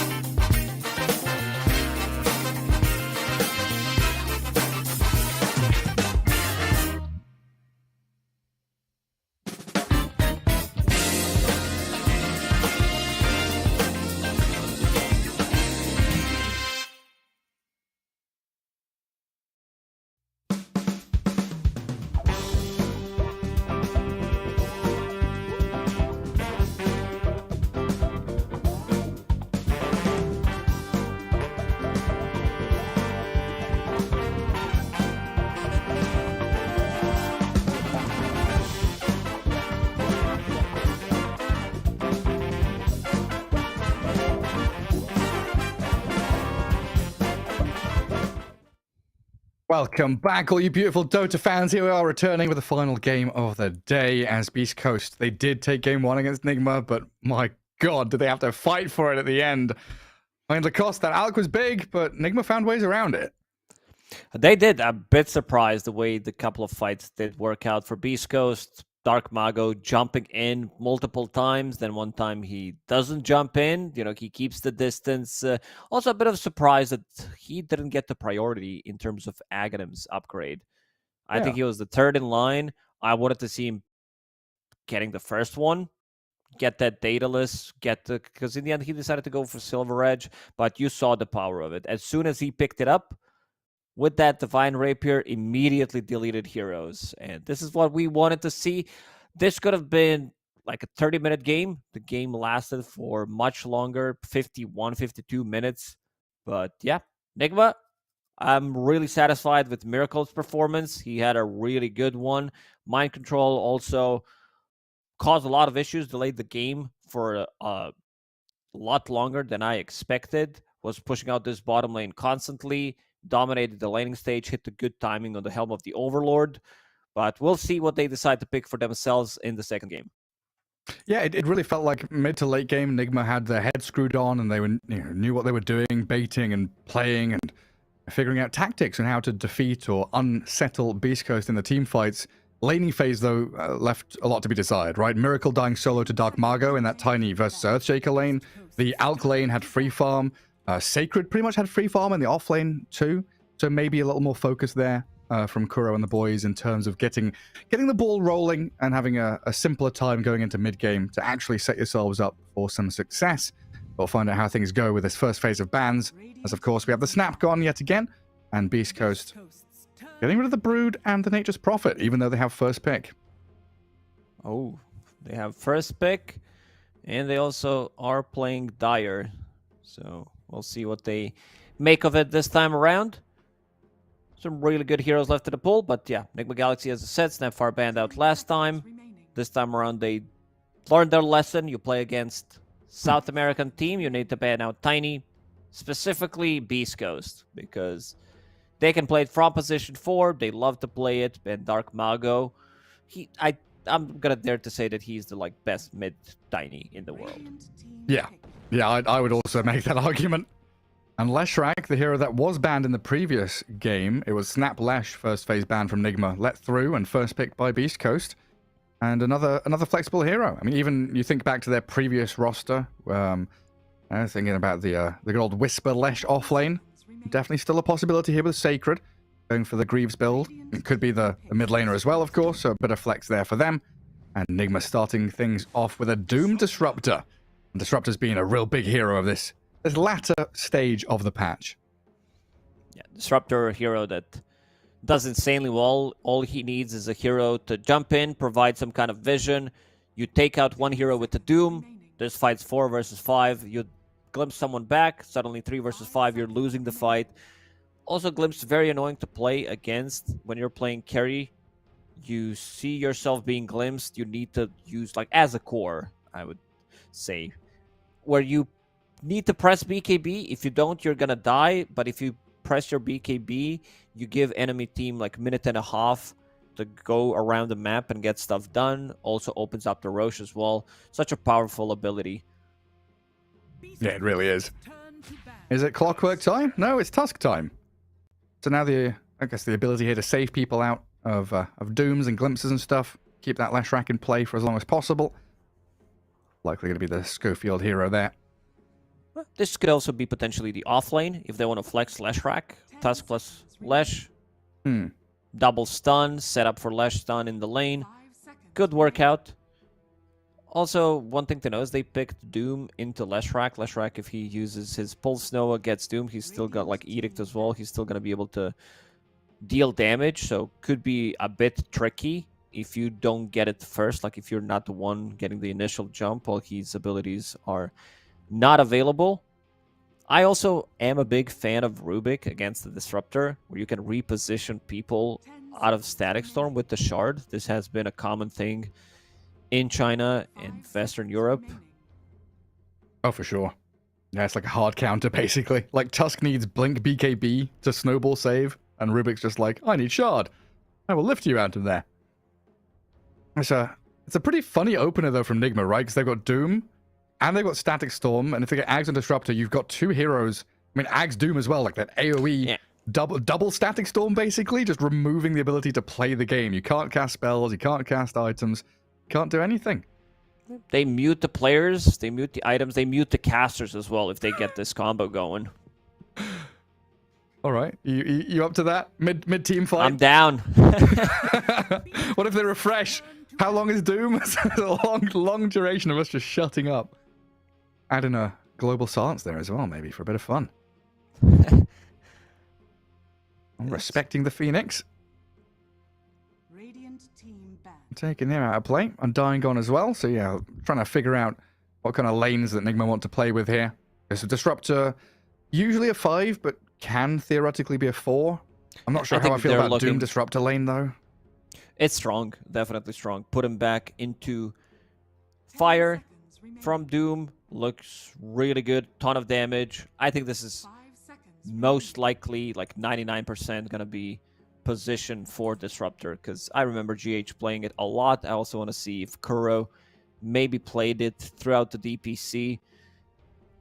Did play it one time in the DPC, but it was mostly GH. He played 7 games, so most exclusively.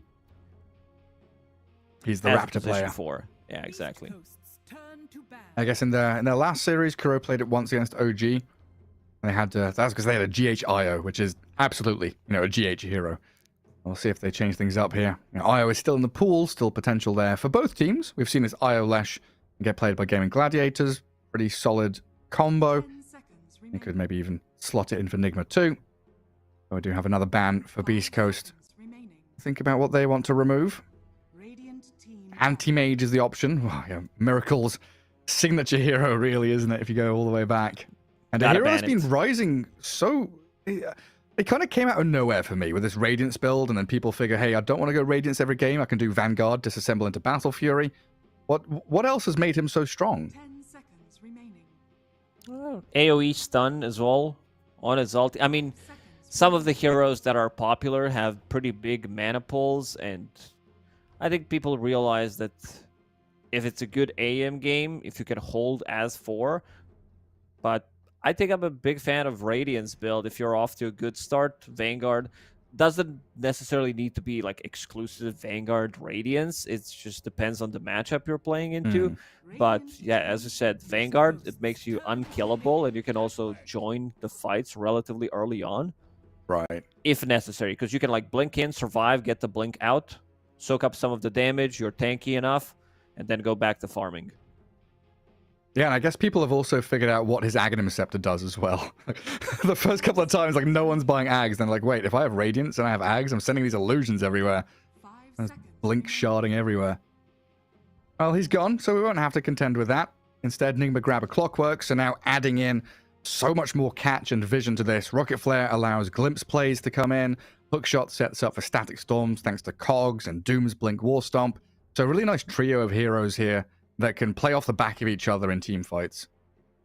Now Rubik sounds even better now that there's a Clockwork as well, so you will have another layer of save. Unfortunately, Snapfire not available. I'm just looking if they like. It was mostly Schofield who played this Tusk. Sacred didn't play it. I'm sure that they can run it as an offlane as well if they feel like it. Stinger also, at least in the previous DPC, did not play Tusk. Let's see if they decide to get something else done. But I think they could fit in Rubik.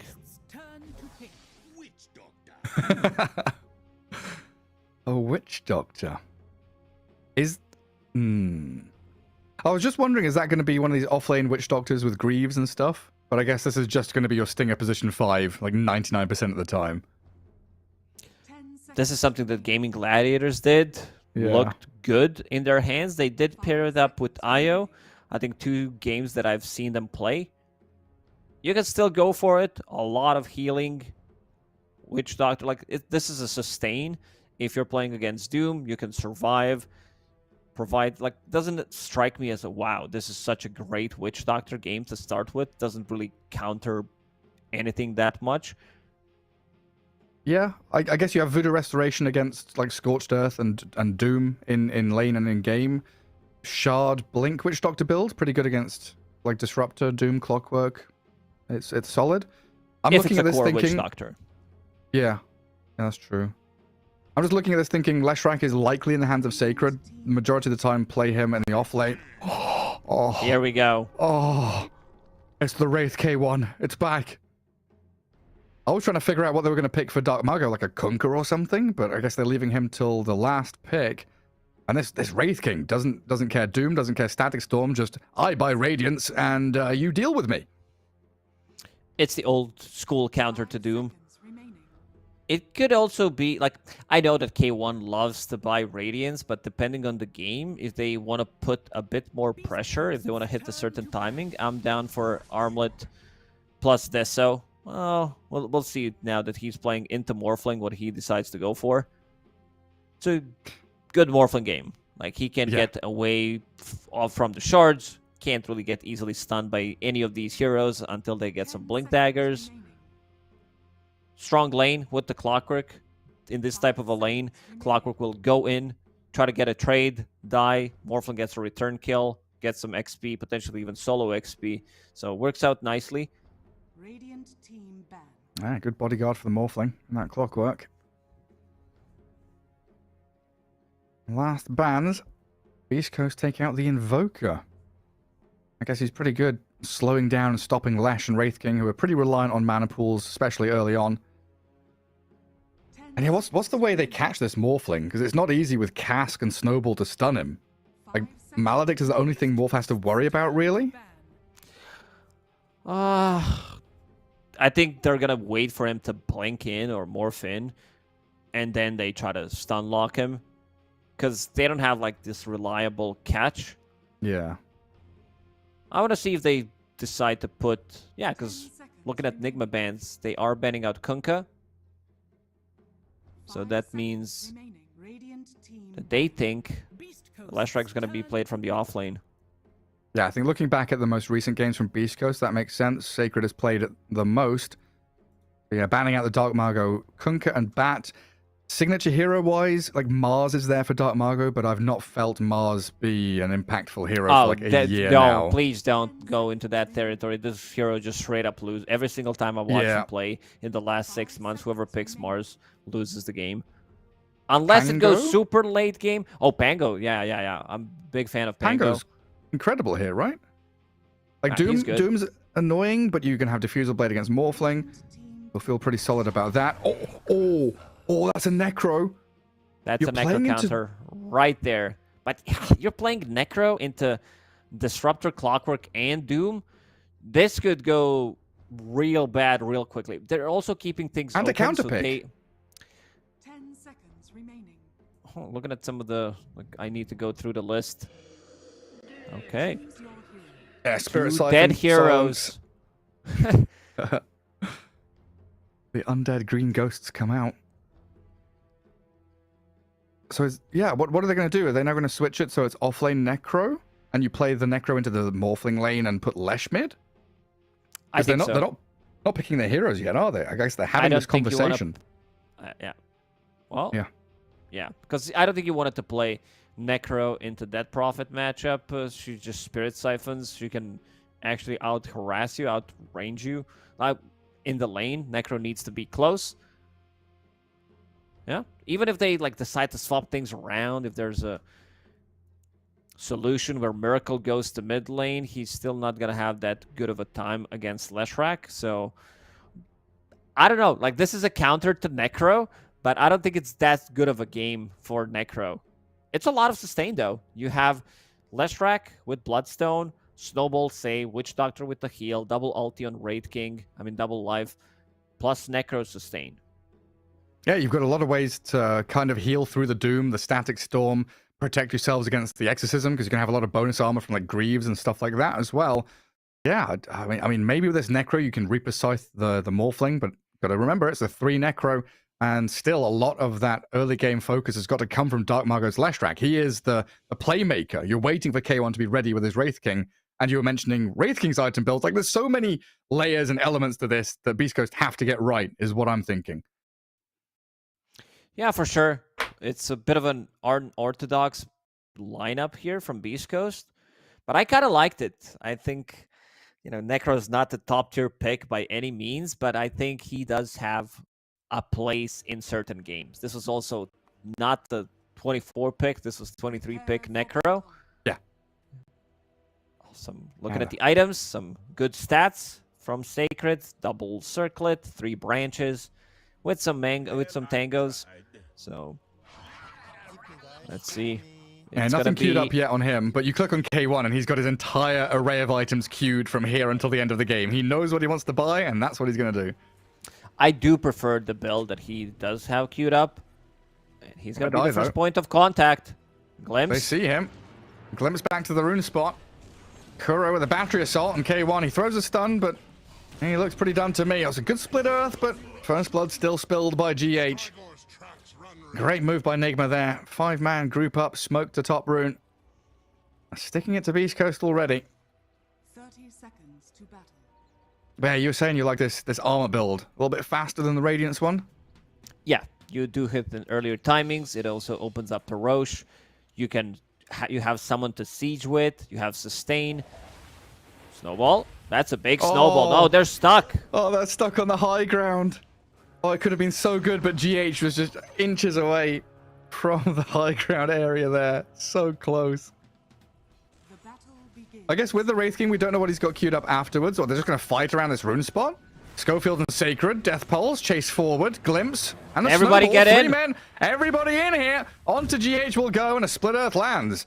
Beast Coast striking back and getting on the board themselves. And bounty runes are still out on the map there. 2 for Miracle. 1 grabbed by Sacred. So yeah, 2 for 2 across both teams. First 3-man snowball didn't work out. So they put another guy in and managed to get the kill on GH. This is a strong lane. Tusk plus Necro. Also having a snowball save against Clockwork, who goes in with the battery, tries to trap him with the cogs so you can buy time. You can get out of the cogs as well if there are creeps around it. And try and get your Necro up to level 3 or so, where he starts to self-sustain for the most part. But yeah, this Wraith King build, we like the armlet. We don't know what he's going afterwards. It could be the armlet Radiance, which is what he used to do anyway. But it could equally be that armlet Deso, Blink, Assault Cuirass, minus armor, just go in and one-hit kill people kind of style. I like the Deso build more. Just armlet to get there faster. Because you're playing into Morphling. Sure, he has like bazillion armor, so it doesn't really work out. Even if you reduce his armor by 10, 15, he's still not going to be getting the right-click damage in. You have counters to Necro. You have Leshrac, you have Necro, so I think you need to start thinking about the other heroes, how you're going to delete them.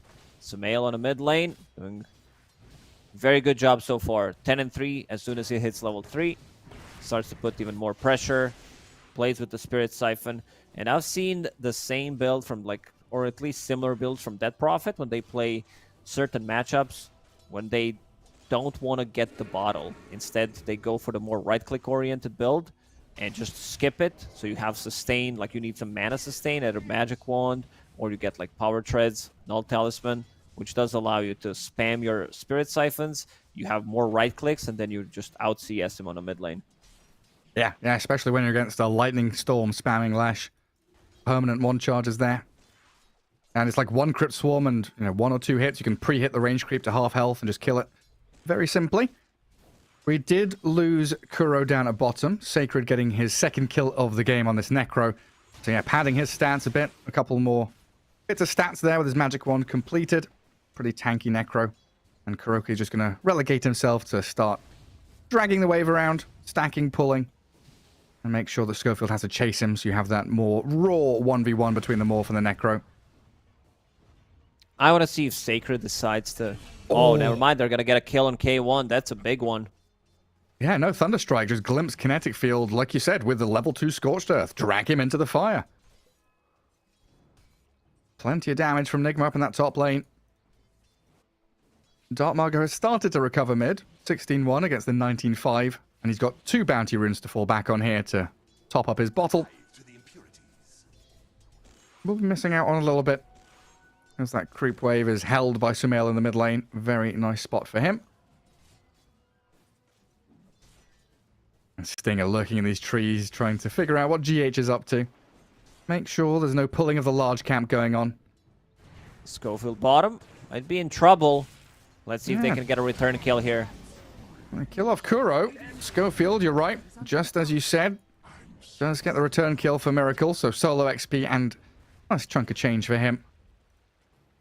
If he doesn't get the kill, then it's really not worth it, but Clockwork can TP back, bring items to Morphling, and Morphling getting that solo XP that we mentioned. Also, I see Necrophos going for Earn build. Okay. Want to see if he commits to it, gets a full Spirit Vessel, because it's a good Spirit Vessel game. You play against Dead Prophet and Morphling. This item is like very game specific. I still want him to pick up the Greaves as well, to have more sustain, try to counter the Doom, but I don't mind Spirit Vessel. This has been the build like a year ago at the start of the previous year when Spirit Vessel was like a really good item. Also, Necro was relatively popular pick. I remember Liquid playing it, Zai specifically. Spirit Vessel into Boots of Travel. And it also comes back to the point you made about like specific heroes dealing with other ones. And you've got this Necro and Witch Doctor. Oh, pops the stick. Very far even. Still dies to MC. A lot of burning damage there. Yeah, you were mentioning how the Necro and Lesh are kind of dealing with this Morphling. You need that Wraith King to deal with the DP a little bit. And I guess Spirit Vessel allows you to spread the Necro across multiple heroes. You deal with the DP, get a bit of burst damage on her, reduce the healing of Morphling as well. If you see a target, you can go on them. Oh, Glimpse up top, sends Stinger back to Fountain. So K1 left in a 1v2. Stinger gonna smoke immediately and run back. You only need to know how to count to 4 when you play as Kunkka or when you play Disruptor against the Disruptor. Play Disruptor against Disruptor. Or against the Disruptor, yeah. Ooh. So GH taking some tower shots and down at bottom. Kuroki and Miracle under the tier 1 they go, and Schofield helps Sacred pick up another kill. Regen back up to full health. What's the build here for Miracle? Like, does he need life steals to sustain in this lane? What's the deal? Nah, he'll get it from neutral items. Oh yeah, possessed mass time. Mind control.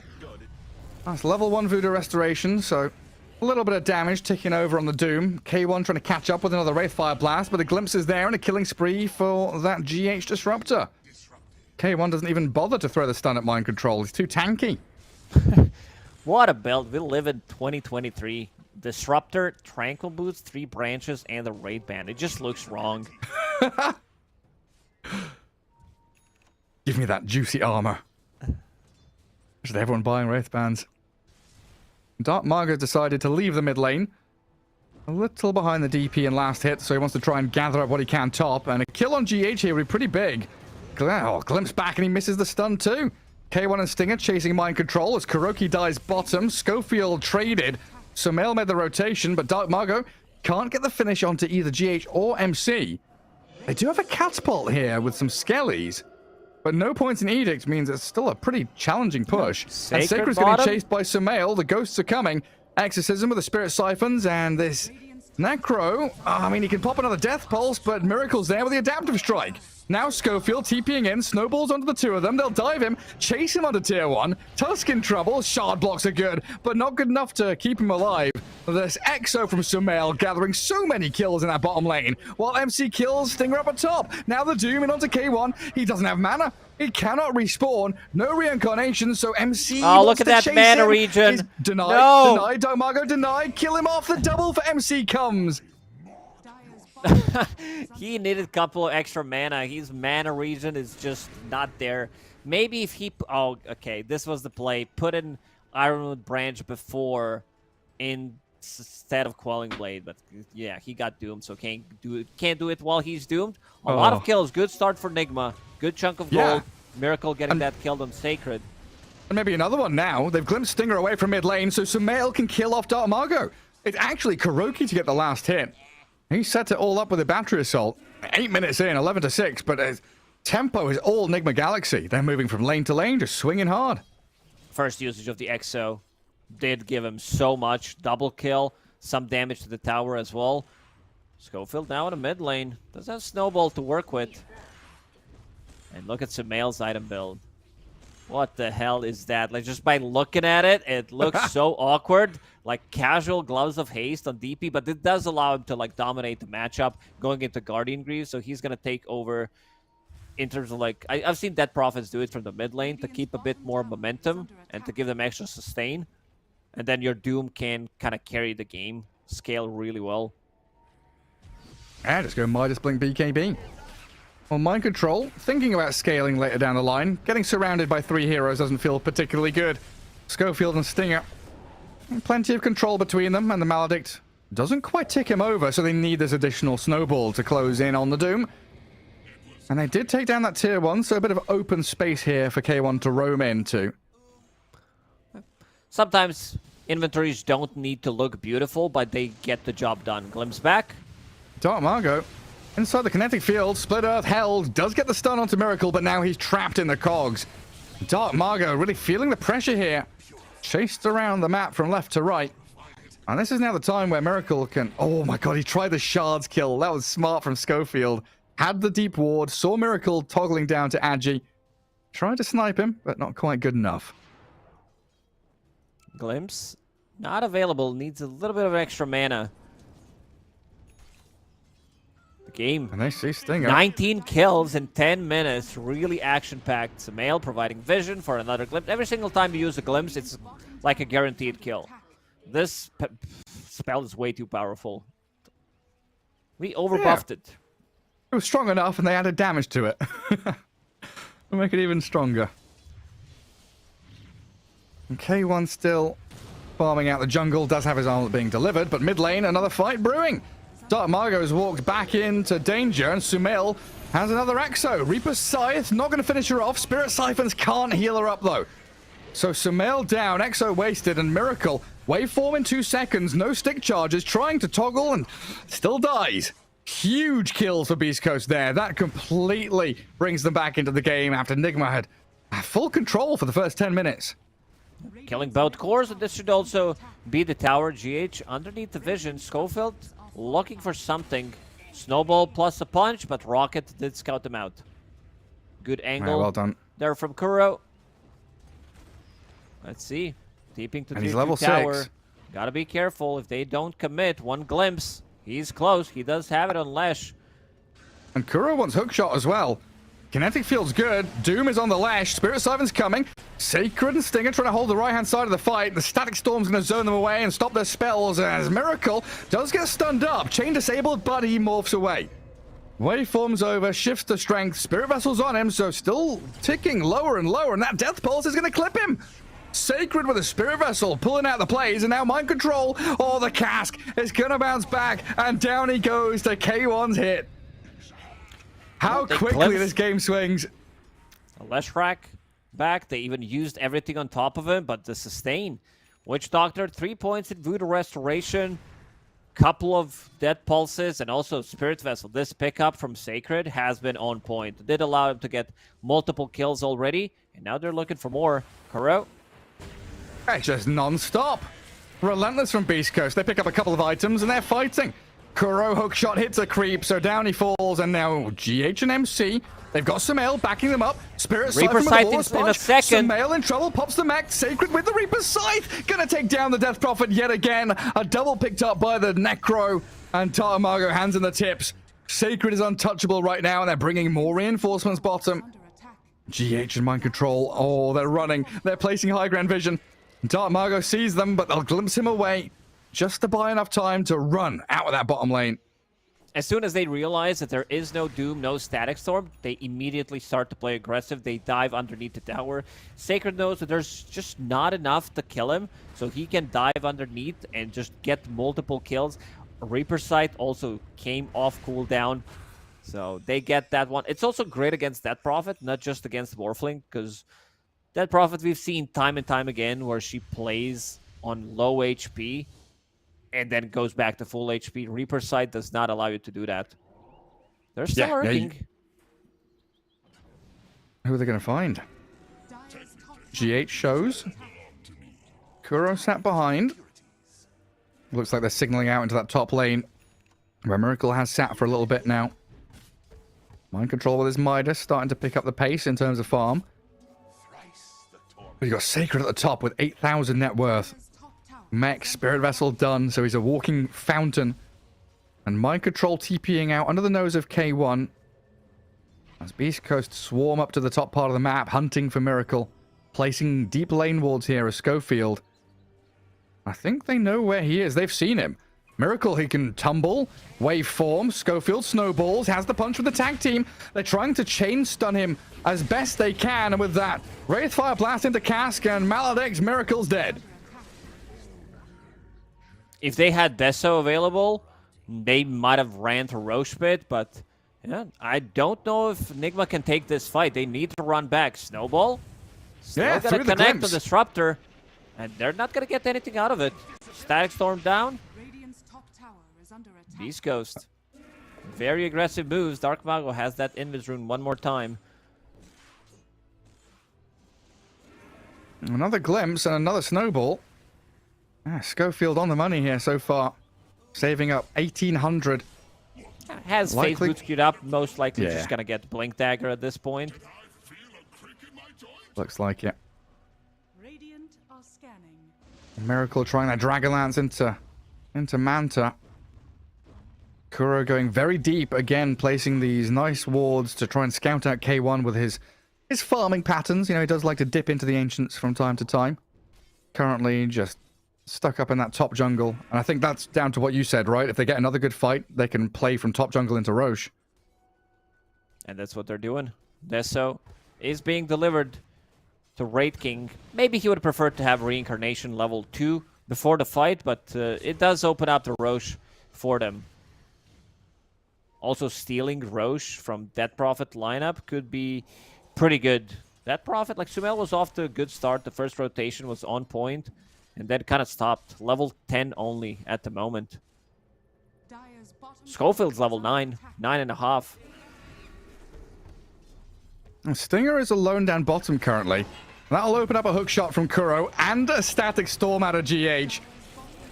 And Sumail holds the Exo there, but they chuck the book at that poor little witch doctor and still get the tower nonetheless. This does mean that Roshan has been left unattended by Nigma Galaxy. That was a nice play there from Stinger. He TP's bottom, sees 3 heroes, and the rest of the team immediately goes to Roche, something that we talked about. They play top part of the map. As soon as Deso is done, they have Sustain from the Guardian Greaves, from Death Pulse.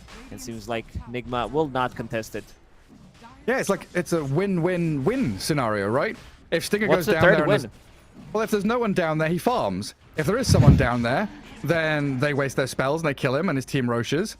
And if there's a couple of people down there, maybe he lives and his team keeps on farming. There's like no situation in which that Witch Doctor TP fails. Yeah. Everybody Schofield feels also good. TP'd bottom, or at least like fake TP to try to save him. So nothing's gonna be done out of it. Radiant structures are And now you have Leshrac, tower is under attack. 4 points in Edict, K1 with Deso. These towers are gonna go down so quickly. Also, who do you do? I think you need to do Necro Yeah. before he can get anything off. Because you're not Feels like taking it. down... They're going for the high ground, Gary. They're just going up there. Wait, now if you doom someone, there's Blink coming out for this Tusk, right? It's on Courier? Yeah, so Schofield has Blink Snowball save. Dire's top Oh, tower this is challenging. Enigma Galaxy, they are wide out across this map. Miracle top, a couple of heroes lurking in behind creep waves to cut them. Kuro and GH are shoving into bottom and mid, but they have to come back and defend. Beast Coast are knocking on your door, walking up your staircase. Static Storm drops straight off the bat by GH to stop Schofield from doing too much, and a wasted Reaper's Scythe. They thought they had the damage to kill him off. Kuro's going for Couriers. Kurioki. I can't even pronounce it. Got 2 of them, but they're gonna lose barracks. At least the range ones, and seems like they're not done. Another Edict in a couple of seconds. Yeah, they've got 7 heroes. Aegis Lash, Reincarnation Wraith King, but they've got no creeps. That's Unfortunately. the problem. Kuro behind enemy lines. Farming, killing couriers. Hook shot. He's out. Off he goes. That was Ah, close. Kuro. Dark Mago. Head Yule's available. Kuro role-playing as Schofield. That's classic Schofield stuff, playing behind enemy lines, getting away with it as well. Mind control. BKB coming out on the courier, and does get away from Stinger there as he saw him stealing that outpost down bottom. Oh, but look at Miracle. There's 3 heroes smoking in towards him. Waveform across into the trees. Shards are in on top, and that gives the vision for the snowball to come across. They're trying to delay this as much as possible to allow Dark Margo to get here. So then they have the chain control. Waveform in 1 second. Miracle might be able to get a little deeper and TP out of there. They don't have enough damage to finish him off. He's out. Ooh. They needed that Reaper sight. It was thrown at GH in the previous fight. Oh, look at the triangle of wards that they have. 5 observer wards from Beast Coast on the map at the moment. A lot of vision. That's basically if they see someone, they get on top of them. Schofield is smoked again. I'm trying to utilize it. Kuroki. He thinks that's a free D ward, but even under that Glimmer Cape, he will be spotted. Reaper's Scythe for good measure. And Beast Coast keep their vision going. While down at bottom, K1. His reincarnation will finally get popped as Sumail gets the ghost to flow in. They doom K1's Wraith King now, but he's got backup arriving. Yeah, they glimpse him. He's half HP. Can they kill off the Wraith King before he turns and fights? Doesn't look like it. Hold the rockets, keep him alive. Looking okay. Stinger has the Voodoo Restoration. He's perfectly fine. The Doom, the Disruptor, the Death Prophet, and all that Nigma had couldn't defeat the King. We talked about their sustain. Witch Doctor even buys Holy Locket, 4 points in Voodoo Restoration. Necrophos gets close, 1 point in Dead Pulse, 1 usage of Dead Pulse, plus Guardian Greaves. Yeah, look at that. Juicy healing and damage. That's an awful lot of sustain on an already tanky hero with 2 lives. And now the systematic destruction of the Radiant side of the map. Into tier 2 bottom. Not sure if they want to go straight high ground again, but this is definitely going to be the net closing in around Nigma Galaxy once more. As they jump mid, Kuroki brought to his knees by Dark Margo and Schofield. It's time to go. Without Clockwork, 30 seconds. You have Creep Wave approaching. It's also a Catapult Wave. Even without Reincarnation, K1 needs to be slightly more careful. He knows that there is no Exo, there is no Doom. Yeah, but they got Dark Margo with Aegis. Go straight on to MC. He doesn't have BKB, so he's shredded. Stinger just fully lets it go with a Death Ward. The cask is bouncing between the 2 of them. Sumail has to heal off a creep just to survive. And we're still yet to see this Miracle Morphling make an impact in this game because Beast Coast have been playing so quickly. They've got the counters to him. They've got the plays to get up in the face of Nigma, and they've got another lane of barracks. Melee barracks still on the mid lane. Seems like this is going to be next on the menu. 20 seconds without Doom. Oh, can they time it? 15? BKB just delivered. 8 turns, 3 swipes, gets to the middle of Kuroki. The metal is melted, and Miracle stunned by the split earth. I don't think they want to dive tier 4s just yet, Beast Coast. They'll take the barracks, and they'll be happy with it. Roshan, 2 full lanes. 2.5 minutes, make it almost full 3 minutes. But yeah, 2 sets of barracks. Killed by Beast Coast. All it takes is another good fight where you have Shard, you have Reincarnation available on Wraith King, plus you give Aegis to Leshrac 1 more time. How do you fight 7 versus 5? Yeah, I don't know. I don't have an answer for you. It seems Morphling so difficult. Is still not online. He needs at least another set of items. That's the curious thing, right? We were talking in this draft about how Doom and Disruptor kind of eliminate multiple heroes from the fight. So, you know, Nigma are kind of playing with 2 additional lives, the fact they can remove 2 from Beast Coast, and then Beast Coast just like, well, we have Reincarnation Aegis. It's an even playing field. You have to spend all these spells just to kill us off once. Glimpse. Shot. Dodged by Snowball. Fine. Schofield, still inside the kinetic field, has to punch out the Morphling. But Nigma... Look at their base. They're going for it. Skelly's up on the high ground. Buyback from Schofield. They hookshot in onto Dark Margo. And the stun is there. The heals, the Yules, the self-sustain. Dark Margo inside the Static Storm, but he's been kept alive by his team. Oh, no way. He can't get out away from that. Sumail being chased though now as K1 runs rampant in towards the DP, but the Reaper's side, Sacred secures it. Sumail dead with buyback, but no EXO, and just one tap. K1 clears through the clockwork as another lane of barracks just appears for Beast Coast to take. You're playing against Mega Creeps. Even if Death Prophet buys back, she does not have EXO available. I still love struggle that to see Beast Coast doesn't what Miracle can do. They're not afraid to use buybacks. Yeah, even when they're in the enemy base, buyback and TP to, what, mid-tier 1, I guess. Just run it down, get in onto these final remaining buildings. Miracle will man to dodge the Wraithfire Blast, but your melee rack's looking worse for wear, while Schofield inside the cogs will snowball and buy some time in his fight against Kuroki. And it looks like they'll just leave the Tusk to die, as Nigma Galaxy do all respawn up. Stinger getting caught by a stun and a glimpse. If Beast Coast can extract with their core heroes, though, it's all worthwhile. They know that there's no Tusk for a minute. Roshan is about to respawn. So let's see if Nigma Galaxy decides to run inside the Roche pit. In terms of Roche damage, with Morphling, there is, again, no EXO. You have two sides that you need to take care of. So I'm not sure if they can do it. It's a fast spawn on Roche as well. The thing is, you 30 can't allow seconds. Beast Coast to take it themselves. Because, again, it's going to be Aegis plus Reincarnation. K1 Plus Greaves also, Pipe. Yeah, make it pipe. I love that he's thinking about ending the game. He was thinking about getting Kaya Sanj Blank Dagger, but wants to be able to sustain as much as possible. They know they're one fight away from Nigma calling GG. Yeah, at this stage, you're on the back foot as Nigma, and I'm thinking about, and I'm looking at buybacks. Morphling has one, DP has one, but if DP uses EXO and dies, buying back isn't that impactful. And I feel like Morphling is a similar story where you buy back and you lose all momentum. But they do have a catch here. Sacred, Snowball. Static Stormed, and Doomed. They can't save the Necro, so a big pick off Enigma, turn it into more potentially. K1 just standing and fighting. He's clearing through these heroes' HP pretty quickly, and one tap again onto Kuro. One crit's all he needs.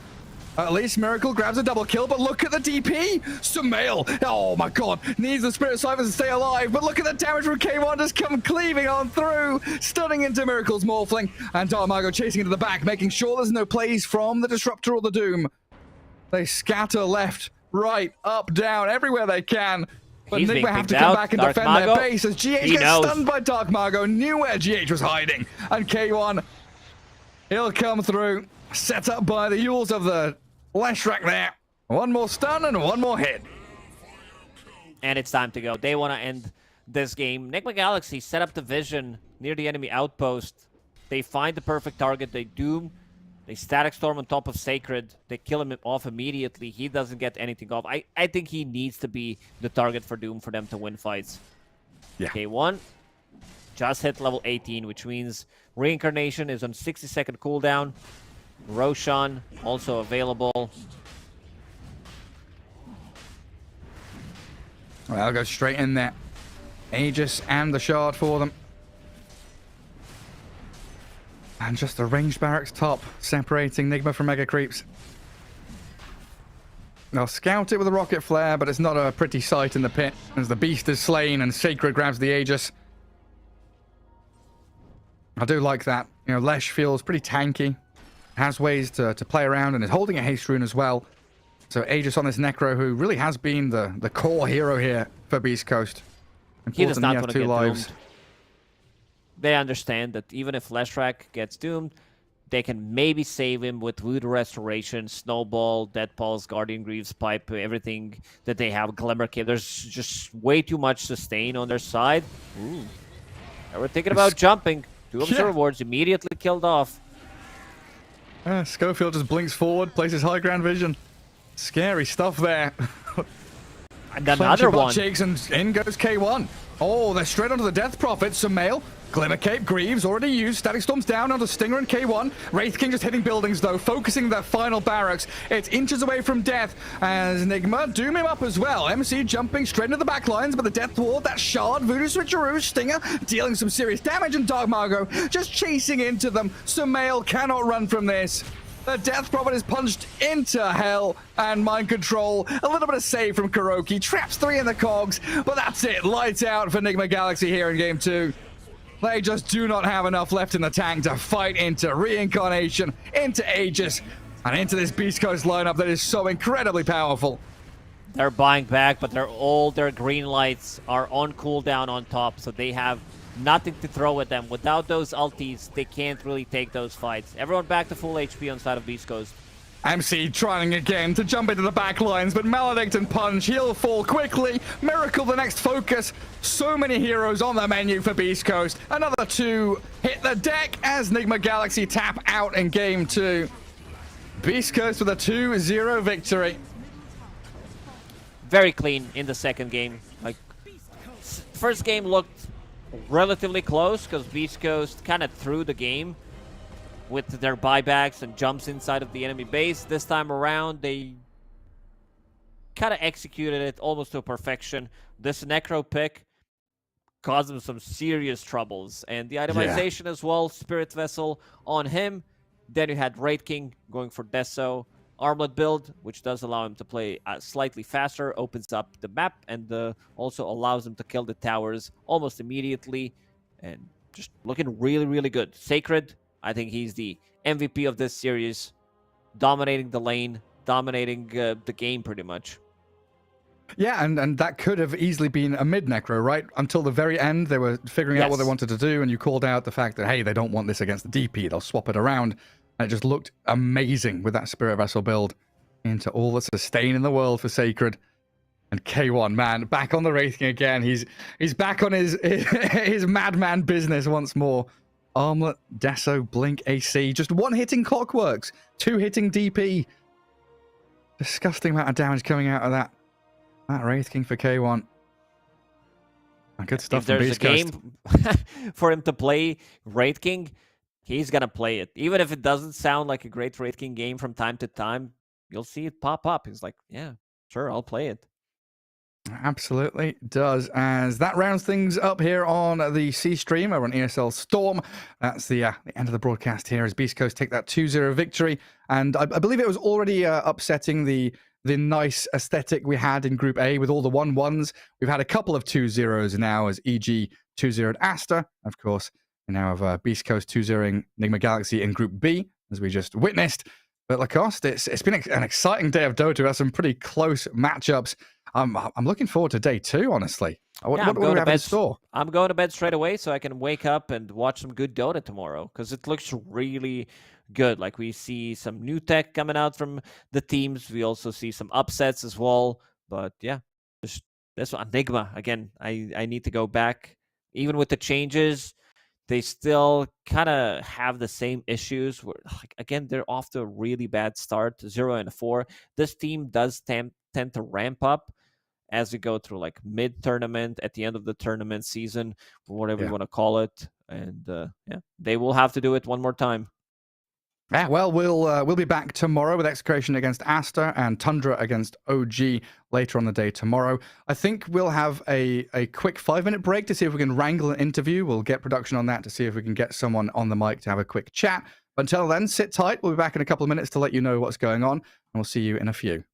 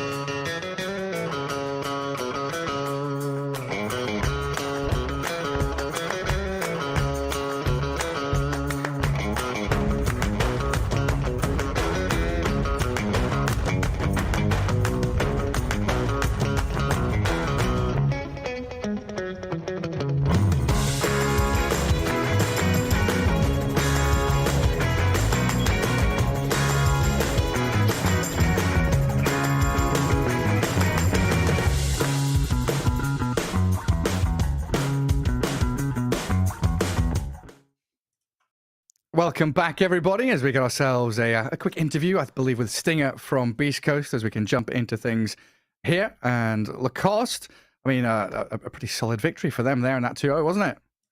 Yeah, it was almost clean. The first game was, they gave him a bit of a momentum, potential comeback coming out, but yeah, the second one was not even close. They completely dominated Nigma Galaxy, and, if Stinger is here, we have a couple of There we go. good questions for him. Well, Stinger, congratulations on the 2-0 win. You're feeling pretty good about things, I guess, but I think the most important question... Can you hear us? Can you hear us, Stinger?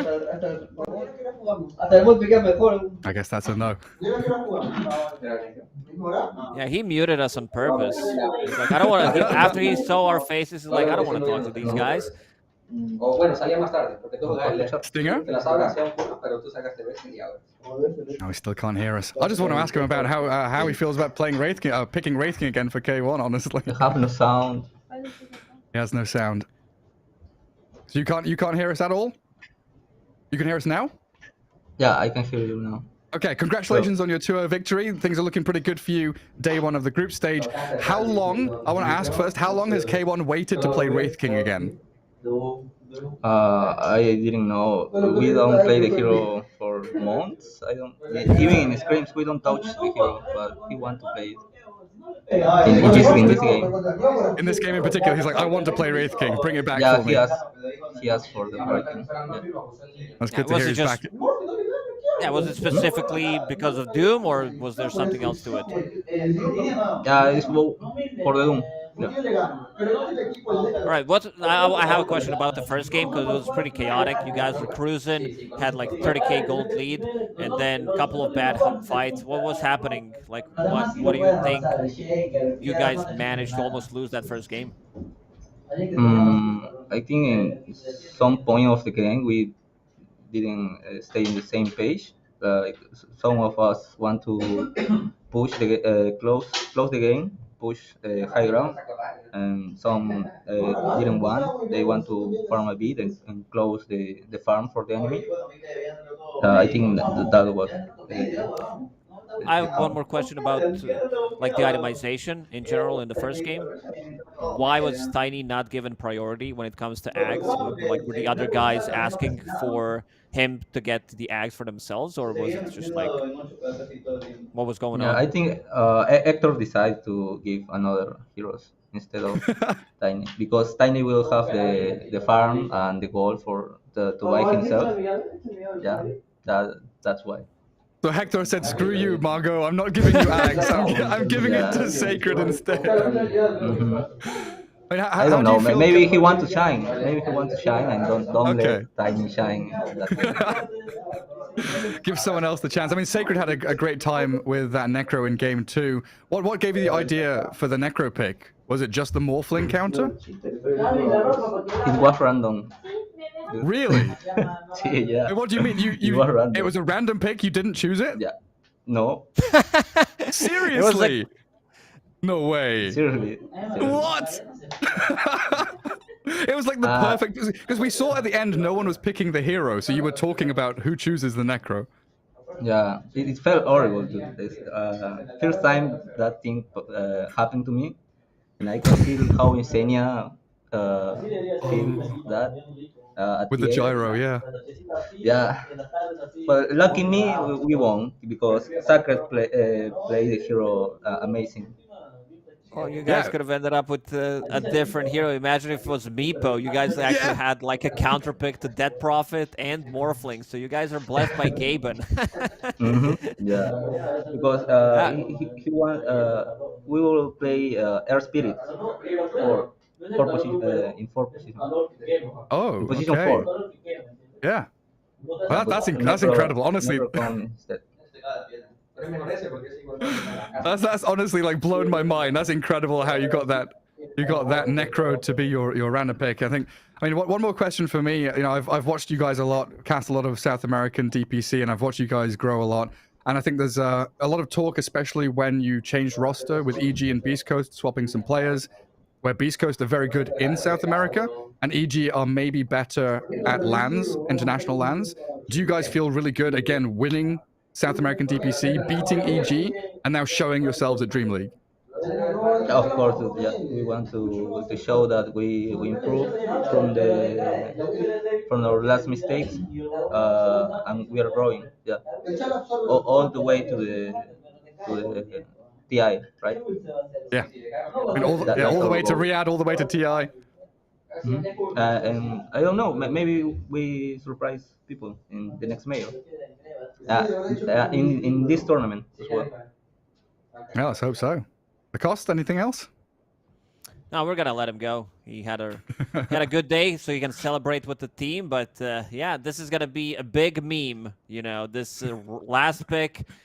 It's a bigger meme if you lose, but you know, it's still a big one if you manage to like he was pretty much the MVP of the previous game, managed to dominate the lane and managed to dominate the game, as we said. But yeah, congratulations, guys, on the victory. And I'll write this down in my meme book for the next generation. Every single time I talk about you guys, I'm gonna mention this one. Yeah, congratulations, Stinger. I mean, congratulations to Sacred as well. Go and give him a big hug for playing Necro as a random in that one. We'll let you go, and hopefully we'll see more great stuff from you in the upcoming games. Thank you, Stinger. And yeah, thanks, Beast Coast, for a great series. Thank you for having me. Thanks. Yeah, that thing, I think that rounds things up. I mean, I still can't. Like, my head is going, they randomed Necro. they random Necro. Like you said, 23rd pick as well. I can't believe it. Okay, I gotta go back and listen to what I actually said about Necro as a pick. They're like, yeah, man, I gotta look smart, you know. But it was actually a good pick. It was good random, not a pick. Yeah, it was absolutely incredible. But yeah, thank you all for watching. I mean, that's absolutely going to end up on Reddit that he feels bad, like he knows the feeling of Insania, like randoming a hero towards the end. Thanks all for watching. Of course, make sure to check out all the other streams. There's Void, Earth, Storm, and all the good stuff out there, as well as the main ESL Dota 2 stream. And of course, plenty of group stage action coming your way over the upcoming days. Until tomorrow, we'll see you.